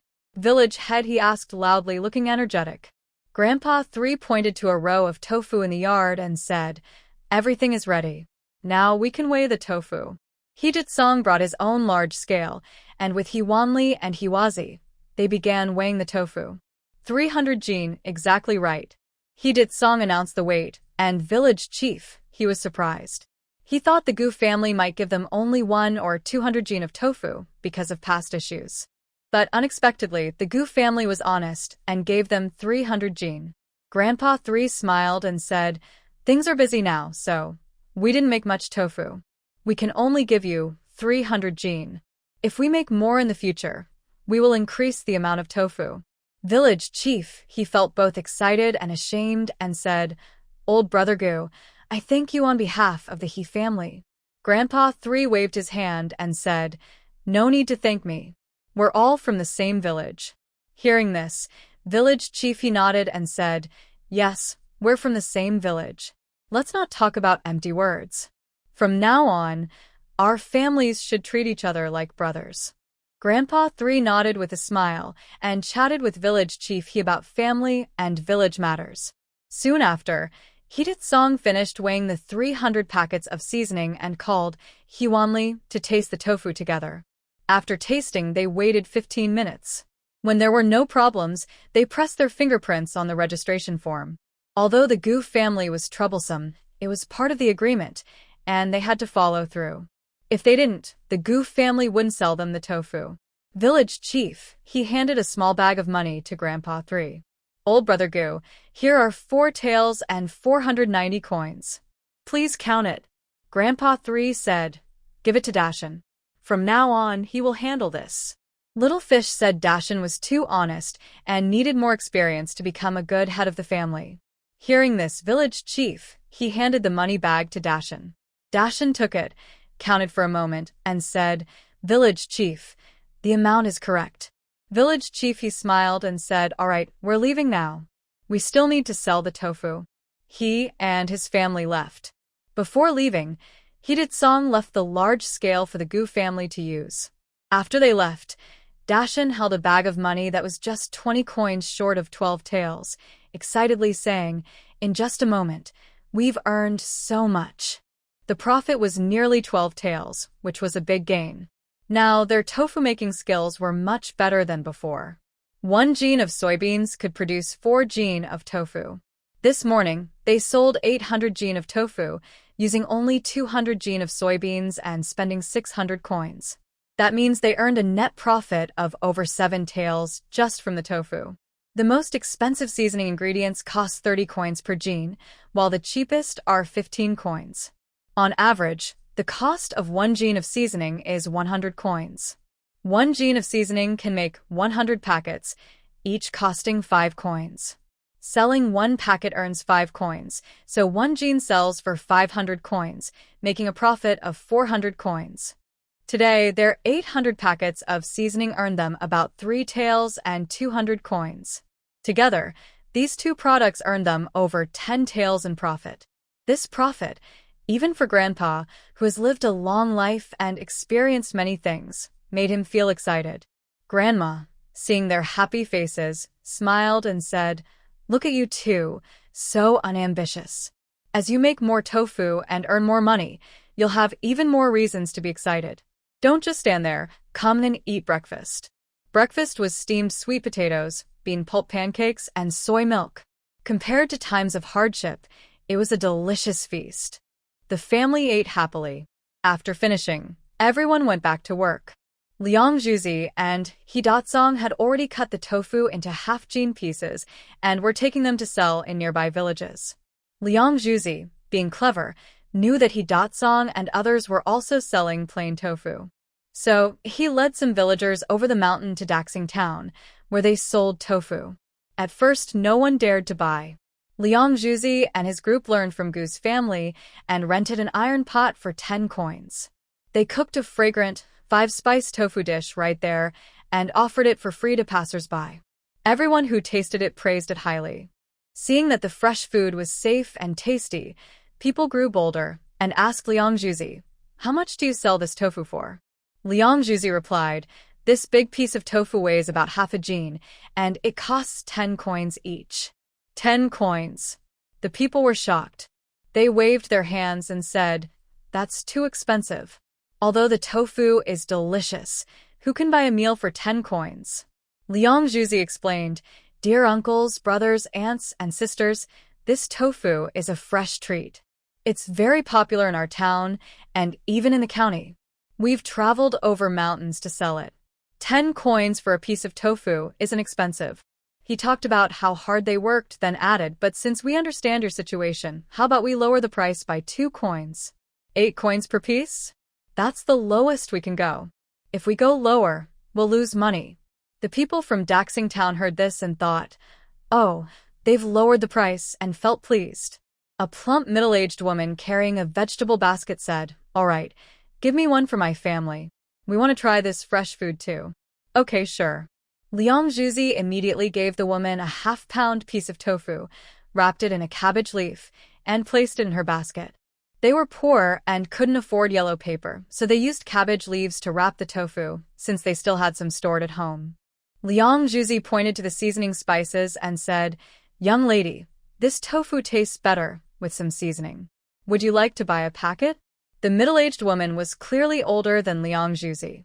Being called young lady made her look very beautiful. She asked, "How much for 1 packet?" Seasoning spices are quite valuable. Just a little added to dishes makes the flavor comparable to rich sauces. Normally, they cost 10 coins per packet, but since you look prosperous and lucky, I'll give you a discount. 8 coins per packet. What do you think? The woman thought it was expensive, but Liang Juzi was good at talking. Since she had already bought some tofu, buying a packet of seasoning didn't seem like a big deal, so she took one. Liang Juzi was considerate. He took a half-pound piece of tofu, cut it into 10 small pieces, and gave the woman 2 pieces. "Young lady, here you go. This is a gift. Remember to come back next time." The woman happily received the 2 small pieces of tofu, smiling widely. "All right, I'll come again next time. I'll also tell my neighbors about your business, so everyone can support you." She happily left. Liang Juzi and the others continued frying tofu in an iron pan. The delicious smell spread across half the street, attracting some people who couldn't resist and started buying tofu and seasoning spices. After 2 hours, all their white tofu was sold out. However, nearly 100 packets of seasoning spices remained, because some people only bought tofu and didn't buy the spices. Despite that, Liang Juzi and the others were very happy. They had earned a lot today. The spices wouldn't spoil and could be stored for a long time, so they could sell them gradually. Fortunately, as they were about to pack up and go home, the manager of Yongxing Tower in Daxing Town called out to them, asked their names and where they lived, checked Liang Zhuzi's household registration, and finally waved his hand and bought all their seasoning spices. Liang Zhuzi was smart and cautious. Knowing they weren't from Daxing Town and that the locals might not trust outsiders selling tofu, he brought along their household registration, which proved useful now. The manager of Yongxing Tower, Lin, didn't just look at their household registration. He sent someone to observe them for a day.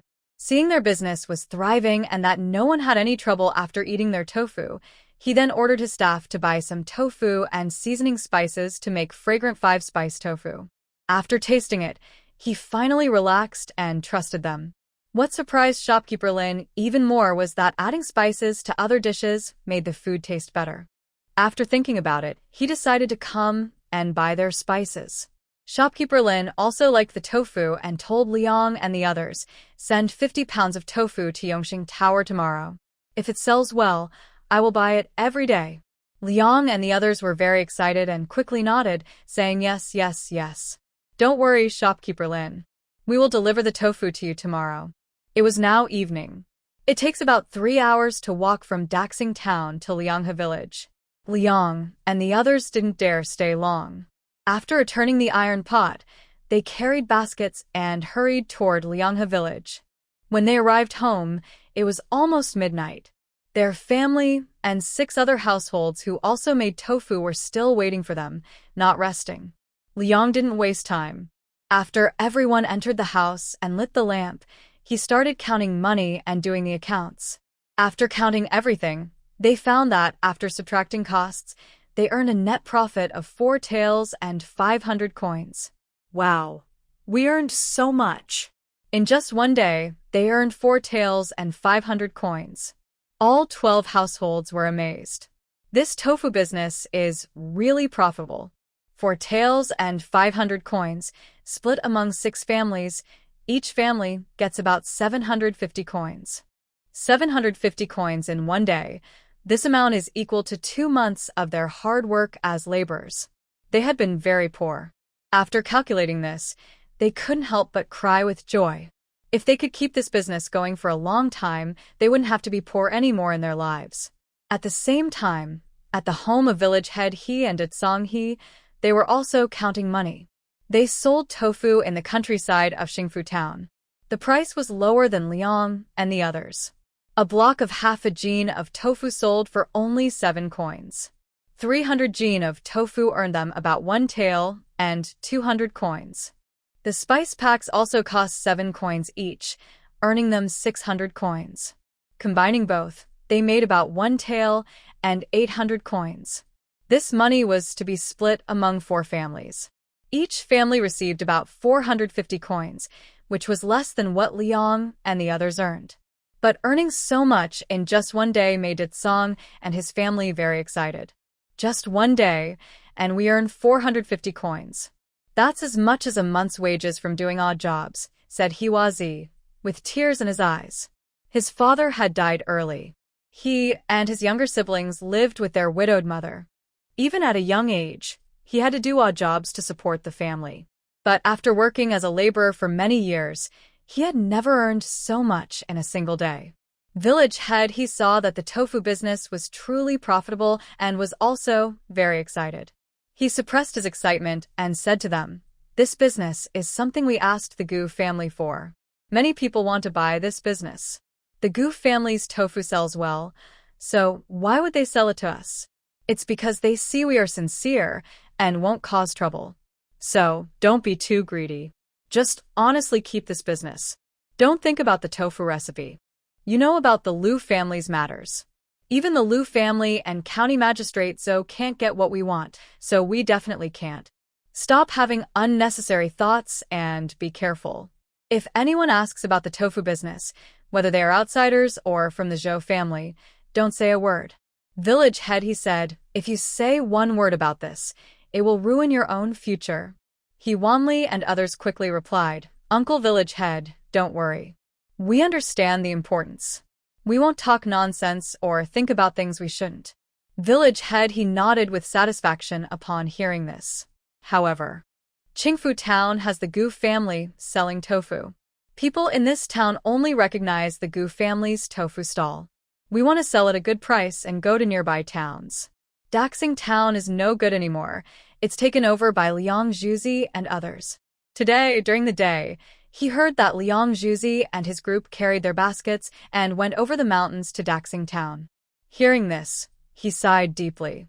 Liang Zhuzi is clever. Knowing that the Gu family sells tofu in Qingfu town, and it might not sell well there, he went to Daxing town instead. He did Song asked, Dad, which town should we go to sell? Go to Huka town and Xianggui town, said village head he. Huka town is ahead of Qingfu town, closer to the county seat and richer. Selling tofu there will surely fetch a good price. Xianggui town is on our right.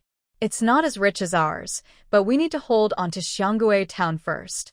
Later, when our He family has more tofu, more He family members will go to sell. We can't all squeeze into Huka town. We need to split up.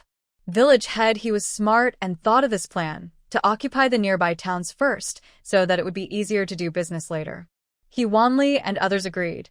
Uncle Village head, you're right. We all listen to you. He did Song asked, Dad, who among us four will go to Huka town and who will go to Xianggui town? Before village head, he could answer, He Wanli said, my family will go to Xianggui town. Since the tofu business was something village head he arranged, he chose Xianggui town, leaving the relatively richer Huka town to He Song. Hiwazi said, I will go with Uncle Wanli to Xianggui town.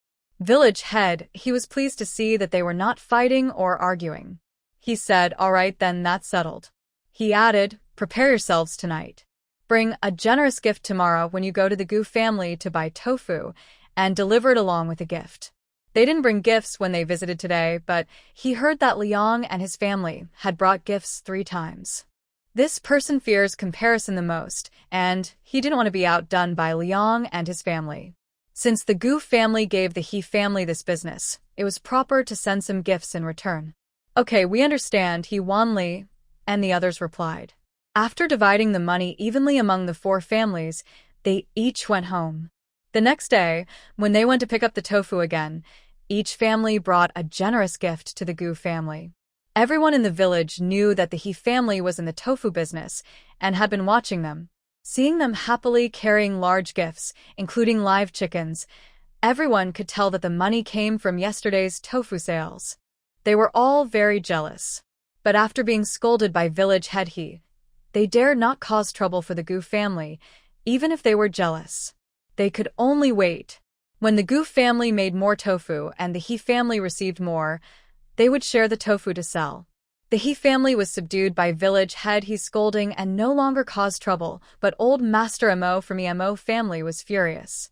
In his old, shabby clay house, he jumped and cursed loudly. The Gu family is so unkind. They have such a good business but didn't invite us Mo family. We escaped famine together, and our bond isn't weaker than He or Liang families. Yet they sell tofu to He and Liang families but refuse to let us do it? Heartless. We took good care of them on the road, treated them like brothers, and now they're rich, but they don't think of us. Old Master Mo cursed so loudly, he almost fainted. The Mo family members felt very uncomfortable and jealous. We all escaped famine, so why are they still eating plain food while Qin, Gu, Luo, and Tian's families are making big money? Mo Queasy listened to old Master Mo's angry words and advised, Uncle, this is Gu family's business. It has nothing to do with us. And about the care on the road, it was Qin, Gu, Luo, and Tian's families who helped the Mo family, right? Not to mention the road incidents. During the new year, if Qin, Gu, Luo, and Tian's families hadn't helped, our Mo family would have suffered a big loss. Not only would we have to pay compensation later, but our daughter would also have to be sent to work for Sai as a wife. Old Master Mo, hearing Mo Queasy's words, pointed at him and scolded. What do you mean? Are you saying I was wrong to scold? Aren't we all escaped famine together? Isn't this bond as good as with He or Liang families? Could it be that their family, when in need of workers, should think of our Mo family first? Mo Queasy was scolded harshly by Old Master Mo, but before he could reply, Old Master Mo called his 3 sons and said, "Let's go to the Gu family to buy some tofu. This is a business our family wants to get involved in too." Old Master Mo's sons were also interested in the Gu family's business. Although they thought Old Master Mo was being a bit bossy, they decided to try anyway, thinking, how will we know if we don't try? The 3 brothers followed Old Master Mo to the Gu family. Mo Queasy was worried something might go wrong, so he hurried to catch up. Soon, Old Master Mo and his sons arrived at the Gu family. As soon as they got there, they loudly called out, "Brother Gu, your brother Mo is here to see you." Actually, Old Master Mo was younger than the 3rd grandpa, but he called him Brother Gu and acted like the older brother, which made people dislike him. 3rd grandpa knew Old Master Mo's personality and didn't want to argue, so he just nodded and said, "It's the Mo brothers. Why are you here today?" We are busy right now. This meant we are busy, so if you have nothing important, please leave. Old Master Mo understood this and was quite unhappy. He said to his 3 sons, "Dolly, Kwai, Yong, didn't you hear 3rd Uncle Gu say they are busy? Go help them quickly." "Father, we'll go right now," the 3 brothers said, rolling up their sleeves. They ran into the yard and pushed aside Hwanli, who was weighing tofu. The 3rd brother, Mo Yong, grabbed the booklet and brush from Gu Jinan and said with a smile, "Brotherin, I can do this work. You can rest over there." In fact, Mo Yong couldn't read much and didn't understand what was written in the booklet. Gu Jinan had classes in the morning, and it was still early today. He hadn't gone to school yet, he was helping with chores at home. When Mo Yong snatched his booklet, he felt unhappy, but didn't get angry. Instead, he said, "Young uncle, what's written on this is the account of the Gu family's tofu sales, which involves money. If you make a mistake or damage it, the account will be wrong, and your family will have to pay us back." What? Mo Yong was very frightened. He quickly returned the booklet to Gu Jinan and said, "Here, take it. I didn't touch anything." Gu Jinan smiled and took it, continuing to record on the side. Old Master Mo was very angry and glared at Mo Yong. How could this fool give the booklet back to Gu Jinan? Gu Jinan was just scaring him. Gu Dashan saw the Mo family arriving and immediately rushing to take over everyone's work, which made him very anxious. Gu Jinli was not in a hurry at all. The Mo family was asking for trouble, and naturally, someone would deal with them. Sure enough, village chief, he looked at Old Master Mo with a stern gaze and said, "Old Mo, what do you mean? Is this your family? Allowing you to take jobs like this without rules is not right." The 3 brothers of the Mo family were afraid of village chief he. Hearing this, Mo Dolly, who was carrying a large scale for weighing tofu, quickly looked at his father. Should they do the job or not? They came to the Gu family not to work but to discuss the tofu business. Old Master Mo waved his hand, telling Mo Dolly and the others to come back, and said to village chief "Village chief, our Mo family and the Gu family are from the same place, fleeing from hardship. We are good friends, and since they are busy, we came to help. There's no other meaning." Gu Jinli smiled and said to village chief "Village chief, Old Master Mo is right. Our 2 families have known each other since we registered new household records at the county office." As soon as he said this, village chief, he couldn't help but smile and replied, "It's been almost 3 months since we met. We've known each other for about the same time." Hearing this, Old Master Mo felt a bit embarrassed. Mo Kue, who had already come over, blushed when he heard this and quickly pulled his father aside, saying, "Uncle, our land isn't ready for planting yet. Let's go back quickly, or we'll miss the morning work." Farmers get up before dawn and work in the fields for a few hours before returning home for breakfast. Old Master Mo shook off Mo Kue's hand and stopped pretending. He directly said to Grandpa San, "Old Brother Gu, today I came to talk to you about the tofu business. Your family makes so much tofu every day, you probably can't sell it all. Our Mo family is honest and hardworking. We want to help you pick some tofu to sell elsewhere so your family can sell a bit more each day. We don't need much from the Mo family, just 500 jin of tofu daily." Old Master Mo kept talking, then asked with a smile, "Old Brother Gu, what do you think?" Grandpa San was so angry, he almost laughed and immediately refused. We don't have that much tofu. We won't sell to your MO family. Old Master MO got anxious, pointed at Grandpa San's face, and angrily said, Old Brother Gu, what do you mean by that? Our MO family is helping you. Helping you, girl? Gu Jinli had had enough of Old Master Mo seeing him pointing at Grandpa San and insulting him. He drew a small dagger and aimed it at Old Master Mo, then pointed it at Grandpa San's hand. Old Master Mo was so frightened, he quickly pulled his hand back before the dagger could strike.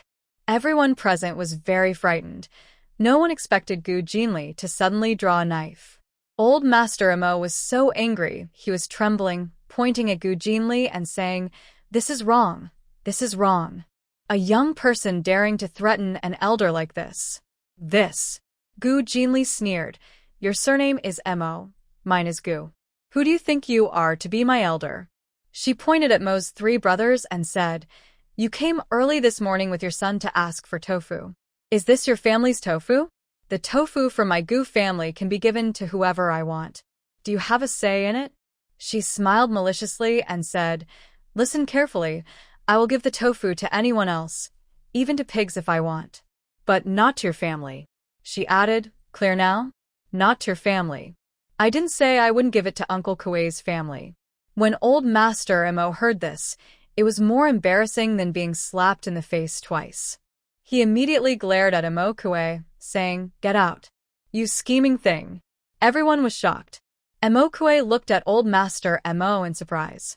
Gu Jinli chuckled inwardly, not expecting Old Master Mo to be so foolish. Mo Kuei, as a nephew of the same clan, had helped their family a lot along the way. He did more work than his three useless sons, yet they didn't thank him. Instead, they spoke such harsh words, treating Mo Kuei as if he were nothing. When Old Master Mo was in his hometown, his family owned a lot of land and lived well, so he was somewhat arrogant in the village. But he also knew that Mo Kuei had helped them a lot. Seeing Mo Kuei's bad expression, he felt anxious, worried about losing this free worker. He quickly said to Mo Kuei, Kuei, I didn't mean it like that. Mo Kuei sighed and said, Uncle, let's go back first. The Gu family had already said they wouldn't sell tofu to them. Staying longer would only make them more ashamed. But Old Master Mo was unwilling. He believed deep down that the Gu family was not impressive. They were all refugees. Why should the Mo family be afraid of them? Old Master Mo cared about his reputation. For the sake of face, he asked Grandpa San again, Brother Gu, are you giving or not giving the tofu? Third Uncle Gu, what's wrong with your family? Is there someone causing trouble? Liang Zhuzi, along with 6 villagers from Lianghe village, arrived at Gu's house. When he heard Old Master Mo's words, his face looked very displeased. Tofu was a valuable item. They didn't get much tofu each day, and if Mo's family took more, they would get less. Moreover, Gu's family had given them a way out. Now that someone was causing trouble at Gu's house, they refused to agree and insisted on helping. Thinking about the kindness of the Gu family, Liang Zhuzi and the others immediately picked up their sticks. The 7 of them lined up to block Old Master Mo, pointing their sticks at him and saying, Hurry up and leave. If you come to cause trouble at the Gu family, we won't be polite. Old Master Mo was so angry, he almost fainted. He pointed at Liang Zhuzi and the others and asked, Are you from Lianghe village? Yes, they replied loudly, with strong confidence, which surprised Old Master Mo. Old Master Mo was a coward who feared the strong. Seeing these villagers with fierce looks, he didn't dare scold them. Instead, he looked at third uncle and asked, Old Brother Gu, are you selling your tofu? Will you sell it to us? He was also afraid of the dagger in Gu Jinli's hand, so his voice softened a bit. Old Brother Gu, we are all refugees. You have a way to make money, so you should think about our Mo family first. Only when our days as refugees are better can we stand firm in the village. Gu Jinli sneered and said, Why should I think of your Mo family first? Do I owe you anything? Who do you think the Mo family is? Even if the Mo family were just a small vegetable, she would still take it and fry eggs with it. When third uncle heard Old Master Mo's words, He was also angry. He simply said, "Our tofu isn't much, and we don't have enough to sell now. We won't sell it to your Mo family. Old brother Mo, you should go back." Seeing that third uncle still refused to sell the tofu and still called him old brother Mo, old master Mo was so angry, he gasped heavily. How could the Gu family treat him like this? They better not regret it. Did they really think the Mo family had no backing? Mo Queasy felt extremely ashamed and hurriedly told Mo Dolly and the others, "Quickly, help uncle back home. Is it not embarrassing enough?" The whole family was standing here acting tough, but they couldn't really compete with others. Mo Queasy really didn't understand what old Master Mo came to the Gu family for today. Was he deliberately trying to embarrass himself? This time, old Master Mo didn't shake off Mo Queasy's hand. Instead, he followed the steps down and let Mo Queasy and the others help him leave. However, village head, he called out to them, "Wait." Mo Queasy was startled and thought something was wrong, but he couldn't stop. Village head, he, leaning on his cane, walked up to old Master Mo. His old eyes half closed, looking at old Master Mo coldly, and said, "This village can't tolerate bad people. This is just a warning. If it happens again, you all must leave Doffing Village." His family had just made money from the Gu family's tofu, yet old Master Mo came to cause trouble at the Gu family right in front of him. Did he think he was invincible? Old Master Mo was frightened after hearing this. Although village head, he was a bit weak, he was still the village leader. If they really crossed the line, he had the authority to drive them out. Even if they can't drive them away, the Mo family won't have an easy life in the village. Old Master Mo is angry and frustrated, but can't say a word. His three brothers dare not speak either. It is Mo Kue who says, "Village chief, don't worry. Our Mo family is a family with rules. We won't do anything to bully our neighbors." Mo Kue then bows and apologizes to the third grandpa, "Uncle Gu, my uncle just wants to find a way for the Mo family. Today's matter was not intentional. Please forgive us." After saying that, he supports old Master Mo as they leave the Gu family. Before reaching their home, old Master Mo pushes them away and walks quickly toward his house. As soon as he enters the main room, he tells Mo's wife, "Go, ask the second daughter-in-law to find the eldest daughter-in-law and ask how things are going. Since the Lantern Festival, we haven't heard a word." Mo's wife is preparing breakfast for her daughter-in-law when she hears this and asks, "Old man, are you sure about doing this?" Since it's their own granddaughter, Mo's wife feels a bit reluctant. That eldest daughter-in-law said that Lu family wants more than just an ordinary maid, Mo's wife whispers. She's a live-in maid, meant to sleep with the master of the Lu family. Old Master Mo says, "What's the big deal? Which girl doesn't sleep with her husband? Don't worry about the eldest girl. When Hidekai causes trouble, her reputation is already ruined. She can't marry a good family. Better to be a maid at the Lu family, earn some money, and if she has a son, she could become a concubine. Then our Mo family can stand firm in Doffing Village." Old Master Mo snorts coldly. "Who would dare to drive us out then?" Old Master Mo wants the Mo family to get rich quickly. Before Mo's wife can call someone, he shouts loudly, "Second daughter-in-law, come in. Your mother has something to say to you." After saying this, he goes into the inner room, closes the door, and tells Mo's wife to talk about the eldest daughter-in-law's matter with the second daughter-in-law. Mo Kue's family lives in the East Wing. When he hears old Master Mo call for Mo de Kue's wife, he droops his head and sighs. His wife, Zhang, seeing this, advises him, "Don't feel too bad. That's uncle's family matter. We can't do anything." Old Master Mo thinks Chun Yu's reputation is ruined and wants to sell her. They knew about this during the Lantern Festival, but what could they do? They're struggling to support their two children, so how can they interfere in uncle's family affairs? Although they said so, Zhang thought of Mo Chunyue's hopeless expression and couldn't help but wipe away tears. Spring Yu, that girl, has such a hard life. After finally surviving the famine escape, they thought better days were coming, but that day, the wicked Hidekai broke into their home, hugged and touched Spring Yu, and said many inappropriate things. When the incident became known, the Mo family gained some benefits, but Spring Yu's reputation was completely ruined. Hee Kai was a difficult person. After being punished, he kept coming to their house to look for Spring Yu. She even tried to take her own life twice because of this. After half a month of chaos, Heaven finally took pity and had Hee Kai arrested and sentenced. He would never come back in this life. They thought Spring Yu's ordeal was over, but unexpectedly, old uncle was blinded by greed. He wanted to sell his own granddaughter to be a servant girl, which is even worse than a concubine. Zhang choked with emotion. You don't know, because of this, Spring Yu stopped eating and drinking. But the old aunt was too cruel. She made De Kuei's wife force-feed Spring Yu, determined not to let her die and resolutely sell her. Thinking of these things, Zhang felt cold inside. If the old uncle and old aunt could treat their own granddaughter so badly, would they truly care for their own family? Zhang couldn't help but say, head of the household, we should stay away from the old uncle's family in the future. Their family has changed. The old uncle was blinded by greed.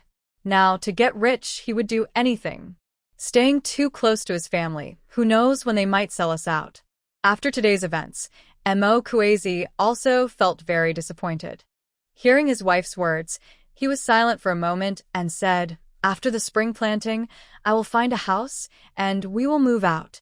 Head of the household, are you serious? Zhang was overjoyed. She had wanted to move out for a long time, no longer wanting to live with the old uncle's family. The two daughters-in-law of the old uncle's family were both lazy.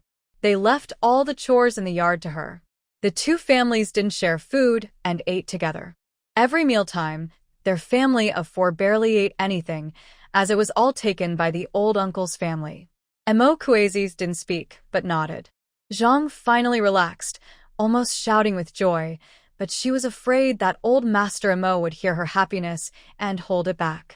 After a while, she said, head of the household, I understand your thoughts. You want the Mo family to stick together, so we won't be bullied. But the old uncle's family. I'm not unwilling to live with them. I just feel sorry for the children. Mrs. Zhang wiped her tears and said, our four children. Now only Mingguo and Qinjie are left. I don't want to make them suffer anymore. I want them to live better. When they first fled from hardship, there were 7 people in the family. By the time they reached Dafeng village, their mother and 2 children had died, leaving only the couple and their 2 children. Mo Kuei thought about Qinjie and Mingguo. The 2 children often cried from hunger and stomach pain, which made him feel sad. Their uncle's house was bossy. The yard had 5 rooms, but their family of 4 only had 1. Qinjie was already 13 and still squeezed in with them, which was too embarrassing. Their uncle even wanted to sell Chun Yu to the Liu family as a servant girl. If that happened, Qinjie's reputation would be affected, so it was better to move away. Stop crying. Our family can endure a little longer. After spring planting, we will move out. Mo Kuei stood up, drank a bowl of cold, salted water to satisfy his hunger, took the behind the door, and said, I'll go see the wasteland. If we work hard, we can make a better life. Master, you should eat breakfast first before going. Mrs. Zhang called after him. If he didn't eat breakfast, the old lady wouldn't leave any for him. But Mo Kuei walked away without looking back. Mrs. Zhang had no choice but to go to the kitchen. She helped the eldest daughter-in-law cook, hoping to keep Mo Kuei's breakfast for herself so he wouldn't go hungry. But she never managed to win the fight. The breakfast was boiled yellow bean soup with 15 sweet potatoes. Just as it was ready, Mo's wife arrived at the kitchen on time. She brought 2 wooden bowls, filled one with yellow bean soup, and put the other 15 sweet potatoes into the second bowl. She handed one to Mrs. Zhang and said with a smile, Niece-in-law, this is your breakfast. Hurry and share it with the children. We have guests today, so we won't eat together.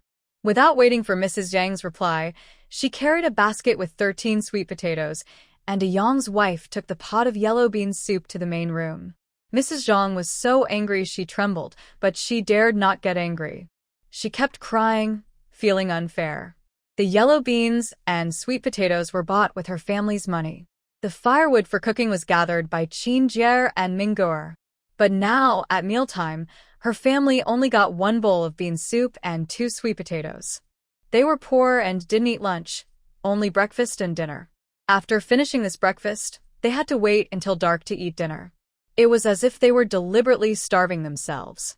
Mrs. Mo didn't care how upset Mrs. Zhang felt. She was holding a sweet potato, handing it to her eldest daughter-in-law, and smiling. Poor families don't have much to eat for breakfast. Niece-in-law, please try this sweet potato. The eldest daughter-in-law of the family is just a servant of the Liu family, and her status is far below that of the Liang family. But now, the Mo family has a request for her, so she has to lower her status. The eldest daughter-in-law is used to acting proud. When she knew the Mo family needed her, she put on airs, refusing the sweet potatoes and instead glancing at the pot of soybean soup and a basket of sweet potatoes, speaking disdainfully, "You can eat these yourselves." In the Liu family, these are used to feed pigs. Mo's wife and her 2 daughters-in-law felt embarrassed upon hearing this, but they couldn't get angry. Old Master Mo was having breakfast inside when he heard this. He almost threw his bowl in anger. What a proud eldest daughter-in-law. She's just a servant. What's she so arrogant about? When his granddaughter becomes a concubine of the Liu family, she'll have a hard time. And does she think the Liu family is so great? If the Mo family could connect with a more powerful family, would they even look at the Liu family? Old Master Mo was someone who feared the strong and bullied the weak. He could only stew in his own frustration inside the house and dared not really drive away the eldest daughter-in-law. Seeing that she wouldn't eat, Mo's wife didn't dare to pick up her chopsticks. Instead, she continued talking about her eldest granddaughter joining the Liu family. Niece-in-law, when will Chun Yu's matter be settled? Our Chun Yu admires Lord Liu very much and has always wanted to serve him in the Liu family. The eldest daughter-in-law replied, "Many young women want to serve Lord Liu.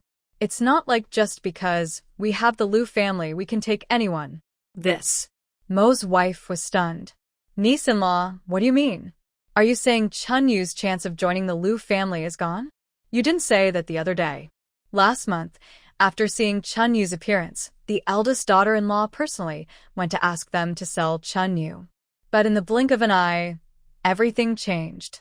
The eldest daughter-in-law said it was fine to join the Liu family before, but just a couple of days ago, the county magistrate sent word.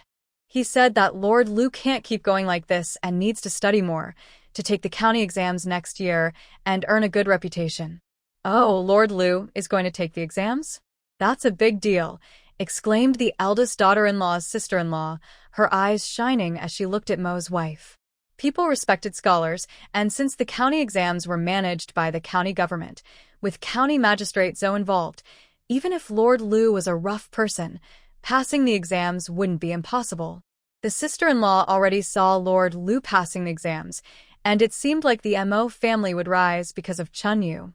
Mo's wife understood and quickly said, "Niece-in-law, our Chun Yu loves studying the most. She and Lord Liu are a perfect match. You must help us. Make sure Chun Yu can join the Liu family." Big sister-in-law Xuan said, "Don't worry, auntie. Chun Yu is a good girl. I will definitely help her join the Liu family. But as for the money for selling herself, it's not as much as before."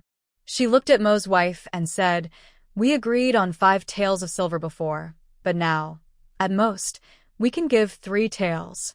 Because the head of the Liu family had some unusual preferences, the bride price for the live-in maid was 8 taels. The lower the price, the more profit big sister-in-law Xuan made. 3 taels? Mo's wife almost jumped up. Why is it suddenly so much less? Big sister-in-law Xuan said, "Third master needs to focus on studying. If we sell the live-in maid now, it would ruin his reputation." The county magistrate personally ordered third master to concentrate on his studies and not to get involved with women. "I'm risking a lot to help your family. If you don't appreciate it, I'll leave. I don't want to help you, and then be scolded." Humph. Big sister-in-law Xuan stood up and made to leave.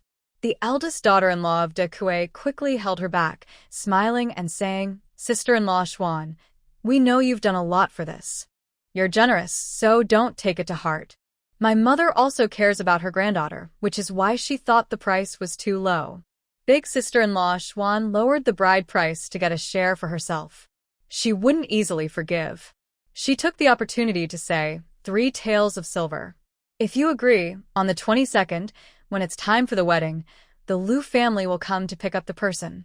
If you're not willing, then forget about it. She added, your eldest granddaughter, you know best what she's been through. She's been with Hidekai, and she can't marry into a good family. This remark made everyone in the Mo family feel very embarrassed. Mo's wife was caught in a difficult position and had to ask big sister-in-law Schwan to wait. She went inside to ask Old Master Mo, Old man, are we selling or not? Old Master Mo was angry when he heard big sister-in-law Schwan's words, but after the anger passed, he calmed down and decided firmly sell it. After all, the girl had a bad reputation. Keeping her wouldn't lead to a good family. Selling her for less money might help the Mo family connect with the Liu family and the county magistrate. Although the Liu family was punished for taking the official's share, they hadn't fallen completely. This showed the strength of the Liu family. The county magistrate still protected the Liu family. He also heard that the county magistrate loved the third young master born to Liu's concubine. The third young master was a good student and would likely be successful in the future. The Mo family had to try to establish a connection with the Liu family. With Old Master Mo's words, Mrs. Mo returned to the main hall and said to the eldest daughter-in-law, all right, it's settled. 2 or 3 silver coins, and on the 22nd, someone will come to pick her up. Seeing that things were decided, the eldest daughter-in-law immediately smiled and said, okay, it's settled. Auntie, don't worry. Once Spring Moon becomes third master's concubine, your family will be related to the Liu family. No one in the 10-mile radius will dare to bully you. Just wait and enjoy a good life. She also reminded her, be kind to Spring Moon these next few days. Don't mistreat her, or she might get hurt or become too thin. Third master doesn't like that. Yes, we will treat Spring Moon well, the second wife said reluctantly. In truth, over the past few days, because Spring Moon refused to become a servant girl, she and her mother-in-law had been hitting and scolding her, leaving bruises all over her body. Spring Moon hid behind the house, peering through the cracks in the old mud wall. She watched the people inside, memorizing their faces and expressions. She felt angry and hopeless. She couldn't understand why her family was treating her this way. Was it because she was touched by Hidatsai? Or because she had no mother and was easy to bully?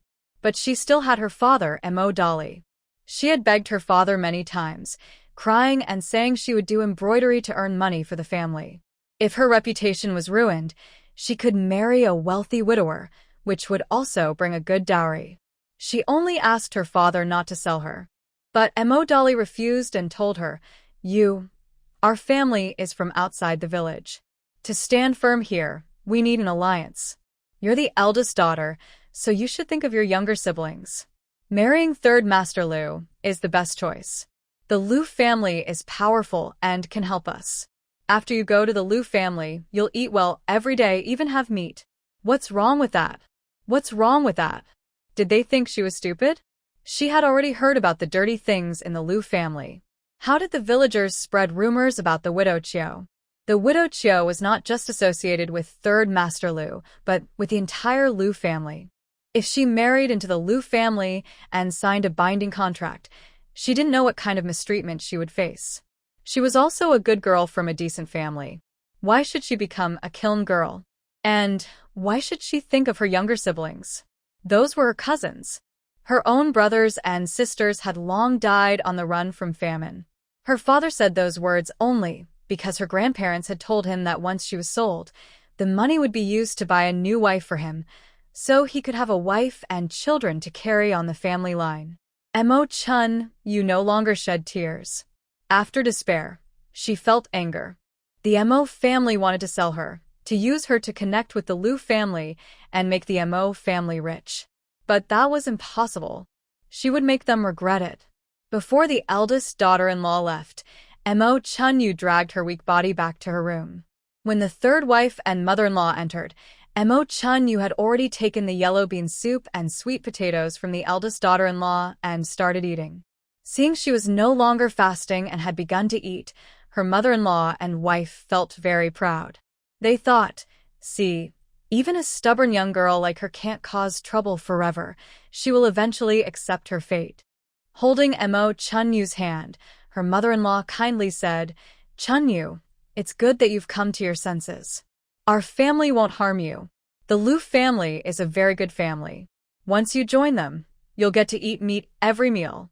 After finishing the bean soup and sweet potato, Mo Chun-Yu said, Grandma, I've thought it through.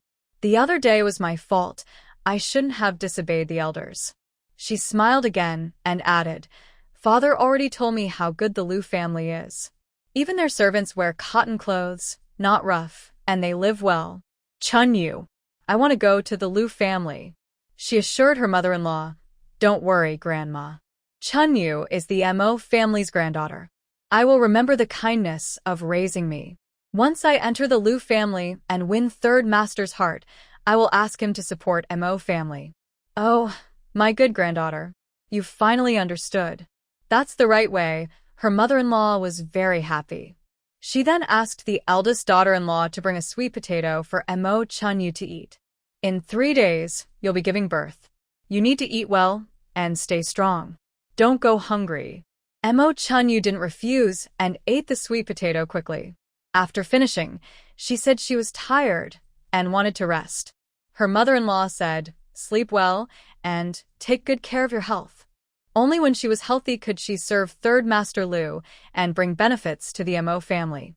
Her mother-in-law and 2 daughters-in-law happily left, telling Old Master Mo about Chun-Yu's change. Old Master Mo was quite clever when it came to his family. After hearing his wife's words, he frowned and asked, Is that true? Or is Chun-Yu playing some trick? His wife paused and smiled. Could she really be that scheming? Old Master Mo said, Better safe than sorry. The Lu family will come to pick her up in 3 days.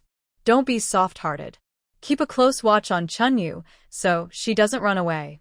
His wife replied, You're overthinking it.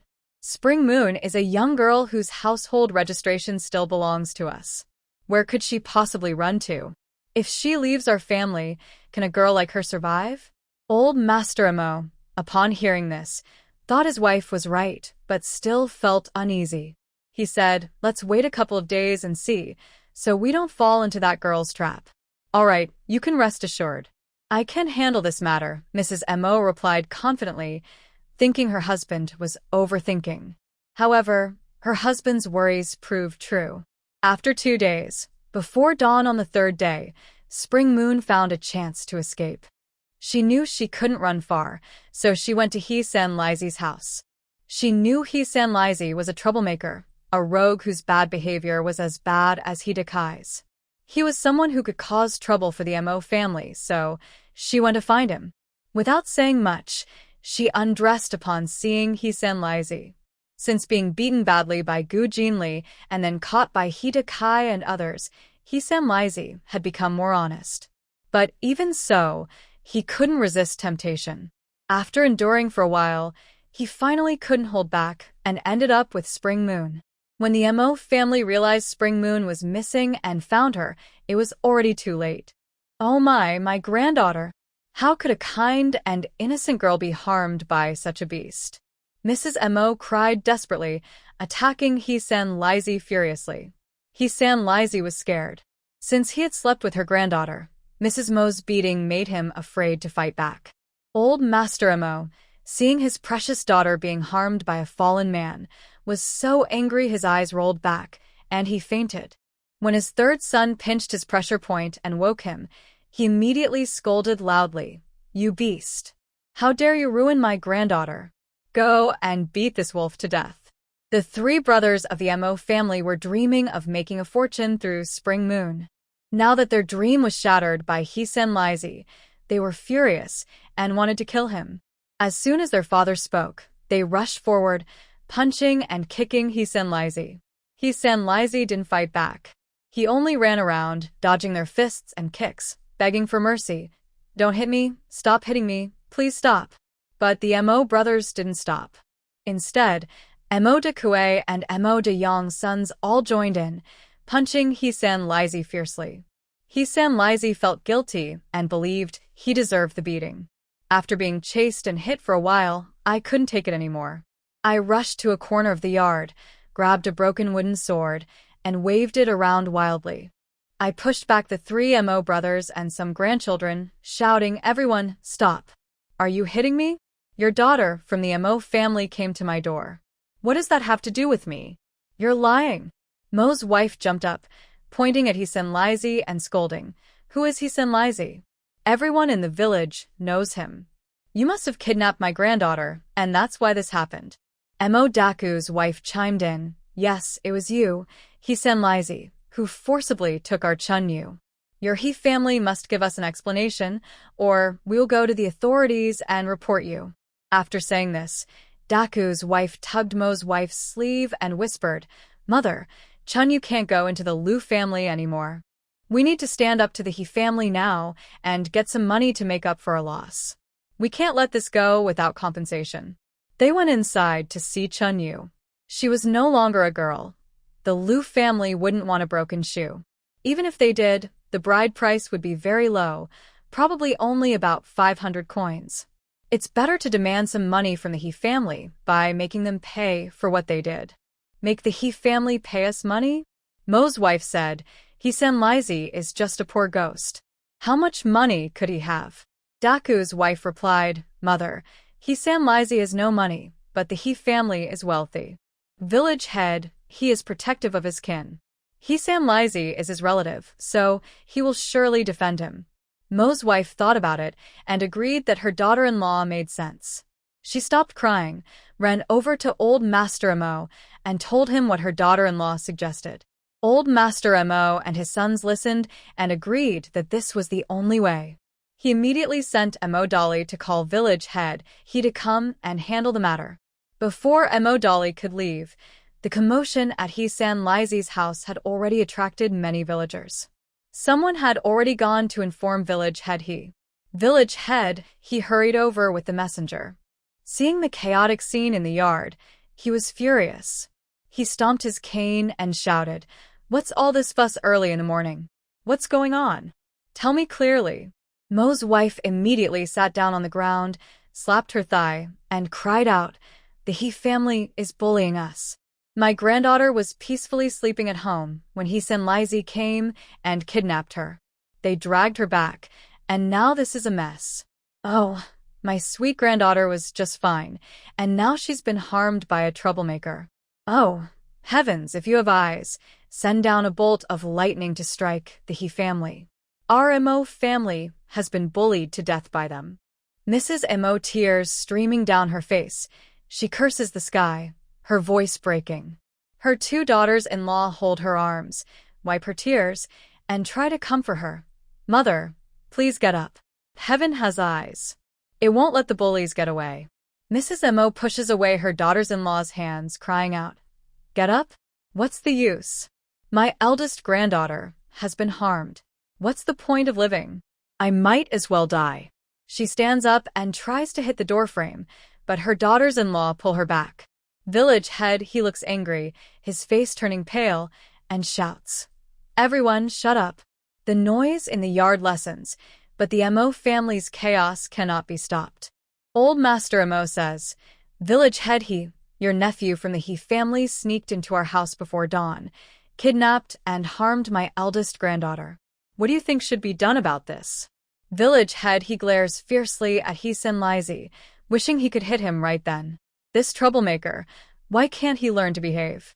If he truly wanted a wife, he could work hard for a few years and still not be able to marry. Instead, he uses such low tricks. It's shameful for the He family. Hisan Lizi denies it. "Village head, I didn't kidnap anyone from the Mo family. Chunyu came to me herself." Bah! Mrs. Mo explodes when she hears this. "Our Chunyu came to you? You're not even ashamed to look at yourself. If Chunyu liked you, why would she be kidnapped?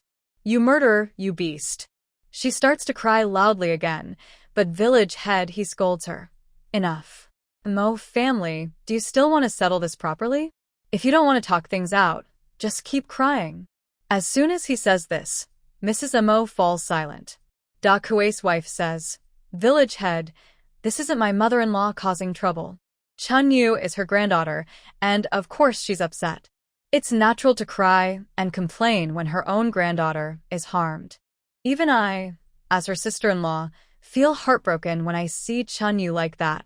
Tears in her eyes, she continues crying. Our Mo family is from outside the village. We knew that settling here might lead to being bullied. But your He family shouldn't have gone this far. Kidnapping and harming a girl, this is wrong, no matter how you look at it. Village head, today we only ask for justice. If you can give us justice, we won't cause trouble anymore. If not, then no matter what we say, we will report this to the authorities and let the officials decide who is right or wrong. Village chief, he genuinely wants to help the He family's nephew improve. He doesn't want to favor He Sanlizi today, so he says, then let's report it to the officials. Let the county office handle it. Whatever punishment He Sanlizi deserves, he will get. Our He family will not object. The Mo family members were surprised by village chief He's words and all froze in place. This was different from what they expected. Shouldn't village chief he try to stop them from reporting by offering money to avoid trouble?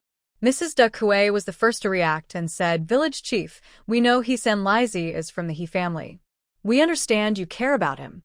The Mo family isn't aggressive, and we're willing to avoid reporting if possible. But today's matter, you need to give us an explanation. When village chief he heard Mrs. Mo's words, he realized that the Mo family didn't want to report but wanted money. However, he was already very disappointed with He Sanlizi and didn't want to get involved anymore. He said, He Sanlizi is just a nephew of the He family. I'm old and can't manage everything. We should report it to the authorities. Hearing this, the Mo family almost cursed it out loud. Old Master Mo pointed at village chief he and asked, What do you mean, village chief? Are you planning to ignore this? He Sanlizi is your nephew. As the clan leader, why won't you take responsibility? If village chief he doesn't handle this, where will they get the money?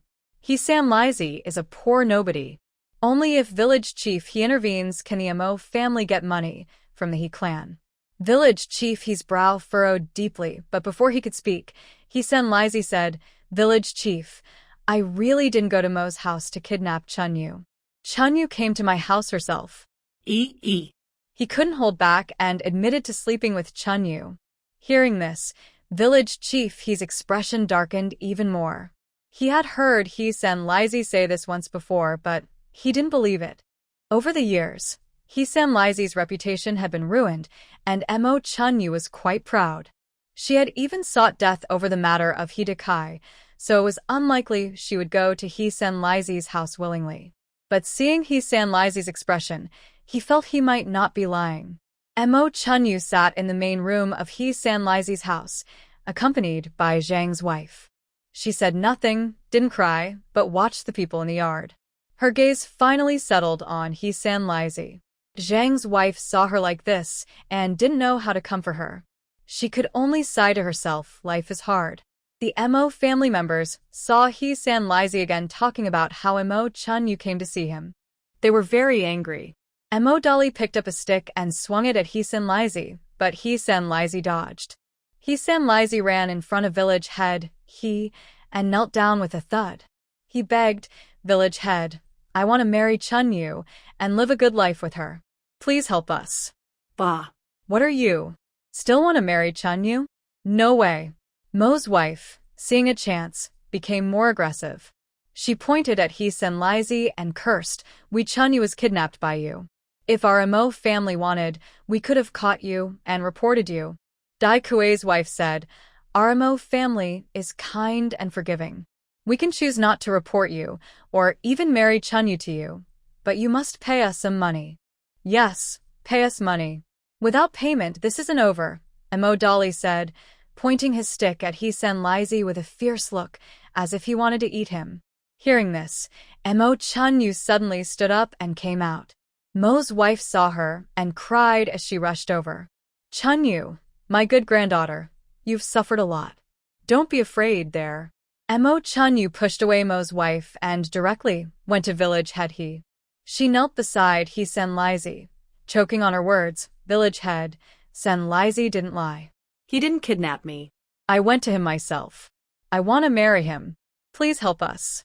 When she said this, the villagers who were watching got very excited. Oh my! It's really Mo family's granddaughter who went to him herself.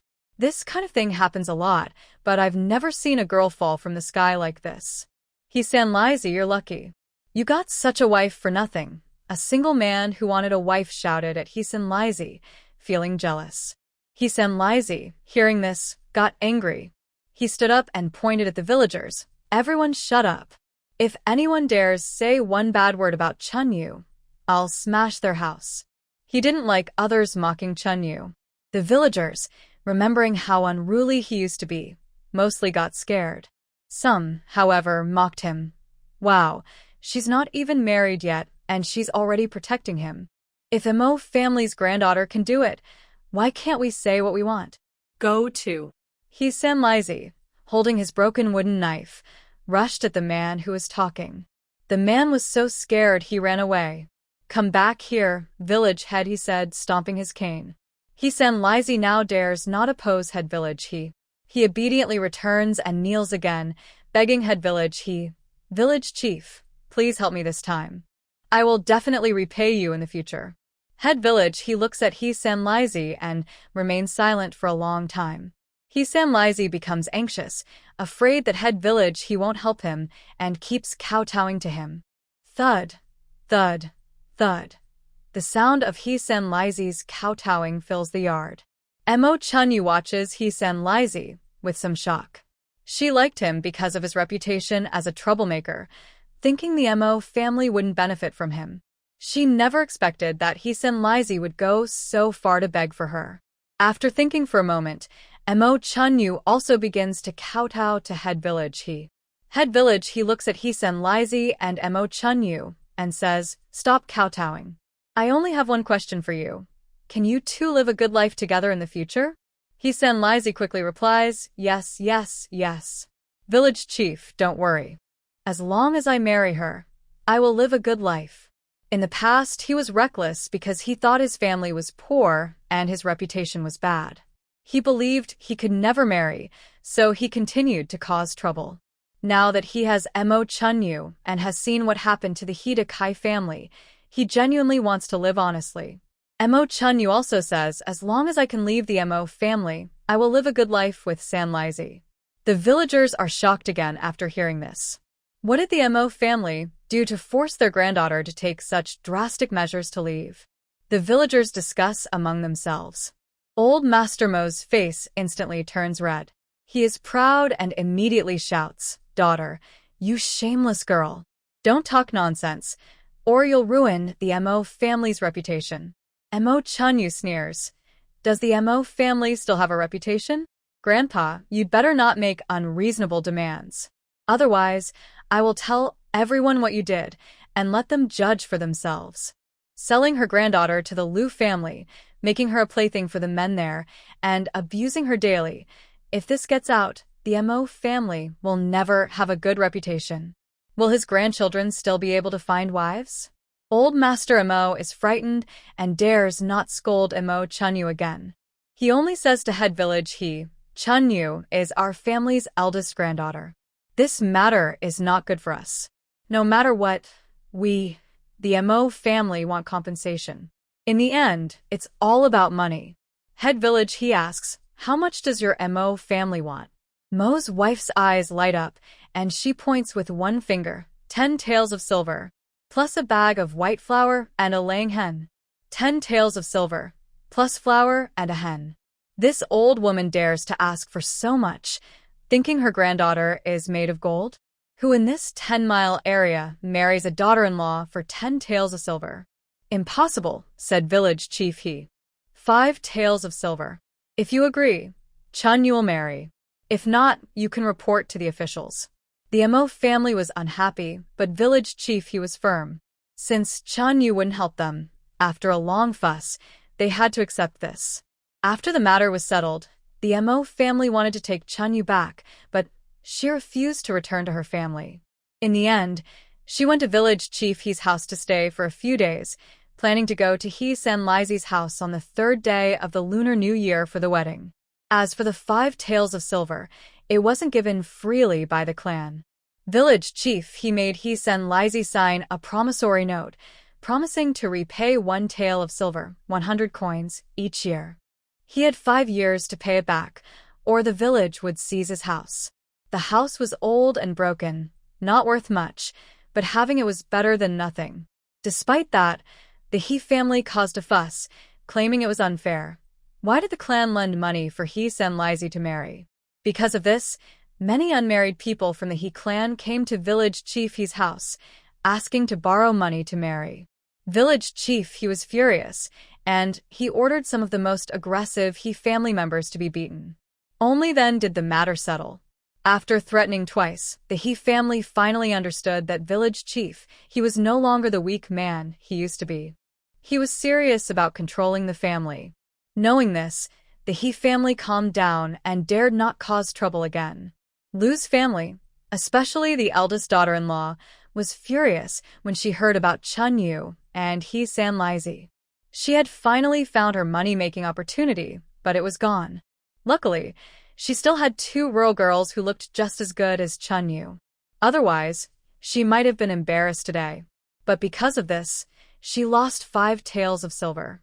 No, she must get that money back. She couldn't afford to lose it.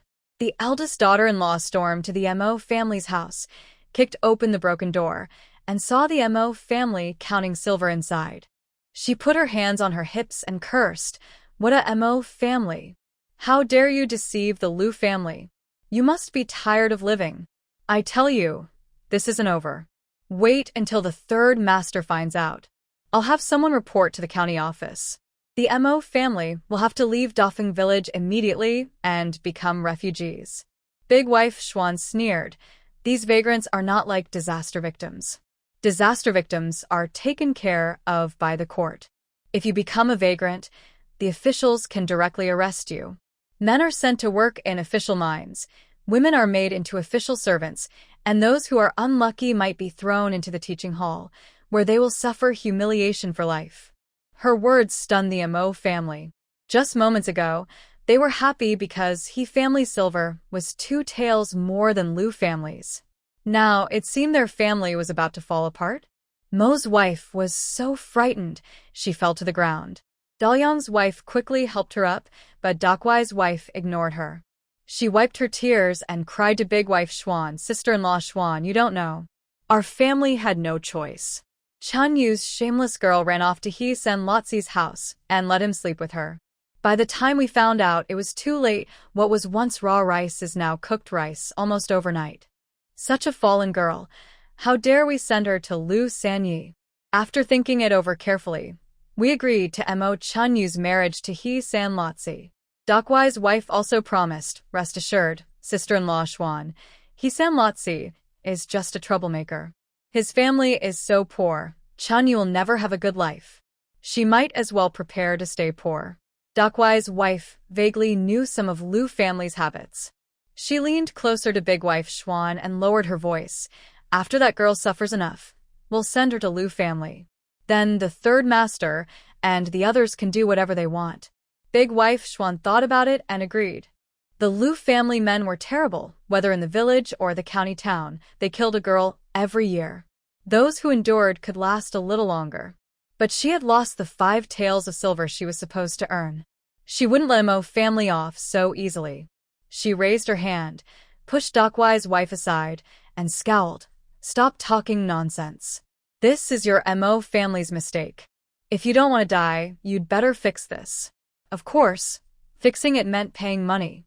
The Mo family understood, and, fearing the Lu family, thought paying money to avoid trouble was good. Old Master Mo took out 1 tael of silver and handed it to Mo's wife.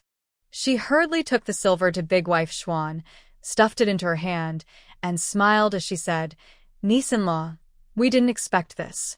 It's all Chun-yu's fault. Here's 1 tael of silver. Please help us settle this matter." 1 tael of silver? Are you sending a beggar away?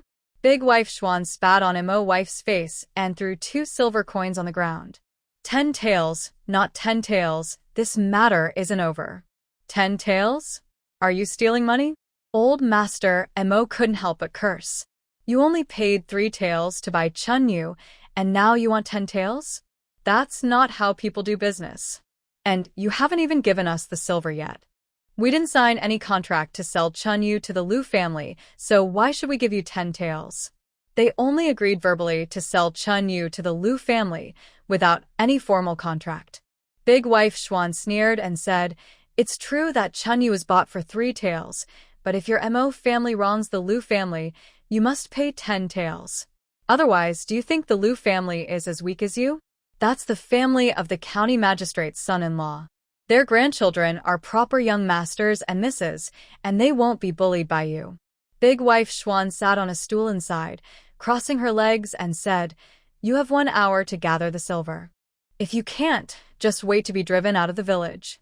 Relying on the Liu family's influence, Big wife Xuan was used to being arrogant and was not afraid of the Mo family. Seeing that Big wife Xuan refused to leave and thinking about the Liu family's power, the Mo family started to feel scared. But asking them to give 10 taels made them feel worse than dying. Duke's wife was a sharp-tongued woman and suggested, "Big sister Xuan, what do you think of sister Qin? She's 13 and looks nice. Why not swap her with Chunyu?" That's settled then. Hearing this, Big wife Xuan looked at Duke's wife for a while, then suddenly slapped her hard. Mo Xiaoqin is Mo Kuei's daughter. Can you decide that? Your bad idea is clearly meant to harm me. If she really took Mo Xiaoqin to the Liu family, Mo Kuei and his wife would probably cut her into pieces. After hitting Duke's wife, Big wife Xuan said, "If you want to exchange someone, that's fine. Swap your daughter Chiuyue. She's 12 this year, right? Let me take her back, and this matter is settled." "You're dreaming." Duke's wife exploded at this. "You wicked woman. My Chiuyue is only 12, and you're already thinking about her. I won't let you do it." She said this but didn't dare really hit Big wife Xuan. Instead, she was furious and turned pale with anger. Big wife Xuan sneered repeatedly and pointed at her. "Look at you. When selling someone else's daughter, you're all smiles. Now that you want to sell your own daughter, you look like this. Everyone can see what you're really thinking." Big wife Xuan turned to Mo Dolly and said, "Brother Dolly, look at your sister-in-law. She's mistreating your daughter and trying to profit from her. And you're so foolish, helping to sell your own daughter." Anyway, this deal was not going to happen. The wife of the big family member no longer called the big family member's wife sister or sister-in-law, exposing her true nature with just one sentence. Mo Dolly knew that the whole family wanted to sell Chunyu to get money for their own benefit. He was also waiting to sell Chunyu to marry a wife. But when he heard the wife of the big family member say that, he felt uncomfortable and shot a harsh glare at Mo de Kuei. "Enough. We will give the money," old Master Mo said, afraid his sons would fight, so he had to compromise. But he didn't plan to give that much. No 10 taels of silver, at most 5 taels. Take it or leave it. The wife of the big family member didn't argue further with the Mo family. Seeing an opportunity, she said, "Fine. Consider it unlucky for the Liu family.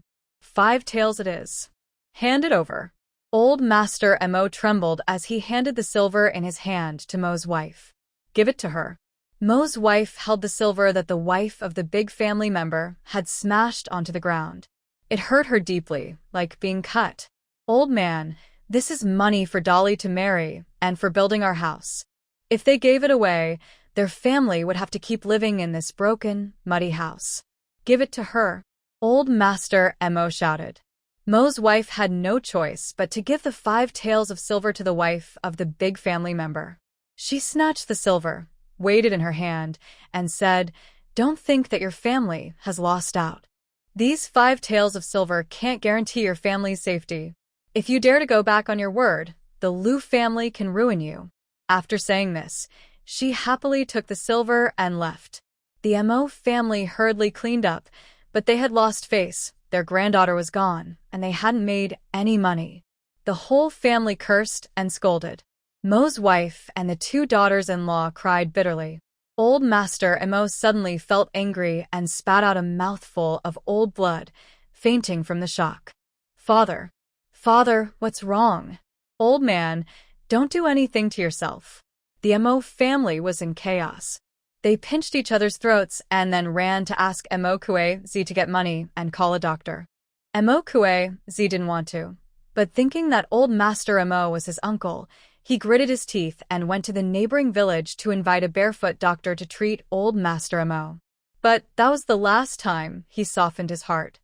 No matter how miserable the Mo family was, Gu Jinli's tofu business was getting better and better.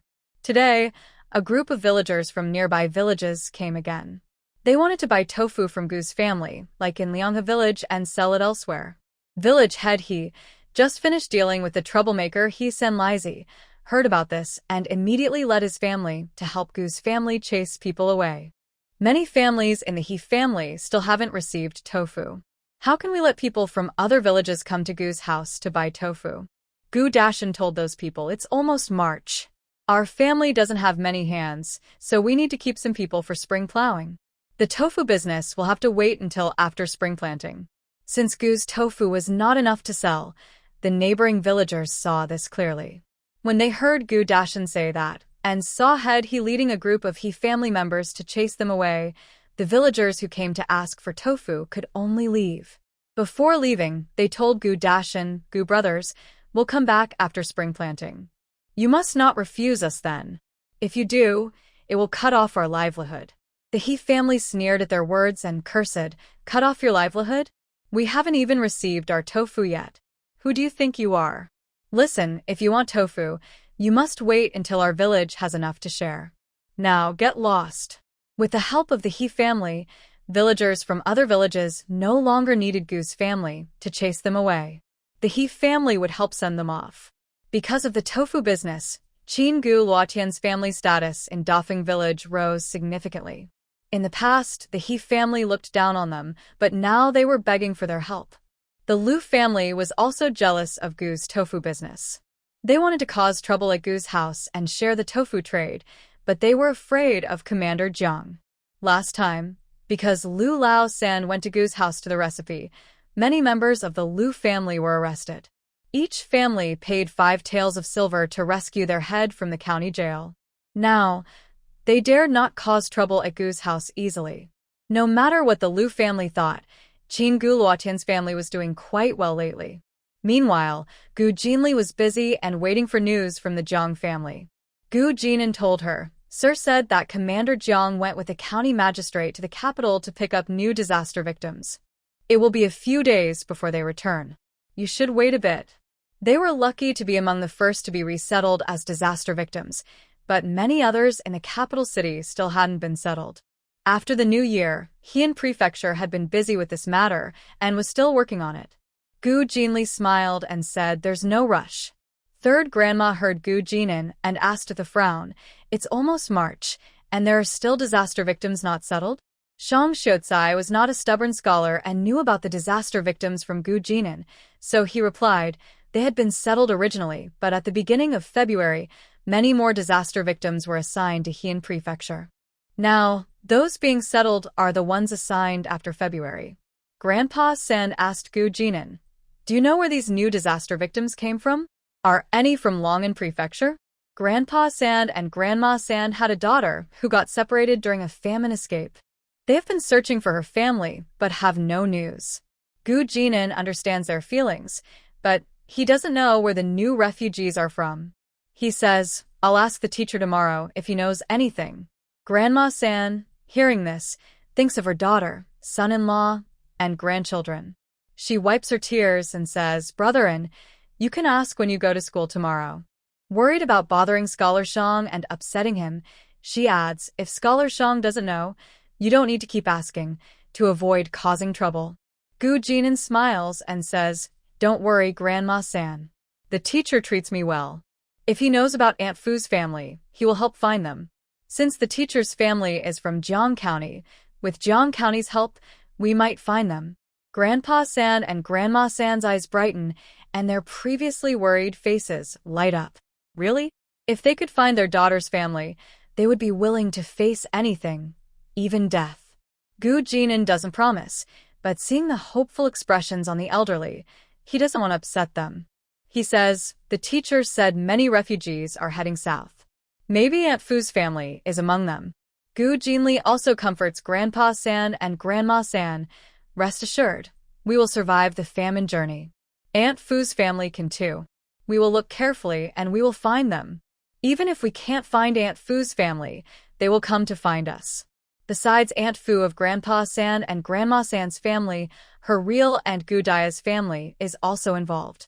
Old Master Gu and Old Lady Gu wanted to sell Gu Daya, but she refused and ran off with a merchant. Over the years, she hasn't returned home but sent a letter and some silver through someone, saying she was doing well. Gu Daxian has always worried about her. He once wanted to visit her in Ming Mountain County, where she married, but was delayed by livelihood issues. During the drought and famine, he passed through Ming Mountain County and tried to find out about Gu Daya's family, but was unsuccessful. Gu Jinli knows that Gu Daya is a sore spot for Gu Daxian and always wants to find her. Seeing Grandpa San and Grandma San, whose lifelong wish is to find their daughter's family, she thinks and asks Grandpa San, Grandma San, "Do you remember what Aunt Daya looks like?" Grandpa San and Grandma San nod. Of course we remember. How could we forget? Fuya is their only child in this life. Even if she dies, they will never forget her face. Gu Jinli said, "How about this? You tell me what Aunt Fuya looks like, and I will draw her. Then we can show the drawing to Uncle Shang to ask for help finding her. Or we can offer a reward ourselves. If someone provides information about Aunt Fuya's family, or helps bring her family to us, we will pay them." Grandpa San and Grandma San listened eagerly. Although they were not wealthy, they were willing to spend everything to find their daughter's family. But, is that okay? Grandma San asked worriedly. We are outsiders, and we don't know many people.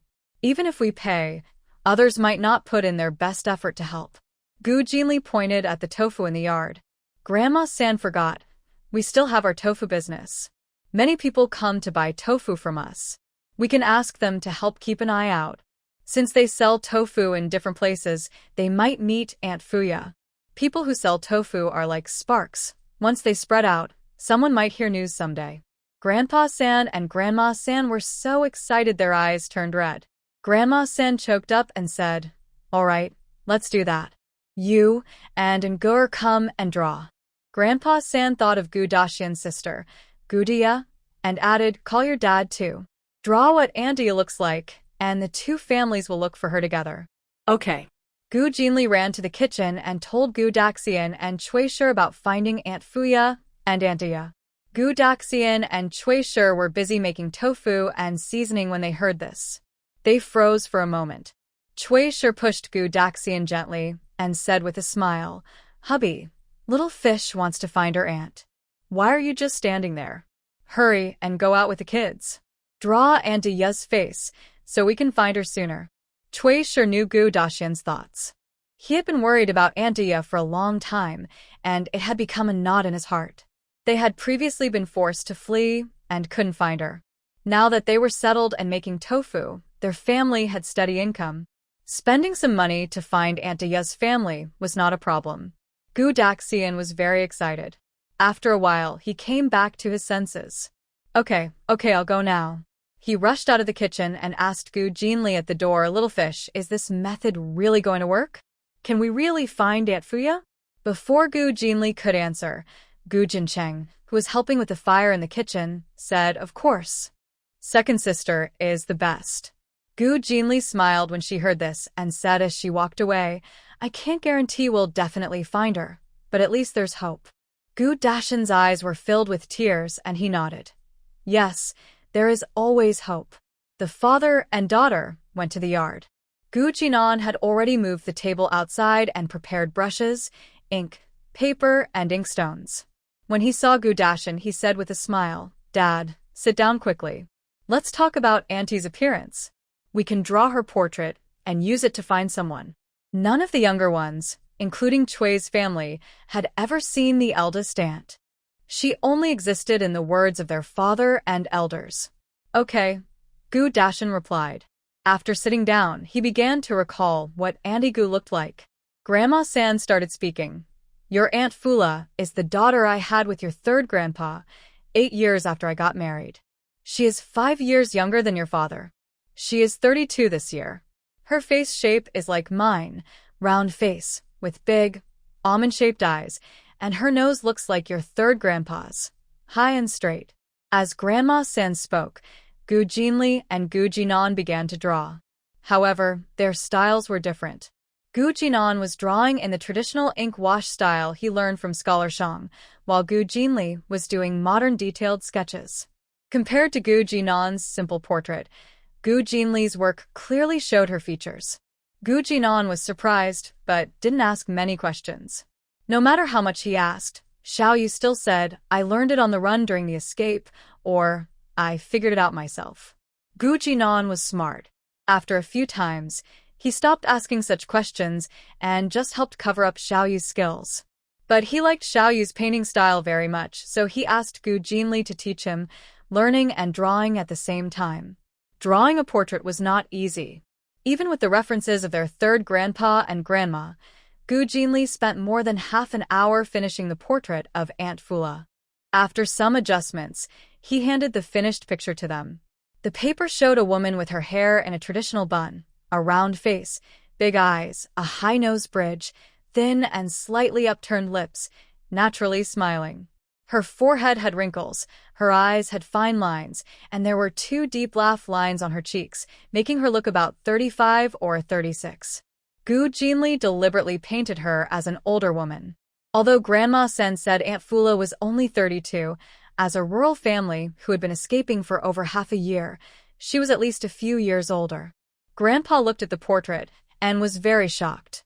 He kept saying it looks just like Aunt Fula, at least 70% similar. Being 70% similar was enough. Anyone who saw this portrait and then saw Aunt Fula would definitely recognize her. Grandma Sen looked at the portrait and cried tears of emotion. "Fula, this is my Fula." Grandpa Sen thought about his daughter and couldn't help but feel tears coming. He held back, reminding Grandma Sen, "Take it easy. Xiao Yu's painting is hard to come by. Don't let your tears fall on the picture and ruin it. If that happens, we won't be able to find Fuya anymore." Hearing this, Grandma San quickly wiped her tears, placed the portrait back on the table, and stood beside it, tears streaming down her face as she looked at the painting from afar. Gu Jinli looked at Gu Dashan and asked, "Dad, do you remember now?" Gu Dashan nodded and said, "Your big sister and I haven't seen each other for nearly 20 years. I only remember how she looked when she was young." Gu Jinli said, "It's okay. Tell me, and I will draw her as she looks now." Gu Dashan, hearing this, began to describe, "Your big sister and your dad are twins, and she is 37 this year. She looks like your grandma, with a long face, a slim figure, a pointed chin, and phoenix-shaped eyes. On her left eyebrow, there's a tiny, sesame-sized mole that is reddish-brown. When they were young, villagers said that people with such moles were lucky, but Big Sister had a hard life.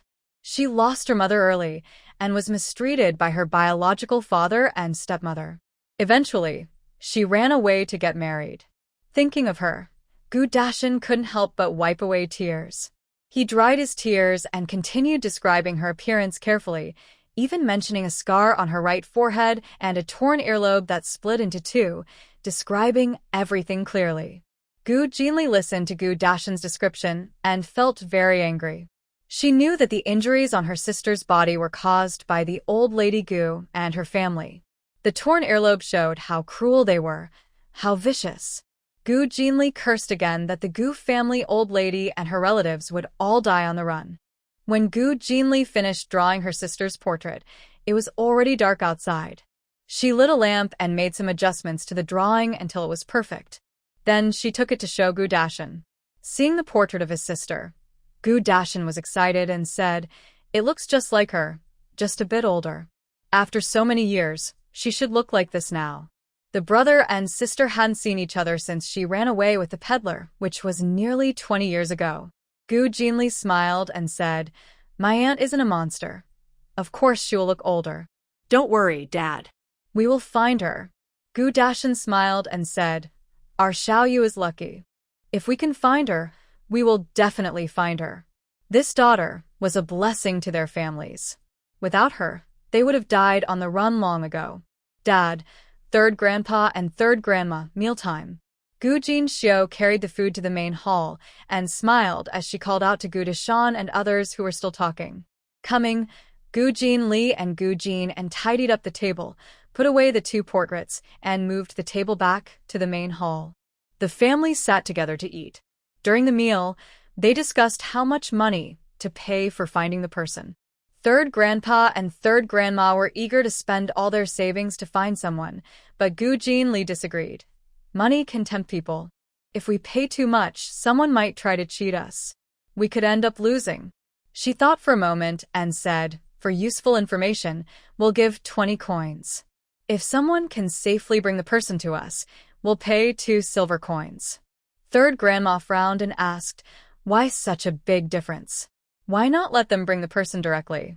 If they take us to find the person, we might see them sooner. Gu Jinli replied, some people have bad intentions.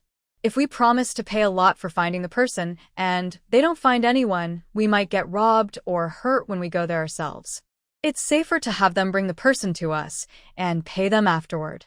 That way, we reduce the risk.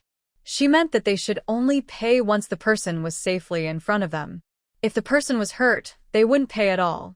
Third grandpa agreed. That's a good idea. Bringing the person here reduces some danger and stops bad intentions. After eating, Gu Jinli took out 2 portraits and copied them with Gu Jin and Gu Jin and was clever. After Gu Jinli explained sketching techniques in detail, he practiced for 2 hours during the day and was able to copy the portraits on his own by evening. The siblings each copied 3 portraits before resting. Early the next morning, Gu Jin and took out portraits of Aunt Gu Fuya and Aunt Gu Dia, showing them to Liang Zhuzi, He Did Song, and Huanli, asking for help to find the person and mentioning the reward. Liang Zhuzi and others, who made money from the family's tofu, quickly said, it doesn't matter how much money. Since they're sisters of the Gu family brothers, we will help find them. Each of the 3 took a portrait and promised, don't worry, we'll only show the portraits to people, not give them away. When we find the person, we'll return the portraits intact. Although the portraits were of middle-aged women, they were still women, so they couldn't just give the pictures to anyone. They had to be returned. Gu Deshan smiled and nodded gratefully, saying, thank you very much. He waved his hand and said, what's so troublesome? The Gu family brothers provided us with tofu for our livelihood. It's right to help find someone. Liang and the others finished their tofu, paid the money, and then carried their baskets away. After they left, the Gu family finished breakfast. The third grandfather and Gu Dashan prepared a gift, took along the portraits, and went with Gu Jinan to Shangjia village to ask Shang Xiucai for help in finding someone. Shang Xiucai saw the 2 portraits, and his eyes lit up. He exclaimed in surprise, who painted these portraits? They were so clear, more detailed than modern portraits, with features and expressions that looked much better. If such painting skills became common, it would greatly help catch fugitives. Shang Xiucai was the son-in-law of Jiang County Magistrate, who was in charge of the safety of Tianfu County. So, he had seen wanted posters of criminals from the county office. But those portraits, honestly, they bore little resemblance to the real people. It was hard to identify someone just from a picture. So many criminals remained at large. If the county painters had such skill, no fugitive could hide anymore. Gu Jinan said, it was painted by Little Fish. He added, I can also paint. This was what Little Fish had told them last night when they were copying the portraits. Little Fish said Shang Xiucai would definitely be interested in such painting skills. But she was a girl and couldn't do many things, like going into the government office to teach painting or listening to prisoners describe their appearances in jail. So, she asked him to do it. If he could use this skill to become a court painter and teach others, it would be very helpful for him to succeed in exams. In the previous dynasty, the style of rebellious scholars was popular, and scholars cared a lot about reputation. Although this trend had weakened in the Great Chu, scholars still valued fame. This new painting skill could help Gu Jinan gain fame, which was very beneficial for him. Gu Jinan was not a dull scholar. He was very practical and understood how important fame and passing exams were. Only with fame could he avoid being replaced in exams and succeed in getting official titles, which would protect his family. So, he didn't refuse but followed Gu Jinli's advice. Shang Xiucai knew this was Gu Jinli's doing and wasn't too surprised. The little girl had already given him many surprises, and he didn't mind this one. But he didn't ask how Gu Jinan learned this painting skill. Instead, he said to Gu Jinan, "This skill can be very useful for catching fugitives. If you're willing, you can go to the county office and teach the painters there." He also said this matter is very good for you. Not only will you gain fame, but you can also earn a good reward. The painter in the county office received not only his official salary, but also a reward money. This reward was a bounty for capturing fugitives, usually between 10% and 30% of the total bounty. However, many of the portraits he drew did not look very much like the fugitives, making it hard to catch them. Even if caught, the reward was at most 10%. If the portrait was like the one Gu Jinan brought, with a high chance of catching the fugitive, the father-in-law would likely give a 30% reward. Gu Jinan knew very well that he had no money or power. If he wanted to become famous, he couldn't miss this chance. He immediately nodded and said, "Sir, I am willing." Master Shang smiled and said, "All right, I will arrange this. For now, you should practice your painting skills until they become more refined." The two paintings he brought today clearly came from two different artists. One was smooth and natural, while the other was stiff and lifeless, a work that lacked spirit. It was probably done by Gu Jinan himself. Gu Jinan stood up and bowed, saying, "I understand, sir." Master Shang raised his hand to signal him to sit down. Knowing that the three old men were here to ask him to find someone, he asked about Gu Fuyu and Gu Dai's families. Grandpa said, "Fuyu married Xie Pingzi from Zijiaping in Chongping town. Pingzi is 35 years old, the third son of the Xie family. They have two sons and a daughter. The eldest son is 15, named Xie Jingxian. The second son is 13, named Xie Jingmin. The youngest daughter is 10, named Xie Jianing." Grandpa described Gu Fuyu's family in detail, including her age, whom she married, where they live, and what they do. During the famine, we went to Chongping town to look for her, but the people there said they had returned to Zijiaping, and the grocery store there had already closed. He only has one daughter and has always wanted her to marry into a good family. He never thought of her becoming a concubine or passing on the family line. He and his wife had arranged a marriage for Gu Fuyu early on. When she was 15, they married her to the third son of the Xie family in Zijiaping. The father of the third Xie son was a good friend of Grandpa's. When they were young, they often went together to dig wells and work in different places. Grandpa trusted the Xie family, so he married his only daughter to their third son. Grandpa San has good judgment. The Xie family treats Gu Fuya well. Xie Pingzi has known Fuya since they were young. The couple has a strong relationship. The Xie family and Grandpa San's family also contributed money to open a general store in Chongping town. The couple and their children ran the shop and lived a good life. But after a drought, all their good days ended. The water wells in Chongping town dried up, and Xie Pingzi and Fuya could only return to Zijiaping. When Grandpa San and the others arrived at Zijiaping, it was already empty. Everyone in the village had fled to escape the drought. We thought we could catch up with them if we moved quickly, but along the way, we heard nothing about their whereabouts, Grandpa San said, his eyes turning red. Scholar Shang recorded everything Grandpa San said. After he finished, he asked a few questions to fill in what he missed. Then he asked Gu Dashan, "Brother Gu, what is the situation with the Gu family and the older sister?" Gu Dashan took out a yellowed letter from his cloth bag and handed it to Scholar Shang. "This is a letter that Dia had someone bring me back then. It has all the details about her family." Gu Dashan had kept this letter with him, fearing he might forget Dia's family details someday and not be able to find his sister. Scholar Shang opened the letter and saw that the handwriting was faded and blurry from moisture. It took him over a minute to read the contents. Gudia married in Huaizi town, Mingshan County, Dao village. Just from the name, it's clear it's a poor mountain area. She married a man surnamed Qi, with no formal name, called Qi Panzi. This letter was received when Gu Dashan was 17. By then, Dia had been with Chi Pansy for nearly 2 years. She had a son and was pregnant with another, unsure if it was a boy or girl. That's the situation in brief. Following the letter, Scholar Shang wrote down the details of Daya's family. After finishing, he said, "I will ask Lao Luo to deliver this information to the county seat for your father-in-law. He will help check on the refugees. You can stay at home and wait. As soon as I get any news, I will inform you." Grandpa San and the others were very grateful.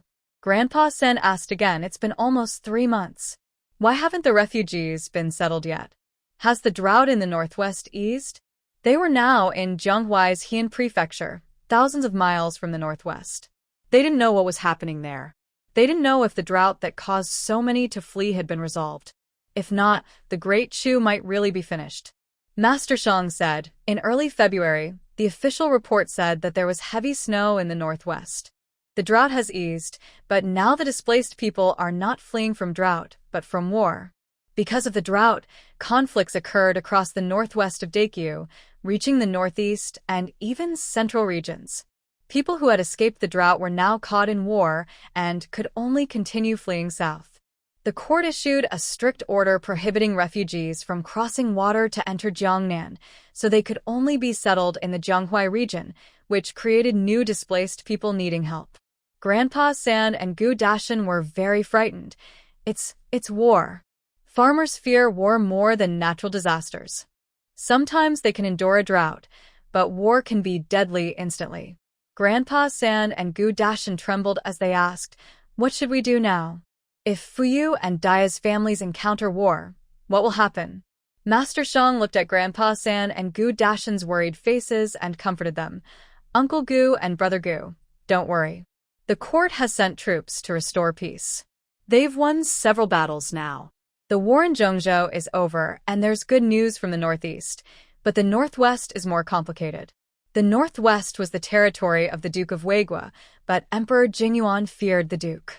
Ignoring the suffering caused by the drought, he took the opportunity to overthrow the Duke's family, seizing their military power in the northwest. This caused many of the Duke's former followers to rebel. Restoring peace there will take some time. However, the two Gu sisters left the northwest during the drought, so they probably won't be affected by the war. As long as they didn't escape to the northeast, they should be safe. But Master Shang didn't say this aloud, as it would only make Grandpa San and Gu Dashan worry more. They knew that war was beyond their control and could only leave it to fate. After discussing the matters of Fuyu and Daya's families, they left Shangjia village and returned to Dafeng village. After they left Shangjia, someone suddenly emerged from the bamboo grove, tidied their clothes, and went to the gate of the Shang residence, knocking loudly. It was none other than Gu Dexing, who had long wanted to ask Master Shang to be his teacher. Since that day he stopped Gu Jinan and heard his words, Gu Dexing had been hesitating about whether to ask Master Shang to accept him as a disciple. Today, he finally gathered his courage and came to Shang's house to seek an audience. Unfortunately, Grandpa San and Uncle Dashan also came within Gur, so Gu Dexing could only hide in the bamboo grove, waiting until they left before sneaking out. Soon, the door of the Shang family opened. A young servant dressed in a brown cloth coat peeked out. When he saw him, he frowned and asked, "You're not from Shang village. Where are you from? What brings you to Shang house?" Gu Dexing clasped his hands and bowed. "I am Gu Dexing from Dafeng village, from the Gu family. I came to see Scholar Shang. Please, could you give this invitation card to him?" He took out a red invitation card and handed it to the servant. He had bought this card for 10 coins at the town's bookstore. Because of the county magistrate's influence, many people often send invitation cards to visit his master. The servant was used to it. He took the card and said, "Wait here first." Gu Dexing was worried that Scholar Shang wouldn't see him, so he added, "Young sir, I have work at home. Today is a rare day I could come. Please, kindly say a good word for me so that Scholar Shang might see me." The servant was kind and replied, "All right, I will tell the master what you said." "Thank you, young sir," Gu Dexing said happily, rubbing his hands while waiting outside the door. The servant quickly delivered the invitation card to Scholar Shang and relayed Gu Dexing's words. Scholar Shang was studying fine brushwork sketching with Gu Jinggan when he heard this. He told the servant, "Tell him that if he has work at home, he should go and do it." "Yes," the servant replied and turned to leave. Gu Jinggan said, "Master, is that too harsh? Brother Dexing really wants to ask you to be his teacher." Scholar Shang said, "He's not asking for a teacher, but for influence." Gu Dexing was young but eager for power. His insistence on asking him to be his teacher was mostly because of Officer Jiang. Gu Jinggan frowned and said, "But you said that people need to rely on power to live. If Brother Dexing wants to depend on influence, it doesn't seem wrong." Scholar Shang was a strange person. Unlike other scholars who valued purity and avoided power, he often told him that even he had to rely on Officer Jiang to live a peaceful life.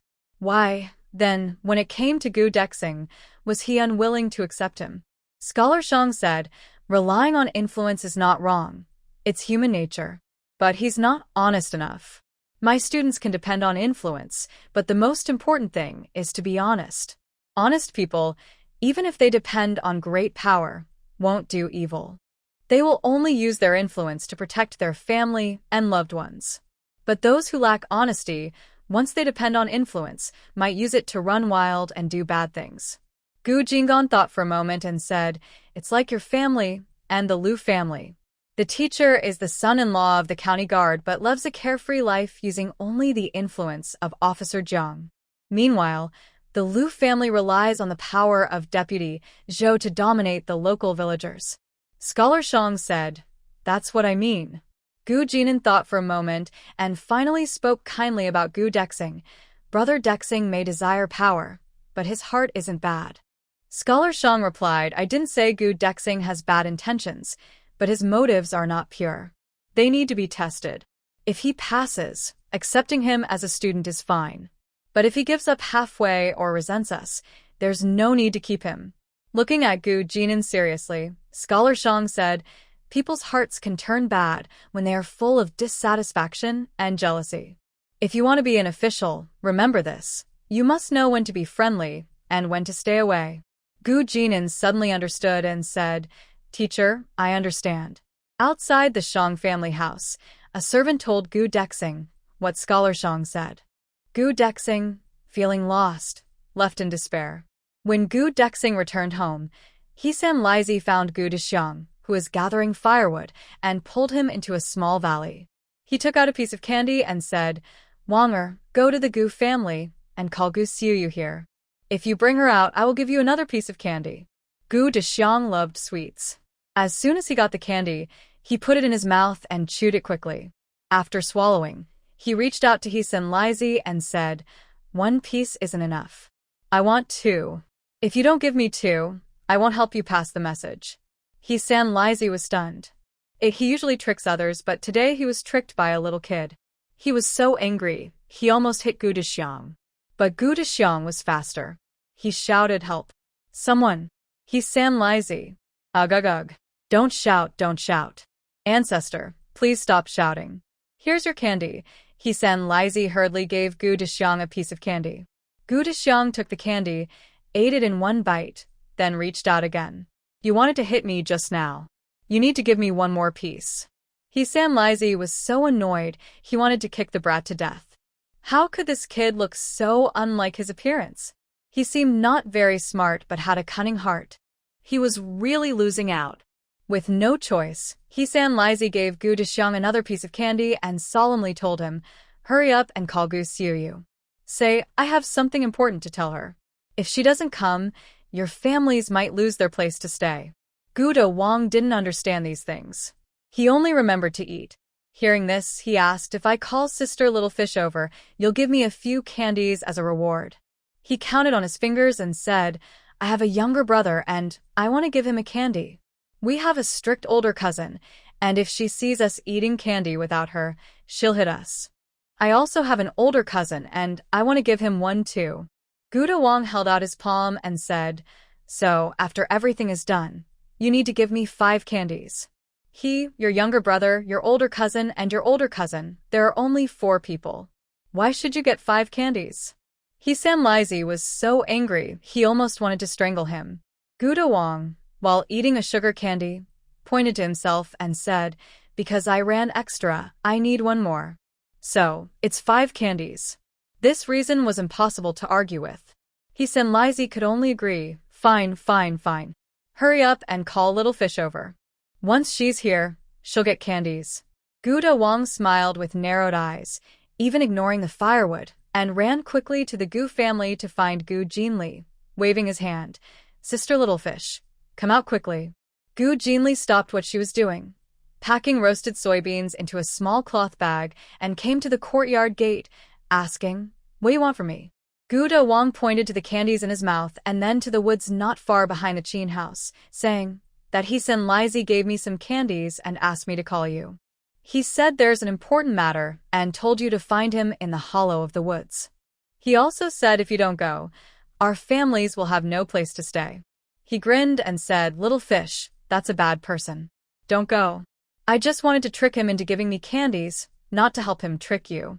Senlaizi never expected that after giving out a bag of candies, he would be sold out by Gu Dawang. Gu Jinli didn't plan to go into the woods alone to see Senlaizi. Instead, she went to the Qin house, found Qin Sanling, and told him about Senlaizi. "Brother Qin, go into the woods and bring Senlaizi to your house. I'll go to your house to see him and ask what he meant by that." Qin Sanling nodded. "All right, wait for me. I'll catch him." He then asked Guda Wang to lead the way to the hollow of the woods to catch him. When Senlaizi saw Qin Sanling, he ran immediately, shouting as he ran, "Brother Qin, spare me. I don't have bad intentions. I really have something important to tell you all." He also cursed Guda Wang. "You little brat, you tricked me out of so many candies but brought people to catch me." You.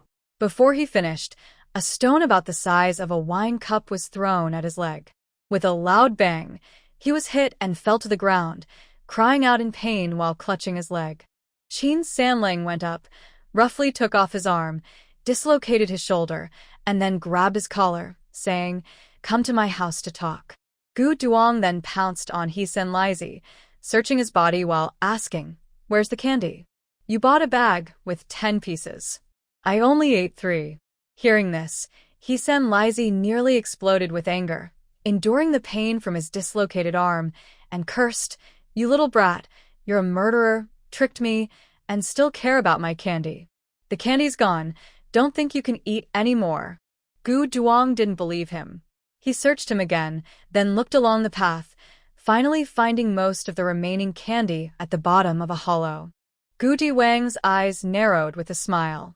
He took out a piece of candy, stuffed it into his mouth, and mumbled to Qin Sanling, "Brother Sanling, I found the candy. Here, have some."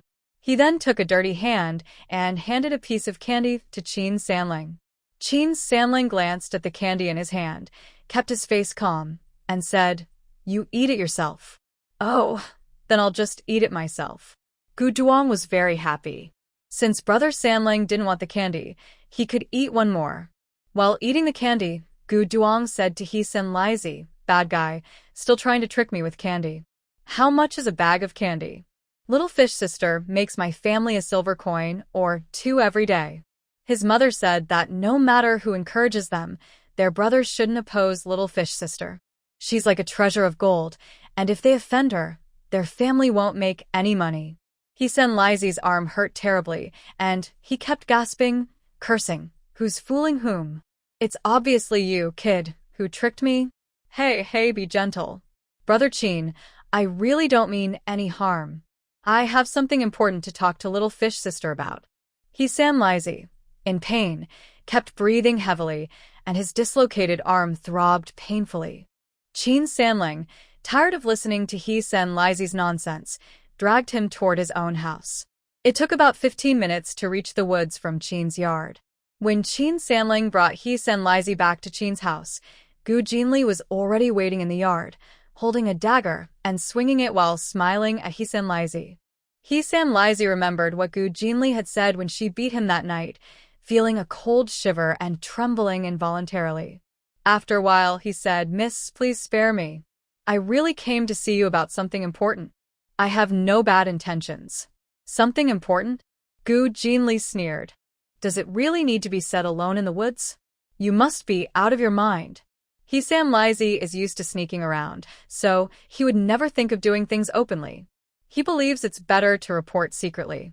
Before Sam Lizy could explain, Gu Wang ran over and offered a piece of candy to Gu Jinli. Little fish sister, this is Sam Lizy trying to trick me with this candy. Do you want to eat it? Gu Jinli looked at the candy covered in dirt and saliva and politely declined. I won't eat it. You can have it. Wow. Gu Wang was very happy. Since Brother San and Little Fish Sister didn't want the candy, he could keep one for Fa Gur, Yume Jia, and a Xingge and eat the remaining 7 himself. Just thinking about it made him happy. Gu Wang stood to the side, watching Sam Lizy look embarrassed, and happily ate his candy. Gu Jinli looked at Sam Lizy and said, If you have something to say, say it. If you have nothing to say, don't wait for us to question you. She smiled and warned him, Don't talk nonsense or lie. I don't like to hear either. Just tell the truth quickly. Yes, yes. I'll tell you everything right away. Sam Lizy, having seen how fierce Gu Jinli could be, knew she would be angry if he hid anything, so he immediately spoke. Lu Dezhu from the east side of the village, the hunchbacked man, left the village early this morning. I heard he's going to the county seat to handle the land and house deeds. The deeds he's going to handle are for the old houses where your families live. Qin Sanlang and Gu Jinli felt a chill. Their old houses haven't yet gone to the county office to get the deeds. They only have a receipt from village chief He, proving they each paid 5 taels of silver to buy the village clay yard. If Lu Dezhu goes to the county and gets the deeds for their houses, they will be forced out. No matter how valid the receipt from the village is, the county's deeds are more official. Earlier, their families had planned to go to the county office to handle the deeds, but they were too busy recently and couldn't find time. Now, they've delayed until this problem arose. Gu Jinli grabbed Sam Lizy's collar and asked, Did Lu Dezhu go on foot or by carriage? Did old third Lu give money for them to handle the deeds at the county office? Handling deeds for several families costs a lot of money. Lu Dezhu's family is one of the poorest in the Lu clan, so Gu Jinli knew where their money came from. Gu Jinli was very angry. That old third Lu, not satisfied with the lessons he had already received, was still causing trouble for their families. Sam Lizy said he went on foot. Lu Dezhu is greedy and stingy. He would never spend money on a carriage. Taking the car to the county town costs 20 coins round trip. Gu Jinli dropped Sam Lizy and said to Qin Sanlang, Little brother Qin, go to head village to borrow a cart. I will find grandfather San and tell him about this. Let's bring the receipt from he village head and rush to the county town to handle the land and house deeds before Lu Dezhu does. Okay, go quickly and tell grandfather San, Qin Sanlang replied. He grabbed Sam Lizy's arm and gently lifted it, causing a pop sound, and put the dislocated arm back in place. Sam Lizy screamed in pain, but after the pain subsided, his arm was fine. After fixing Sam Lizy's arm, Qin Sanlang rushed out of the yard like an arrow, heading swiftly to Head Village. Head Village had been having good days lately. His family sold tofu every day and earned hundreds of coins. Now he was in the yard with his grandson, tidying up farming tools for spring planting. When he saw Qin Sanlang rushing in, he asked, Little brother Qin, what happened to you? Qin Sanlang explained about Lu Dezhu. Head Village head was very angry. That Lu family, always using sneaky tricks. The house was already sold to you. How could they go to the county office to handle the land and house deeds for your families? This wasn't just about grabbing houses. They clearly wanted to force Qin Guluo's family out. And the old houses at the village end didn't belong to the Lu family. They were old houses of the He family. The Lu family was too greedy, even trying to seize their old houses. While Head Village head was scolding, Mrs. Chen also cursed the Lu family loudly. Lu family, killing 1,000 cuts. They want to take our house and leave us nowhere to live. Then she sighed. What should we do? We finally settled down, and if we lose our house, where can we go? After fleeing for half a year, they finally settled, but thinking about losing their home made Mrs. Chen anxious, and she couldn't help but cry. Third grandma said, Stop crying. Who has your household registration and the receipt for buying the house? Is it de Gui or de Fu? Quickly ask them to bring the receipts and household registration, and rush to the county town to handle the deeds before Lu Dezhou does. Now is not the time to cry. If we delay any longer, the opportunity will be gone. Everyone was gathered at Gu Jinli's house. When Gu Dafu heard this, he hurriedly said, "It was me who took them. Wait a moment, I'll go get them now." Their family hadn't split up. He was the eldest, so he held the household registration and receipts. Hearing this, the other families also ran back home to get their household registration and house purchase receipts. Father Luo Chu and Luo Huanyang, along with Uncle Tian and Aunt Tian, went out to sell goods. No adults were at home, but Luo Wu, who was already grown, quickly took the household registration and house purchase receipts to Gu Jinli's house. Only the Tian family was delayed.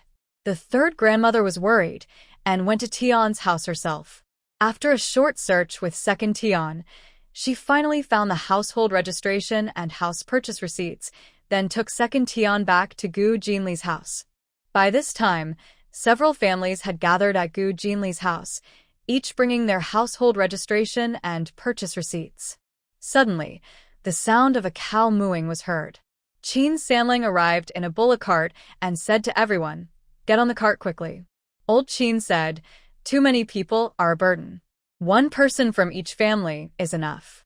"All right, we'll listen to Old Qin." Everyone agreed, feeling a bit nervous. Now, whatever Old Qin and the third grandfather said was final. The third grandfather trusted Gu Jinli very much. Though she was young, he thought she was clever.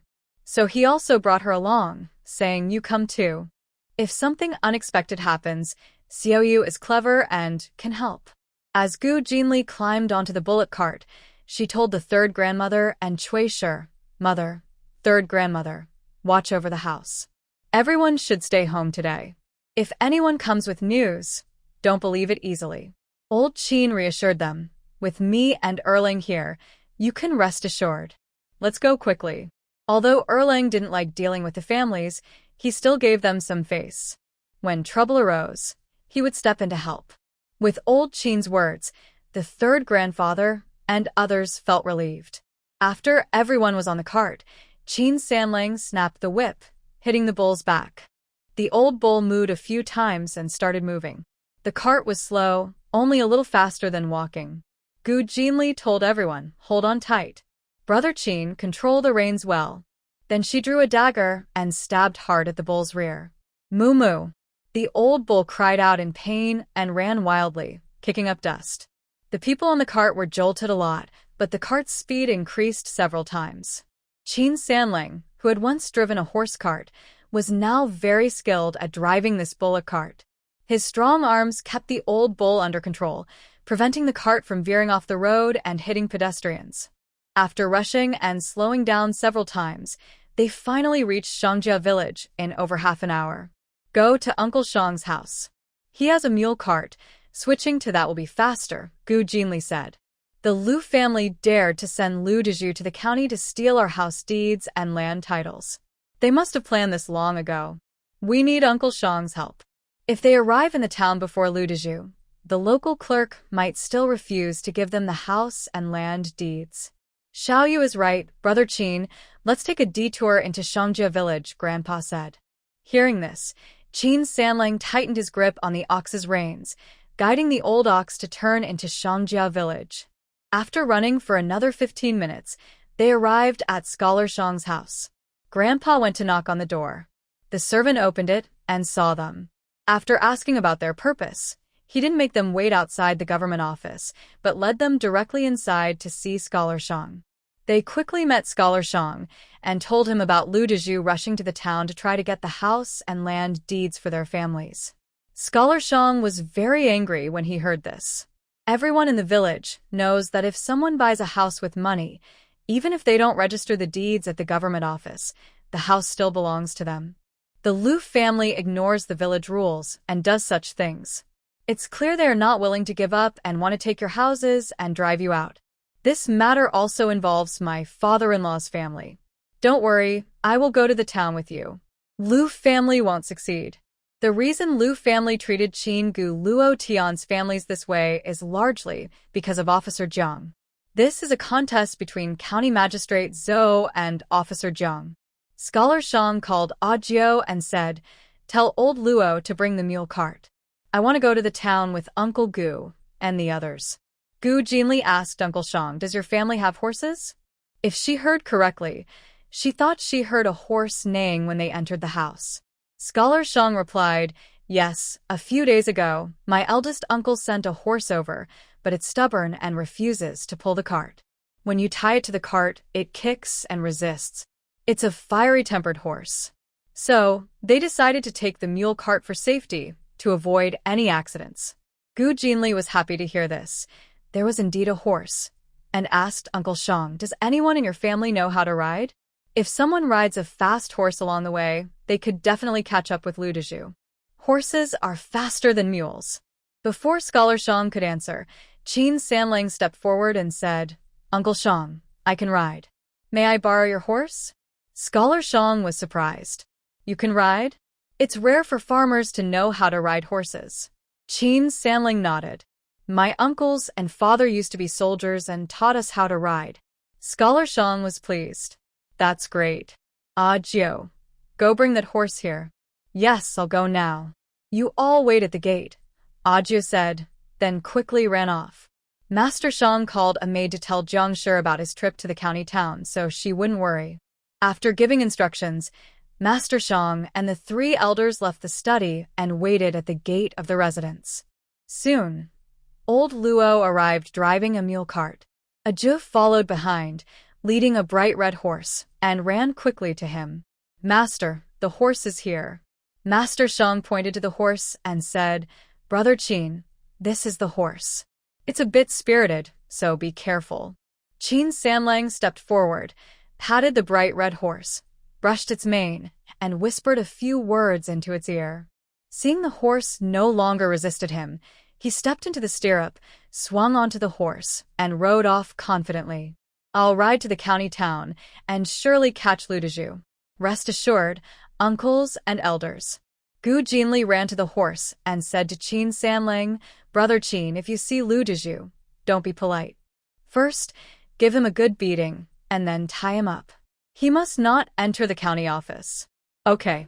Qin Sanlang nodded, flicked his whip, and disappeared in a cloud of dust. He was skilled at riding and had good eyesight. Even on a fast horse, he could roughly see who was nearby.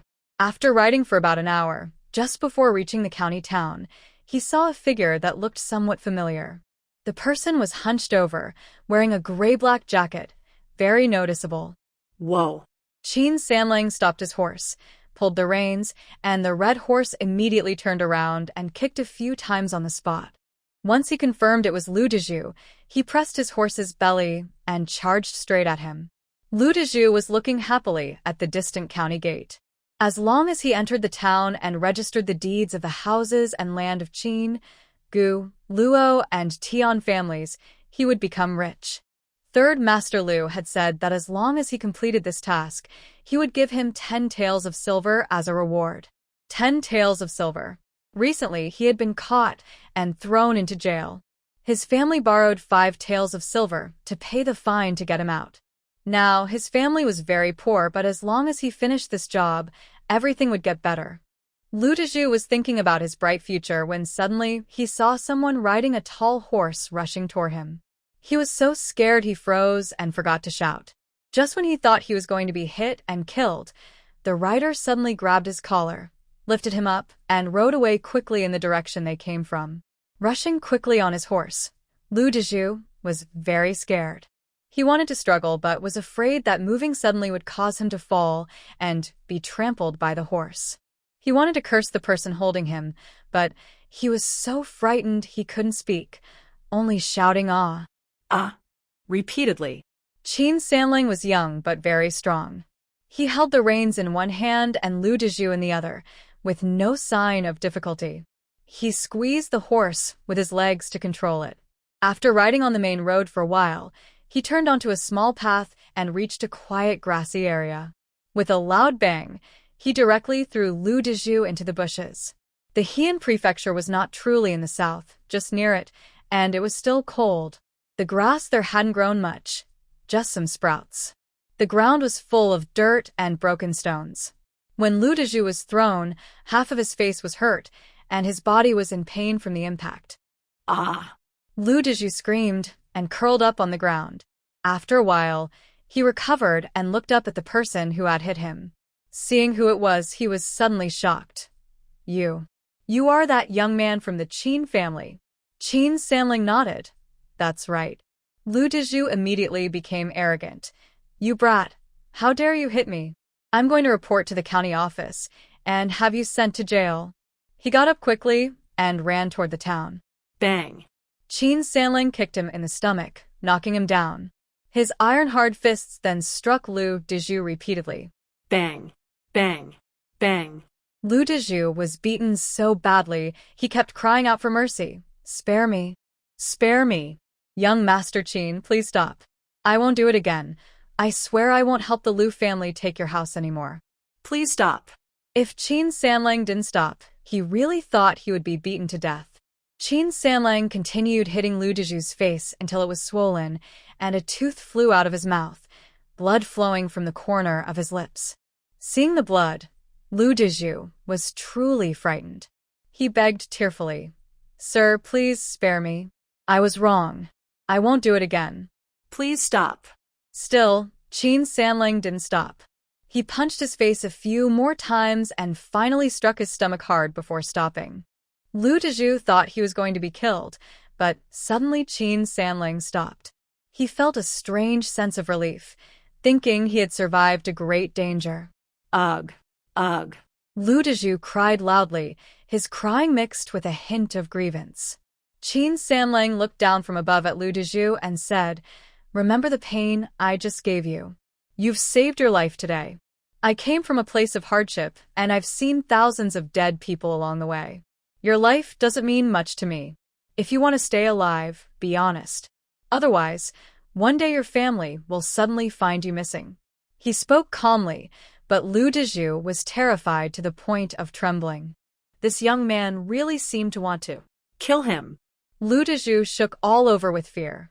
Looking around, he saw a lonely path with grass and trees on both sides, and further ahead, a big mountain. If Qin Sanling killed him and threw his body into the mountain valley, no one would know how he died. The more Lu Dezhu thought about it, the more scared he became. He was so frightened that he wet his pants. Qin Sanling frowned and showed a hint of dislike in his eyes. After a moment, he untied the rope at his waist, grabbed Lu Dezhu's hands and feet, and tied them together so he couldn't move. Lu Dezhu thought Qin Sanling was going to drag him into the mountains and bury him. He turned pale and almost fainted. Just as he managed to calm down, he cried out, Master Qin, spare me. Spare me.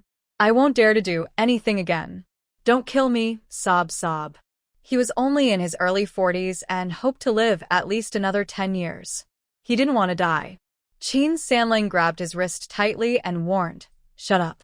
Then he sat on the ground, took a small bamboo tube from his waist, and pulled out a brush and a roll of yellow paper from his cloth bag.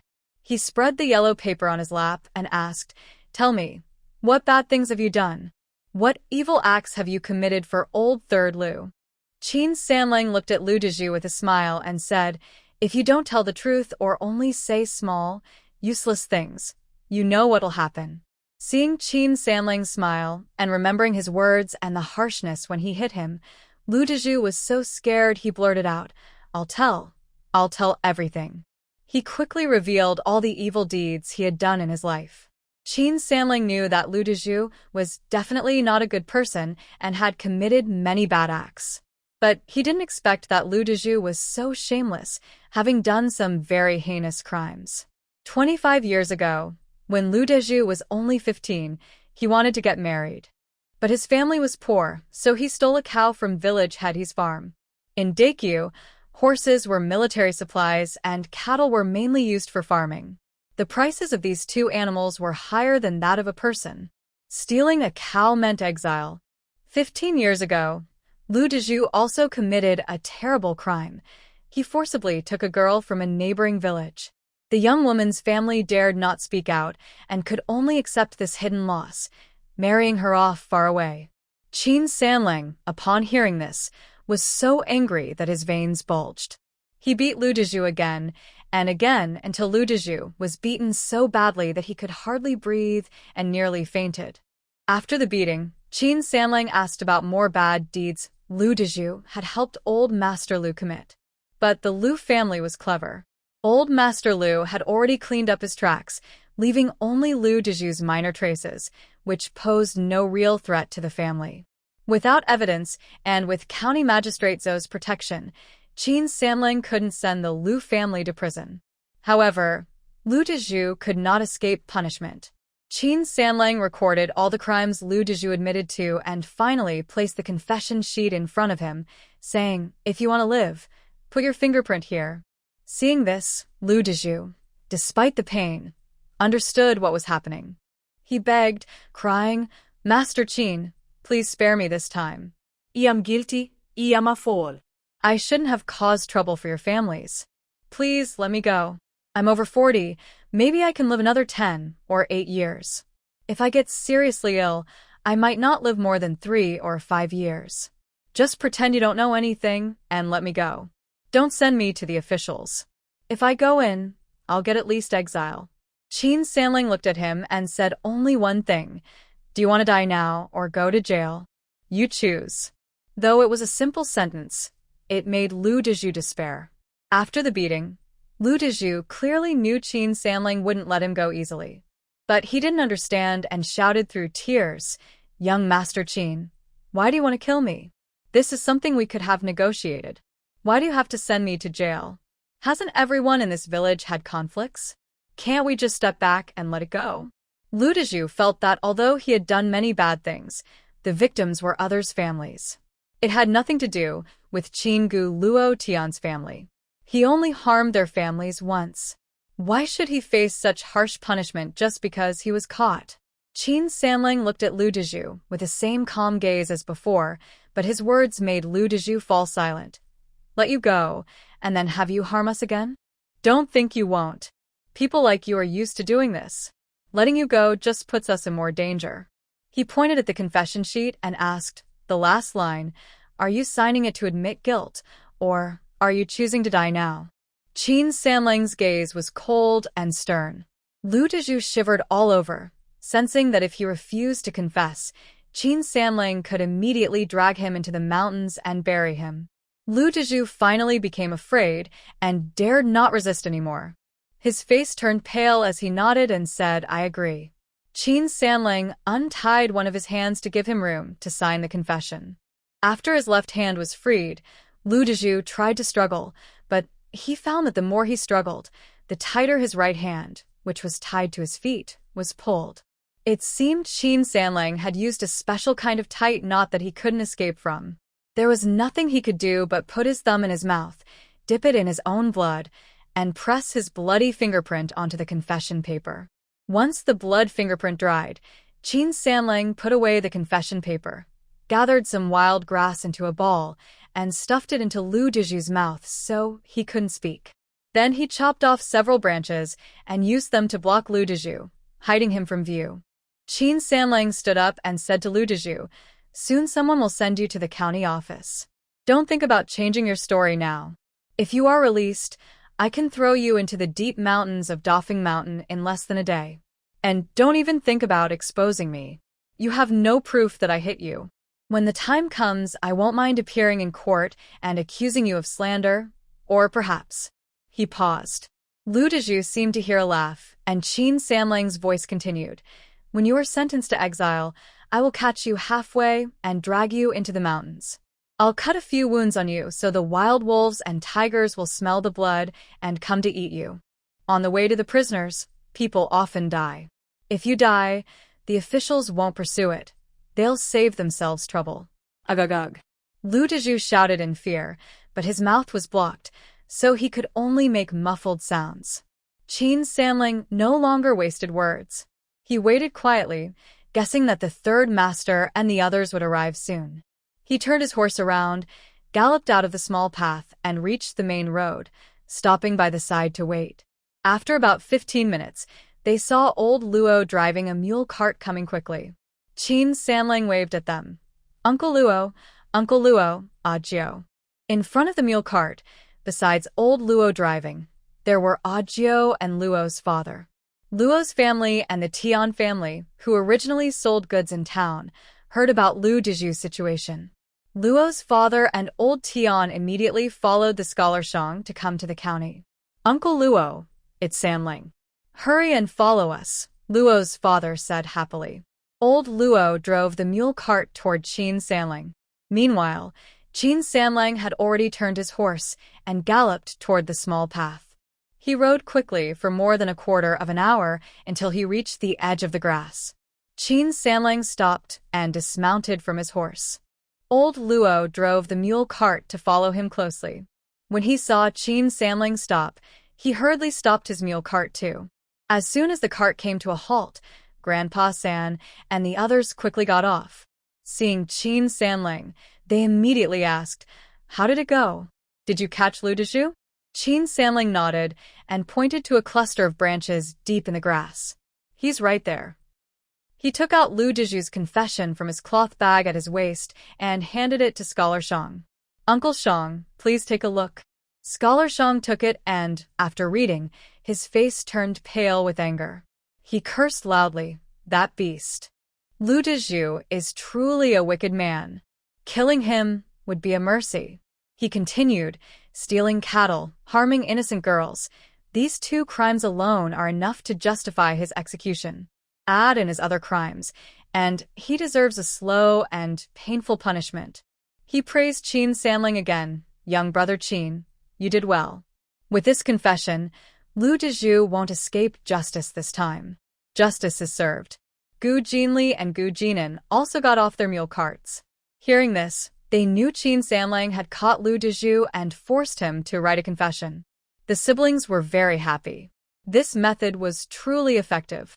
Qin Sanlang turned to Scholar Shang and said, "Uncle Shang, I'll trouble you to go to the government office and have someone Lu Diju there." He didn't want to appear himself when taking Lu Diju to the authorities, feeling it wasn't necessary for their families to show up. If they did, their families might become well-known in Tianfu County.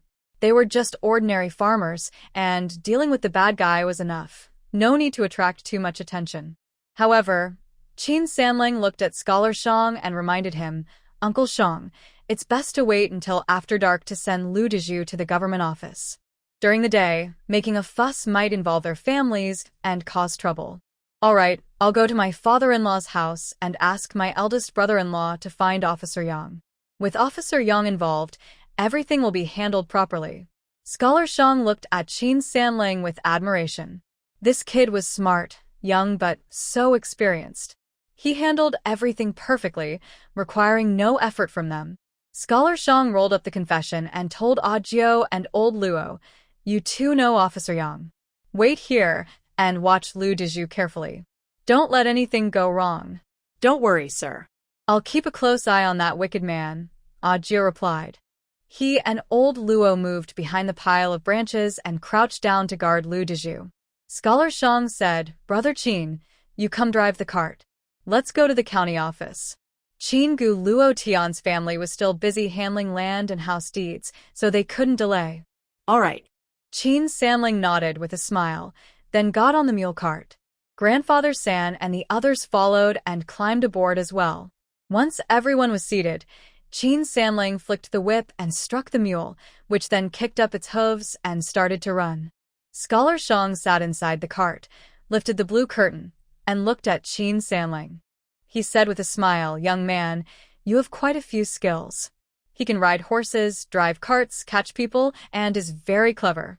He even came up with a plan to make Lu Diju write a confession. These skills alone are rare.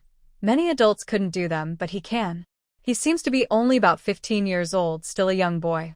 Qin Sanlang heard Scholar Shang's words and just smiled. He drove the mule cart, and after a little over a quarter of an hour, they reached the main road. They traveled for another quarter of an hour and arrived at the city gate. The soldier checking at the city gate was one of the county soldiers. He recognized Scholar Shang's family's mule cart. Scholar Shang showed his face, and they were allowed to enter without inspection. Zhang's residence was in the center of the county, only about a quarter of an hour's walk from the county office.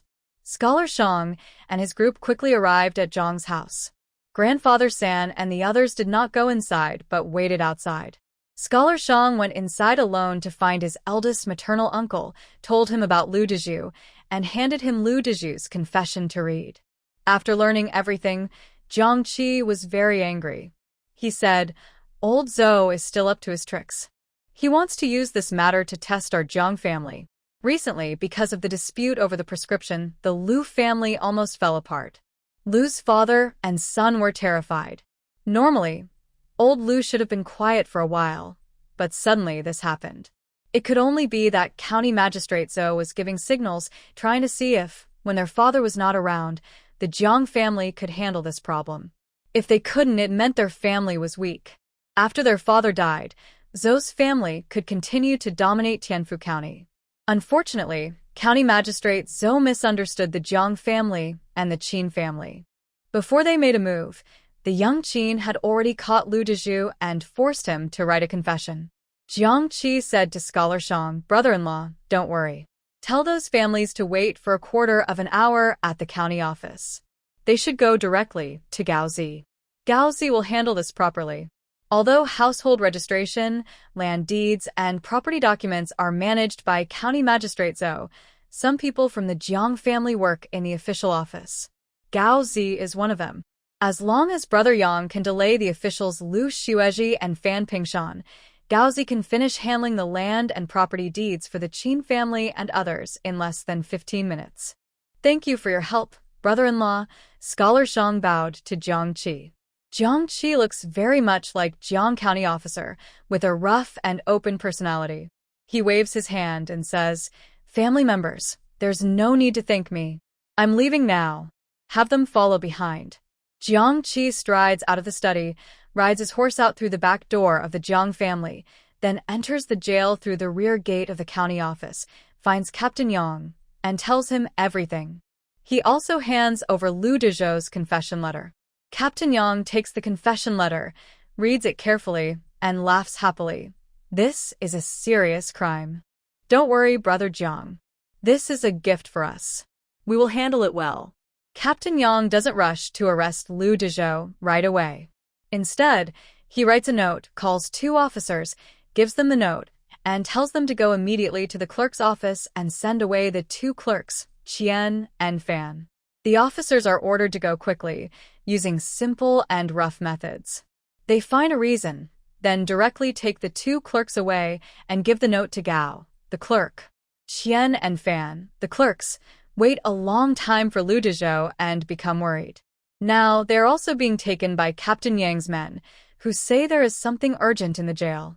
They must go, so they try to resist, but as scholars, they are no match for the officers. Qian, the clerk, threatens, "Let us go. The county magistrate sent for us earlier, and we were about to go see him. But what are you rushing for?" The county magistrate is at home with his maid, not at the county office. To avoid suspicion, the county magistrate has been hiding today, and everyone in the county knows he recently got 2 young maids he's very fond of. As soon as the officers speak, Qian and Fan are quickly taken away. Gao, the clerk, opens the note and reads, "In 15 minutes, the Qin, Gu, Luo, and Tian families will come to handle the land and house deeds." The Gu family is the county officer's benefactor. Don't cause trouble, just handle it for them. Gao remembers that Jiang County officer once mentioned his granddaughter was saved by a girl named Gu, so it's probably this Gu family. He puts away the note and takes out the land and house records of Dafan village in Qingfu town, placing them on the table and waiting. After a cup of tea, he sees a group of people led by Captain Yang's men arriving at the clerk's office. The eldest of the group, called the 3rd grandpa, bows to Gao. "Sir, we are from Dafan village, Qingfu town, here to handle the house and land deeds." Gao doesn't ask many questions. He simply asks, "Bring the household registration. Are you here to handle the deed for that house?" The 3rd grandpa shows the household registration and receipts for buying the house, placing them on the table. The receipt for the house shows the size of the land they bought in the dirt yard. As long as the yard's area on the receipt matches the area recorded in the county land registry, the county officials don't need to send someone to measure the land again, which makes things easier. Gao Shuli is an official from Jiang County, so he naturally does things in the easiest way. Gao Shuli said, registering a house costs 2 taels of silver. Buying land costs 2 taels of silver per acre. Worried they might think it's too expensive, he also wanted to remind them, saying, since the north is unstable now and our Tianfu County has many disaster victims, land prices have gone up. The price for wild land has risen to 1.5 taels per acre, and land for building houses has risen to 3 taels per acre. He offered them the lowest prices so they shouldn't complain about the cost. Scholar Shang had told the third grandfather that Gao Shuli was on their side and knew that these prices were intentionally low, so there was no reason to complain. He immediately said, "We will buy." Gu Jinli asked Gao Shuli, "Sir, we also want to buy the land contracts for the wild land. How much silver per acre?" Gao Shuli looked at Gu Jinli, smiled, and pointed with one finger.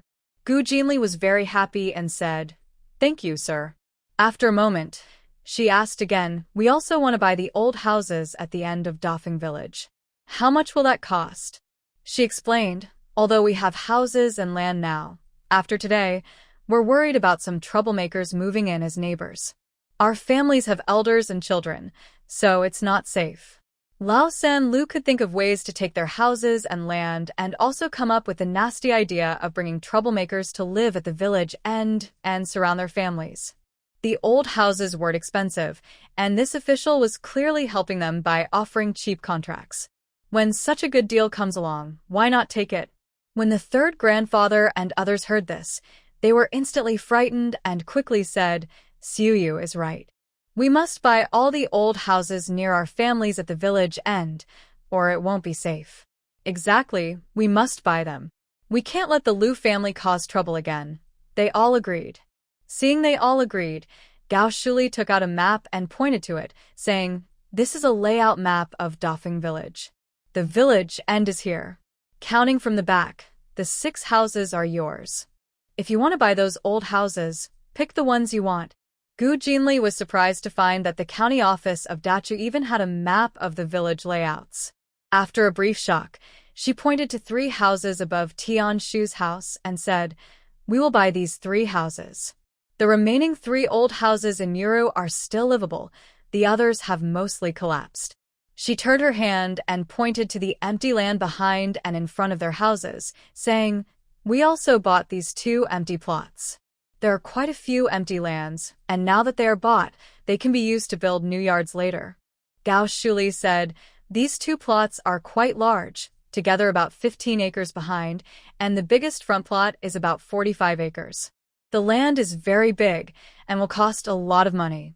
Are you sure you want to buy them?"